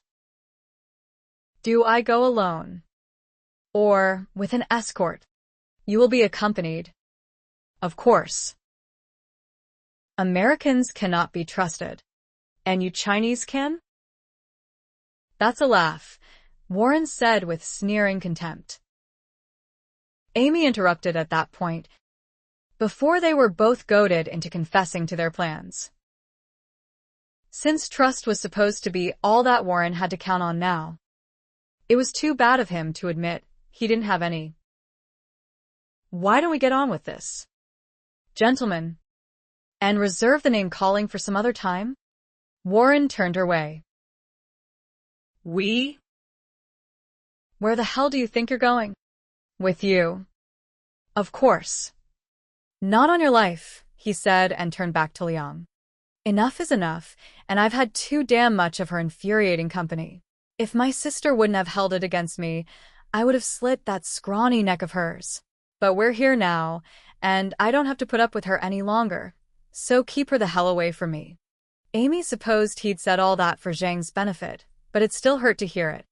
I'm going with you, Captain, or the scream you're about to hear will have the authorities arriving within moments to investigate. And I happen to know that small towns like this post guards on their docks, as well as on these other ships around us, so don't think I won't be heard. Zhang spat out a few words, and in the next moment Li said, She goes with you.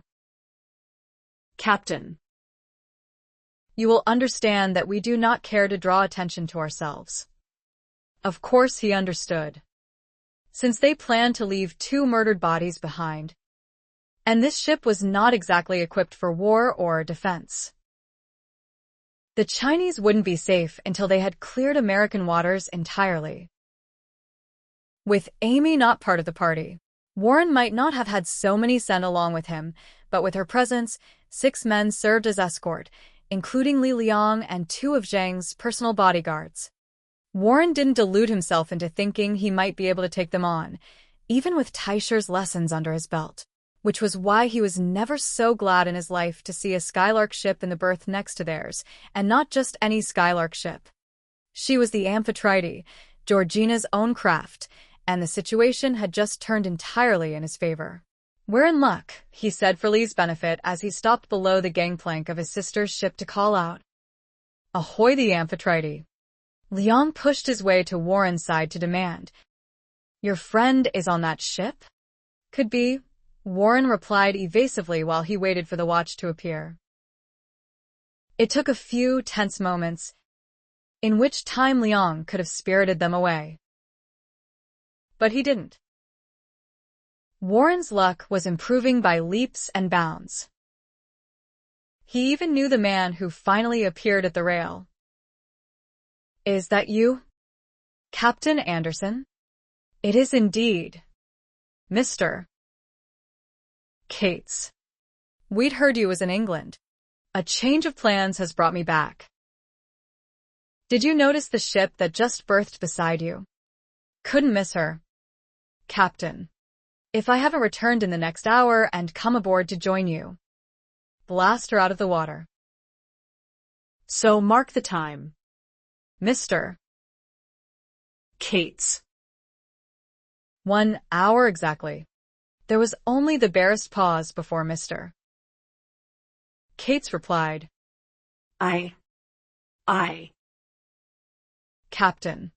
But there were some furiously hissed orders at Warren's back, and he turned to see one of Zhang's men running toward their ship to warn his master. "Call him back, Li," Warren said, "or I change that order to right now." With another furious hiss, the man came trotting back to them. Warren smiled at Li. "Merely my insurance. You understand. You can have the damn vase, but you're not getting me and the girl with it. And what assurance do we have that you will not give that order again once you are safely aboard the ship?" Li wanted to know.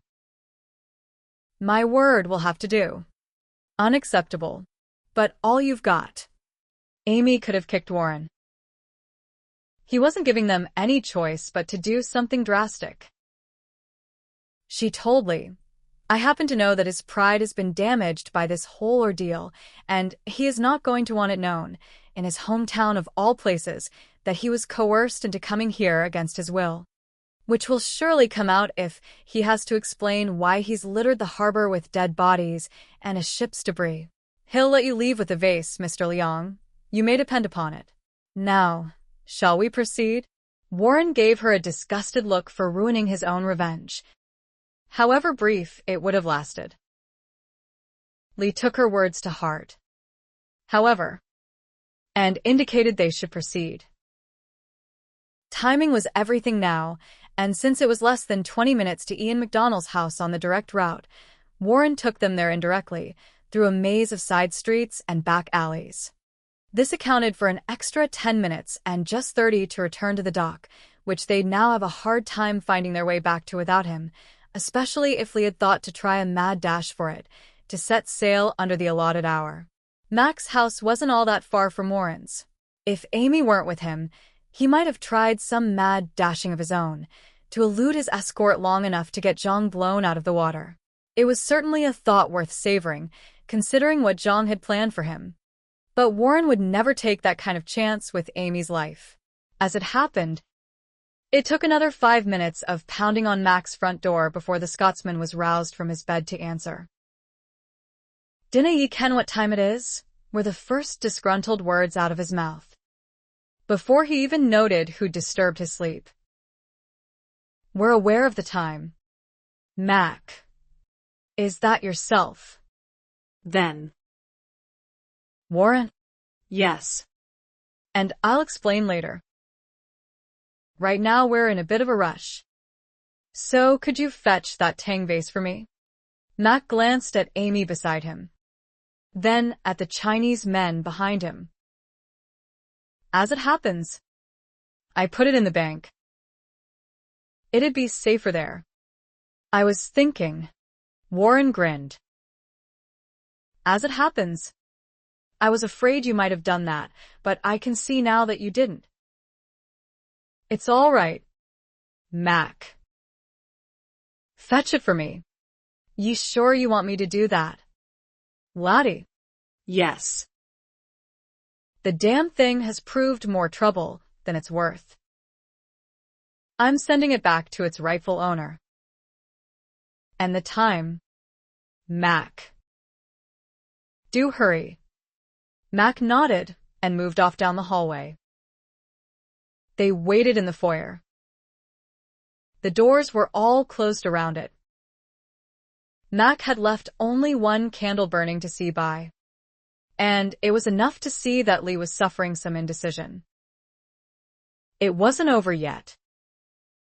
Warren realized. Lee had been given specific orders about 2 executions, and the Chinese were fanatics about carrying out their orders. He was frantically trying to figure out a way he could still do that and keep his master from getting killed. "It can't be done," Warren remarked casually, drawing the Chinaman's furious gaze to him. "You'd never make it back in time. Do you really think Zhang wants to die for a little revenge, when what's most important here is the vase?" Lee didn't reply, and Mac returned at that moment with the vase. Lee reached for it, but the Scotsman held it aloft, well out of his reach, until he could hand it over to Warren. Amy moved closer to get a better look at the antique that had caused her to be transported across the sea, a voyage she couldn't regret at the moment, despite the tension she sensed in the room and the knowledge that she and Warren weren't out of this dilemma yet. It was an exquisite work of art, though, that ancient piece of porcelain. It was so delicate it was almost translucent, worked in gold on white, an oriental scene in minute detail. It had to be worth a fortune, but right now it was worth their lives. Warren was thinking the same thing, and suddenly remembering what Georgina had done with this vase when she'd returned from England. He held it in his hands, turning it slowly from side to side. And then he looked over at Liang and said with dead seriousness, "It'd be a shame if I suddenly dropped this, wouldn't it?" The Chinaman turned quite pate. "You would die instantly," he promised. "That was the plan anyway, wasn't it?" Warren replied, and then, without looking at her, he said, "Amy, go into that room over there behind Mac and lock yourself in. Go." And to Liang, who started to stop her, "Forget about her. She was never a factor in this, except that my sister is rather fond of her. You're getting the vase, but we'll return to the docks without the girl." Which was what they did. And Amy, who'd shut herself up in a closet that had no lock on the door or anything in it with which to create a barricade, she was sure Warren had known that would be the case. Had only been bluffing to get her out of the way, was furious for having jumped to do his bidding without thinking about it first. Mac opened the door behind her. "Ye can come out now, lassie." "I was just going to do that," Amy replied. "And don't just stand there. Man. Fetch a gun. More if you have them. We have to return to the docks to make sure they don't try anything at the last moment." Warren would know like that. "I'm thinking," Mac said doubtfully. "And I'm thinking I don't care what he would like at the moment." "Stick me in a closet indeed," she added on a grumble. "Then, what are you waiting for? Let's go." Chapter 38. As it happened, Amy and Mac were too late to be of any help, but no help had been needed. They arrived at the Amphitrite just in time to see Warren leaving her. The Portuguese ship had wasted no time in departing, was already swallowed up by the darkness beyond the harbor lights. Amy wasn't the least bit disappointed that her assistance wasn't necessary.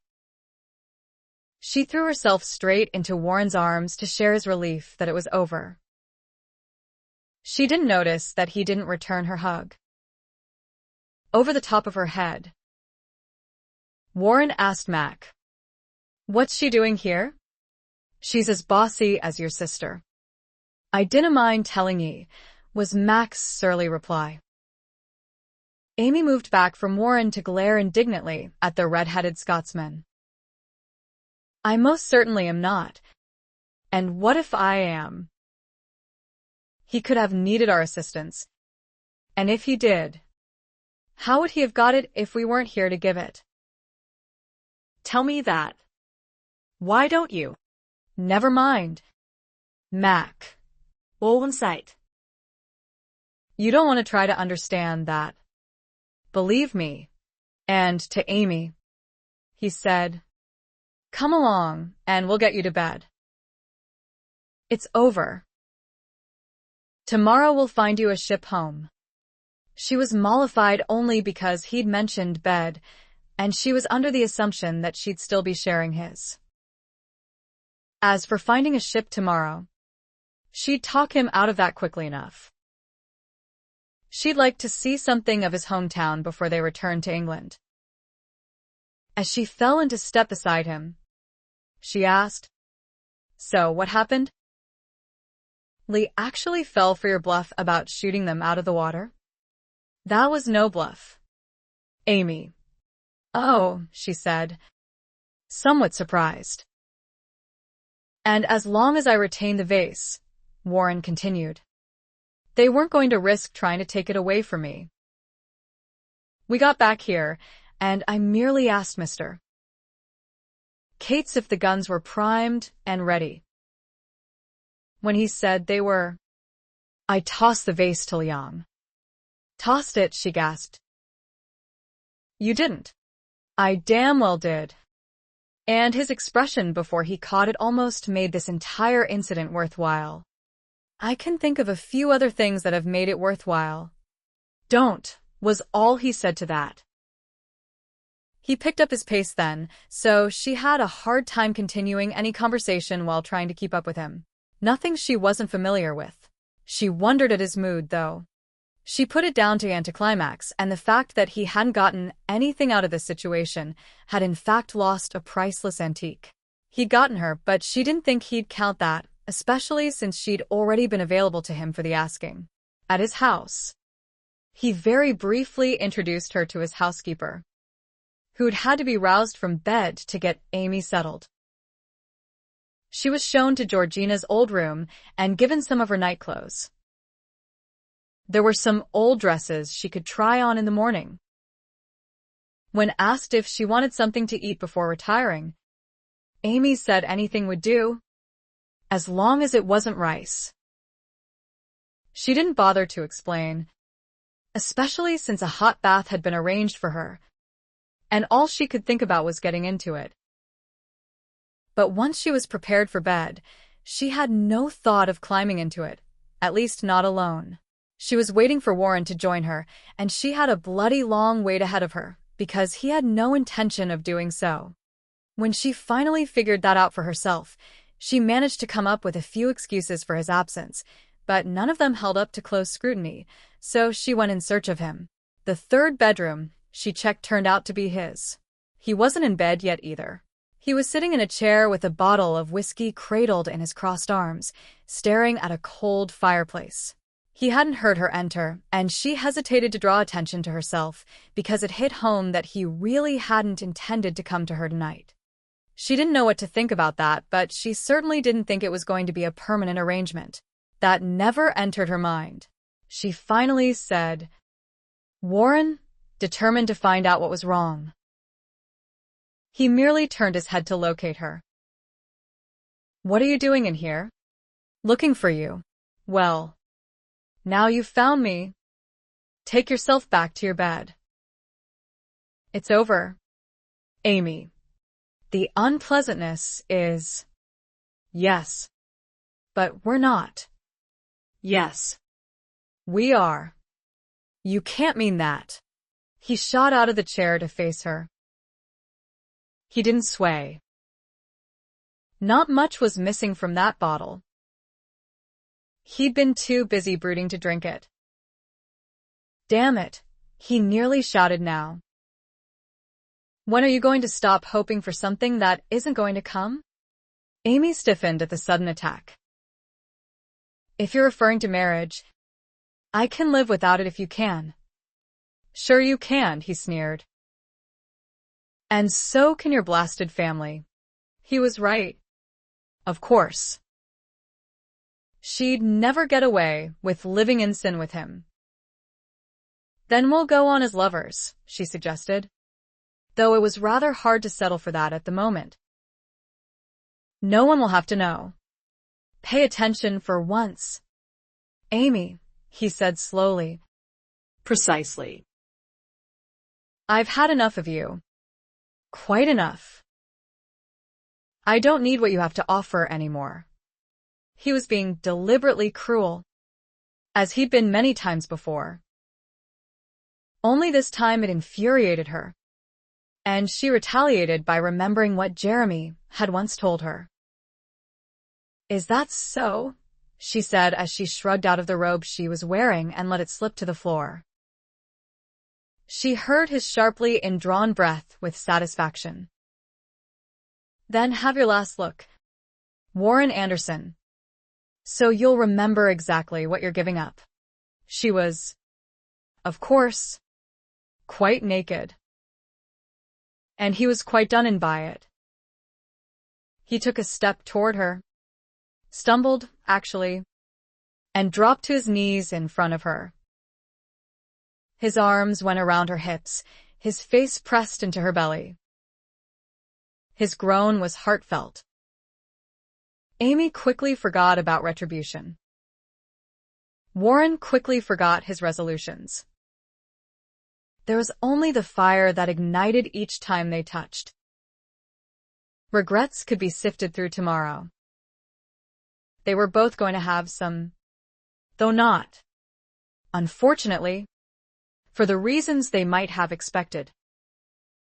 Chapter 39. "Looks like we're too late," Connie remarked. "Well, don't look at me," Anthony said. "I'm not the one who got us into that storm that blew us halfway to Greenland. My dear brother has that honor. You'd best put a lid on it." Puppy. "Your dear brother is about to commit mayhem." That wasn't quite true, but it was a close thing. James stood on the other side of the bed, looking down at the sleeping couple, and wished to hell that storm hadn't come between him and his prey. It had taken all of 2 weeks to close the gap again, but he was still about 8 hours in their wake, which was why his ship hadn't docked until this morning, and why there was no sign of the other ship. So much for his plans to corner the wily bastards. He hadn't assumed that the Nereus might have arrived first. He assumed correctly that Warren had managed to deal successfully with a Chinese and could now be found in his home. The two brothers and Connie had gone there straight away, unable to relax their concern until they were certain Amy was all right. The Andersons' housekeeper assured them of that, and that the captain and his guest were still sleeping. She'd gone off to fetch breakfast for them.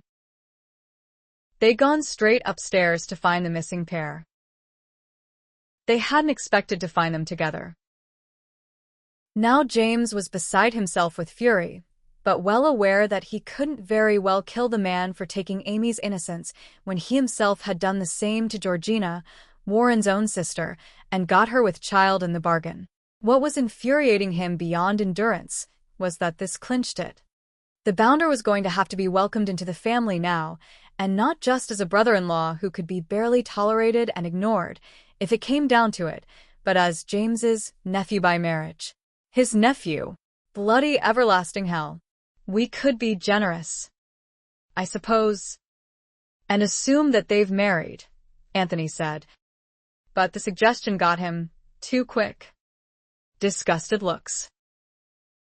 "Well, it's not that far-fetched." Connie moved back to get out of the way before saying, "Why don't you ask him?" "Don't mind if I do." But it was no gentle nudge he gave Warren.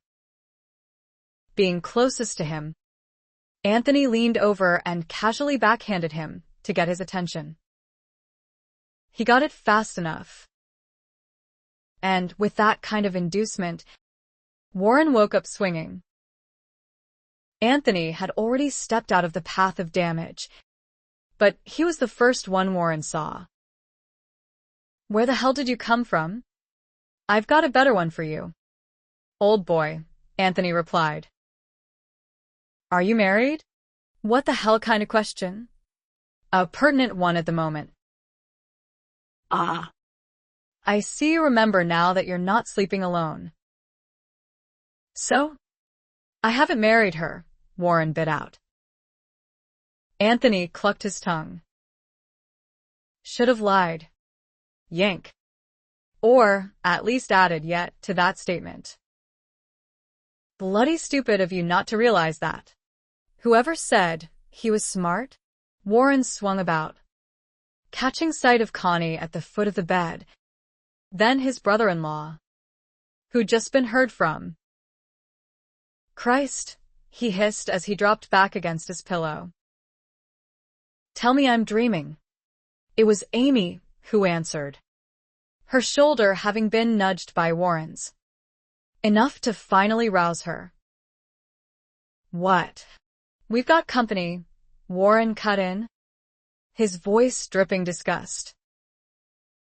"The devil but she paused upon spotting her Uncle Tony standing beside the bed, and, eyes flaring wide, ended on an appalled note. "Do." "Glad to see you're all right." "Puss," Anthony said, only to add, "at least for the most part." Amy groaned and buried her face in Warren's shoulder. But the nightmare got worse. "No need for that, dear girl," James said to her back. "We know who's to blame here." "It's a dream," she assured Warren. "They'll go away just as soon as we wake up." He merely sighed. "For once I wish you weren't deluding yourself, Amy." "Oh." "That's nice." She leaned up to glare at him. "That's just splendid. And don't think I don't remember that you tried to put me off last night." "Over. Are we?"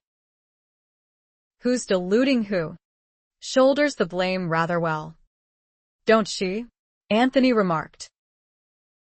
"Sort of reminds me of Reagan and her penchant for manipulating every little situation," Connie observed. "And they've got the same atrocious taste in men. Unfortunately," James concluded. "Very amusing." "Gentlemen," Warren said. "But for the lady's sake, why don't you get the hell out of here so we can dress before we continue this? You wouldn't think of crawling out windows, would you?" Anthony replied first. "On the second floor?"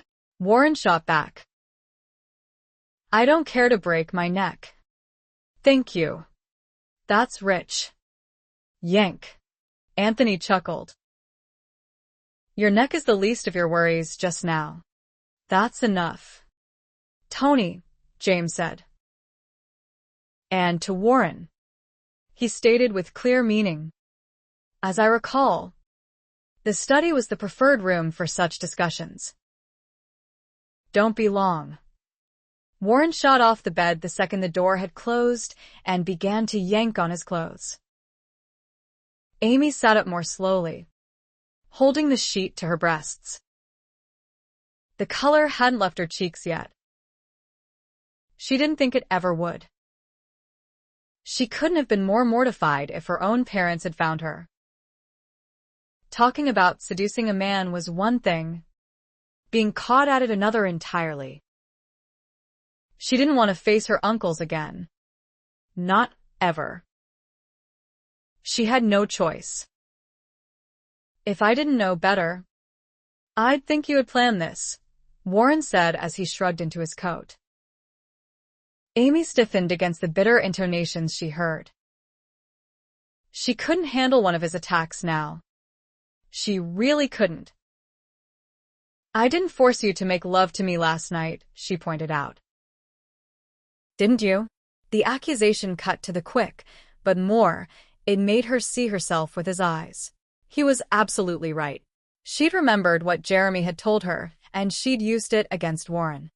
For that matter, she'd been utterly self-centered from the very beginning in her campaign to win him, never once taking his present feelings into account, only those she was sure he would have later. But being sure was not proof positive, no matter how strong her instincts in the matter. She had been unfair. She looked up to tell him how sorry she was, that she wouldn't manipulate him anymore. But he'd already slipped out of the room.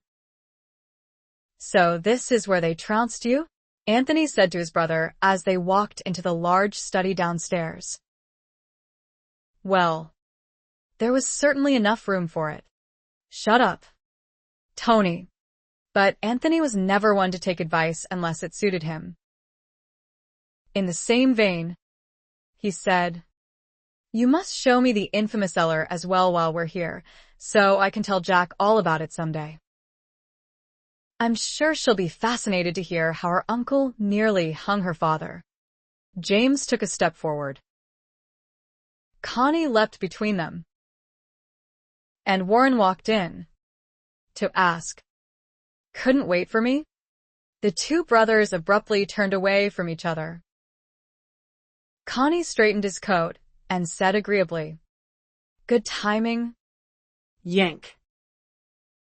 They were about to forget that it's you they'd like to throttle. "So, who wants the pleasure?" Warren asked, looking between them. "Not me, old boy," Anthony replied. "I've been through this myself. Don't you know? Though I didn't have the in-laws breathing down my neck. Weren't any, as it happens. Had to do the honorable on my own." Warren turned to James. "Are you going to play the hypocrite?" Then? It was a moment before James replied, No.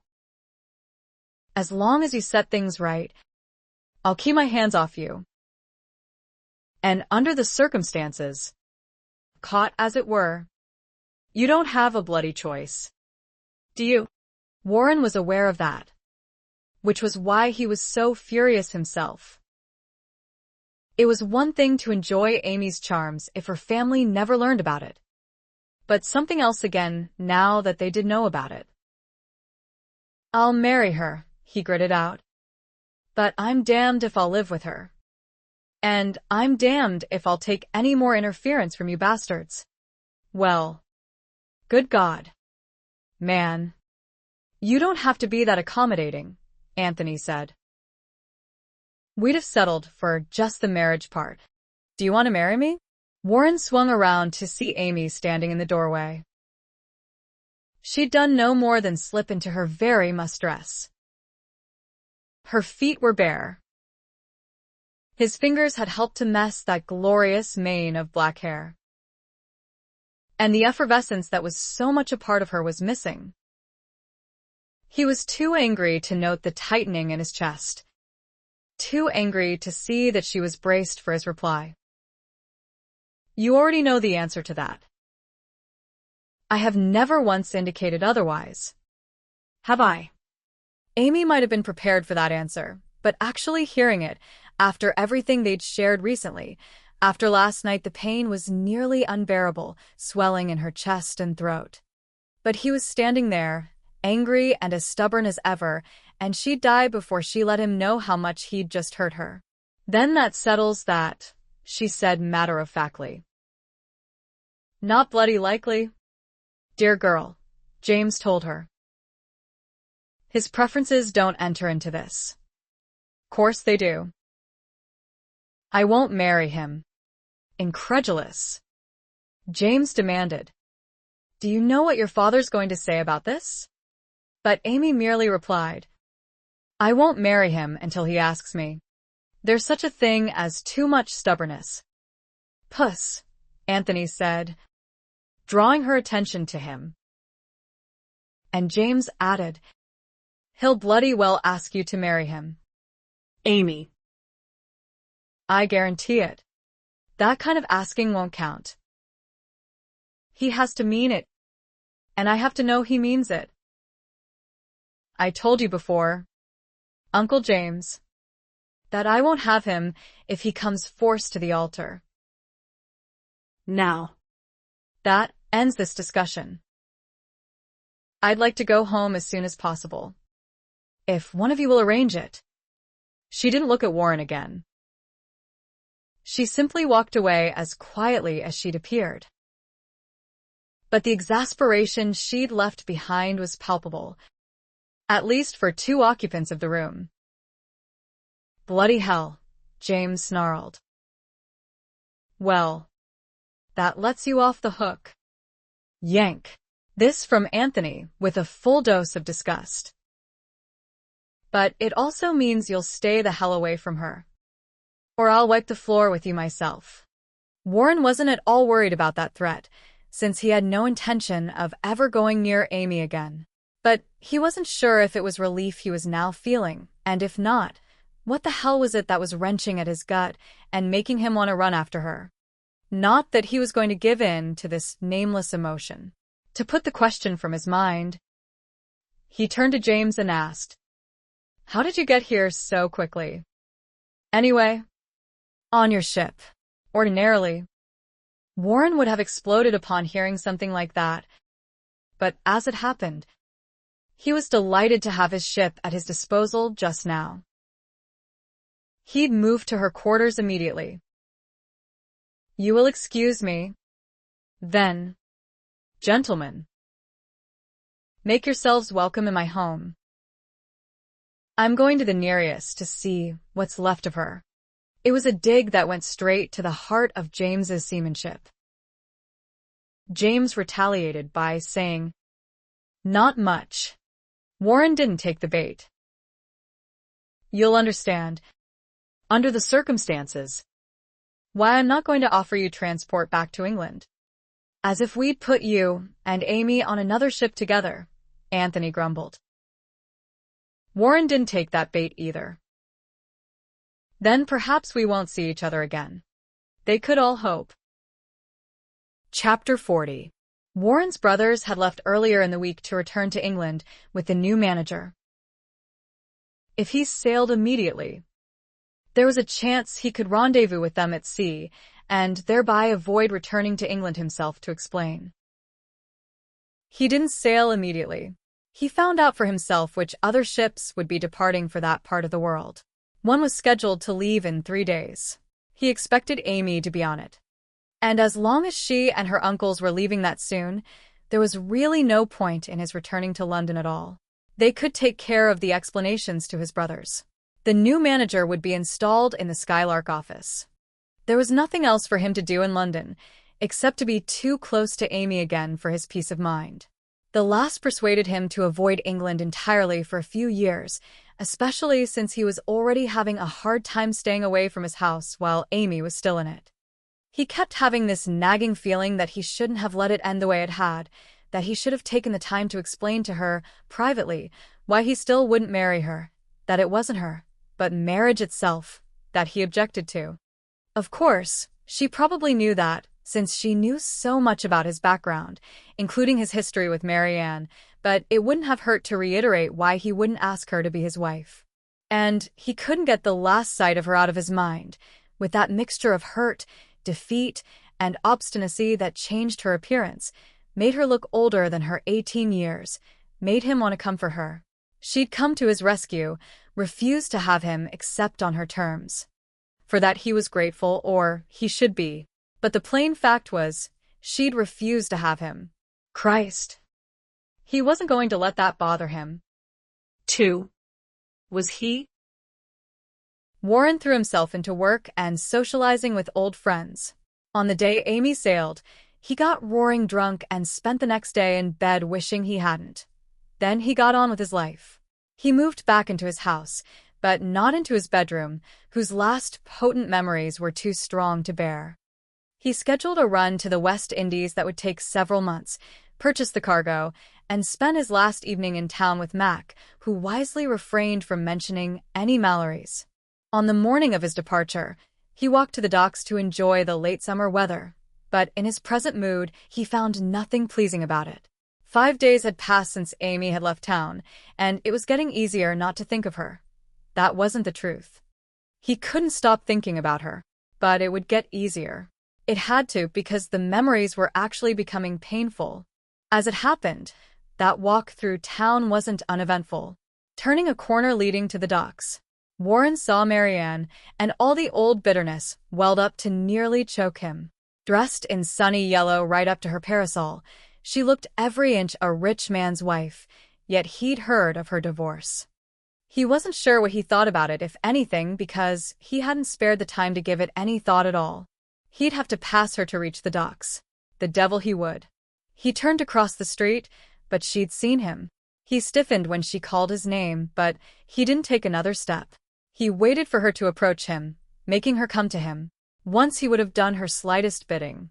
Now he could barely tolerate the sight of her, though with her blonde hair and light blue eyes, she was still just as beautiful as she'd always been. "How are you, Warren?" In no mood for idle conversation, he replied curtly. "Still bitter?" "Why?" he sneered. No. "Then why are we talking?" She gave him a smile he remembered as indicating patience. He'd forgotten that about her boundless patience, how nothing could ruffle her feathers. "I almost came to your house. And I'm supposed to believe that?" "Stephen set the whole thing up. You." Me. "It was all a well-thought-out plan that was conceived by him before you and I even met. And you fell for it. You were young and gullible. And it was a simple plan. Get you to fall in love with me, then jilt you for your worst rival. But the baby was part of the deal. So was the divorce, for that matter. As I said, he planned everything beforehand. All he needed was a woman to pull it off. And he found her in me, because what he offered in return was too good for me to turn down. To be rich and independent, without having to answer to any man. That was the lure. That's why I did it."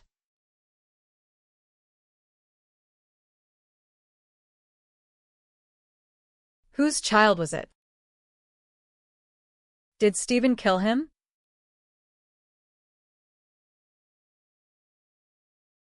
"I'll bet." "I meant now. You think I can't see how bitter you still are? Why didn't you just put it behind you and forget about it? Don't you know that the only reason we stayed married as long as we did was because he thought you still loved me? The deal was that I'd have the divorce after just a few years. But he wouldn't give it to me as long as he thought our marriage was wringing a few more drops of blood from you. The only reason I finally got it was because you haven't been around often enough for him to gloat over. So there's justice after all? You actually think I'd make the same mistake twice?" No. "I just thought you should know it's not over as far as he's concerned. He really hates you. You see. I used to wonder if he was quite right in the head when he would go into these rages over childhood slights and black eyes. Minor things that shouldn't mean anything. But he'd rage about how those childhood incidents had shamed him before his father. And how his father would ridicule and humiliate him for losing those battles with you. He hated his father, too. But he never admitted that. Got it mixed up with you. I think you were easier to hate. He didn't have to feel guilty about it." The insult struck home, bringing angry color to her cheeks. "How would you know what it's like to be poor and have nothing? You've always had everything you could ask for. I didn't like deceiving you that way. I didn't expect you to be so nice and fun-loving, at least you used to be. But I'd made the deal. I had to stick with it."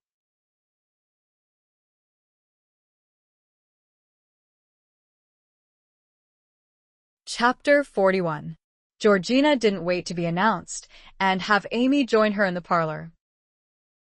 She marched straight upstairs to the girls' bedroom and, as upset as she was, didn't even knock. "Amy Malory, I cannot believe who I saw you with today. Do you have any idea? Do you even know who?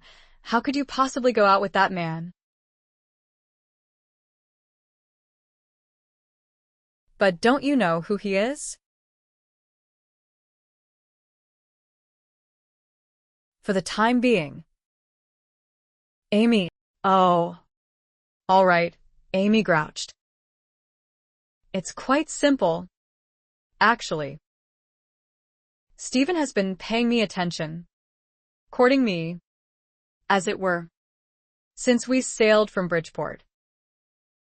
I wondered about it at first, especially since he owned up to knowing about my refusal to marry Warren. How could he know that without knowing the rest? He couldn't. What? He's asked you. What's Warren got to do with it?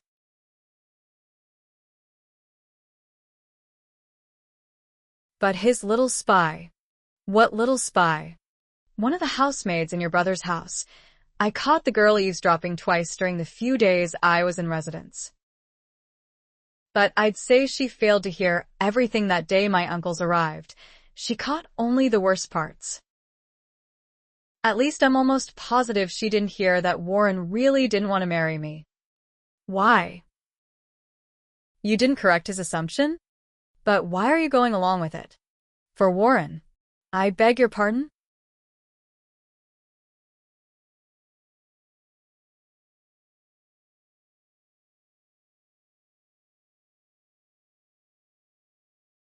Georgina returned home in a dismal mood, sure now that Amy was heading for some major disappointment. If she knew her brother, and she did, he'd stay as far away from the girl as possible now, which meant somewhere on the other side of the world. So, she was more than a bit surprised to recognize the raised voice coming from James's study as Warren's, and to have it confirmed when she opened the door.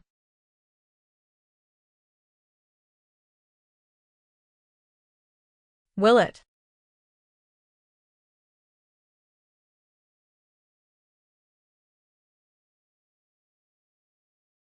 I've just told you what he's capable of.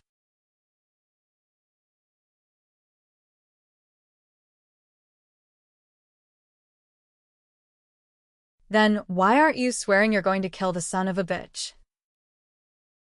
Chapter 42. It was a garden party of the tedious sort. 100 or so guests trying to amuse themselves with lawn games and charades. The hostess praying it wouldn't rain. James wouldn't have attended, even though Georgina planned to, if he hadn't heard that Amy was going to be there, as well as Stephen Addington. Not that he expected things to get interesting, unless Warren showed up. But James had a feeling he might. It was a feeling he was giving up on as the hour wore down to early evening and tables were set up on the lawn to feed the horde. Dinner was a boring affair with the latest ondits making the rounds as the guests moved from table to table. Nothing that hadn't already been discussed at James's club. He was just about to drag his wife home when Warren walked out of the house onto the terrace. James immediately looked for Amy. Sure enough, the little minx was sitting at a table with Addington. She didn't appear to be enjoying herself, was merely listening to the American expound on whatever he was expounding on. James turned again to see how long it would take for Warren to spot them. Not long at all. Your brother. Which one? The one who's about to entertain us.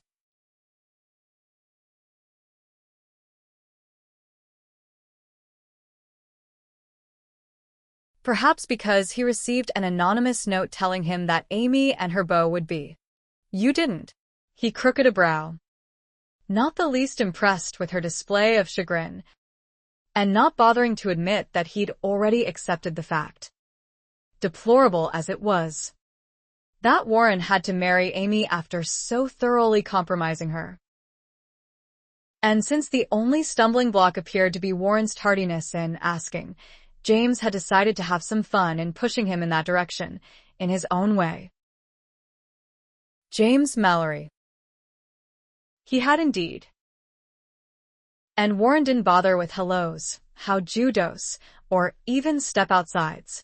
Too many years of festering hate got him right down to business. He picked Amy up out of her chair merely to set her out of the way, then knocked Stephen out of his. Stephen immediately jumped to his feet and came back swinging.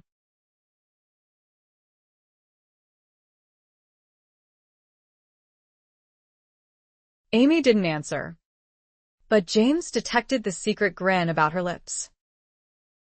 He sighed to himself, having it confirmed that the little minx was too bloody loyal and too deeply attached to ever give up on the bounder. Why the deuce couldn't she have been fickle, like most females, and lost interest in Warren before the irreparable damage was done? The fight was knocking down tables and putting the hostess into a dither, but it was also winding down. Warren gave Stephen 2 quick jabs in the style that Anthony had taught him, but it had been apparent from the start that he didn't need any fancy moves to defeat Stephen. The man was out of shape, soon out of breath, and finally out cold. The man coughed and sputtered for a moment before he opened his eyes, only to find himself lifted by the front of his shirt and told in a deadly calm voice, "You're going to stay away from her, Addington, if you know what's good for you. You're also going to catch the next departing ship out of town. And I'm only going to give this advice once. Interfere in my life again, and you'll wish you were dead."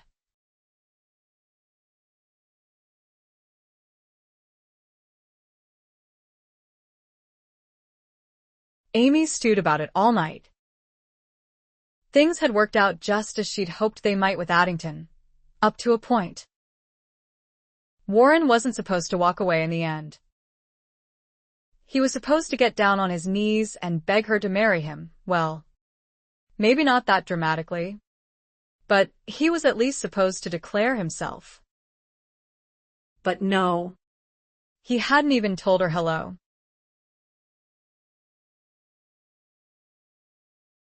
The worst part was, she doubted she'd ever see him again. He'd sail away, back to America, without even coming round to say goodbye to her. And she was going to let him this time. She wasn't going to try to stop him, or seek him out. And never again those unwanted seductions, no matter how nicely they'd worked out toward the end.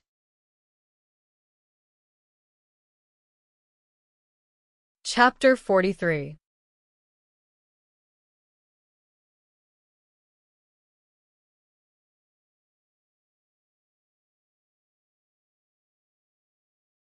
No. Maybe you'd like some yourself?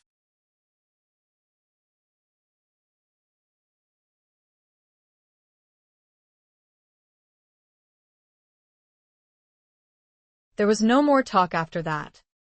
And this was no easy fight like he'd had yesterday. Warren hadn't learned nearly enough from Tysher, and certainly nothing of offense. But he was able to defend against James and throw him off balance more than once, getting in some solid punches before James recovered, and keeping out of the path of James's fists when he needed recovering himself. It was still a brutal contest for all of 10 long minutes. Almost at the same moment, they reached the same conclusion. There wasn't going to be a winner.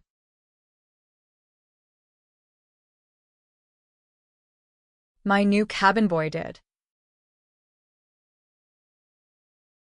Now he paced in the parlor, wondering if the man had gone to inform Amy of his presence, or gone for additional help to throw him out.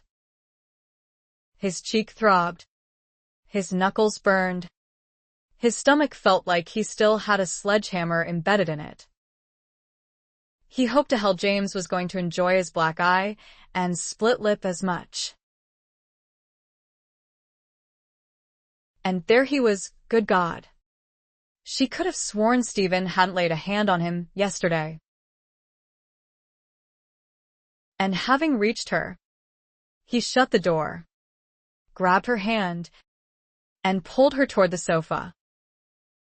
That was fine with her, until he sat down and yanked her across his lap. Face down. No. You're supposed to give me warning, Warren. I should have done this, one more, on the ship, again, when you tricked Tysher into letting you come to my cabin, bringing with it a wealth of memories of that night of shared bliss. His hand didn't fall again. He groaned instead and turned her over.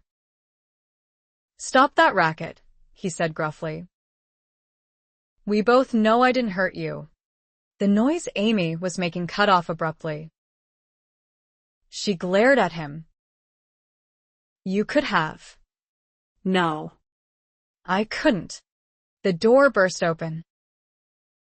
They both turned to the butler and said at once, Get out. But, Lady Amy. It was a bloody mouse, she cut in with a perfectly straight face. It's already disappeared.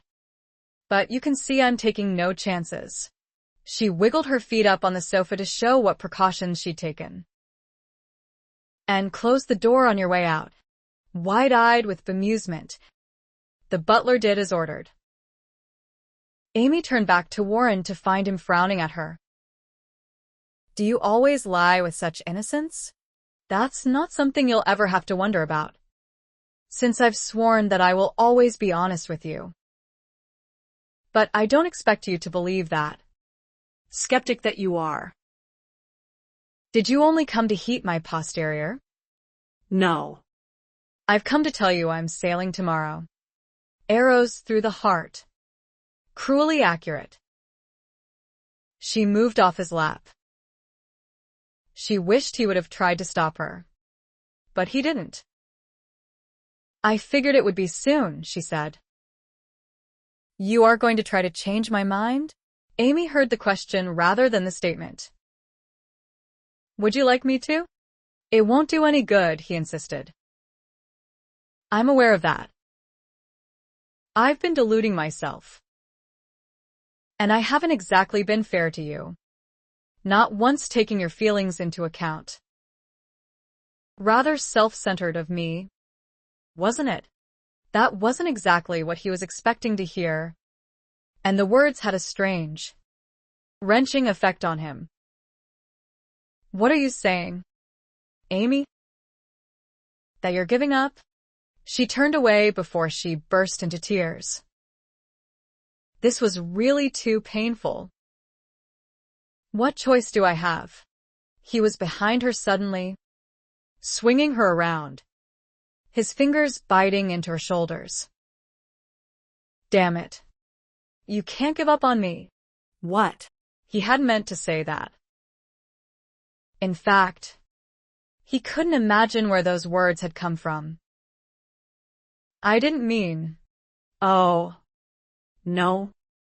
You don't. She cut in quickly and locked her arms behind his neck. You're not taking that back. Warren Anderson. You fixed yourself, but good. And now I want to hear you say it. He looked chagrined for a moment. Anger had brought him here, but that was only an excuse, and it was time he admitted it. She was smiling at him, waiting, every promise she'd ever made him there in her eyes. Laughter, happiness, love, which he could no longer deny he wanted, just as much as he wanted her. The words he'd never thought to say weren't so hard after all. We're getting married. She surprised him by shaking her head. Not until you ask me. We're not. Amy, count your blessings that I'm not going to make you get on your knees for this, she added sternly. Well, will you marry me? She drew in her breath sharply to finally hear it. But she wasn't letting up on him yet. What else? I don't know how you did it, but you've invaded my heart, my mind, I fear even my soul. And it was absolutely true. She saw it in his eyes and in the breathtakingly beautiful smile he bestowed on her before he added softly, almost reverently, I'm in love with you, Amy. In fact, I don't think I can bear another day without you. Her tone softened as her body moved in closer to his, and his arms gathered her closer still. Was that so hard? Christ. Yes, he sighed. But it wasn't. Not really. It will get easier. I promise you. He had no doubt of that now. But after everything he'd put her through, it was no wonder he held his breath after asking, "What's your answer?" Amy was too happy and too full of her love for him to tease him anymore. You had it months ago. You stubborn man. You just weren't ready to hear it. Warren's relief came out in a joyful laugh, a tighter squeeze, and then a kiss meant to sear her toes, which did just that and more. Chapter 44. Charlotte gave a dinner party for family and friends to officially announce the engagement, but the family had already been apprised of the happy news, which was why both Anthony and James had to be browbeaten by their wives to make an appearance. But once there, they put a good face on it for outsiders. Anthony was even seen shaking Warren's hand in congratulations, though what he said to make Warren burst out laughing was anyone's guess. Jeremy cornered Amy 3 times during the evening to ask if she was sure, positive, absolutely certain that she wasn't pregnant. She was going to take pity on him the day of her wedding and tell him she hadn't been serious about that bet of theirs. Then again, she might not. A month of abstinence wouldn't hurt that young scamp, might even help him devote some time to his studies, which he most certainly needed to do, if he could manage not to get kicked out of school this next term. Drew teased her outrageously for not choosing him instead, and he did it deliberately, just to provoke Warren. But Warren's temper was conspicuously absent these days, and Drew finally gave it up when he realized he wasn't going to get a rise out of his brother. When Amy finally found a moment alone with Warren, she asked, "How are you surviving your welcome into the Malory clan?" "It's a good thing I'm a tolerant man." She laughed delightedly at his wry expression. "What did Uncle Tony say to you earlier?" After admiring his brother's black eye. "He wants to take lessons from me now." She noted that black eye herself. "You aren't going to be fighting with Uncle James anymore, are you?" "Wouldn't think of it. Now that he's going to be my uncle, too. I've decided to show him nothing but respect." "Good God. He'll murder you." Warren laughed and pulled her back against him. She sighed and wrapped her arms over his. She wondered if a person could get much happier than she was now. Looking out over the room filled with her family, she said, "This reminds me of the night I first saw you and fell in love. You didn't even notice me that night." "I noticed. But you were too young. We aren't going to start that again, are we?" He chuckled. "Absolutely not." She leaned into him to whisper, "I'm not going to be able to wait. You know." "For what?" "To make lust with you again. You know I can't be this near you without wanting you." He went stiff behind her, his whole body reacting to those words. "Softly," he corrected her. "That's make love." "Ah. So you've got it right at last," she teased. "Leave your window open tonight. You'd climb up?" "Absolutely. How romantic, but that won't do at all. I'm not going to risk your falling and breaking your neck. I'll meet you in the garden. To make love in a rose bed? You won't like it." Amy remembered that outrageous conversation with his sister about flowers and grinned. "How about under a pussy willow? On a fur mantle? With strawberries and—" "Keep that up. And I'm dragging you out of here right now," Warren growled in her ear. Amy giggled. "You don't want to do that. My uncles might get the wrong idea and come charging to the rescue." That would really put a damper on things. Don't you think? Chagrined. He asked quite seriously. How does abduction sound to you? Actually, it sounds delicious. But is that you abducting me? Or me abducting you? He burst out laughing. James, watching them from across the room, said to his wife, Good God! What's she done to the poor man?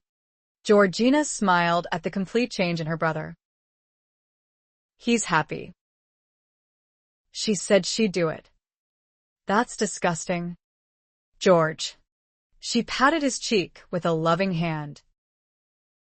Put a lid on it. James.